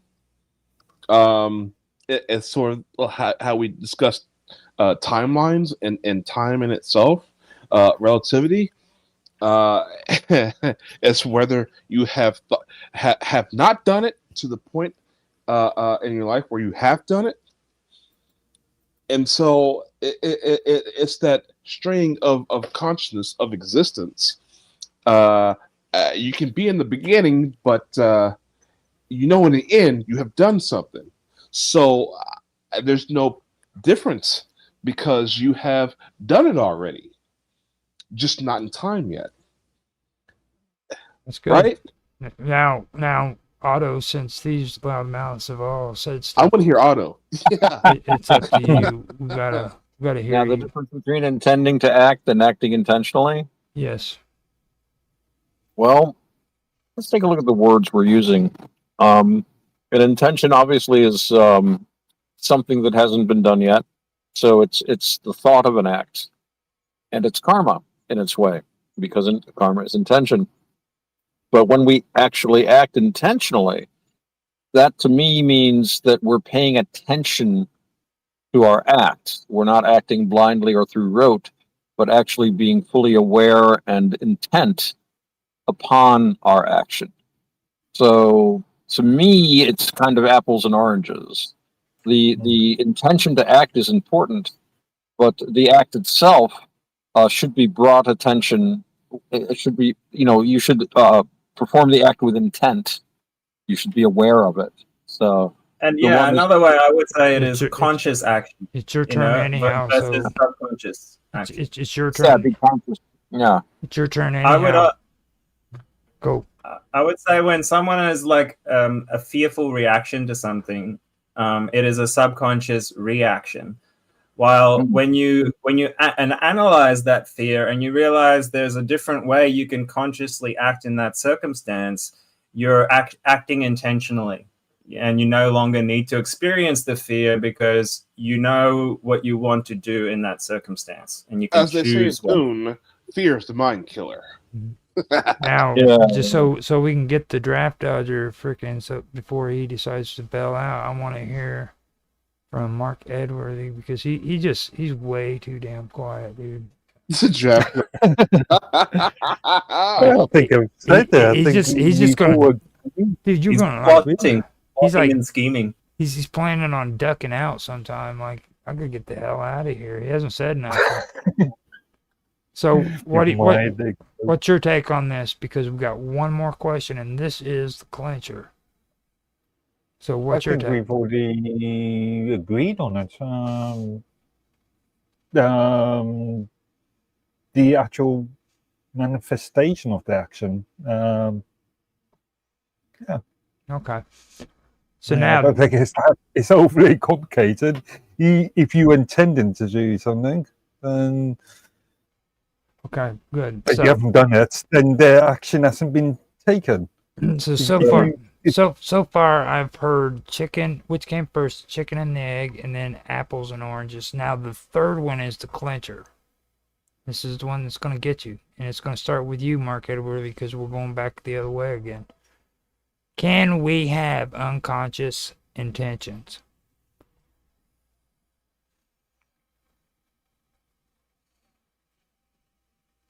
Is intention not a conscious thing? Unconscious, or you're unaware of it. I'm asking you the question: is an intention not a conscious thing? No, the question's for you, Mark. You decide. You get the right. Can we have unconscious intentions? Suppose you could. I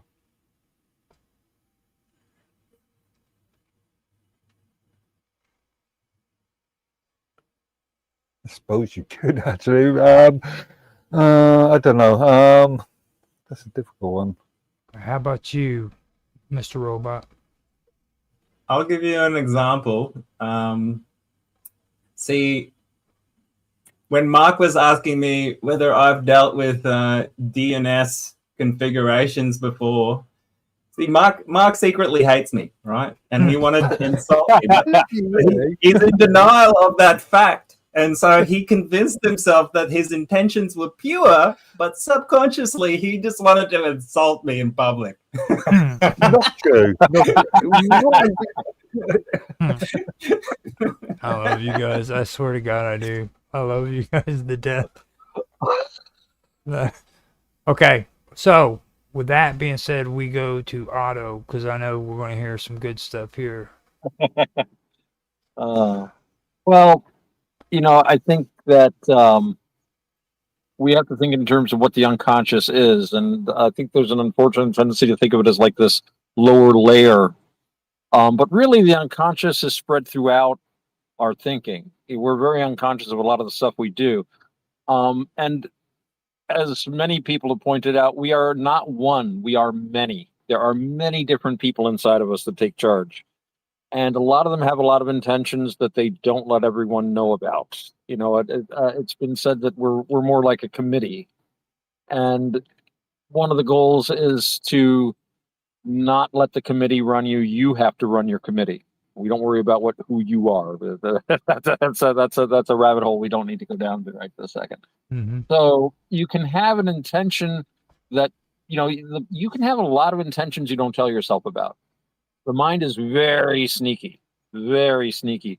And a lot of times, if you're like quitting drinking, as some people here probably have or may have at one time or another, and you really intend not to drink, but then you find yourself driving past the liquor store or pulling into a market where there's alcohol served, and you're walking past, so there was an intention there that you were not conscious of. I don't know if I'd call it, I guess you could call it an unconscious intention, but there are things we hide from ourselves because we're very sneaky. The defilements are very sneaky, and they're not sneakier than us, though.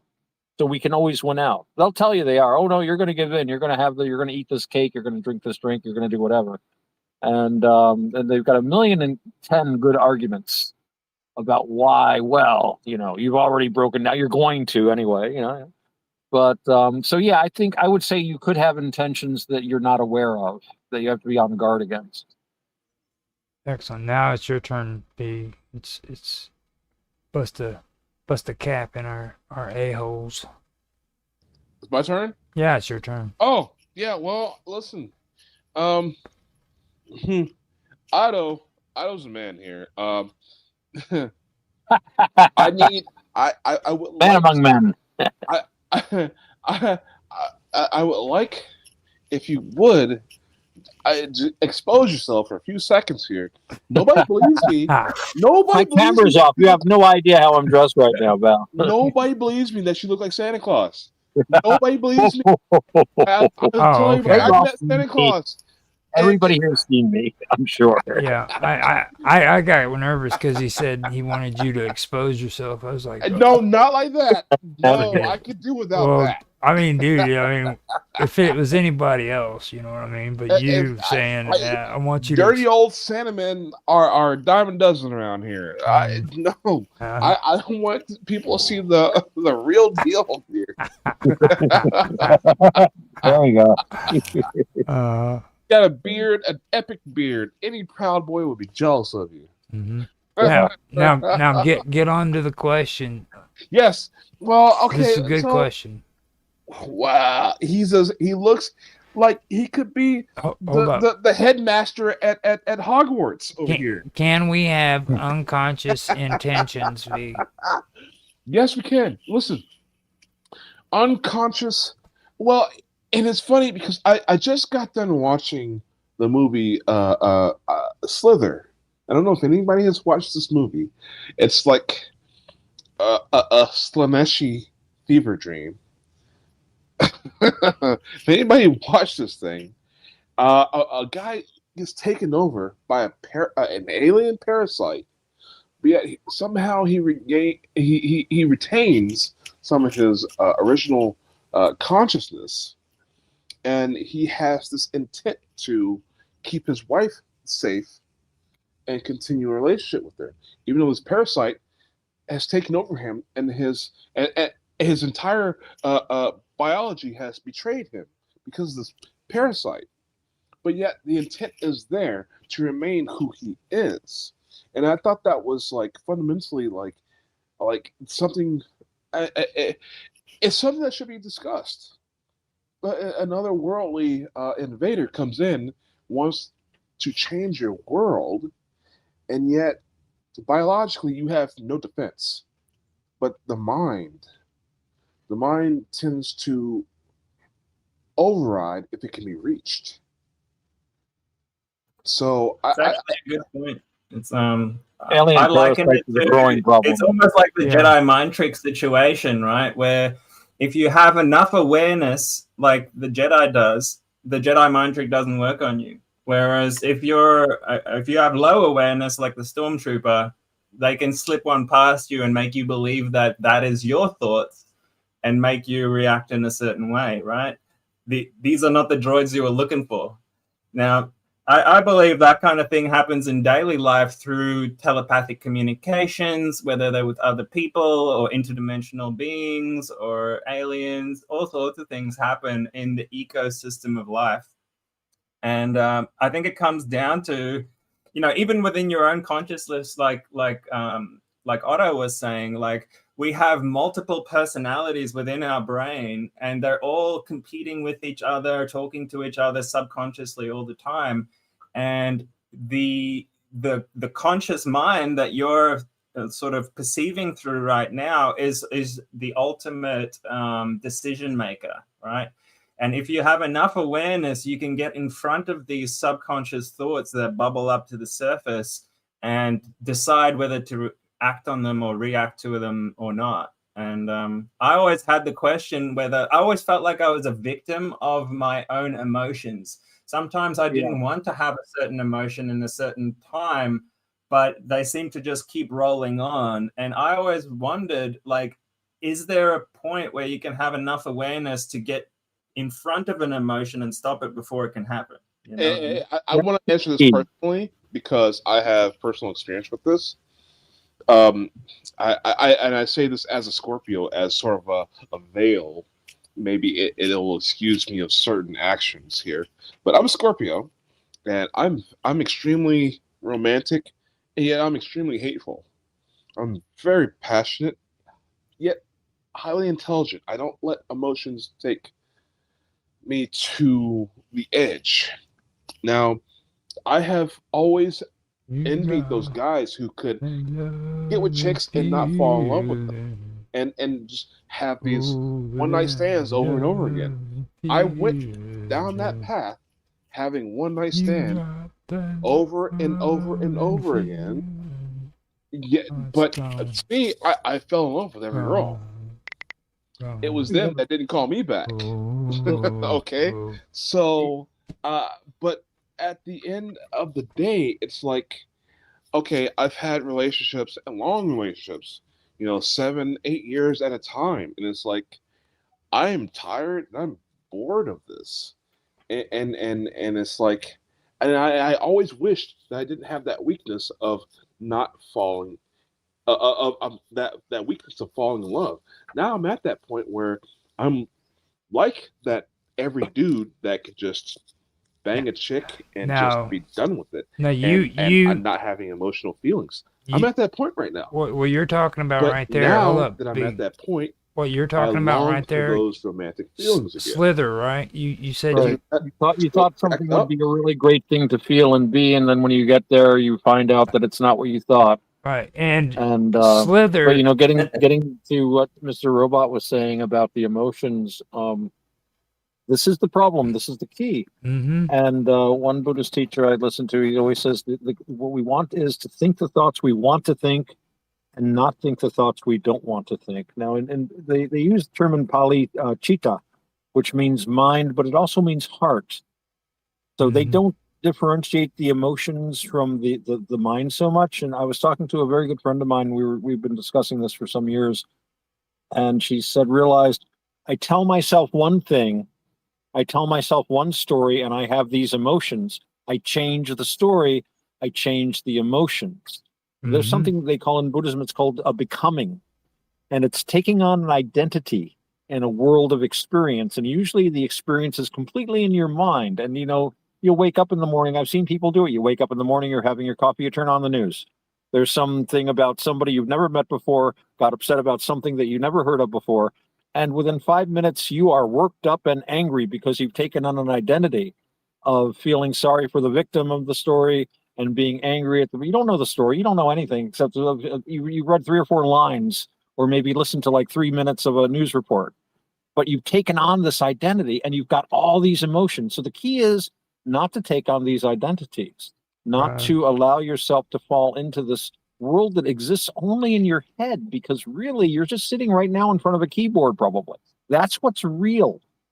Everything else it's good to be aware of, but you can't make the emotional investment in it. The emotional investment of like, this person said this to me, or this person might say that to me. Maybe. But if we can keep ourselves here, then we can cope with these things with a lot more energy. We don't waste the energy on fighting a battle. We're little primates. We're designed to fight or flee. And if a leopard is jumping at us, that's great. But if we're in a workplace and the boss yells at us, we can't punch the boss. We can't run out of the building. That's what we're programmed to do. That's what our evolutionary heritage is. But instead, we have to just eat the adrenaline, and we have to be where we are. I don't know how I got into that part of it. Otto, you and I, we have to talk off the air. Well, please. I also want to add Just- in on that Certainly. because you This comes back to that Hold on, analogy hey. that I had, that your ego is kind of like a pet animal within you. Hold that the Slither. more under control you keep it, it's like a balancing act of someone standing on a tightrope. And if it pulls you too much in one direction, you get off balance. If it pulls you into the other direction, you get too far off balance and you might fall off, right? Which is the concept of losing control. Now, the two sides of that balancing act is desire and emotion, right? And both of those things are on this line of your belief systems. And ultimately, the only thing you have full control over is what you believe. And that comes down to analyzing the thoughts that you've had in the past, right? And if you can change your beliefs, you can change your reaction to circumstances, which then changes your emotions to those circumstances and your desires about those circumstances. And that's right? exactly what I don't feel you can control your mind. That's really the only thing under your control, and that's what you should concentrate on. On this topic, when it comes to Slither too, I want to point out 2 things to that movie that will you've help seen you the out. movie. Now, Great. I now wanna hear listen. These are 2 important things. Okay, freaking the first one is the making alien love scene. Okay, and this and another thing that you need to focus on is Brenda, the big fat breeding alien. Oh yeah. Yeah. Okay. Now, when you were talking about that, that's the two things to focus on with what you were just discussing right there. You like fat girls too? Well, who doesn't? but really, but really, when it comes to unconscious intention, dude, I'm telling you right now that's where you need to go watch that movie when you have a chance, and then re-look at it, and you'll see what I'm talking about, man. It has a lot to do with that, and everything that you guys have been talking about is right there in those two scenes. It's pretty tight. Like, I think people really underestimate the subconscious mind. You know what I mean? And I love to talk about it a lot. So I'm glad that you guys were able to talk about that because it's really fascinating. Can you have unconscious intentions? Now, when I think of that, what really sticks out to me is the part in the Bible where it talks about Jesus casting out the demons into the swine and they run into the water. All right. We have, like you said, Otto, we have over 1,000 different kinds of personalities and characters within our mind. Okay? And that right there would be the equivalence of these 1,000 demons that were freaking possessing this guy, and Jesus pulled them out of his mind and cast them into swine who ran into the water and drowned themselves. That's Right, that's an interesting way to look at that. That's an interesting way to put it. Yeah. I remember years ago hearing a story of a Buddhist, an elderly Buddhist monk from the East who came to England, and while he was there, somebody gave him, well, here's a Bible, here's the New Testament, and he's reading him bits of the Sermon on the Mount and this and that, and the Buddhist monk says, those are the words of someone who is quite likely a bodhisattva. And just think it would be interesting, and maybe the future Buddha there will be Jataka tales, which are the stories of the Buddha's previous incarnations of the time he was a teacher in Palestine. So I think I did a good job on my questions. I'm just going to shut up now and let you guys freaking take over from here. Because after midnight headlines, I'm so sorry I derailed that whole thing.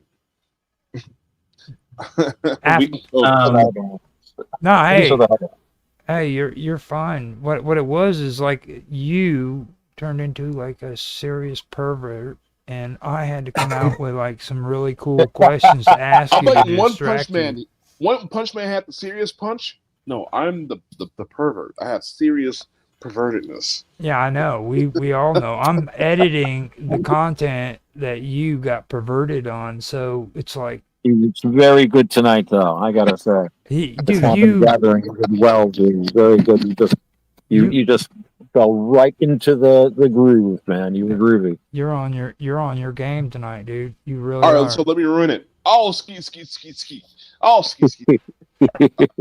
One more thing I'd like to add, guys, is just the concept of like responsibility as you develop your awareness. Remember how like Jesus said, forgive them for they know not what they do. That sort of insinuated that because they had low level of awareness, they shouldn't be held as highly responsible for their actions as someone who does. And I think that also kind of comes into the intentionality aspect of it, where when you become more aware of your actions and their consequences, you are more ethically responsible for, said actions. Are you not removing agency from the person by doing that? No. What do you mean by agency? Some people have more agency than others. The demonstration of agency is an important, step to take. So I think it's acknowledging that people may not have as much agency and you're trying to make allowance for them might be a way to look at it. Yeah. And another thing that stuck out to me with your guys' conversation, especially when you got into the more darker, morbid parts about killing children. Like I love like really taking deep thoughts on that because I have nephews and nieces, okay? And like I that they I've had fun with them all through their lives. We played games together, had fun and stuff, and like I could tell like at certain levels in their ages they completely forgot everything that's happened to them when they were like from the ages of 1 to 7 and then from the ages of 7 to 18. At some point in their early 20s they just completely forgot what happened to them as a teenager or as a young person, you know. And I do find that pretty amazing because like and I've always been a kind of person, I can tell you stuff that's happened to me back when I was like 13, 12 years old, you know. I can tell you what happened to me. My earliest memory is of me sitting in a car seat, the baby carrier thing. I was sat in front of two windows in the apartments that my mom was moving in to. I was a month old. That's my earliest memory. Watching the curtains flutter in the wind. That's my earliest memory.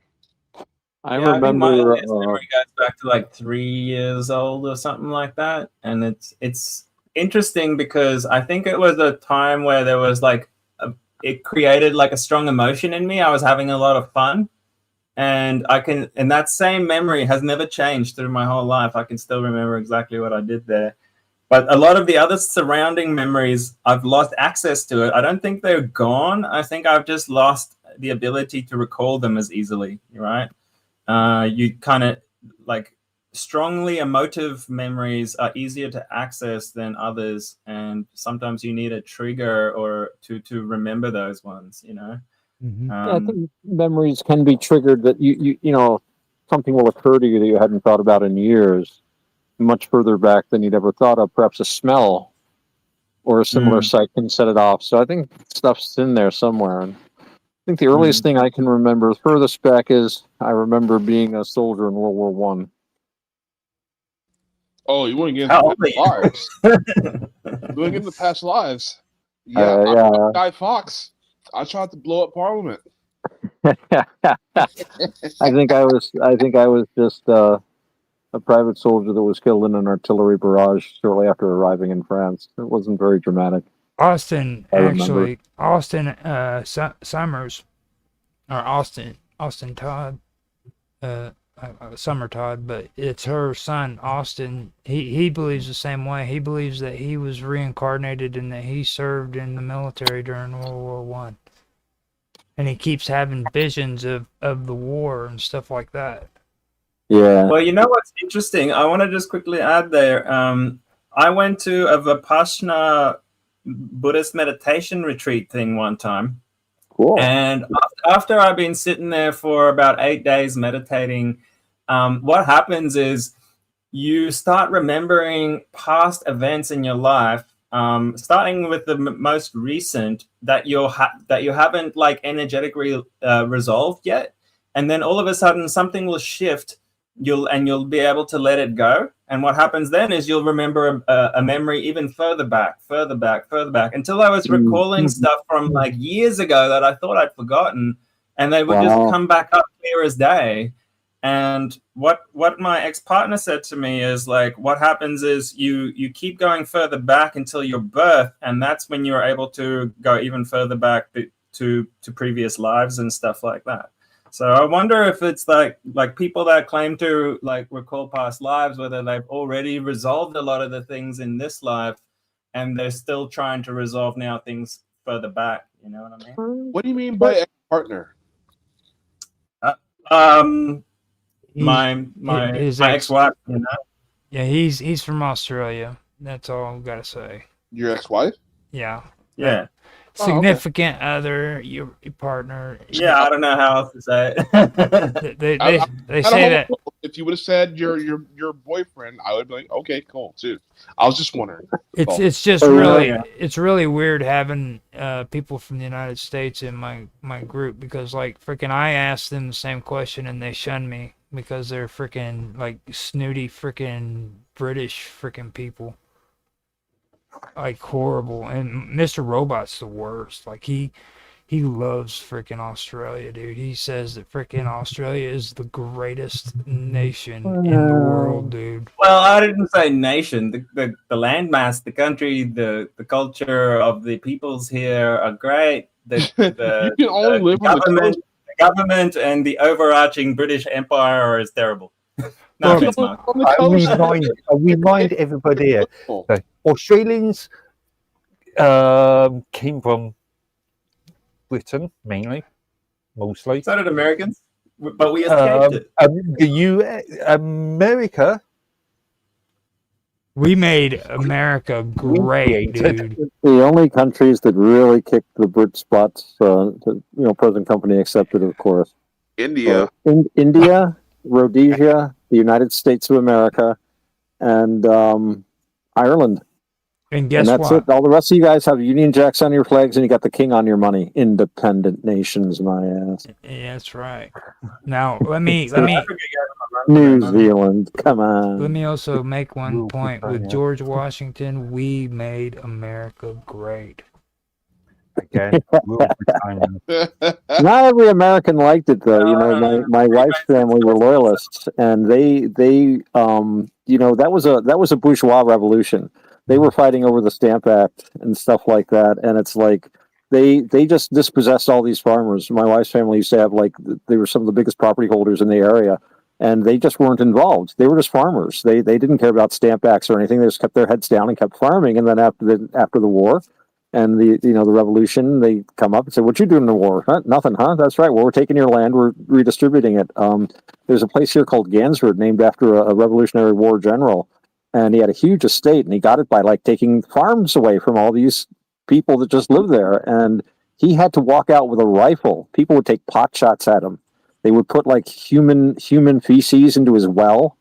I mean, there was a lot of resentment for a long time, and a lot of people were dispossessed. The ones that could afford it went to Canada. The rest were impoverished and punished, even though this was a revolution in which only a very small percentage were involved and really had any real skin in the game, to tell you the truth. Yeah, I was thinking of Canada when you were talking that's exactly what I heard. Like the way they treated the loyalists was pretty rough, and then there were war crimes, so it was on both sides of the street, you know what I mean? Like everybody always talks bad about England, how bad they were, which they were horrible. But at the same time, what side of the empire you were on. we were actually just as bad. I mean, in reality, because our militia, for one thing, we were probably the first standing guerrilla warfare army or militia that was out there during that war. I've been looking around, and maybe the French-American War had some guerrilla warfare in it. Oh, I'm sure the French and Indian War. Yeah, French Indian. So the 7 Years' War over in Europe. Yeah, but remind you that during the war, it wasn't the Brits that were doing guerrilla warfare; it was the Dutch. Well, we were still wearing our beautiful red uniforms, standing in lines, standing in columns. Yeah, but you got to remember, time-wise, though, the Boer Wars would have been just after. Well, that was 1890s and 1900.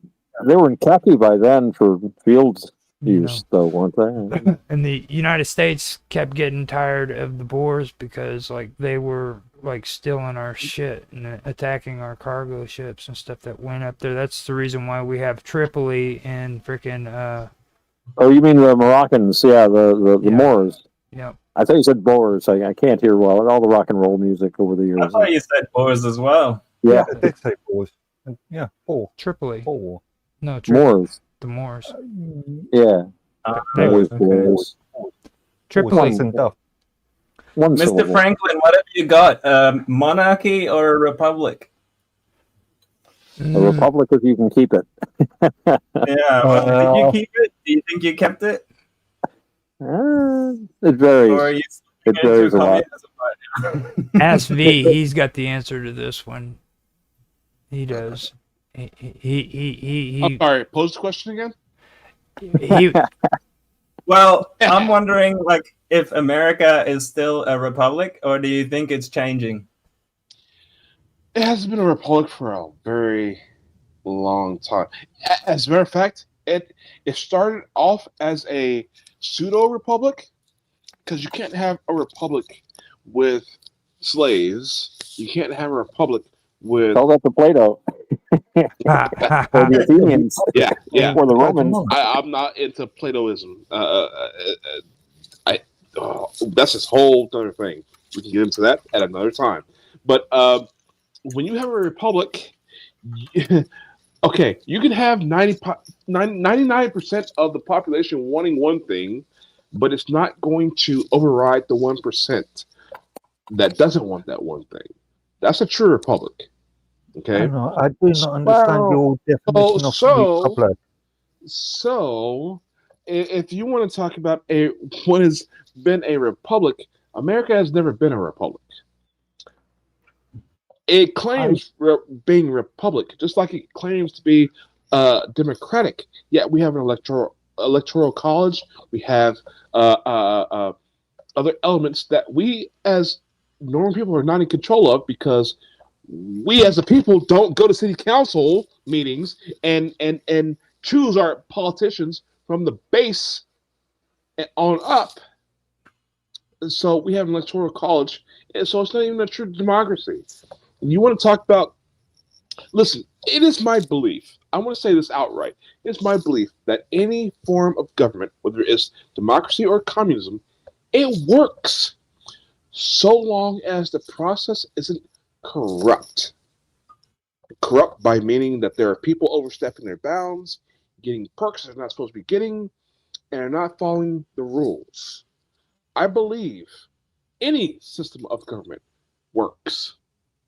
But it can't work because you have the element of what's called the human being, which is ultimately highly corruptible. Well, that's why we need checks and balances, right? Checks and balances. Correct. You know, Aristotle, I think, always had a good point. I was talking to somebody about this today, and one of the big problems that you have with government, and this was a big thing with Aristotle, was you have to remove the ability to make money off of having the office. You have to remove money from politics. And when I was a kid growing up, I remember going back to remembering stuff when we were kids, right? I was watching the TV and they had the news on and it said, candidate so-and-so has raised so many $1 million. However, candidate such and such has raised so many million more dollars. And so he is probably going to win. And I thought this was very wrong. And everybody seemed to accept this as quite normal. And I'm like, wait a minute, they're basically saying that they're buying the office. And it has nothing to do with whether this guy has good policy ideas or not. It's simply that he has more money. And then I heard about campaign finance reform. And it's like, well, we have to limit this and license this. And I'm like, why don't we just eliminate it all? Why do we even have campaigns? Why don't we just have a series of debates a few weeks before the election? And up until that time, politicians do their jobs instead of like gallivanting all over the place. It's gotten to the point where you get elected and then you immediately start campaigning for re-election. So a big thing is the corruption that money brings. If we could remove all money from politics, and it just seems to me like a no-brainer. And yet, in the public discourse, it's never been allowed up until the time now that the internet is out there. You hear these ideas being kicked around, but it's an idea that they would never allow. You'd never see an editorial in the New York Times saying, "Hey, let's stop letting politicians everyone that enters the Senate leaves it a millionaire." No matter how much they go into the Senate with, by the time they get out, they are multimillionaires. There's something wrong there. There's something just so obviously wrong, and then nobody seems to just say, all right, let's just stop it. Not let's modify it, let's do just stop. But here's the thing, right? This is the ultimate consequence of indirect democracy, where we have representative government that's supposed to do what the people want, but they never end up actually fucking doing it because it's more profitable for them to just it introduces that other factor because in theory you should be answerable to your constituents because you depend upon them for your reelection. But if you're more dependent upon, you don't give a shit about reelection because you're going to have a nice job with Raytheon. And look at Donald Trump right now. He can't get reelected. So what interest is there for him to follow what the people want? Right? I mean, apart from the midterm, he's establishing a legacy. He's establishing a legacy, I think. And he also, He has climbed upon the populist tiger. You cannot dismount from it easily. And he's already shown some, he reminds me a lot of Teddy Roosevelt.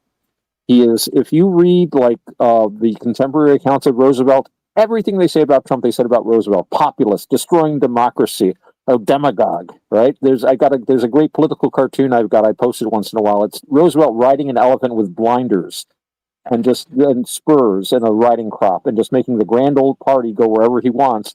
And the painting was by Vox Populi. In other words, his populist power gave him power. He reshaped the Republican Party in his own name. Sound familiar? And I mean, if you read like the contemporary journalists of the time, they hated him. The press hated him. He was seen as the worst monster, and he made a huge mistake. He was president for one term, and then he stepped away from it, and then he came back, and he had no hope. They closed ranks, and they locked him out of politics after that. He ran on the third party, Bull Moose Party. Mm-hmm. And I really think that when that was a step that Trump didn't take. There was a big push, and they were really wanted him to start a third party at one point. And he's like, "Why? We've got the Republican Party." He stuck with that and followed the Roosevelt playbook more completely. But I really think he's looking at Teddy Roosevelt as a model. Now, I want to point something out too. Like you guys were talking. You guys were talking about a Republican. Hold up, let me. Elections. Let me just finish my point quickly, Roger, before we move on. I'm not moving on. I just like wanted we to... already knew that the elections were rigged, and this is like supposed to be the most modern democracy in the world, right? Mm-hmm. And we knew the elections were rigged from day one. Yet it's only taken up until now before anything is being done, anything is being fully investigated. And only because the opposition got into power to do it too. No, they were putting people in jail just for questioning it. You know, it's cool. It's cool that you guys are talking about Donald Trump. I want to put this in because okay. Now this I've got you guys are issue with this. Let's talk about Let's talk about republics. First of all, republics aren't as great as what you guys are making it out to, and a good example of that would be the Republic of Florence. Okay, now whenever Tuscany was running the Republic of Florence, they had what was called a Signoria. It was the Signoria of Signoria or something like that of Florence, and this consisted of guilds that dictated and ruled what was being said. It was a priori, okay, and they were chosen by the guilds of the city, and there were 6 of them, and those were the major guilds, and then I think there were a few other ones that were what they called minor guilds. These are the people who ran freaking this republic. Okay, so that's that would go back to the Roman Republic. I mean, and that's the model that the U.S. took. I mean, just look at the buildings down in D.C., right? Mm-hmm. They all wanted to be Romans. Exactly. But the Roman Republic, you had the Senate, which were the optimates, and these were the property owners, the people with power, the aristocrats, and then you had the people, the populi. That's why it was Senatus Populusque Romanus. It was the Senate and the people of Rome. Some populist emperors, and there were many of them, reversed it. Their banner said the people and the Senate of Rome, PSQR, which the Senate didn't like, but they couldn't do much about. So you had that the ruling body was composed of the aristocrats. You didn't elect senators in ancient Rome. You were selected for the senatorial order if you had sufficient wealth and family. And the people would oppose things simply through their mass. They was considered part of the political process. So there was one point where the city was in trouble. The populace didn't feel they were being treated well, so they just left the city and they wouldn't enlist in the army. And what could they, they were like, and that's how they got tribunes, who were the people's representatives. So it was always a balancing act between the haves and the have-nots. And that's why, when Aristotle was writing about governments, he talks about how if the aristocrats, his terminology, but I think it's familiar to us, what we see today, if the aristocrats run things, they're going to run things just for the sake of the aristocrats and harm everybody else. If the people run things directly, then they're going to run things for the people and harm everyone else. What you need is a balance through, as Mr. Robot was saying, through checks and balances and a constitution. This is an attempt to try to find a middle path and something that will bring the greatest happiness to everyone. Because yes, just about any government system can be made to work. but Aristotle was seeking for something that would bring the greatest happiness to the greatest number and the most prosperity to everyone in the state, rather than just as one subgroup. So I it's always a agree with balancing. that. That should be our overarching goal. But I also think that speaks to V's point, which is that that's not a true republic where the power resides with the people. Right? The power resides with the That's where we're coming into definitions of things. This is how the Roman, they called it res publica. It simply means public affairs. And that, really, that was actually an idea that was never achieved, okay? Like, all the stuff that you hear Plato talking about, they never achieved a true republic like Plato wanted. Well, Plato's republic was a dictatorship. Right. And Plato's republic was a horrible authoritarian dictatorship. Now, Mark Edworthy was pissed off, so let's hear him talk some horrible Just before we go, stuff. I just want to finish my point. You talked over me. I think we actually have the ability to achieve that today and maximize happiness across everyone by using modern technology to solve the corruption problem, right? And that includes taking corruption out of the voting system, which includes publicly verifiable voting using blockchain technology. We have that right now. It's free. And in terms of like enforcing it just magically appears. I think you are being ideologically, you live in an ideological fantasy land in this case. Let me just finish my point, Mark. And yes, it already exists. It doesn't have to magically appear. We just need to start using it. It's not free, though.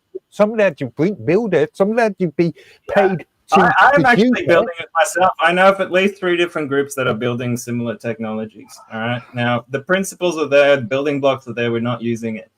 And in terms of enforcing the people's will, so we have a problem where politicians, when they get elected, they don't do what they ran on, right? And we have such a concept as a decentralized autonomous organization in blockchain now, where smart contracts can be used to achieve governance. And we're not using that in politics yet, but we could hypothetically enforce the people's will through smart contracts in the future. I wish Bob were here. He would love to hear these words. I hope he listens to this later. This is right up what Bob's been talking about for a long time. At the same time, as part of the checks and balances, we need to enforce strict consequences and punishment for corruption and enforce the people's will through the people's militia. Because the problem is when the politicians have like enforce their own when they police themselves, that breeds corruption. So we need an external police force that are enacted by the people, just kind of like the Americans envisioned initially, where the people can enforce the law. So anyway, that's all I want. Remind you of the French Revolution. That didn't turn out very nice, didn't it? Well, that was kind of instigated by the aristocracy as well. Now, you had mean stuff to say. You better let him have it. Let him have it, Mark. Go. Yeah. First of all, Mr. Robert, ascertained that there was corruption in what was the 2020 US elections. That has not been fully ascertained. That has not been proven in a court of law. It has not. So it's an allegation, not an actual thing at this present moment. Remember, everybody's innocent until proven guilty. They won't even let it in court, though. They've no court has been willing to hear any of it. Well, whose court are you going to use? Are you going to use the Queen's court to granted, there is an issue with. I thought it's a king now. The principle. Now, I agree with that. I think there should be a process for that for sure. Yeah, there should be trials. I would love to see this stuff come to trial. They won't allow it. They haven't allowed it. There's been, I remember watching something like 8 or 9 hours, and I actually recorded it so it wouldn't get memory hold, of men and women of all walks of life, races, ages, coming and talking about massive voting fraud that they witnessed. These were signed affidavits, which are evidence.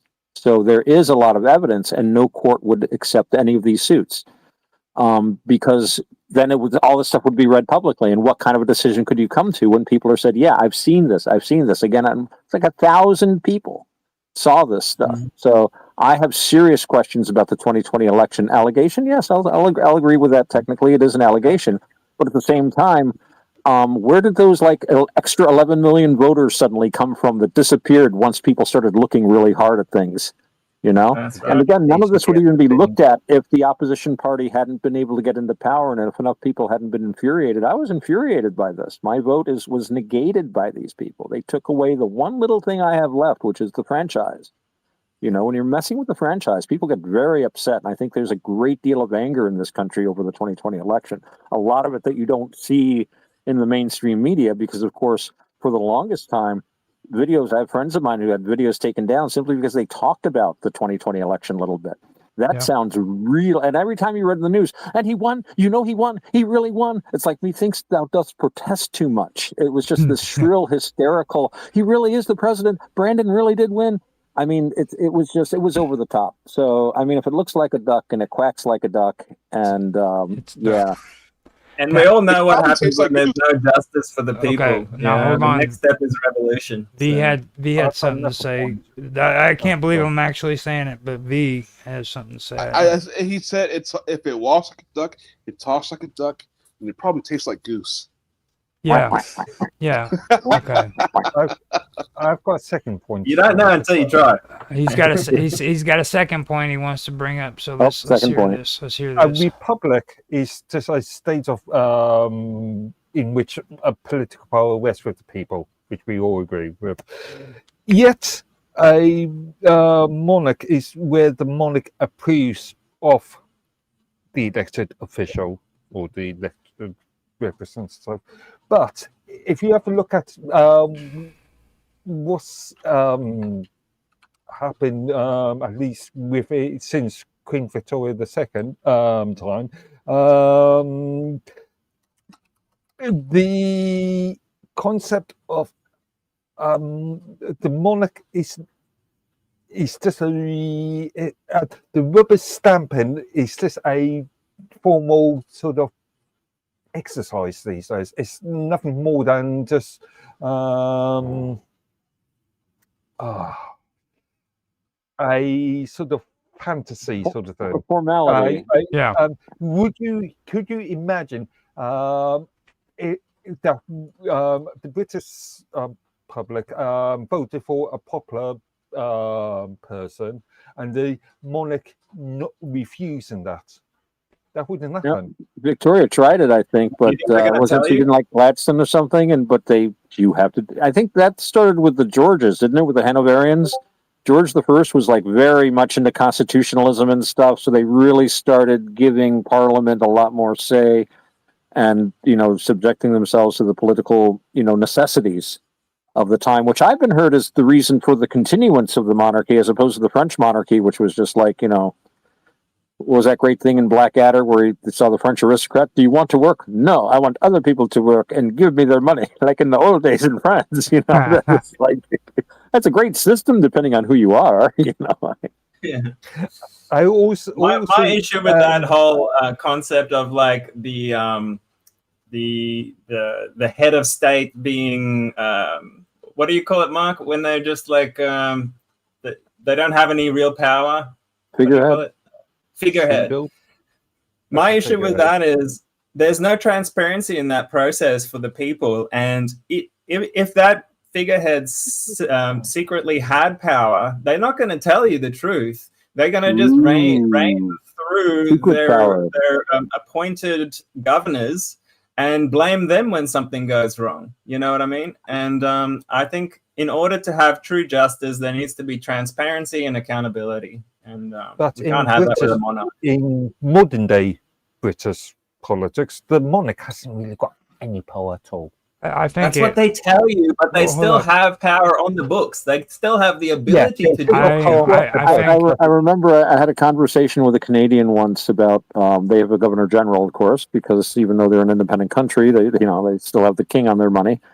and the governor general has to approve everything. He acts as the monarch, like That's Mark right. was saying, puts the rubber stamp and makes it official because it's, after all, His Majesty's Mail Service and His Majesty's Navy, and in theory, everything actually belongs to His Majesty, who graciously allows everybody to own it.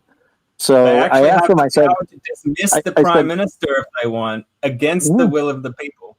in theory, So, yeah. But so I talked to this Canadian and I said, "You guys have a governor general, right?" So yes.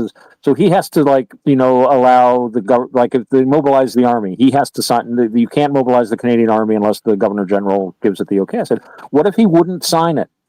What if he told you he wouldn't do it? What would you do?" And he said, "We would pack him off to London with a little note saying, 'Please don't send us another.'" So I think a lot of this is just a very delicate kind of a ritual that's only maintained because nobody actually tests it anymore. It would be interesting for the king to just say, Well- "No, I don't like him. I'm going to appoint Joe Schmo as my prime minister because he's my prime minister. It's my navy. Send it over there. Kind of deal. Just take direct control." In theory, he could, but I don't know if they'd allow him to. I've Well, said this I've is why said they this to compromise these guys people for a with like while. child exploitation and stuff like this, because if they ever stepped out of line, they would have 10 ways to bloody get back at them. Well, hold That on, is not hold overt. on. Before you move on to that direction, what's being said there is actually kind of interesting because I've been saying this to you guys for a while when it comes to England and the colonies as well as most of Europe. Now, on this whole thing about the Republic, okay, the one thing that really sticks out to me is the fact that the whole structure behind how this supposed, parliamentary government is set up according to England and Canada and Australia and everything. Like your prime ministers and your general governors are the ones who appoint your Senate, okay? And they wanted to do it here, you could tell, because now the vice president here in the United States, ever since the beginning of the United States, is appointed to be the head of the Senate. Okay. Yeah, he's president of the Senate, yeah. And Okay. This is something that was freaking brought in from these republics like Florence, okay? They incorporated it into these other forms of government, and you can see it everywhere. Like, there should be no reason why your government is ran by freaking the prime minister who is appointed by the queen or king, okay? It should not happen. Like, the individual citizens of your country should be the ones. Actually, that's not true. Canada is not a sovereign. You are It is conflating that. it is a colony country that is underneath the Commonwealth of England. It's not a sovereign nation. Commonwealth. You're conflating something here. MPs in this country are voted in by the people. It is for the prime minister to decide who will be on the front benches, who will be in the cabinet. Yet backbenchers still hold quite a bit of power. If they wanted to rebel en masse, they can. Is that the House of Lords or something? Sort of, non-confident He's talking about the House of Commons, but we're talking about the House of Lords when it comes to freaking the Senate. The equivalent of our Senate would be the House of Lords, which isn't voted in by the people whatsoever. Okay, I have a problem with the concept of voting in the House of Lords. Ideally, the House of Lords should only be staffed by people that are experts within their. That's a good idea. Well, see that you mean pedophiles? Like advisors. It's called. That's called. So That's, if you were talking about, I don't know, climate issues, then you should be an expert in climate issues. well, I mean, that's the way the elitists in England have held power in England, is because, like, what They're really it was, good at it? they were nobles first, and then what happened was they lost their nobility, and they created a system that freaking gave them the power that they used to have. It's just like their estates. Well, they perpetuate their power. You can't do it through a sword and like owning land anymore. So the wise ones jumped over to commerce Yeah. or to, you know, things like that, which is where the power center moved. Power is a very interesting thing, and people will chase it. And those who refused to, they were the ones who became the you know, the decrepit, declining gentry. You know, can't afford the taxes on the house, have to let it out, and this and that. The smart guys, you know, they got into banking, commerce, all those things that other people wouldn't dirty their hands with. So the power And is that's why always we're chased by always ruled somebody. by psychopaths. Well, I also remind you that under British law, Parliament is sovereign. The last time our monarch tried to take control, he lost his head. Thank goodness. Ah, yes. Now, King Charles I. Sorry. Make that great again. now we don't need to be hearing that because you keep bad mouthing the dude to cut his head off, dude. Like, now, Well, that's just factual. Cromwell. That's just history. Cromwell was the greatest hero England ever had. Talking to someone of partly Irish descent here, we must never forget Cromwell. Cromwell forever, dude. Remember, Cromwell created a dictatorship for 5 years after the war was after the war ended. Well, if I was the guy who led a revolution to free these people, and these idiots came back to me and said, "Hey, man, we don't like this. We want to make you king. Why don't we just go back to the way it was?" I would be pretty pissed off, considering that I had men on top of men die in 2 revolutions to free you, and now you want to just take it and put it back the way it was. I find that very offensive to a man who actually did that. I mean, I would be highly pissed. You would not get any respect from me, and anybody who had any royal lineage would have been automatically put to death because of the amount of men who died in those 2 revolutions. Well, I wouldn't take a demotion to king. He had a lot more power than the king did in his position. He had the position without the hat, the funny hat that weighs 10 pounds. Made out of Let's gold. talk about the Moors with their big swinging 8 to 12 inches, conquered Europe twice. How that's kept out of history. Oh yeah, he keeps bringing that up. No, I'm just kidding. I gotta go because my phone is dying. I have no way to charge and listen at the same time because I'm on an iPhone. There is an argument to be made for the stupidity of people, you know? Like, I mean, you can set people free all day, but, like, if they think like slaves, they're always going to go back into slavery one way or another. Exactly. People are, there's a graduation in all things and in all people, and some people are prepared to, you know, that's where a lot of these collectivist, you know, anarcho-syndicalist ideas come from. It's like, oh, you finished an 8-hour workday. Now you've got to sit on the central committee for another 2 hours and decide, you know, what the bathroom break schedule is going to be. Most people don't want to do that. Right. You know, they're more than happy to hand that off, and I am too, for that matter. You know, for the most part. Most of us just want like easy lives, and we want a system that works without us having to give it too much attention. And we leave it to the psychopaths and other people that like that sort of thing. You know, if we're lucky, they're fun to watch. Psychopath. It reminds me of the Benjamin Franklin quote: "Those who give up essential liberty to purchase a little temporary safety deserve neither liberty nor safety." Right. Exactly. I think that's a little bit harsh, but there is something to it. Definitely.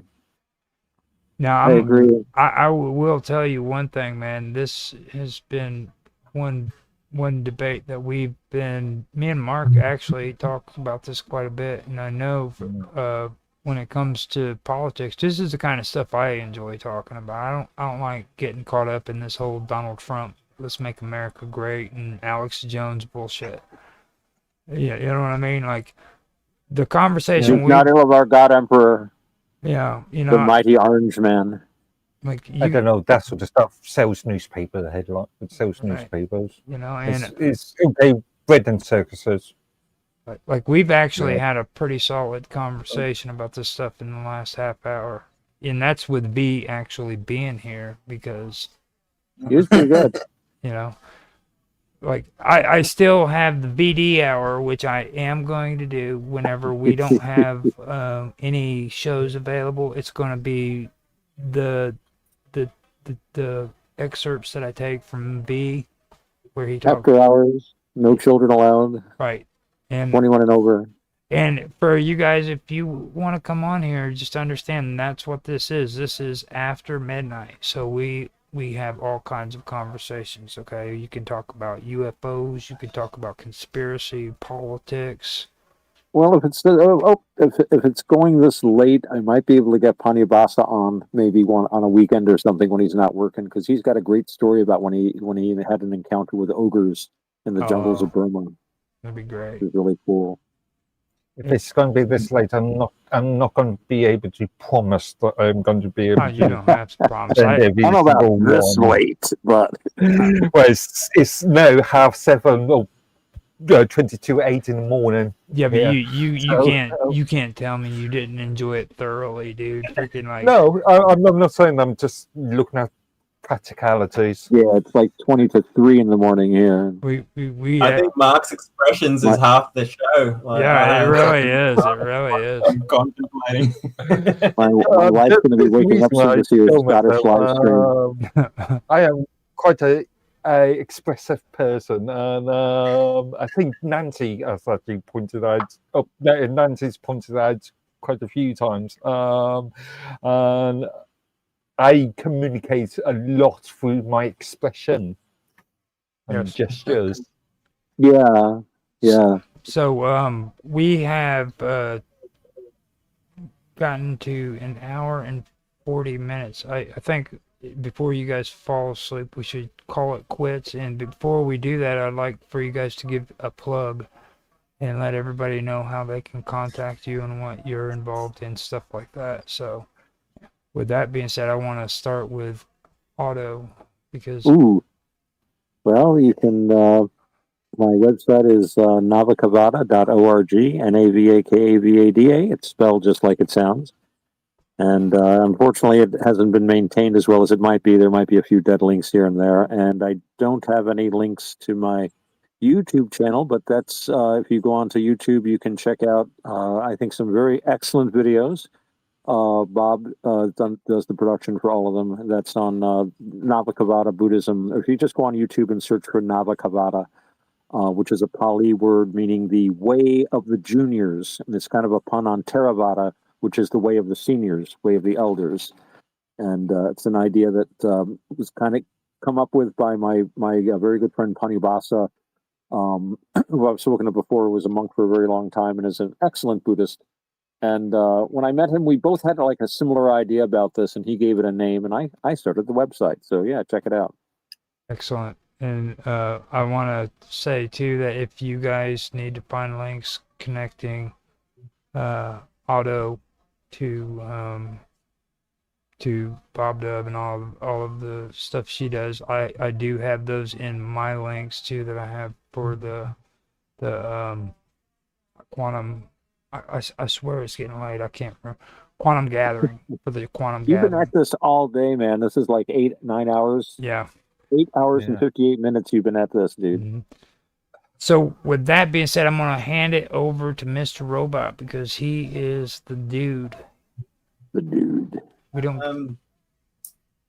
I hang out on a few places online these days. You can find my Rumble channel just for fun called Hacker Radio.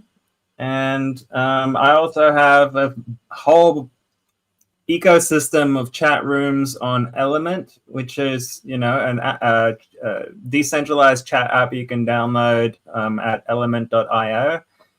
The main channel that I hang out in is, hash conspiracy-theory:matrix.org. And once you find me in there, I can link you to all the other ones. It's no point me listing them all here. Check that out. That sounds cool. And I also want to say you are an infinite imaginarian. Come in there and get active with us, Mr. Robot. I really think you would enjoy hanging out in there with us. Yeah, I will. I really do think you would enjoy that. Okay, Mark Edworthy, take us out. It's just the third or fourth time I've done this tonight. Yeah, I'm on minds.com under the username Medworthy, and most of my content's mainly revolves around technology. So mainly explaining technology concepts and also looking at sort of political areas within the realm of technology. If that makes sense. Yes, it makes perfect sense. Sure.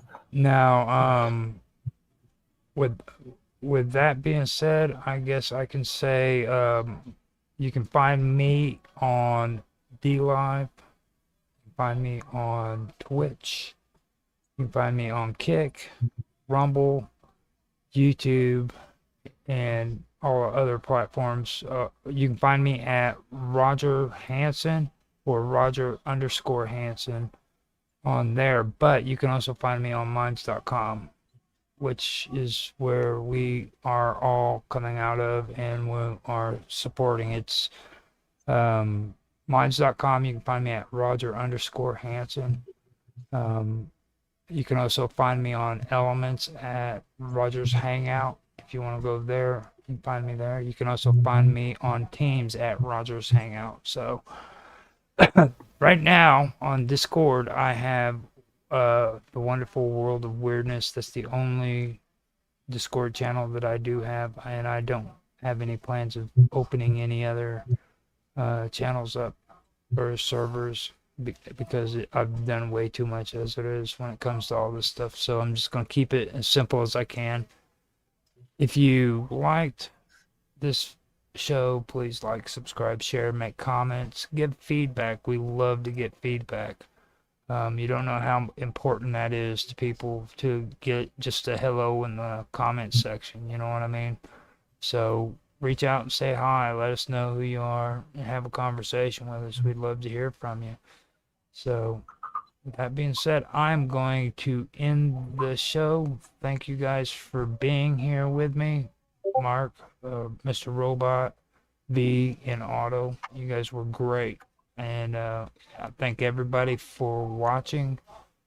And we will be back next week for another show. Thank you. That was really fun. Yay. Well done. That was really good. I swear, for the first day, I think we did a really, really good job. Exhausting. Exhausting. Yeah. And I was just getting started. Well, dude, Mike freaking comes in and just like puts the freaking script out, dude. Like we did 2 awesome scripts, one right after the other, and then Bob Dub comes in to do the freaking the narration with us. Yes. Oh my Wow, god, dude. That was so good. It's a pity I had all that technical issue at the time.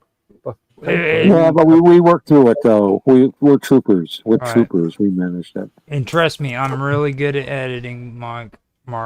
I can He is. I can edit that, make it sound really good. You did a really good job.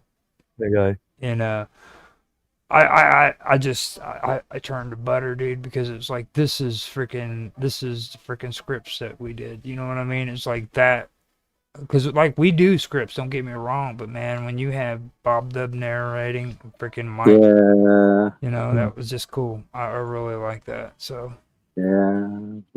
I enjoyed having like 4 or 5 of us here. You know, it kept it more dynamic and like a lot to discuss. It was very nice. And we talked about a lot of good stuff, man. Yeah. It came out well. Right. Now I got to clean up my website, and people might go to it now. Oh my god, got all these dead links and stuff on it. I hate websites. We were just talking about that earlier. Somebody said that I needed to get a website, and I'm like, dude, freaking they are so redundant because you look at the maintenance that you have to put in on that shit. You know.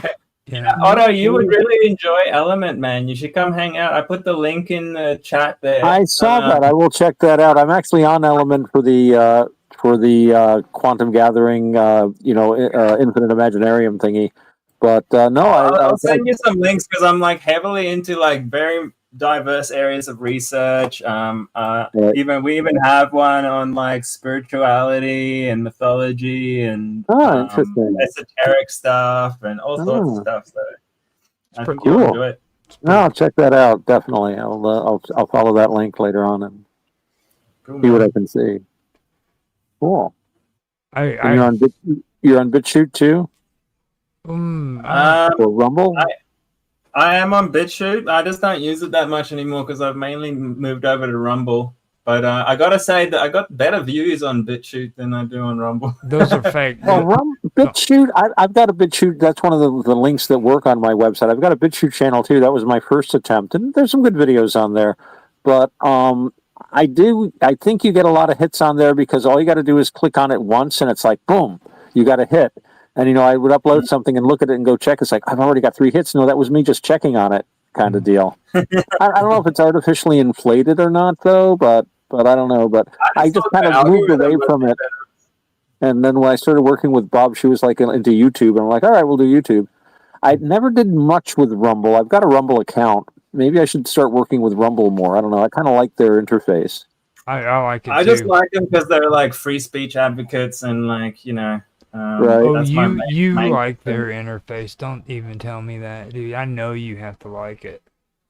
Again, I'll go back to a point I made last night. For these sort of shows, you want the old bums on seats sort of thing. So it's advisable to use as many of these platforms as possible. Well, each platform Just to increase represents the audience numbers. each platform tracking effect, yeah. See, the thing of it is each platform represents its own audience. Like they don't combine to actually help one another. Like you can't combine. No, irrelevant. You should treat each platform as an individual, but you should also treat them as a whole. If that makes sense. Yeah, I see what you're saying there. I think I don't use YouTube because I don't want to throw pearls to the swine. You know what I mean? the algorithm, man. Probably the biggest player in this game. Well, when you nurture a platform or a channel, I should say, like that is the channel you need to focus on. You know what I'm saying? I've gotten to the point now where I am sick and tired of YouTube, but you know how much time and effort I put into those channels. You made the investment, yeah. And even though I know I need even though I know I need to walk away from them, it's freaking still kind of heartbreaking, because I put. I just had to walk away from 20 years of Facebook. Like the amount of channels and information I poured in there over the years, it was painful to do. Same but here. now that they're bringing out all these like censorship laws, all these like track and trace laws and stuff, I just know it's going to be a shit show down the road. So I was shocked by YouTube when one time, and this was something when Bob and I had recorded something, and she wanted to share it with me, and we couldn't send it for some reason. So she said, "Well, I'll post it on YouTube privately so we can both watch it," because we were trying to figure out how to put this thing together, right? So she posts it. I go to look at it. It's already been taken down. It was not public viewed, but and we didn't. The only thing, she's from Rhodesia. We were discussing Rhodesia and what the actual situation was. And that's the only thing we talked about that was even vaguely. We didn't use any naughty language. We didn't say anything about anything about elections or anything. And nobody would see it. It was just her and I who made the video wanted to look at it together. And it was taken down before I could, and it was like, obviously we figured out a way to share the video in the end of the day, but I was just shocked that they would censor something that nobody could see. They're so controlling, man. And what that boils down to is you're controlling people's thought and their ability to, come up with new ideas based on what some unelected people in this company, Or some AI, yeah. If we continue to support companies that try to dominate us like this, we're literally just giving them the power to do it, and we're shooting ourselves in the foot in the future. Well, like I said, I was going to say, you are the user. You've agreed to their rules in the first place. Yeah. That user agreement nobody ever reads, but they always click. This is why I always talk about reading terms of services, always reading the contractual agreements, which I know I piss up Roger. And, I got into YouTube before Google even owned it, you know, and now my stuff's on there from 20 years ago, and I didn't agree to all the changes they've made since then. You have by continuing using it. But I'm not using it anymore. That's not legitimate. But my videos are still there. That's really not legitimate, though. You know what I mean? It's like nobody If a court decides it is, though, it is. Well, I mean, it's not legitimate morally, but legally. Ethically, it's completely corrupt. Okay, like there is. I agree with you there.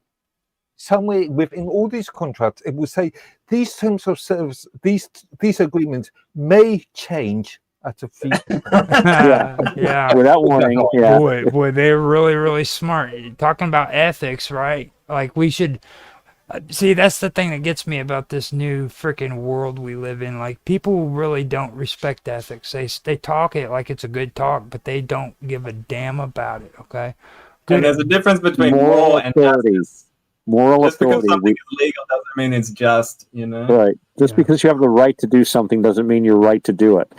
And we've seen this decay of moral authority. There's a wonderful film you guys might have seen, Khartoum was the name of the movie, with Charlton Heston, plays General Gordon. And there's a wonderful scene. I posted it on Minds at one point, and but I'm a Minds minus guy, so they took the video down. But there's this great scene at the end of the film where Charlton Heston, there's this huge group of basically ISIS supporters, the same cult, you know, the Mahdists. And they were overrunning the place, and they break into the building, and there's this huge crowd of these guys with spears and swords and guns, and they're riding, and they're killing the soldiers, and all of a sudden he appears at the head of the stairs, and there's total silence. This is moral authority. It's like I always call it, it's a steel bubble.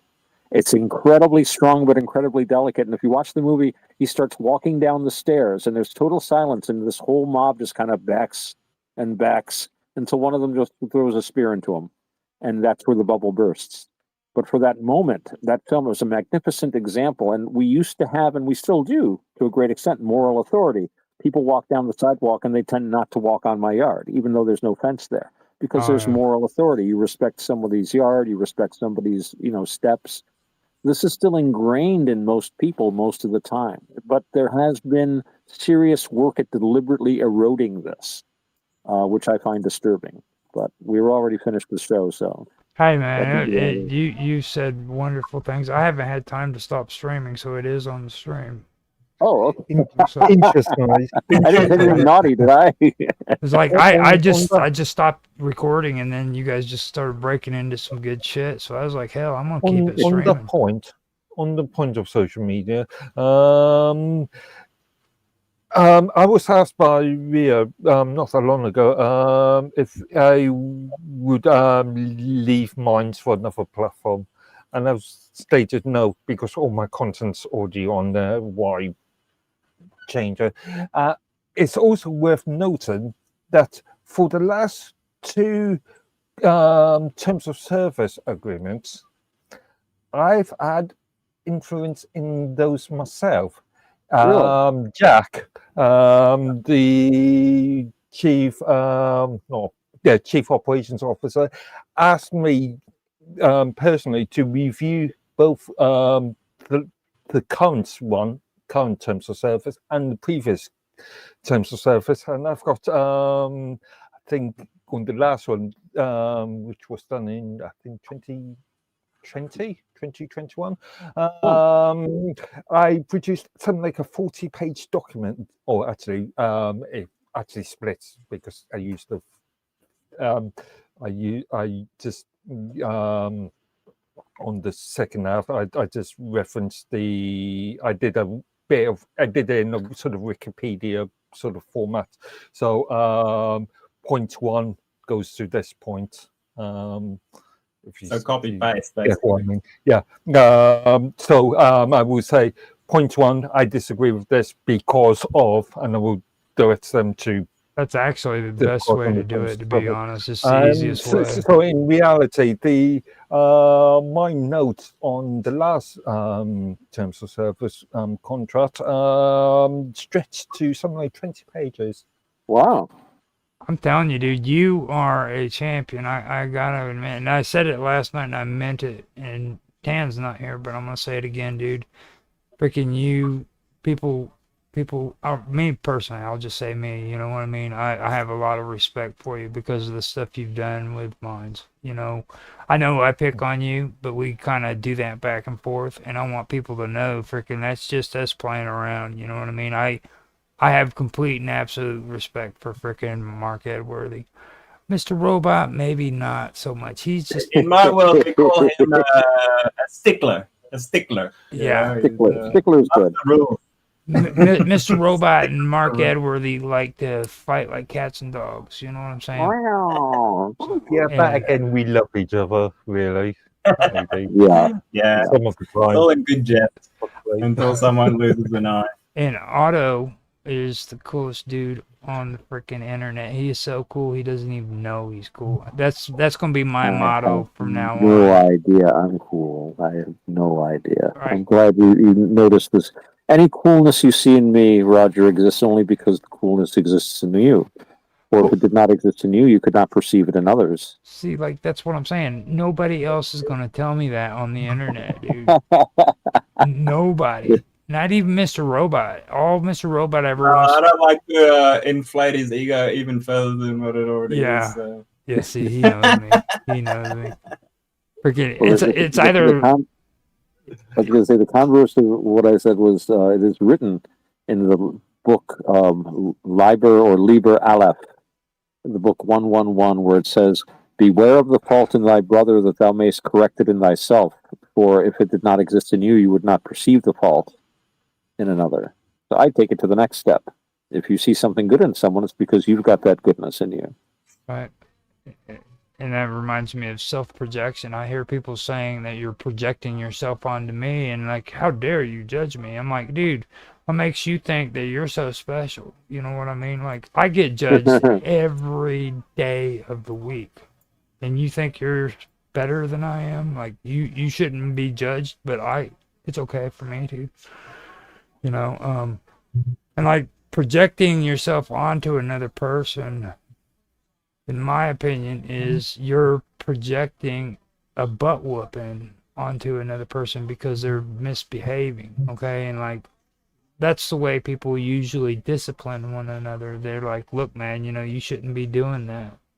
You know what I mean? I don't like the idea of not judging anybody, the entire concept of not judging anybody. You are judged by your actions. Exactly. That's the way, that's kind of what I was getting at. I think we should be judging. We should be judging ourselves. Intention, you know, like what is your intention for the judgment? You know, is that you can have a positive judgment or a negative judgment on See what's up someone or with this something. shit. You took this long. And it also, we were just it talking. also comes down to the level of awareness you have. Some people aren't even aware that they're projecting onto others as a way to understand something themselves. Because so many people find it's too confronting to accept that they've done wrong or that they have like some kind of negative view or something like that. So they put it onto something external to themselves to make it easier to approach, you know? And well, you don't want to be too. I mean, there's judging and there's judging. You don't want to be the judge who says you're wrong, and then you stop. You know, you've made the judgment, and that's it. You want to be a good judge of things, a good judge of your actions, Good judge of a good judge character, of what's yeah. going on around you. So judgment's important, but it has to be skillful judgment, and judgment, as you're saying, with good intention. You know, you have to have the intention of being a judge. Like if you're, I don't know, if you're carving something, you want to be a good judge of how you're shaving the wood. But you don't want to judge this wood is evil. You know, that's a different kettle of fish entirely, I think. Yeah. Like, and trust me, Mr. Robot gets into that too. He'll go that direction. He'll tell you about demonic freaking shit that's been. Well, I don't like to use the word demon, to be honest. Like, unless it's in the old I love it's it. where it just means like spirit. Like I notice a lot of people, they will like demonize something when I think there's always an alternative view to it as well. But you can see something as like bad or evil, or you can look at it as like a lesson to be perceived. You know what I mean? Yeah. So, yeah. So I'm always- I think we have given a lot of good stuff to the streamers that they aren't We gonna see have on the recording. And I'm really upset that Mr. Robot held off until the end of the recording to talk all that good stuff about intention, but he did talk about it. he did talk about it. So I brought it up here and there. I peppered it in through the whole thing. You'll notice. I'm really glad you were here tonight, man, because it's been a while since we've been able to have you on and talk to you. I miss it. I finally have some free time, so. Well, I'm getting kind of self-conscious. Like you're upset with us or something because we've done you wrong and said bad things about you. No, man. I had like a lot of assessment due, and I was just under the pump before this holiday season. I had like so many assignments to do. Well, But now I wanted to double check because like Untethered was a pretty hardcore episode or series we did. You know what I mean? And like you guys like turned into animals and stuff. So That must be an Australian idiom, under the pump. Here in the States, we would say under the gun. yeah. Yeah. I don't even know where it comes from, to be honest. But I'm gonna get off here. I'm gonna Yeah, end my the stream. wife just woke up. I think she's going to go and get ready for her Scottish live stream that she listens to at Christ o'clock in the morning here. Okay. And Going to go and get myself ready for bed. I will talk to you All right, guys guys. later. Yeah. All the best. Take care, everyone. It's been great. Peace all. Later. Take care. See ya. Peace. Bye. Okay, so that is it. We have less than 1 minute and we will have 10 hours of streaming. Again, I'd like to thank everybody for listening. If you enjoyed, please like, subscribe, share. Come in and support us at minds.com. There is a membership area set up to where you can help contribute to Minds Roundtable, which has all of these interesting topics that you're hearing there. All proceeds go back into the stream. I get $12 for a membership. It costs $11.99 to get 1 month of Minds Plus. So I get 1 penny in profit for one person. And Tan Hai Tran was nice enough to donate the first 3 months, and we are set up for 3 months of Minds Plus. So this is all going to be focused on Minds Plus. If you don't want to get involved through Minds, I do have things set up on Patreon at Roger_Hanson. You can check me out there. If you just want to go in and be a part of my locals community, feel free to go into locals and check me out on locals as well. I am Roger Hanson on locals.com. And other than that, just like with the contact or the places I said where you can find me to before on Elements Matrix, hanging out, or Rogers Hangout on Teams. I'm Rogers Hangout as well. And Discord, I am Infamous. You can find me at the Wonderful World of Weirdness on there. So I'm going to end this stream. We have made it to 10 hours and 1 minute, and I'm tired. It's time for me to go to bed. And I want to thank you guys for watching. And with that, I hope you have a good night or good morning.